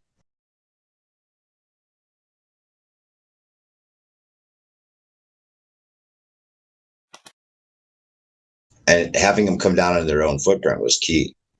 And the other key was making sure that the conspiracy theories were born and mistakes were made on purpose so that the truth movement could be started on the internet. It was like a whole package deal. Yeah, it seems to me something happened that day that we haven't got quite to grips with yet. But it's almost like the impossible happened. That was the original reset, basically. Or not a reset, but the launching to the reset, yeah. It was the takeover, or the showing of their hand on purpose. That's the crazy part.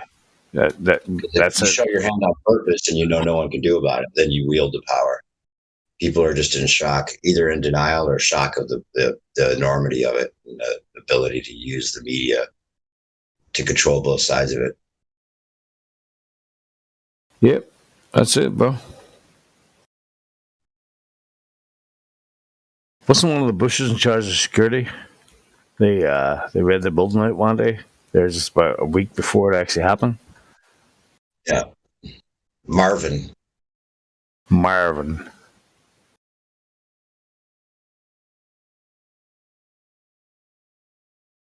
Well, ain't that the strangest thing? Nothing to see here. Moving on. Moving on, people. And he's reading My Pet Goat upside down, or is it A Pet Goat? I can't quite remember because of the Mandela effect. Was it my Pet Goat upside down? Sitting and the classroom he was in, the kids were talking about jets and fucking hitting and kites and steel and must and that you know. That's an interesting one, PMAC. You know why? Okay, so that was another one. That was another one given to us, right? With the kids chanting their words that they were repeating, and they were given that. That's true. They were chanting those words, and some of them were like steel. I'm not sure if steel was one of them, but some of the words, but some of the words aren't what they're saying, and then so that it was subterfuge, right? So they put out a video making it seem like they're saying planes hit steel, but some of those words aren't the actual words they were saying. It sounds similar to the words planes or hit and steel. Hit, I think, is one of them, but I don't know. If you go back and it's one of those things put out there to make it seem worse than it actually is, so that then you could put it out as, oh, look, the kids were chanting. Yeah, well, they were chanting, and it's weird, and there's some of those words there. But some of them weren't the words they were saying, so they make it look worse on purpose. So then the anti-conspiracy theorists can come in and say, here's the real words. You're just being paranoid. So it works to both sides. See how that works? Yeah. It's like a bait. It's like they're baiting us to repost something that's inaccurate. So then they can call out the inaccuracy and make it all seem crazy. But something really strange happened that day. I don't think people actually knew what it was, but we watched it. I mean, watched the towers fall down. Directed energy weapons were used, to make those towers fall. That's the only thing that makes sense. But because, like, them towers are built not to. Every tower is built not to fall due to fire. But absolutely. Somehow they did. Yeah, absolutely. And there's also claims that those buildings in particular were built to fall that way. According to bullshit. It made us think. Well, they could have been. When you think about it, think of how long these people plan ahead, right? Those buildings could have been built to spill in planning for 9/11 from the very start. Like they had this all set up, even that far back. That's how crazy this world is. It seems. Yeah, can we inspect the rubble? Nope. Donald Rumsfeld's fucking truck company took everything away. Bye. Shut up. Yeah. What was the name of that? What was the name of that company? Controlled Demolition. That's the name of the company. Controlled Demolition. Isn't that a coincidence?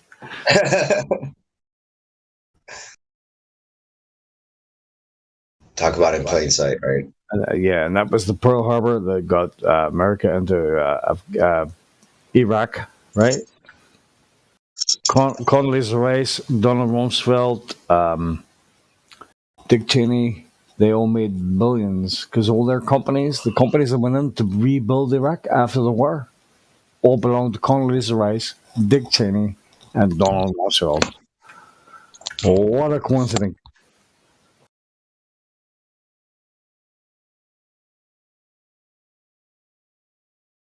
How's that quote coming, Kosho? I mean, how fucking dumb do you have to be? Still working on it, Kosho. Jesus Christ, bro. Where are you now? Do you need a library? Something like that. You know what? I give up at this stage, bro.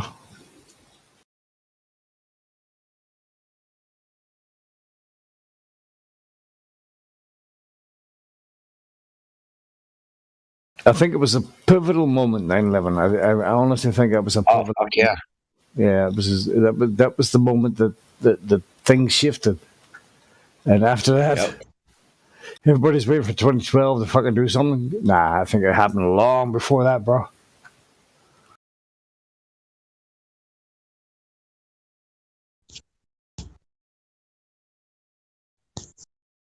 And here we are today.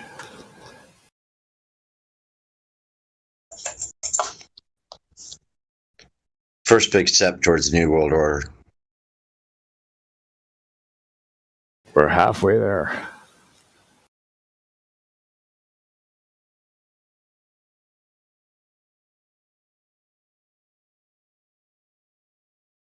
It's true what some people say, though. People just want to be governed. They don't want to be told that they have an actual individual mind. They can work things up. No, they just want to.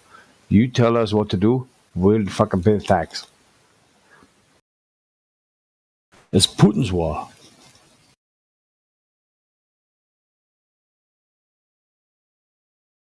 It's so choreographed, man.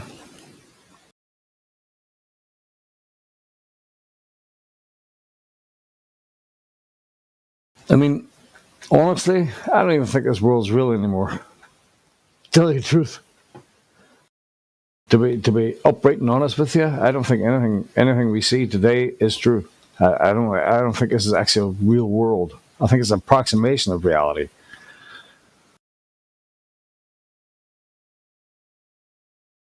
It's trying so hard to be real. You know what I'm saying? You know what I'm saying, bro? Choo.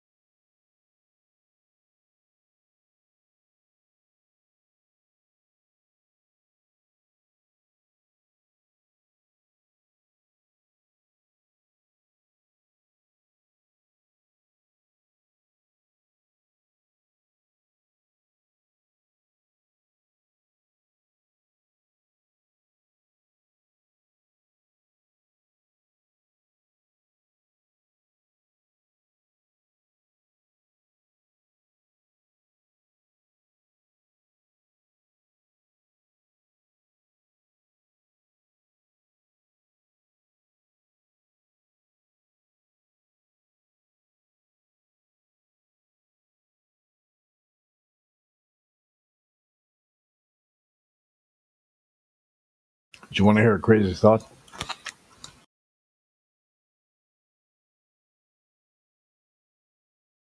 I think 9/11 was an introduction into reality can be anything you want it to be. And this life, as we know it, is not real reality. Crazy thought, bro.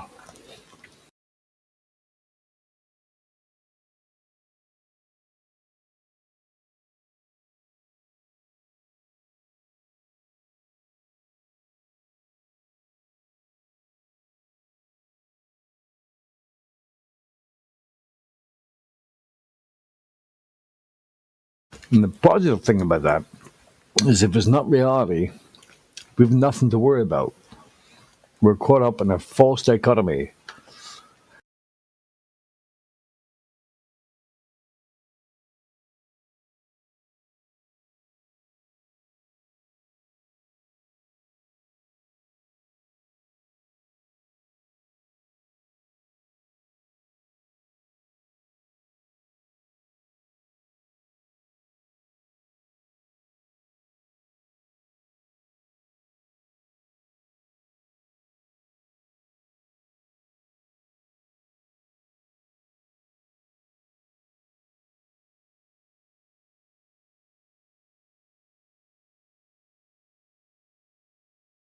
What do you think about that?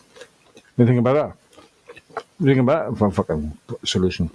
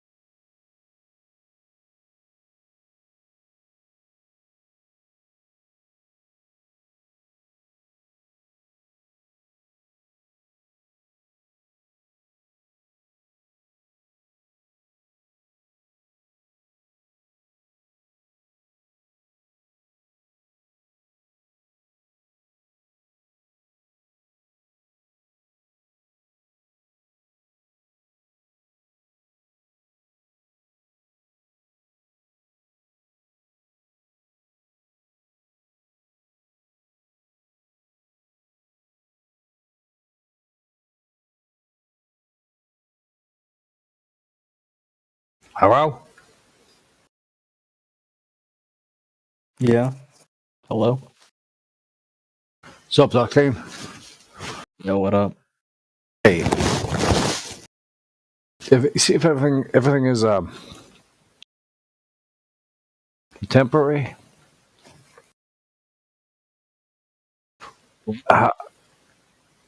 yeah, you know what I'm saying? If everything's temporary, how is it real? Like if you're here today, gone tomorrow, and nobody remembers your name, what you know? How is that real? I mean, things can still be real and be temporary, no? No, I don't agree. No, I think you're talking shite. Let's see. But that's like just your opinion, man. Let's quote. Good. I don't. Yeah, I don't think this is a. How do I put this? Real reality? Would that be a saying? Could you say that? Could you say nothing is a real reality? Would that be an oxymoron or some other kind of fucking shite? Sure. I mean, that's a pretty hard question. It's hardcore, right? Yep.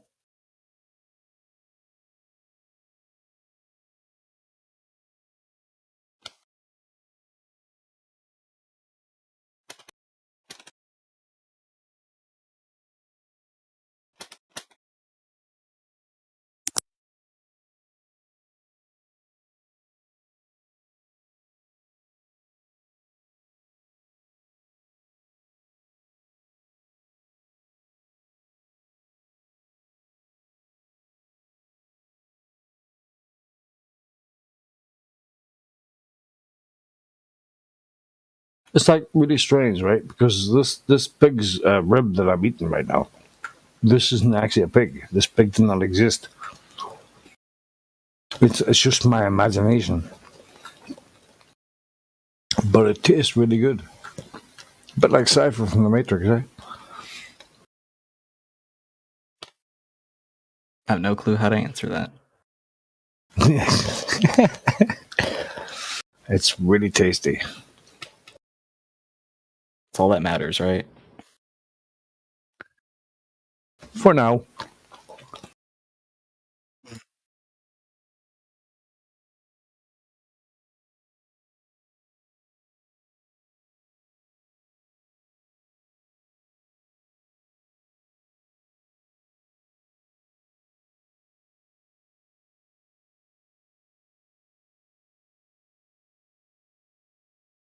What I'm saying is, there's a possibility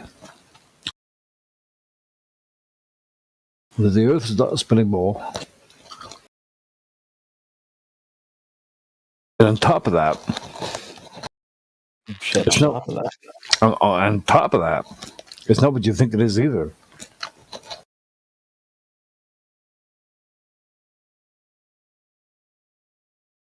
It's up to you to work it out.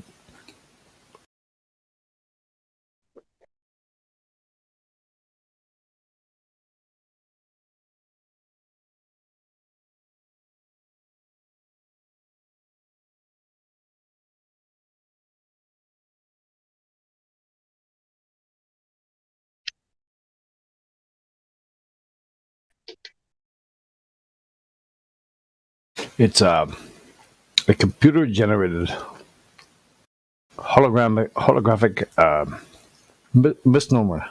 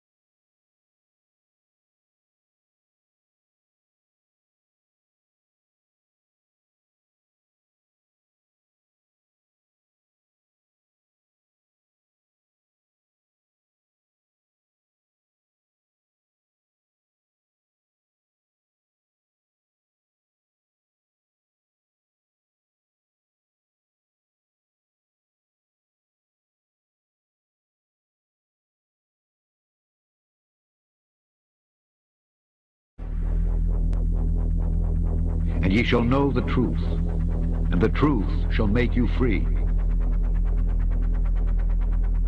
Welcome back to Smarter Every Day. Now, a lot of the pictures you see from the International Space Station come from the cupola on the inside here, right? So the cupola is on Node 3, is that correct? Node 3. Node 3. All right, so this is astronaut Don Pettit. You may know this guy. You've done all the, like, city tracking. Yeah, I've done a lot of cities at night, and then the nighttime aurora and time-lapse sequences of Earth. Many of those that you see have been done in this module when I was at the helm of the He's the junk. Let me just say it that way. You're the junk when it comes to space photography, right? Can you say that? Say I'm the junk? No, I can't say that because I get too embarrassed. I'm going to meet you on the other side, okay? So, seriously, he's the junk. Like, all the really cool aurora stuff, Don's the guy that took it. Now this is a cover. Okay. So we call it a shutter, and it protects the windows from micrometeorites. Okay. Shutters are closed, the windows are protected.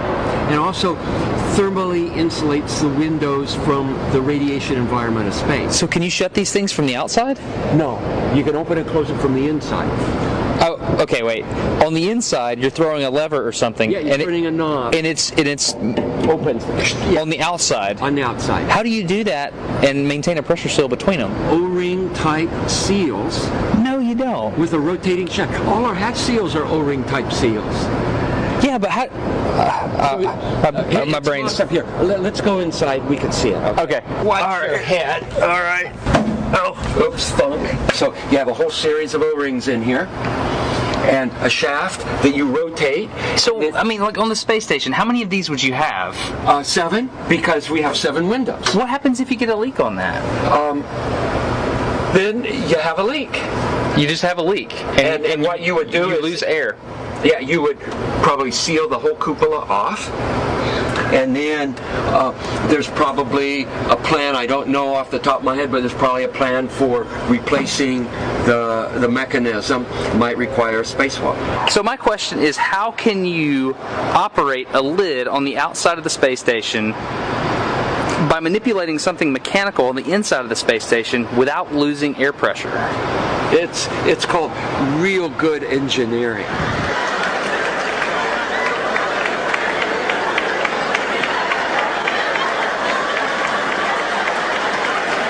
It's called real good engineering.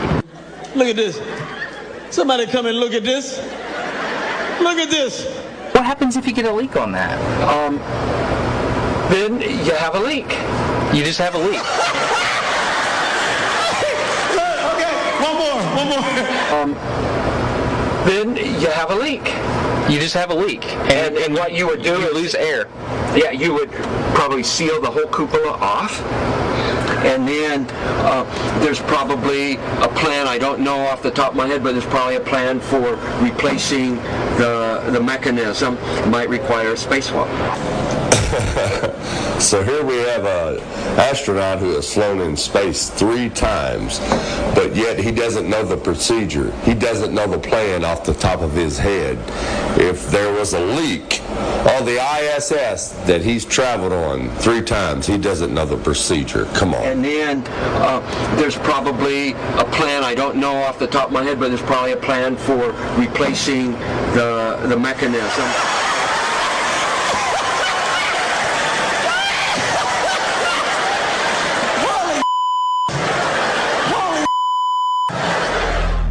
The reason he don't know the plan is because it's all fake. He was caught by surprise with the question. Thanks for watching, and God bless.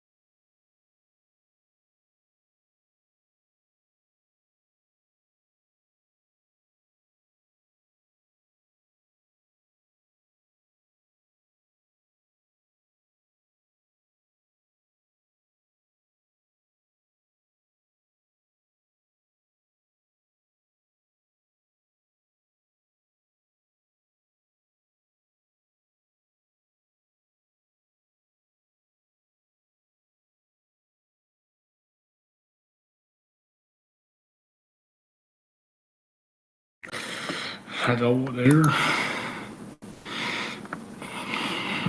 Well, hello. Hello.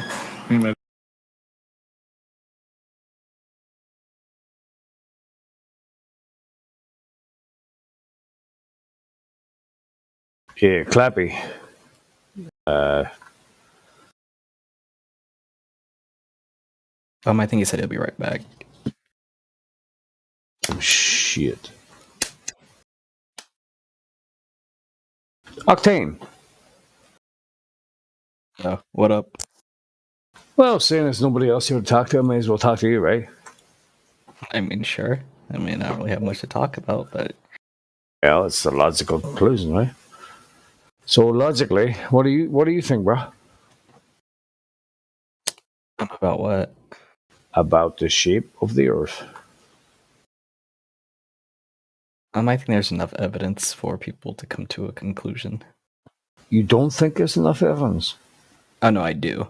You think there is enough? Okay. I think there's enough evidence, not necessarily proof, because I mean the Earth is very big, and to bring like every single human to space to be like, look for yourself, is impossible. But there's enough evidence, I think, for someone to come to a conclusion. Okay, so evidence is contrary to proof.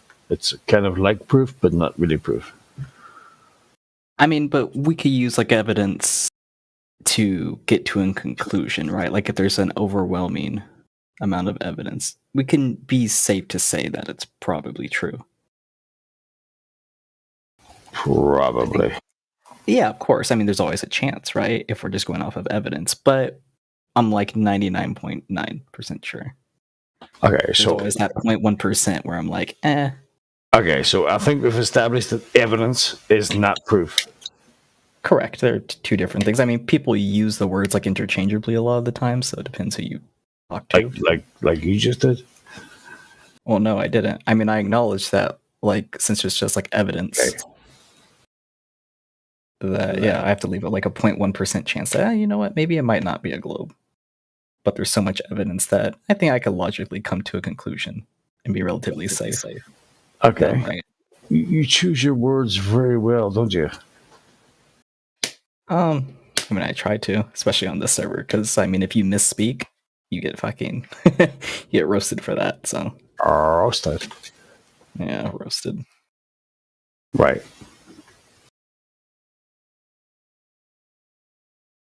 So, would proof is proof a big deal to you, or is it just you could base reality on evidence? I mean, I guess I would say we do have proof that the Earth's a globe in form of videos and pictures from a lot of different people. But the reason why I don't use those is because I know you guys don't believe space to be real, so that's why I just don't even bother. Well, that's but that's not really proof, is it? That's evidence. That's something that can be manipulated to make you think a certain way. Yeah, of course. Right. But that's why it's good to have a lot of people take the same picture to verify if it's true, right? Because if someone like sent me a picture of like, I don't know, let's say like the Loch Ness Monster. I mean, if there's only one photo out there, no one else could get a photo of it. It's probably not real. But well, the same thing applies to what you're talking about as evidence of. No, right. But what's different is that we have multiple different people taking the same pictures, and they all make sense. They all. What do you mean make sense? I mean, it's all showing that it's a globe. Basically. Well, what do you mean makes sense? It makes sense of what? Of showing the same shape. What you've been told? Of what you've been led to believe. It makes sense. Is that how it makes sense?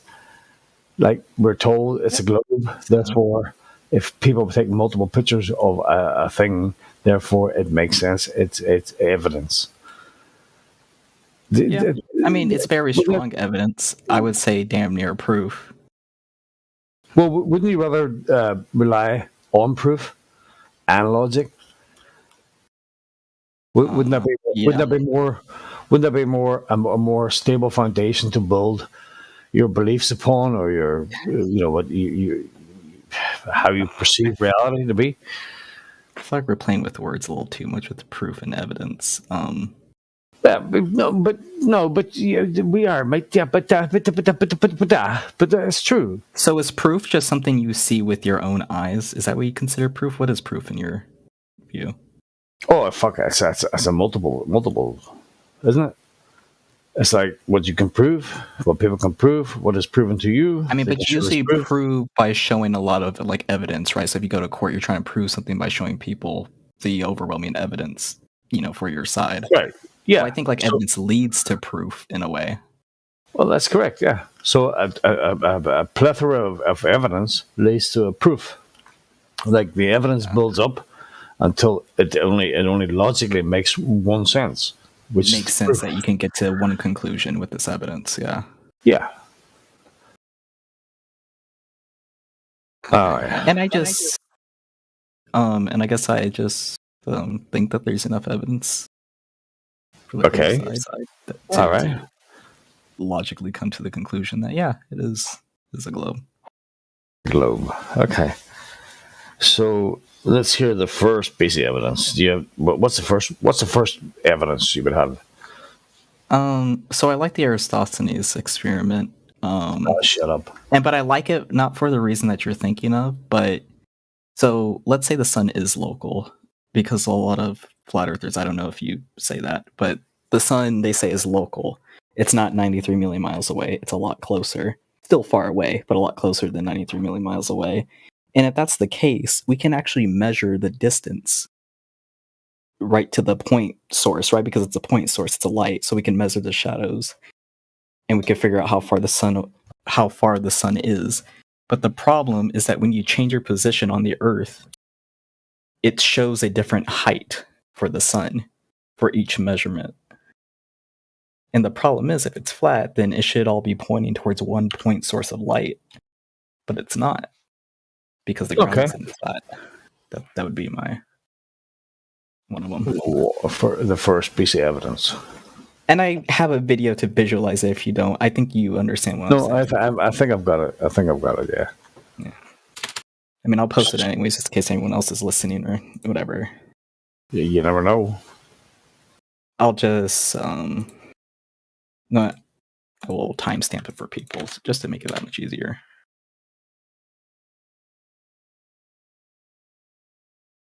But this is something that people have done before. And I think even the server could do it. I mean, the math seems relatively easy. It's not too difficult. I mean, it won't be hard to find someone who's pretty good at math, but we could each get a shadow measurement from where we are. And we could figure out, if the height matches up. But so far for the people that have done it, it just doesn't match up. The sun's at a different height, so it doesn't. All right. So, but we're not talking about lights in the sky. No, right. No, but what I'm saying is, though, if the ground was actually flat, we should be able to get the same height to the sun. But the fact that we get different heights shows that the ground we're standing on is not flat. Otherwise, no. It proves that the light above might be in motion. It's moving at different degrees. Wait, so it's moving up and down? No, it's cross and across. Yeah, so it's not so much to do with fucking distance, but it's to do with the angular motion of it. Not that the Earth must be moving, therefore that's why we get different. No, it's move. It is moving. It's an angular. Do you understand what am I trying to say here? I think I understand what you're saying, but I still disagree. But I think I understand what you're saying. Right. Okay, I'll try my best. I'm really shit at maths, by the way. Maths is hard, bro. Math is my worst subject. I hate it with a passion. Well, you and I got something in common then. So, but the thing is, we're not talking about lights in the sky. We're talking about the Earth that we're standing on, right? Okay, fair enough. Yeah, you want to keep it to the surface and only the surface. No. Well, no lights, no shadows, no anything. Just what do we see? I mean, I completely agree with you that what we see is flat, motionless. I completely agree. I mean, that's why people for so long, like thousands of years ago, believed the Earth was flat because they didn't have the technology to realize how small the curve is. I mean, what the like per mile, it's like 0.000126 like miles per curvature or something like that. It's like extremely small. So I mean, I agree, it appears flat. But once you start using technology, you start to realize that it's actually not flat because our senses aren't that precise. All right. Right. So yeah, no, that makes sense. So their perspective of it, what they're trying to provide to us is that it's a ball, right, with water. I mean, we say it's a sphere, but technically it's not even a sphere. You're wrong when you say that. Pear-shaped. Who cares, right? Yeah, pear-shaped is more accurate. But it's a motion. It's a some kind of a spheroid in motion. Yeah, without spheroid. Yeah. Yeah. So against the vacuum. Mm-hmm. Do you understand by that very first statement? Yeah, like the vacuum and how kind of pressure and vacuum exists, right? And bending water and fucking. Well, so what I would say is that we kind of already have that here on Earth. I mean, the higher you go up, the less atmosphere there it is, right? So, I mean, wouldn't, in theory, if that were to be true, shouldn't the higher pressure here on the ground, shouldn't it be shooting upwards essentially to fill the void above us? You know, but the question is, how the hell is it holding all that bendy water? So there's forces that we experience. We experience an upward force, buoyancy, and we experience a downwards force. And have you seen the size of the Atlantic Ocean? And the Indian Ocean? The size, no, but it's probably big. Yeah, it's very fucking big, right? So what downward force is holding that to the exterior of a... Well, so we know there's a downwards acceleration. That's proven. Now, where we get into theories is what causes the downwards acceleration. And I think that's where we'll disagree. I'll say gravity because, to be honest, I'm just going with the majority here. It sounds good. Mass attracts mass, bigger mass. Yeah. Ice roll with Newton's. It's a lot more simpler than Einstein's. Right. So if I put a big marble next to a smaller marble on a table, eventually the smaller marble will move towards the bigger marble. Is that what you're saying?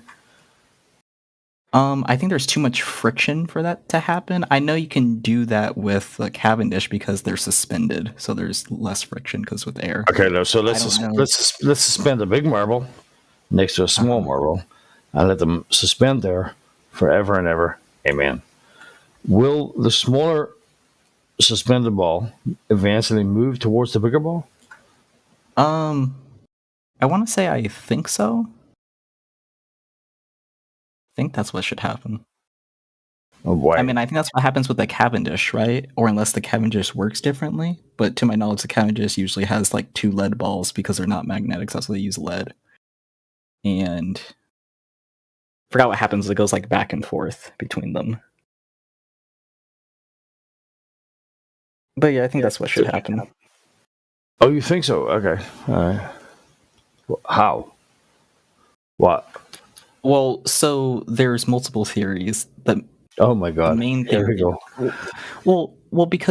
Well, okay. If you want me to be honest, I don't know the cause. I just know there's a downwards acceleration. When I let something go, no, you said theory. It accelerates faster. You said theory. No, downwards acceleration is not a theory. That's just something we experience. We can measure it. Now, what causes the downwards acceleration? That's in question. Because no one's questioning that when you let something go, it drops, right? Right. We're not going to deny that. And it seems to accelerate the more time you give it in free fall. So no one's denying that, and that can be measured. But the cause, what causes that, is in question, and that's where we get into theory land. And Newton's is pretty good because we could make a prediction off of his theory. Like, no matter how fake you believe the theory to be, if it makes a prediction, people are going to use it. So that's why people even use Newton today, because it's pretty relevant within our solar system. And I believe if you're not going like the speed of light, Newton still works fine. Okay. But if you want like better like accuracies, then you go with Einstein. But yeah, we don't know the cause. Nothing can go the speed of light, right? I mean, light goes the speed of light. Except light. Right. So I mean near the speed of light, or things getting close near to light speed, yeah. Yeah, so like I don't say that we know the cause. People who say that just don't know, or they heard wrong, or were taught wrong. But I think we can all agree on there is a downwards acceleration. I don't think there's any point in debating that, right? Like, do we both agree things accelerate when you let them go? I mean, generally, unless it's more buoyant. No, I don't have a problem with that. So that's cool. Okay, so we agree on that. There's a downwards acceleration. Now, where we just disagree is what causes it, right? Because you guys say something is more dense, so that's why it happens. You kind of no, but you see, the thing is that what people are doing is they're boiling it down to a downward acceleration of a single particle in relation to the Earth. What we're saying, no. That's gravity. Downward acceleration is just something falling. It's not making any. It's just saying things fall. There's no. Yeah. Okay. Gotcha. Yeah, because like once you start talking about it's pulling it towards it, now we're getting into the theory aspect. So you agree that the ball Earth is a theory? That what is a theory? The ball. The ball is a theory. The ball Earth, the ball accelerating around the sun accelerating around the sun. Everything is it's a theory. Again, with there being so much evidence, I believe the ball to be basically fact at this point. Again, I'm always leaving a 0.1% because I never seen it with my own eyes. But here's the thing, though. Is there any proof of the Earth in motion? There's the Foucault pendulum. No, that's not proof. That's not proof. Well, that's evidence of. Well, because so my question would be is then so. Let's say we are on a motionless flat plane, right? When you swing a pendulum, why would the pendulum then all of a sudden start to move in a very predictive manner? Because we can actually predict on a globe Earth, like on a globe model, using the globe model, we can predict how much it's going to swing in what time, depending on where you are on Earth. Why would that happen on a flat motionless plane? That would be my question. Like, is it just a magnetic field that we're not understanding? Is it perhaps maybe but again, that would be my evidence towards the ground moving, and that's really the only I think evidence I can think of. Well, that's for motion, to my knowledge. There's probably more. Oh wait, like isn't there like a lightning gyroscope or something that shows the 15-degree? Isn't there like something like that shows a 50-degree movement or something? That's more advanced and more math, and I don't fucking care. Foucault pendulum's easier.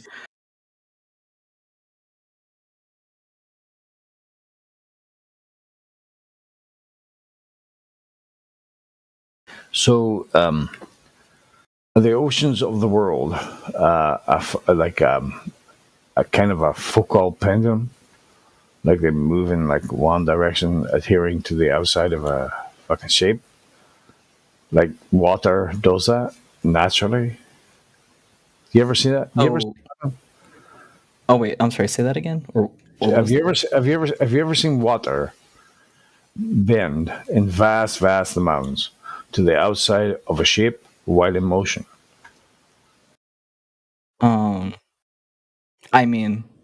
How much water, right? I seen water stick to balls, but that's because of like adhesion or whatever it's called. Trillions upon trillions upon trillions of tons. Right, water. Exactly. Like you're talking about like a lot of water just surrounding the ball and it just floating. No. Is there any? I've seen pictures of it. Fuck up. Any experiment? Anybody ever fucking proved anything on a small scale? So No? I would say, so what I would say is, if we're Is playing that by more evidence? well, no, I was gonna say, if we're playing by flat earther rules in terms of trying to prove the globe, it's extremely hard because because it's basically saying we can't use any technology that has advanced like the scientific field. Like we can't use rockets, we can't use space. It's very hard because, again, I mean, like I said, I agree with you that if we took technology out of the picture, I would believe the Earth was flat because, again, I didn't thousands put of years technology ago, in the people picture. did. I didn't put technology into the picture. I didn't say anything about What I'm technology. saying is, it's like but what I'm saying is, it's like by playing by the flat earther rules, we essentially have to say we can't Well, use technology and let's only play use by our our senses. rules. Let's play by our rules. Your rules, Octane, my rules. Mine's logic, yours logic. Right? Yeah, but I think because I mean, you're basically saying just use my senses, right? It feels flat. It looks No, flat. I didn't say anything about no? senses. I'm talking about logic. I would say senses play into logic. No, you can. I think they kind of work together a little bit. Well, logically, if you think about it, it doesn't make sense. You see, now you said something earlier on, which I agree with, is that the ball, the model which you have in your head, is very, very hard to explain. It takes a hell of a lot of fucking explanation to explain that shit. Okay? Whereas somebody else like myself, it's very easy to work out. It doesn't take a lot of maths or fucking brain thingy or jigsaw puzzles and putting things together. It's very, very easy to explain. It doesn't work the way you think it does, and the reason why people believe that it's a globe, etc., and they're sitting here 10 years later, probably 20 years from now, still trying to explain how it happens, is the hardest thing to do, because it's really hard, because it's against logic, it's against science, it's against nature. You understand what I'm saying? You probably you could sit for 50 years and try to explain to somebody how it works, and it would be really hard on you, and you really have to figure it out and go down to nitty gritty and mathematics and shit. But explain which parts, though, I guess, right? Some parts would probably be easier to explain. Like, it's probably easy. Well, there's only one part. There's only one part. The one part is it's a big fucking ball. It's a big fucking ball. Tons and tons and tons of water. And it's spinning against the vacuum. And it's doing it because, let's see. See, if you take A and minus it by B and subtract C and put D in there, then somehow it works. You know what I mean? You have to really fucking go far out to try and explain this shit. And all it is a simple explanation. It's not a fucking ball. I mean, now just because it's complicated, I wouldn't say necessarily mean it's wrong, right? I mean, it could be complicated because it's big, it's complicated. I mean, it's hard to map out over long distances because, again, that's what she said. It's not even a perfect sphere. I mean, to be fair, like, it's not like a perfect sphere, right? I mean, like, if it was a perfect sphere, it doesn't matter how perfect it is or not, though. And that's not the point. The point is, the model does not work. And you can sit for 50 years and explain to somebody in mathematical terms and all kinds of fucking logistics that you can think of. It's not, and rack your brain and try and tell yourself you believe in it, because you come to some kind of conclusion about some fucking fairy tale. It just does not work. It's the Occam's razor. The simplest explanation is the answer. It's not a spinning ball. There's no way water does that. It cannot happen.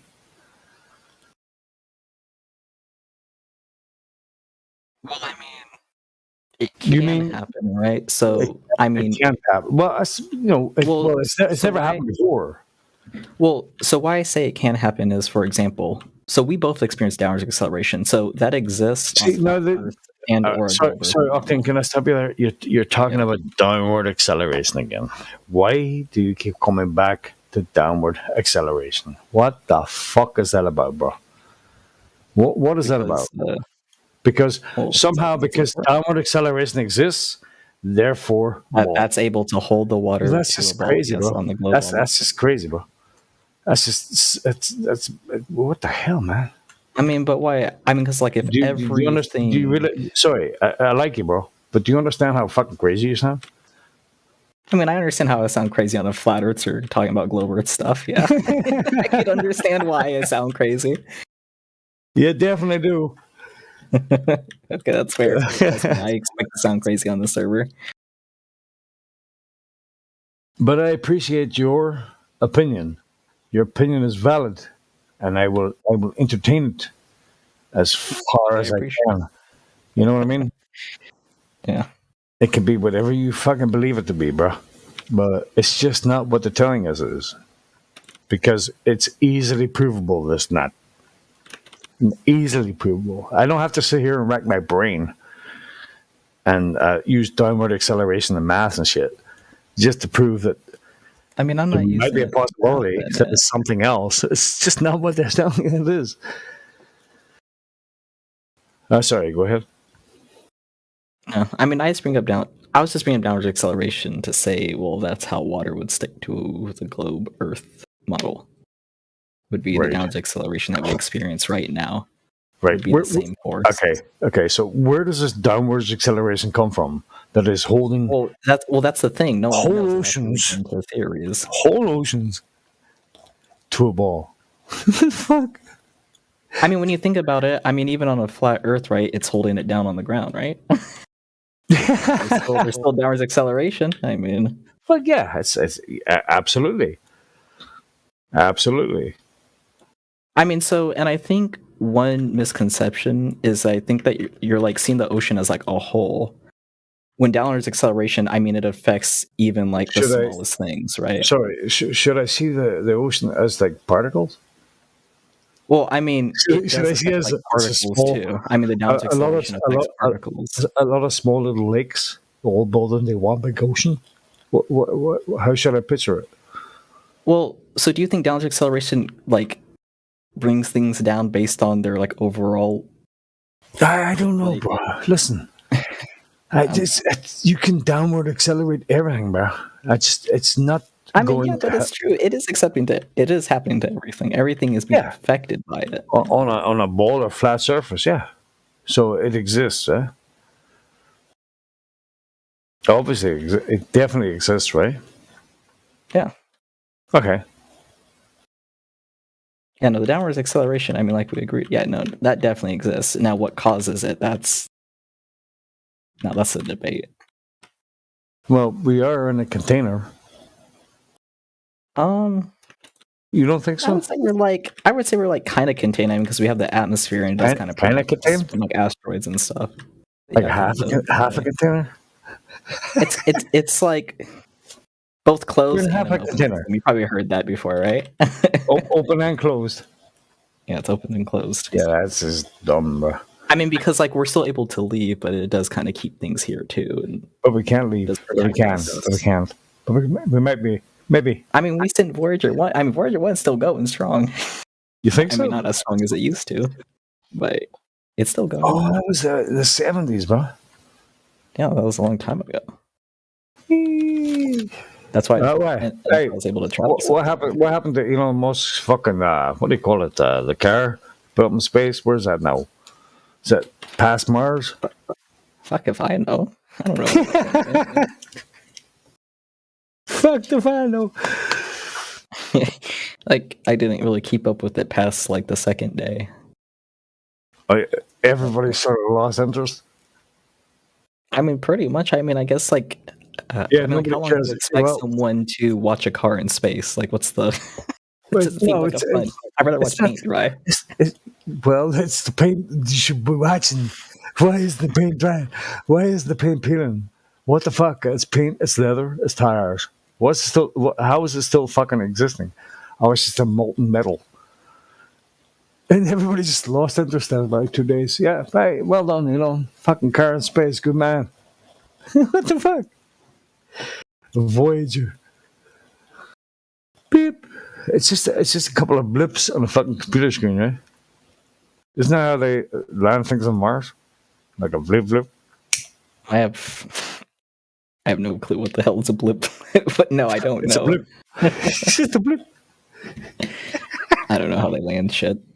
Probably has like some like joysticks or some shit. I don't know. Yeah, parachutes and joysticks. That's all you need. Listen, it'd be nice if it was true, right?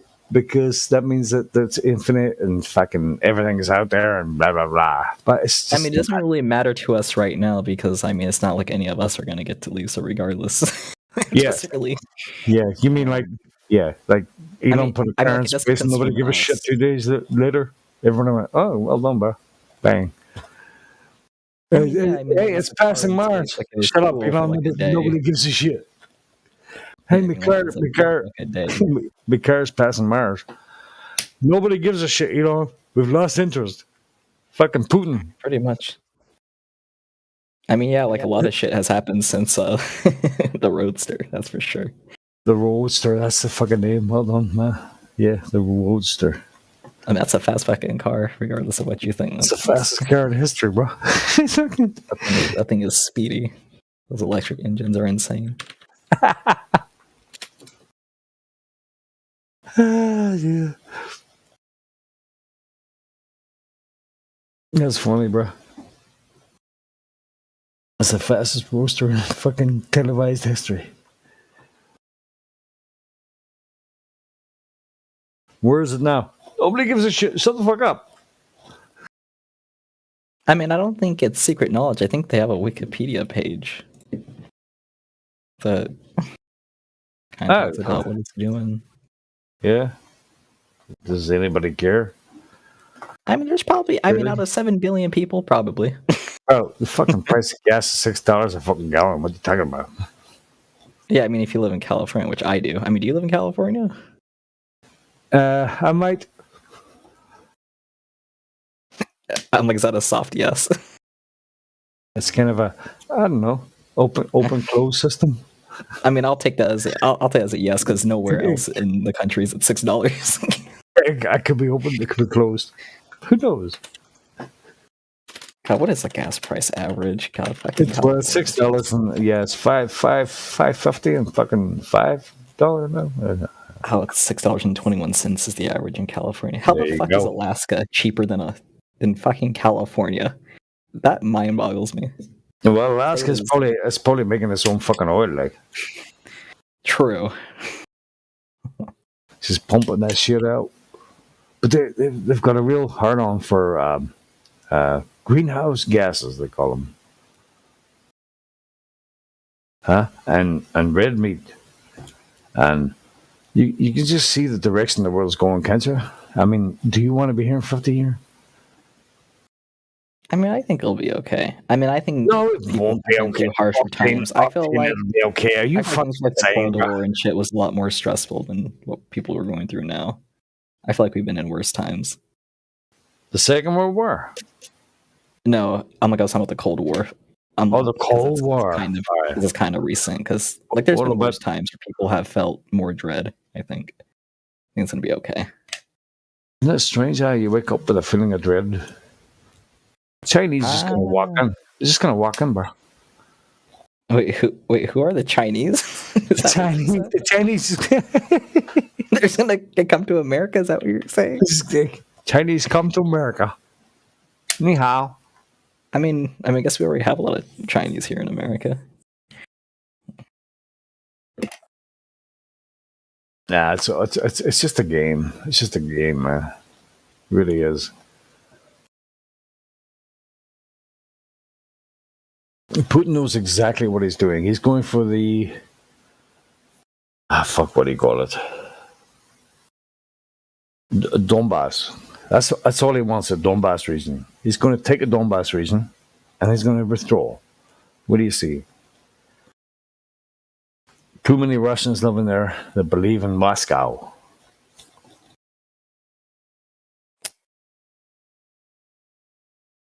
Wait, so what about Moscow? What'd you say? Donbass, the Donbass region. That's the eastern part. Yeah, where the fighting's going on. Or Yeah. Majority. Yeah. He's going to take that, and he's going to fuck off. Thank you very much. Is he though? I mean, I feel like he's going to go after what's that small country by Ukraine that's like scared? They're next. Belarus. Moldova. Moldova's terrified. They're like, oh fuck, we're next. That must be a scary feeling, just thinking that a fucking country's just gonna come and steamroll your shit. It's not a good feeling, probably. It's not.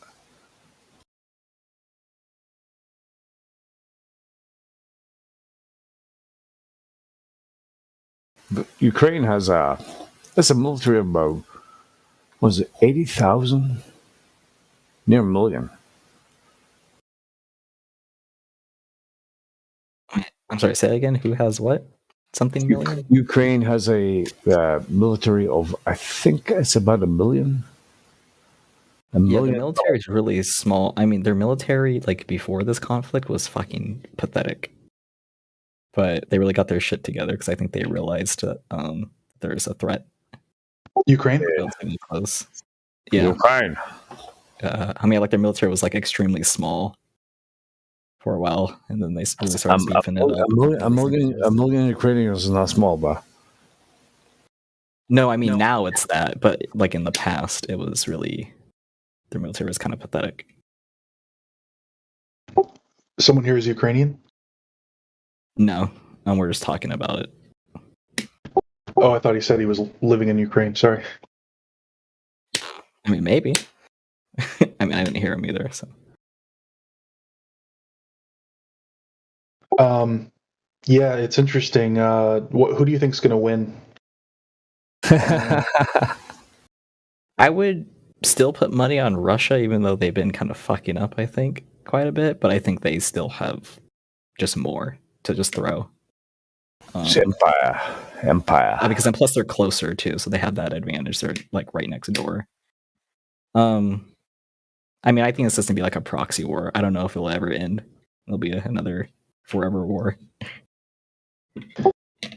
Yeah, because unless Russia wants to like do a full general mobilization where they just draft like millions of soldiers, like if they just keep the same tactics they've been doing, then I mean, I think they could hold the land that they've conquered so far, but to continue making like vast territorial acquisitions or whatever, I think that would be unlikely. Yeah, that's going to be the tough part.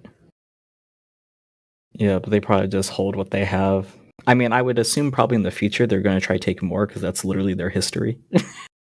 They take something, wait for a bit. They're like, all right, we're going to take some more. Yeah, that's empire. It's a bit like you fucking Americans or Canadians. Yeah, I always wish that America would have continued Manifest Destiny like North and South. So like Canada and Central America. But it's all a load of bollocks, really. What is the whole thing? Yeah, everything. It's just everything. Just everything, bro. Weasel. Everything. P-Man. Yeah, I've noticed a lot of flat earthers, like they just sort of disregard like everything, like all geopolitical stuff. Like they just think it's all just a hoax and it's all orchestrated. No. Listen. Libertarian vibes. Yeah, I might be a flat earther, right? But I have a very, very in-depth view of the geopolitical happenings. I'm not stupid, though. Are you South I Africa? don't think P-Mac. I don't think Mac's one that's better. Are you from South Africa? I grew up there. Yeah, I heard the Boer accent. Did you hear that? Yeah, Laka Brew. Hey, how did you know, man? I talked to some South Africans online, so your voice reminded me. They're good people. Salt of the earth. You got the boost. Oh my God! You can't say that. You can't say things like that, bro. Well, I support Eugene Treblanche. I think he was a good man. Yeah, but he's dead now. Yeah, unfortunately. Yeah, no. What do you mean, unfortunately? No, it definitely. I think he got what he deserved. I think he was doing what was best for the Boer people, and he was trying to, increase their, because it's really unfortunate what they've been doing to the farmers and like slaughtering them and stuff. I never thought I'd hear a South African like. Yeah, like us, just a cracker. Yeah, let's get back to Russia. I mean, what more to say? I mean, they're kind of mean to people. Whole ass countries, actually. That's not good. Yeah, I want to see a Russia that is more like the rest of Europe, just like chill and kind of like non. The only European country that's like not chilling. So that would be cool well, obviously, like I disagree with the European Union on a lot of stuff, but if the European Union was more closely to my political views, like I would like for Russia to join the EU and NATO as well. But of course, they'd have to change their opinions. Well, then China's gonna fucking take over Taiwan, isn't it? I would like to see China try. I don't know how good their military really is. You would like? I'm really curious to see how good the Chinese military is. Just so we can see how it goes. Just gonna sit my fucking big ass. Yeah. Like I just want to see the Chinese military in action because I think it's gonna be dog shit. Definitely going to take over Taiwan. I feel like it's definitely going to take over Taiwan. You listen to me? They are. I mean, at what cost? Going to take over Taiwan. Yeah, they can take it, but at what cost? That's what I'm curious about. I mean, I wouldn't mind Taiwan being part of China, except I would just want the Chinese government to be more like the Taiwanese government. The only reason I don't want China to invade Taiwan is because I don't agree with Maoism. Yeah, because they're going to change up their whole shit. Yeah. Because I think China has like that one policy or whatever the fuck it's called. The thing is, whether you people say, why do you love America? Well, freedom. You ain't got freedom. Hell yeah. You're taxed out the fucking eyeballs. China is fucking taxed. It's theft, but necessary. Political systems are bullshit. All of them. Right? Can we agree on that at least? Wait, that's bullshit? It's political systems are bullshit. I guess what does that mean? I don't know what political systems mean. Like, okay, anarchist. I am a pure anarchist. I don't believe that anybody. I mean, I guess I believe like some ideologies are more dumb than others. Who's going to fucking fix the roads? We'll fix the roads. We'll sort it out locally. The centralization of power is the worst thing you could do. I think that anybody who wants to be a politician should be fucking guillotined right from the start. That's how. Yeah. Because then he means in a video game stream. Means that in a video game. Yeah, I mean, I like the idea of a government so long as they do exactly what I would want them to do, which would mean I'm basically the dictator. Yep. Yes. So, like, the more they diverge from what I prefer, the less supportive of that government. But on the other hand, I don't think anarchism would provide me the lifestyle that I want either.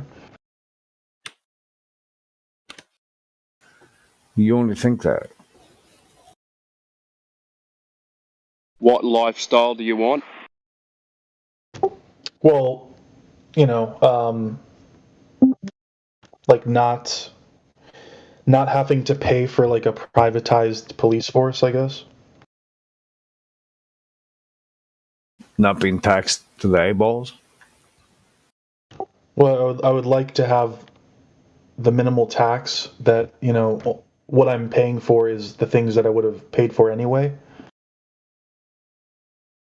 So you wouldn't want to fund NASA? Well, I'm personally a globe earther, so I believe in funding NASA, but... Oh, you did? I didn't even look. Yeah, come on.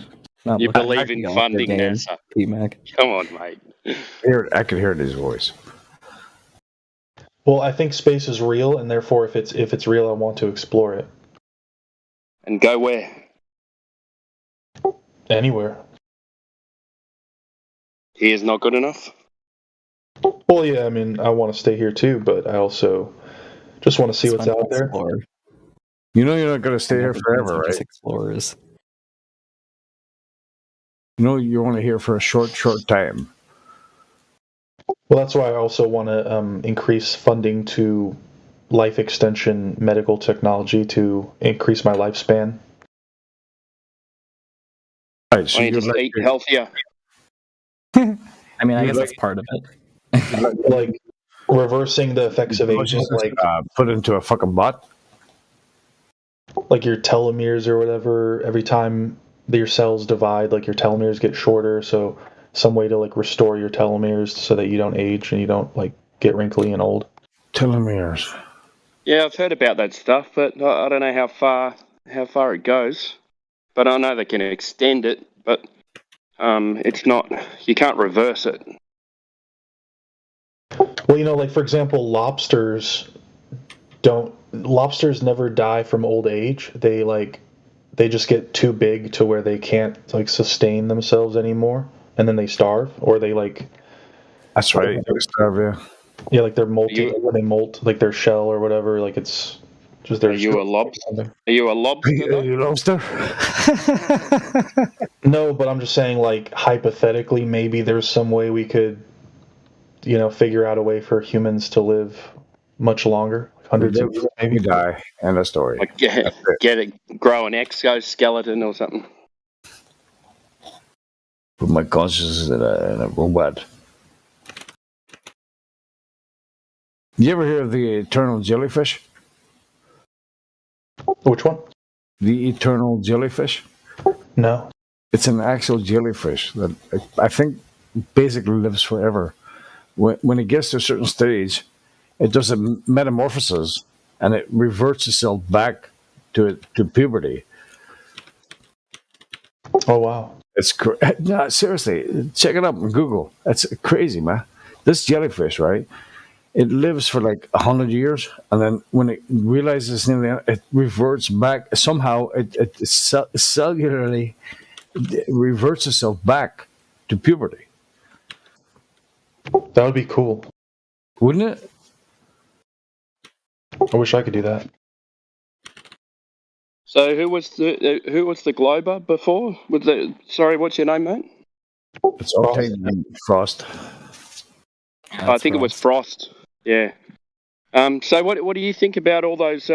If you love space, and what do you think about all those videos when they show them hanging around on harnesses and faking space behind green screens? Why do you think they do that? Yeah, I think those harnesses are. I think they're just like camera glitches or something, like some sort of. Just some weird shadow or some sort of encoding error or something like that. Why would it happen all the time though? So people grabbing onto a shadow? How does that work? Fading in and out.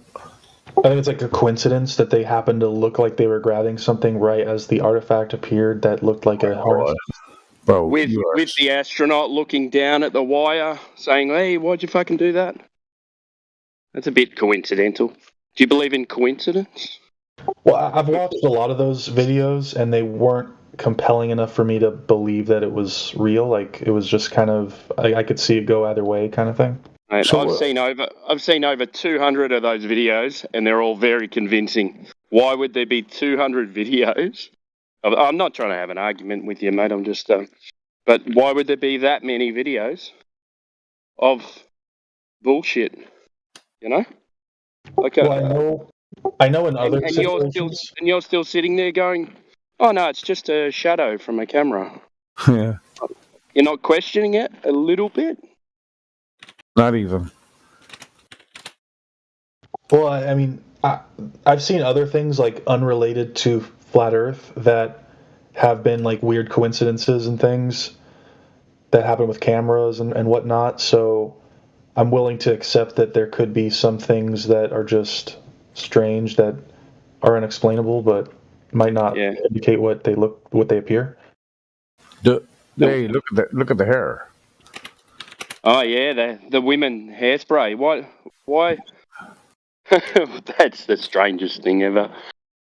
Like if you're going to send somebody up into space, the first thing make them shave their hair. Shave them. Yeah, shave all their body parts. All of it. That would be logical. Yeah. Well, to be fair, I actually have like kind of frizzy, wavy hair, so my hair kind of does that even on Earth. What? It floats? Well, it just like bunches up in a weird spray, like hairspray kind of a look. It stands straight up. It stands on end. Yeah, like when I wake up in the morning, I look like I just stepped off of the ISS. You're holding on to an electrical rod.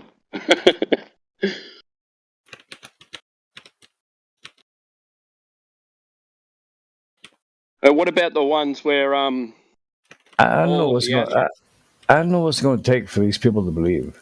I mean, I don't know.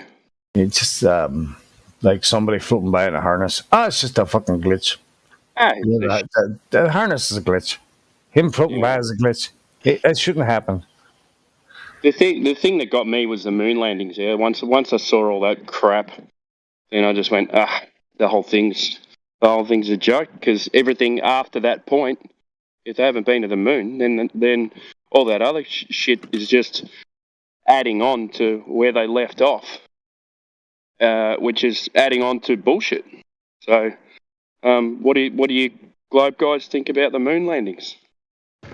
I watched another documentary where he basically just went through all of the points of the moon landing hoax documentary, and he gave really good explanations, plausible explanations for each weird anomaly. Did he get gas pressure without a container?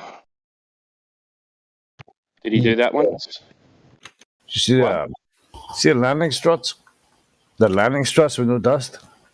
yeah, on the feet as well. That's amazing, man. Yeah, no crater underneath from that booster. 120 pounds of pressure. Yeah. Not one bit of dust.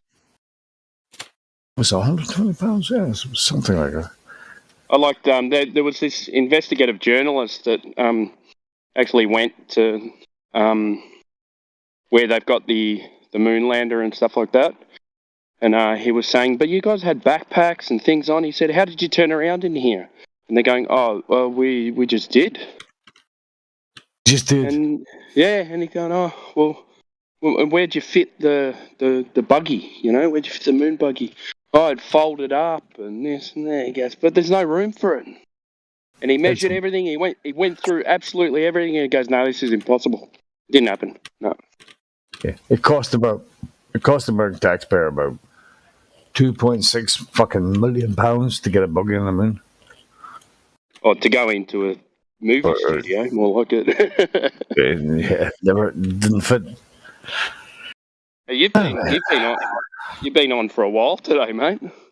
For me? Yeah. Yeah. All day you've been on. Oh, day here, but I don't know what it is there. Oh, it's night there, isn't it? 11 hours at the moment. I'm just walking. I'm just walking on the moon. There's a video of the buggy folding up, by the way. There is. Well, I mean, it's animation, but I'm showing the. It's animation. I just posted it though. Another animation. An animation. I don't know if there is a physical video, but that's just to conceptualize it. Yeah, but I mean, you can conceptualize anything, really, can't you? That's true. But I mean, if it's possible in an animation, then it's possible to build it too, right? Not necessarily. No, not really. You don't have to, assuming all the parts match up. Yeah, well, that's it. In an animation, you don't do all the mechanical parts, do you? You just draw an animation of an outer shell, and then that's it. You just draw an animation. Walking on the moon. Yeah, but you can see that the pieces aren't like clipping between each other. Like they're all fitting where they're supposed to. Let's have a little look. Oh, Is it in the voice text? yeah, it's animation. It's like it. Oh, nice how the wheels fold up there. That's amazing.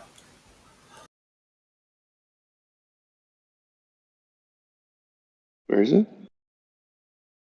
It should be the last link in live stream. Oh yeah, got it. The year bullshit 2019 marks the Look at it. Oh, come on. bullshit 3D animation.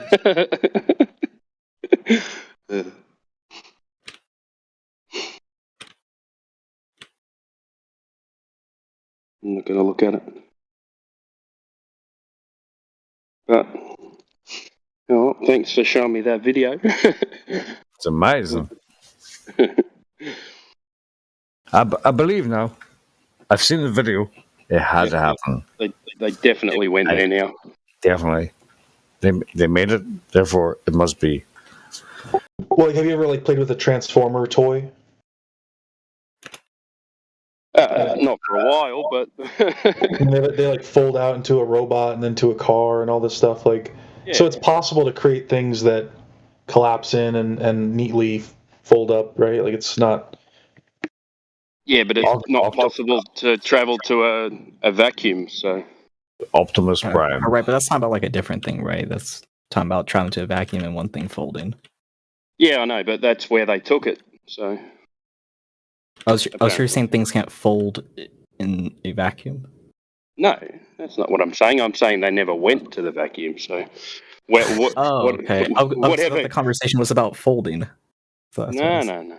Well, I'm saying it's irrelevant because they never went there. So, whether you have a folding buggy or not, it doesn't really matter because they never went to the moon. So, then why did the question ever come up about folding? I was just came up in conversation because the craft was too small to actually hold a folding buggy. So.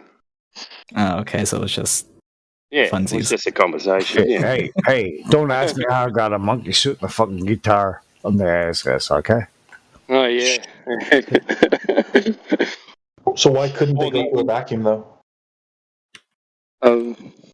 Because no one's ever gone there. Nobody can. Well, you could go into a vacuum on Earth, right? A vacuum. Can you? The last guy that did it, his blood started boiling. So. Well, you'd have to wear some kind of a protective suit, right? You couldn't. Well, he was. I think he did pressurize his suit. No, or didn't he? Had no. He passed out. He passed out within fucking 30 seconds. Well, because the suit malfunctioned. No. Well, how did this? They do that. They do a test. It fails, and then they still say they're going to a vacuum. That's the only time they've. I'm sure you could have a faulty suit, but I'm sure there were other suits that worked properly.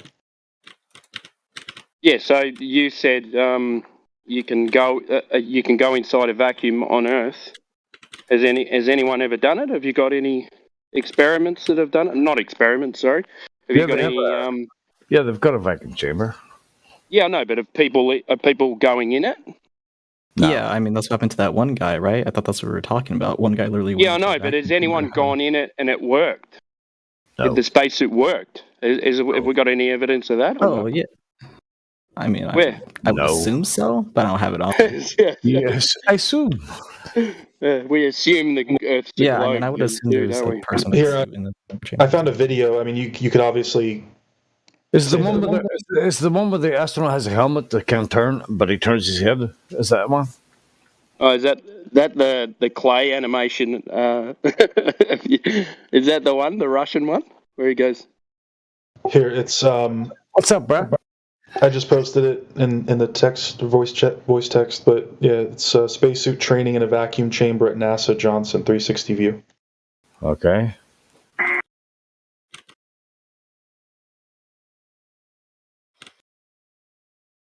He looks like he's shitting himself. Holy fuck. I'm about to die. Oh, I see you're watching the video, Pete Mac. I can hear it. Of course. I don't think it's. I mean, I don't see why you would question the possibility of having a pressure suit, though. That's a pressure suit, right? Because I mean, we have it for like deep sea, no? Yeah, but that's an opposite pressure. But it's still pressure. No, because that seals to stop water getting in. Then when you're in a vacuum, it wants to take all the pressure out. That's sure, but can't the suit? I don't see how you. Why would that? You don't see the difference between out. I mean, I know there's a difference, right? Because I mean, one, you have a pressure trying to crush on you, and the other, the pressure is trying to expand out, fill the void. But yeah, still, you can make a suit for both, couldn't you? Why would one be? Yeah, they'd be different suits, though.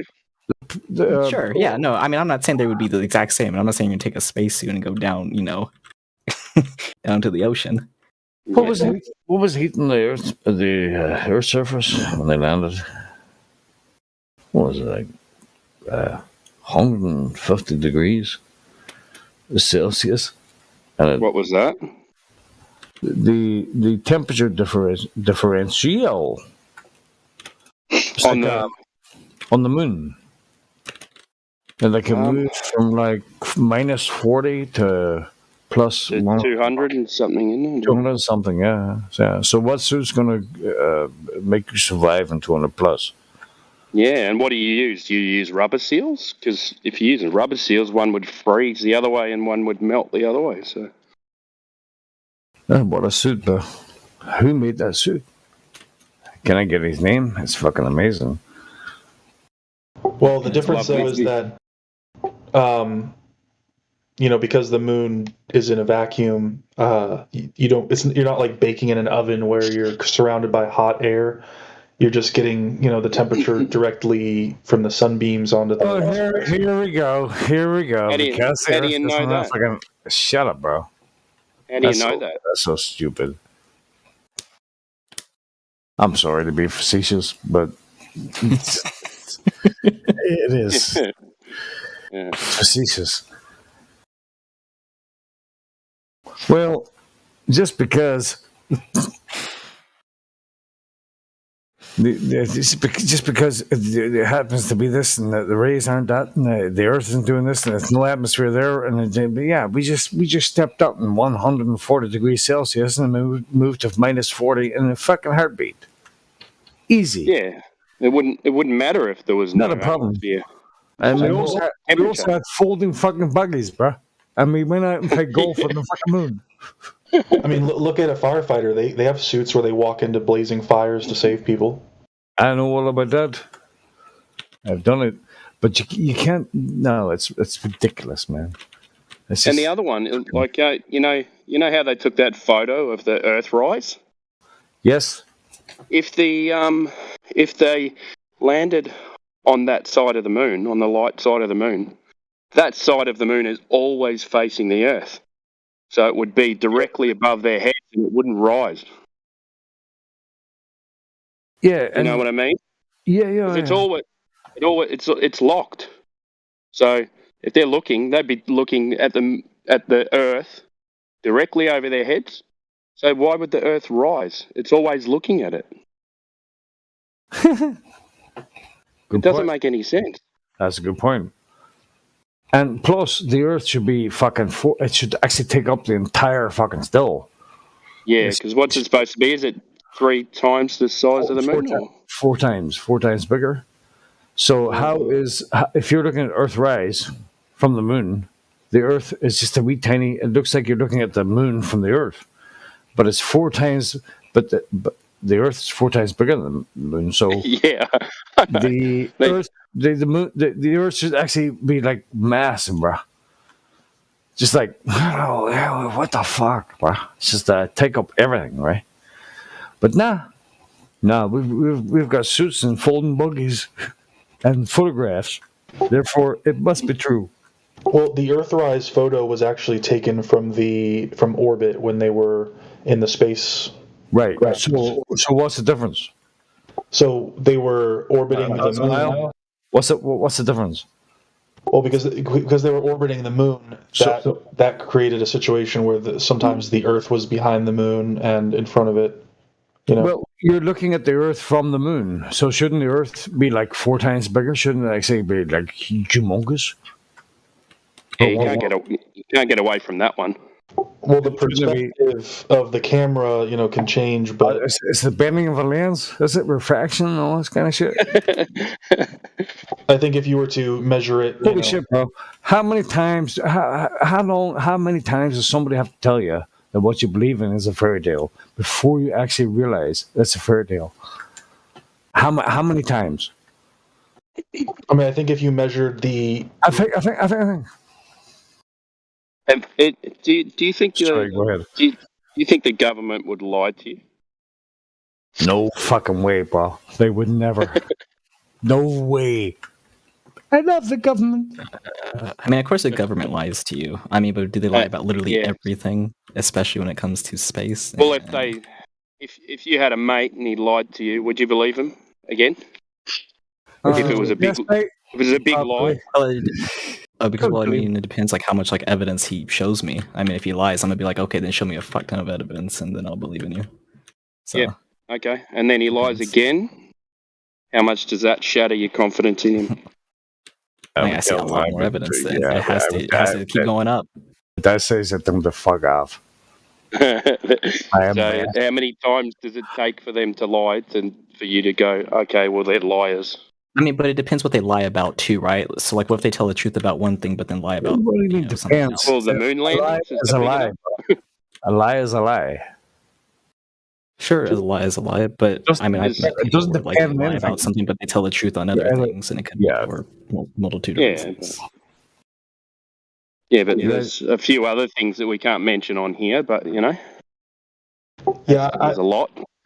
I don't trust the government, but I also am not just going to assume the government is lying about everything either, I mean, like, you have to find like a good middle ground in between it, right? I mean, it's fine to acknowledge that they lie. Frost, you are the epitome of a fucking fence setter. you are definitely on the fence, bro. They might not. Sometimes they do, sometimes they don't. Like an epitome of a fence setter. Well, pick a side, bro. Pick a side. There's that saying like every lie, or what's the saying, like 100 a lie is fuck, I forgot. Yeah, good one. But the point of it is that in order to successfully lie, you have to tell truths to I mean, if you're constantly lying about everything, then it's going to be more obvious. Then it won't make sense. That's exactly what's happening. That's what's happening. That's exactly what's happening. They've got to cover their ass every time someone questions what they say, and then they tell another lie to cover the lie, and it just shows. The lie just grows. Yeah, it just grows and grows and grows. It gets bigger and bigger and bigger. Until so what's one lie that they have told? I'm just curious. Like, what's the biggest lie that they have told? Something I can go and be like, oh, this is that what they lie about space. That the Earth's flat. No, not.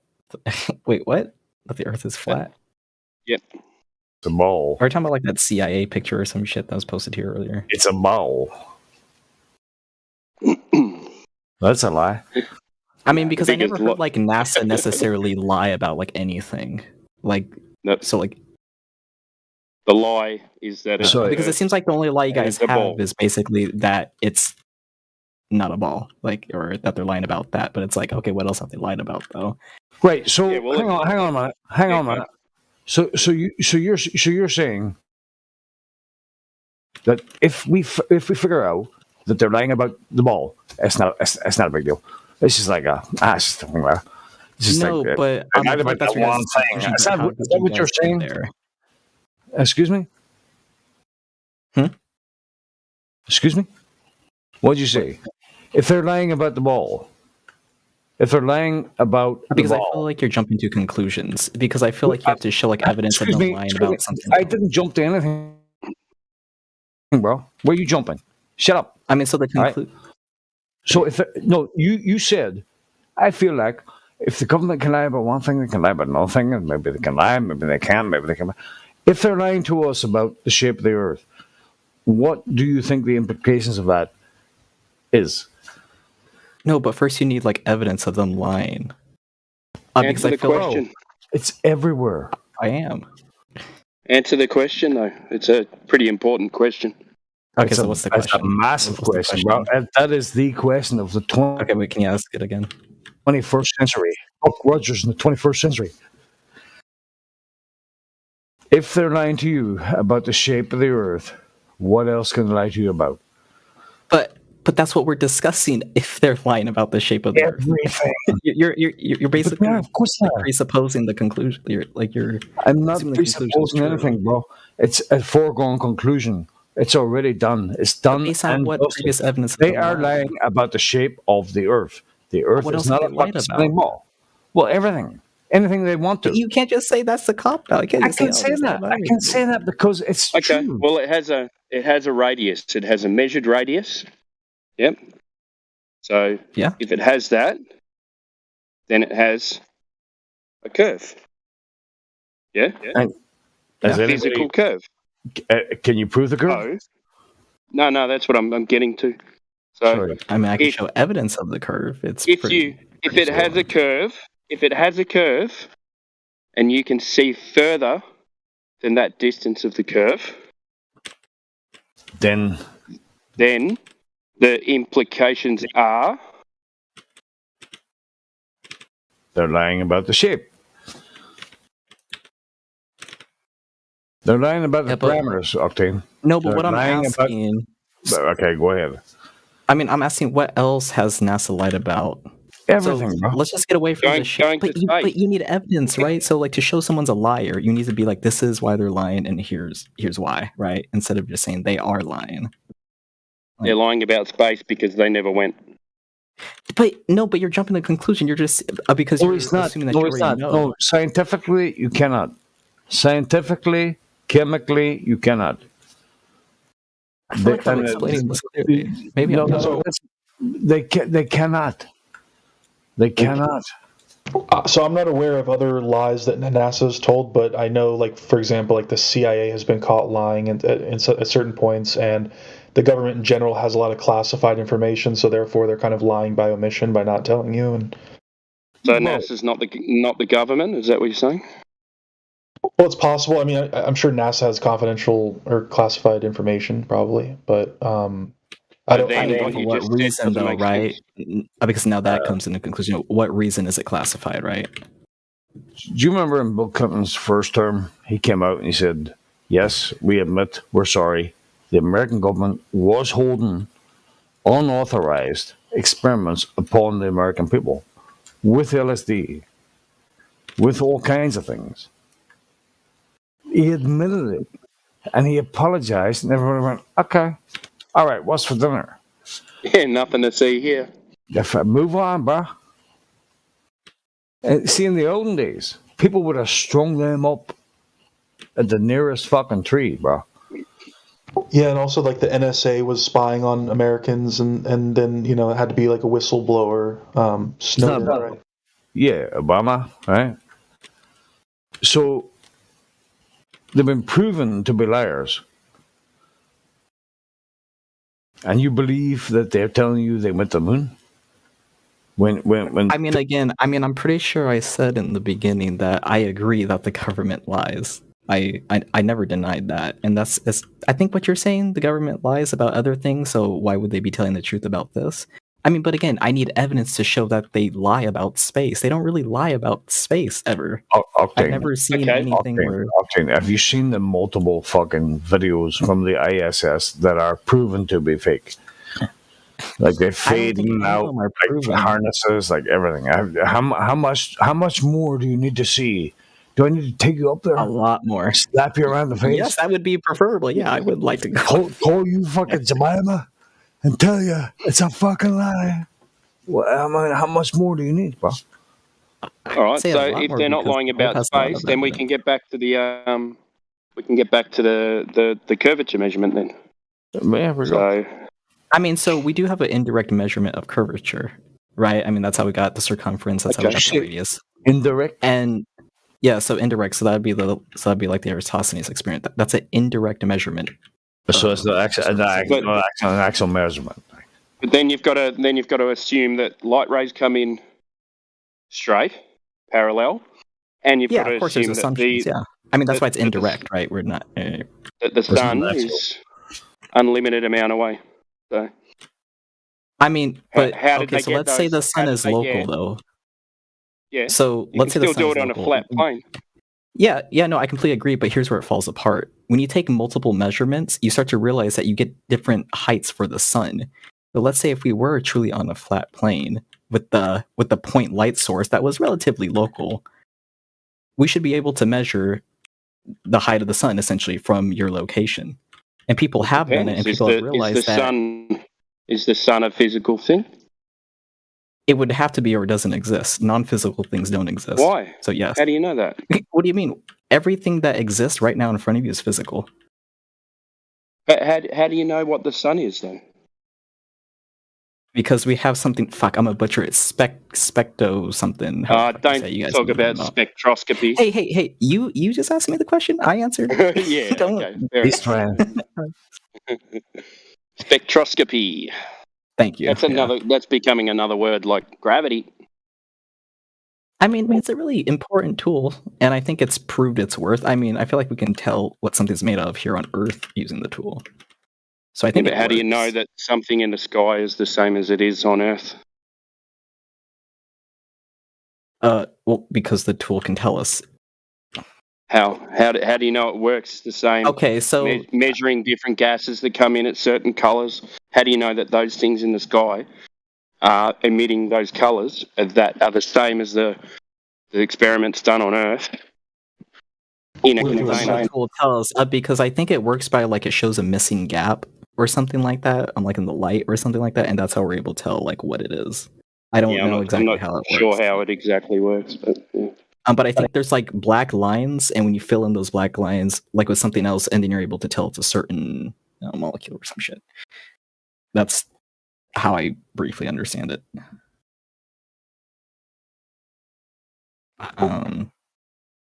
Yeah, so I mean, we do have a measurement of the curvature of the Earth. It's just not a direct measurement, because I mean, how are you going to directly measure the Earth? Like, we don't have mile ruler. No. We don't have. There's no measurement. Octane, please stop saying indirect. Please stop saying indirect. Nope, I'm gonna keep saying it. All right, go ahead. Either measurement or it isn't. So we have no direct measurement. Indirect measurements are measurements, no? Unless we're just gonna throw out indirect measurements. Are they not valid? Like indirects, you put them all together, you get evidence, right? And then you put all the evidence together, and you get some proof, right? Fuck off, bro. There's one easy way to prove whether the Earth is flat or round, and that is, I mean, you guys believe that the Antarctic is an ice ring, correct? No, we some don't. Flat earthers. I understand this. What? Some flat earthers will say yes, hardcore. Somebody, yeah, let's see, yeah. So anyway, yeah, like let's say Antarctica is an ice ring. Well, if you were to if you were to take a sailboat, right, and swim all the way around the ice ring, you would always have to be turning away from Antarctica, not towards it, right? You know, like facing north. Well, I mean, has anyone done that? Like you couldn't go straight along it, right? Like you would eventually crash into it. Yeah, because like either the ring is like, either it's like. So you admit that it's a possibility. Well, what I'm saying though is like if we were to sail around Antarctica, and we're constantly turning towards Antarctica, then it's an island. But if we're turning away from it, then it's a ring. Well, to talk about that, Captain Cook did that. He went 36,000 miles and never made it around. So what does that tell you? Well, there's an annual sailboat race where people try to circumnavigate all the way around Antarctica. So there are a lot of people. Have they done it? Yeah, there's a lot of people have done it actually. Yeah. So. No, I don't think so. That's no. And they always turn toward. He says in his diary, it says like a continuous ice wall. Yeah, who, Captain Cook? Yeah. Mr. Cook there. Yeah. The continuous. But why trust him all of a sudden, though? Right? I'm just curious. Why why give him so much credit? Couldn't he just be lying? Who, Mr. Cook? It could be. You don't know, but do you know how he died? Right, but I feel like you guys give him a lot more consideration than a lot. Do you of know how he other died? This is as an aside. He was a bollocks of a man, right? He was hubris. He had too much fucking faith in himself. He went into an island with the islanders somewhere in Indonesia, I think, and the cannons were fucking. And the islanders went, "Fuck you, bro," and they sliced him up into little pieces. Yeah, they ate him. Yeah, the islanders just cut him up, bro. It was in Fiji, I think. Fiji, yeah. Yeah. Hubris. He had too much hubris, too much faith in the ice wall. Well, there is a flight that takes around 11 hours from Chile to Australia, and that would be impossible if we were on a flat Earth. I know the flight, mate. It gets cancelled all the time. I keep an eye on it. Yeah, it does. I've seen it. I cancel it. It gets cancelled all the time, and it says it takes that long, but it never. If it does go, it takes a lot longer. And how do you know how fast that plane's going anyway? So it's one of them flights that never take off. Never takes off. Yeah. All right, guys. It's been interesting. I've got to go back to the family and be a normal human being. Guess we'll talk to you some other time. Is that possible, Tumbo? Nah, not really, mate. Yeah, they think I'm crazy anyway, so. Yeah, good luck. Good luck, Claire. Thank you for joining, man. It was a pleasure to speak with you. It was fun. Let's do it again sometime. Easy way. So it's just me, Octane, and Frost. Me, the same one. Deadly trio here. Two fucking Mag Globers. I got 2 Mag Globers here, bro. That's great. 2 Mag Globers in my hand. What the fuck am I gonna do with these bastards? Well, if you downward accelerate the globe in an extension of fucking a minus pi, it's obviously, isn't it? Wait, what the fuck did you say? What the fuck did you say?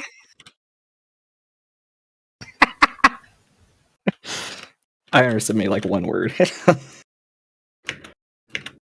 Well, we were talking about politics because I would rather drive towards politics and talk to you 2 fucking insane motherfuckers. You guys still believe the Earth is a ball, so I would rather just talk to you about politics because perhaps there we can find some common ground.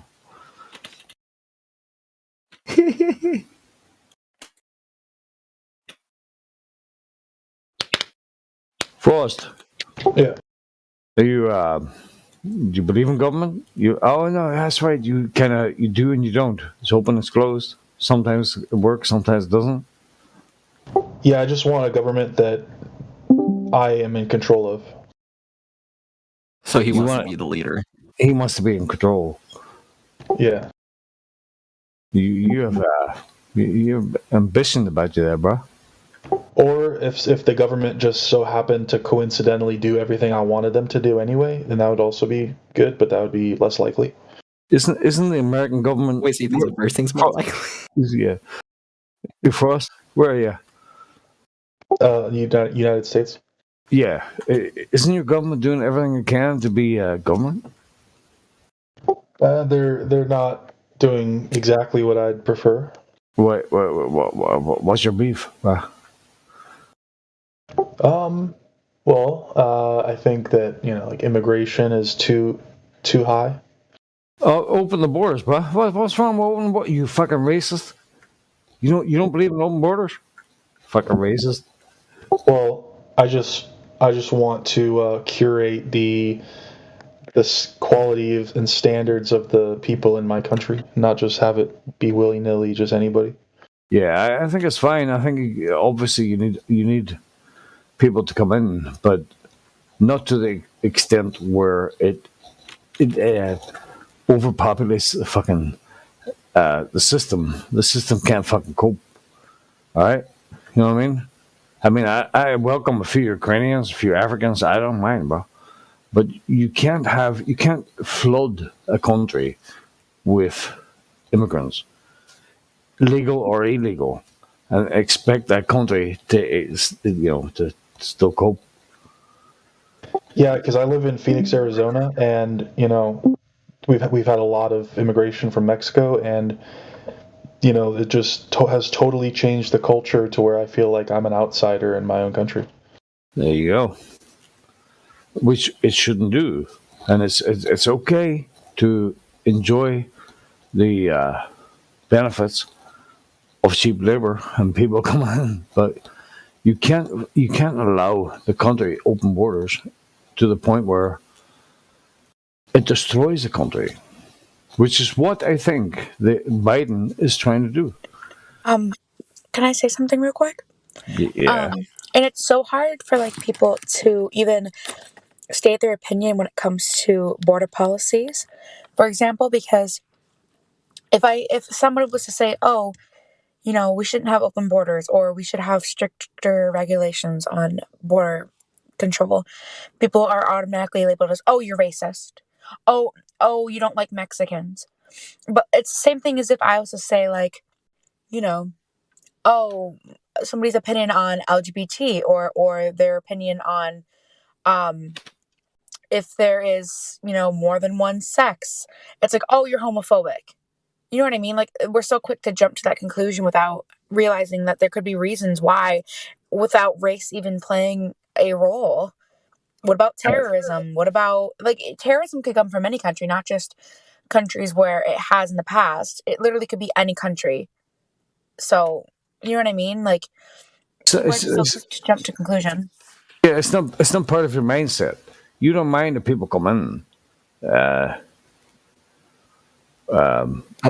one thing I don't understand is the change of culture thing. So why is that a problem? I guess I was never hard stuck on culture to begin with. I mean, if it changes, it changes. But is that necessarily a bad thing? Is a change of culture? Too much of one people. Yeah, that's a bad thing. But why? Well, there's a book. Why? Yeah. There's a book. Because you feel like an outsider in your fucking own country. That's why. I feel like an outsider just will change with the culture. It's not that hard. I mean, I guess how drastic. Excuse me. All right, we should just fucking change, right? Just change. No, I'm not saying you should change. If it changes, just allow the entire half of Africa to fucking sail on into the EU. And no, I'm not saying open without being called a racist. I don't like it. Because I'm not for open borders. I'm just saying Octane. People can't cope. The system cannot cope. It's coping right now. It's been coping. It's not coping, bro. It's not coping. What do you mean it's coping? Are you fucking insane? It's not coping. Most countries are pretty safe, peaceful, flourishing. Yeah, it's everything's fine. You haven't the after effects of that. You haven't seen it, bro. I mean, I'm not saying that it brings in all good and nothing's negative, right? I'm not saying that. But to say that that's a reason why you don't want people to come in is because your culture might change. No. I mean, your culture is irrelevant. You got the whole thing entirely wrong. People should be allowed to come in. That's fine. Legally, they can come in. They can do work. You should not open your borders to Africa or South America and just allow people to flood into your country. Because your country I'm not for that. Will not cope. And you're not fucking racist for thinking that. Borders. You're fucking open. You're just basically, you're logically thinking that Jesus Christ, we can't cope. No, because I probably agree with you on most things. I just don't agree on with the culture change. Why that's an issue. I mean, I'm not for open borders, but I don't understand why a culture change would be your first point to bring up as to why we don't want too many people. So an influx of people into a certain state would not change that state into something else? I mean, it can. But my question is, why is change bad? Yeah. What about sex trafficking, for example? In one country where it may be legal for somebody to have sex at 14, for example, it may be illegal in the United States. So maybe people are trying to, traffic people from one country to another. Like that could be a reason why we should have stricter regulations. I don't think it should be closed completely, but I think that there should be only a certain amount of people going in and out at certain times. I think that it's great that we have a lot of security, but there's ways, I'm sure, to bypass security. Let's be honest here. Like me, I don't have a criminal record. I think the worst thing I've ever gotten charged with was speeding in a school zone. You I could just go Yeah, how to, dare you you? know, Britain and be completely fine, but like they don't know what I plan to do there. I could be a fucking psychopath. They don't know that. Just because I have a clean slate. You know what I mean? So it's sad. This is why the UK decided to get away from Euro, because the Euros were bringing in illegal sex trafficking, modern day slavery, Mm-hmm. and it's still till today they're still doing it. They're still I doing know. it. This is why they did it. What People- about illegal gun trade, for example?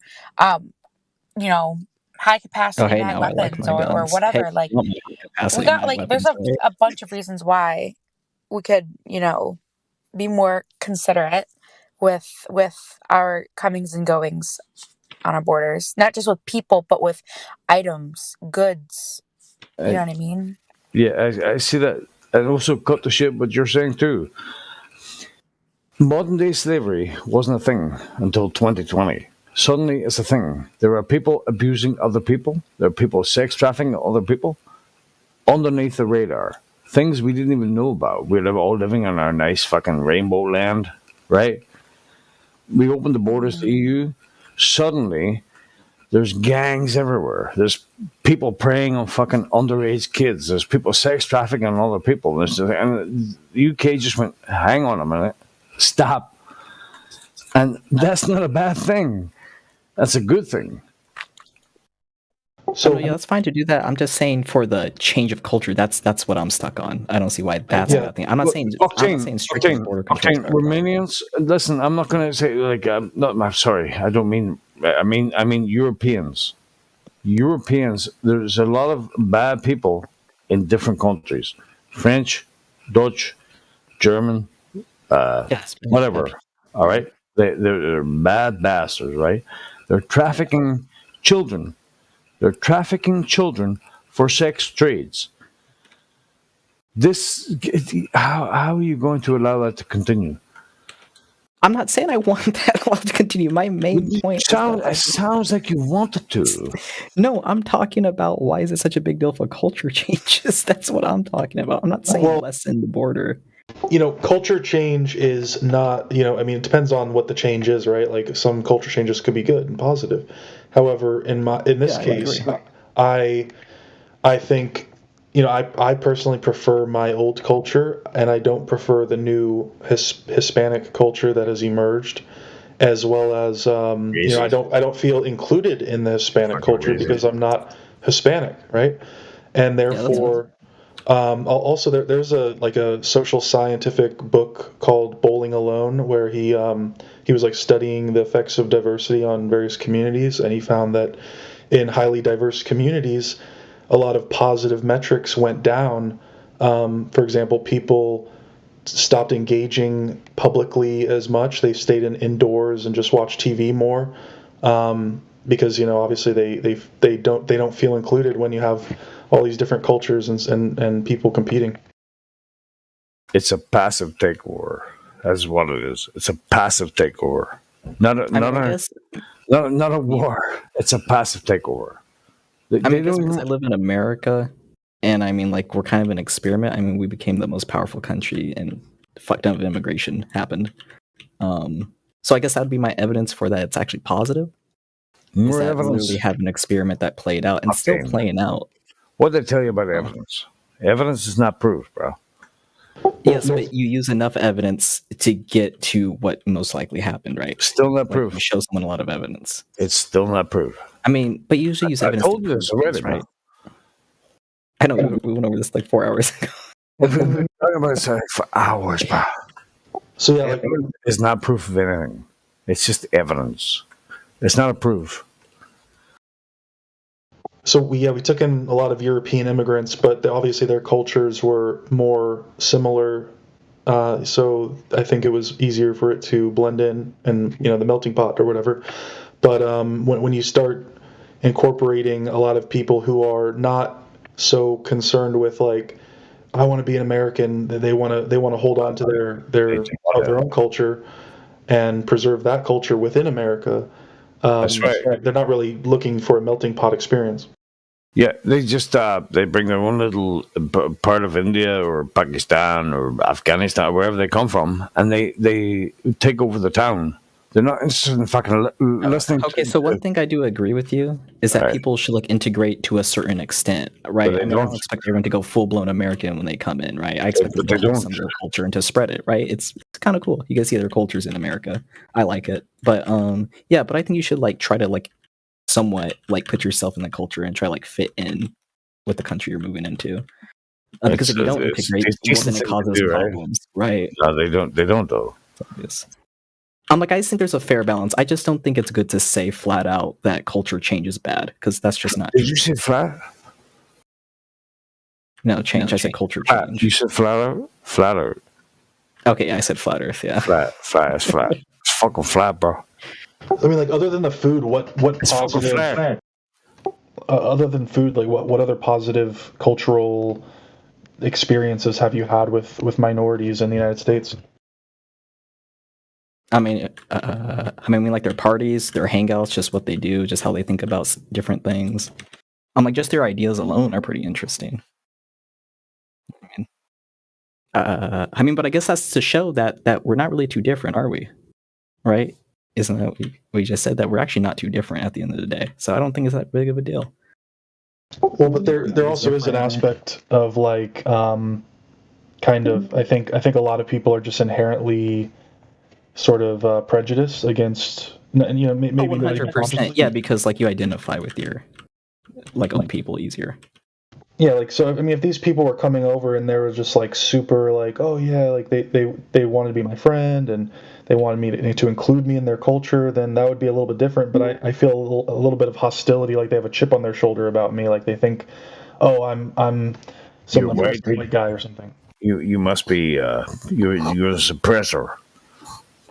I mean, I'm not saying that you can't run into like bad people that come from different countries, right? Like that's going to happen, that you're going to have bad experiences with people who move into your country. That's just bound to happen. Right? Every barrel has bad apples, bro. That's necessarily right, but I don't think that's necessarily like any proof or evidence, because I can just say from my experiences. Some barrels just have more bad apples than most, man. I guess it depends like where you live. Sorry, Australia, you want to say something?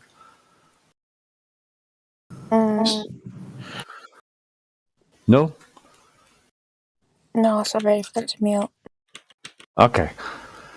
What are you guys talking about, anyways?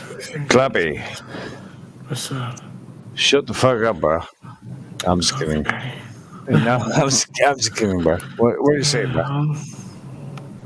What are you guys talking about here? Are you on a fucking acid trip or what? No.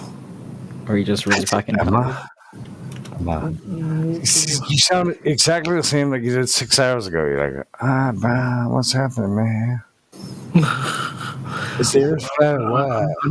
It's a fucking ride. That's my voice, my normal voice. Okay. Go back to sleep, Clappy. See you.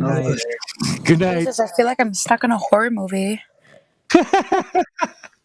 Like you're all tied up, and then the guy comes up to your ear, and he's like telling you how he's gonna cut your ears off or something, and he's got like a against your fucking lips and your chin, and he's like whispering to you. He's like, "I'm gonna start with your right earlobe and make my way to your eyebrow." Like, what the fuck? Yo.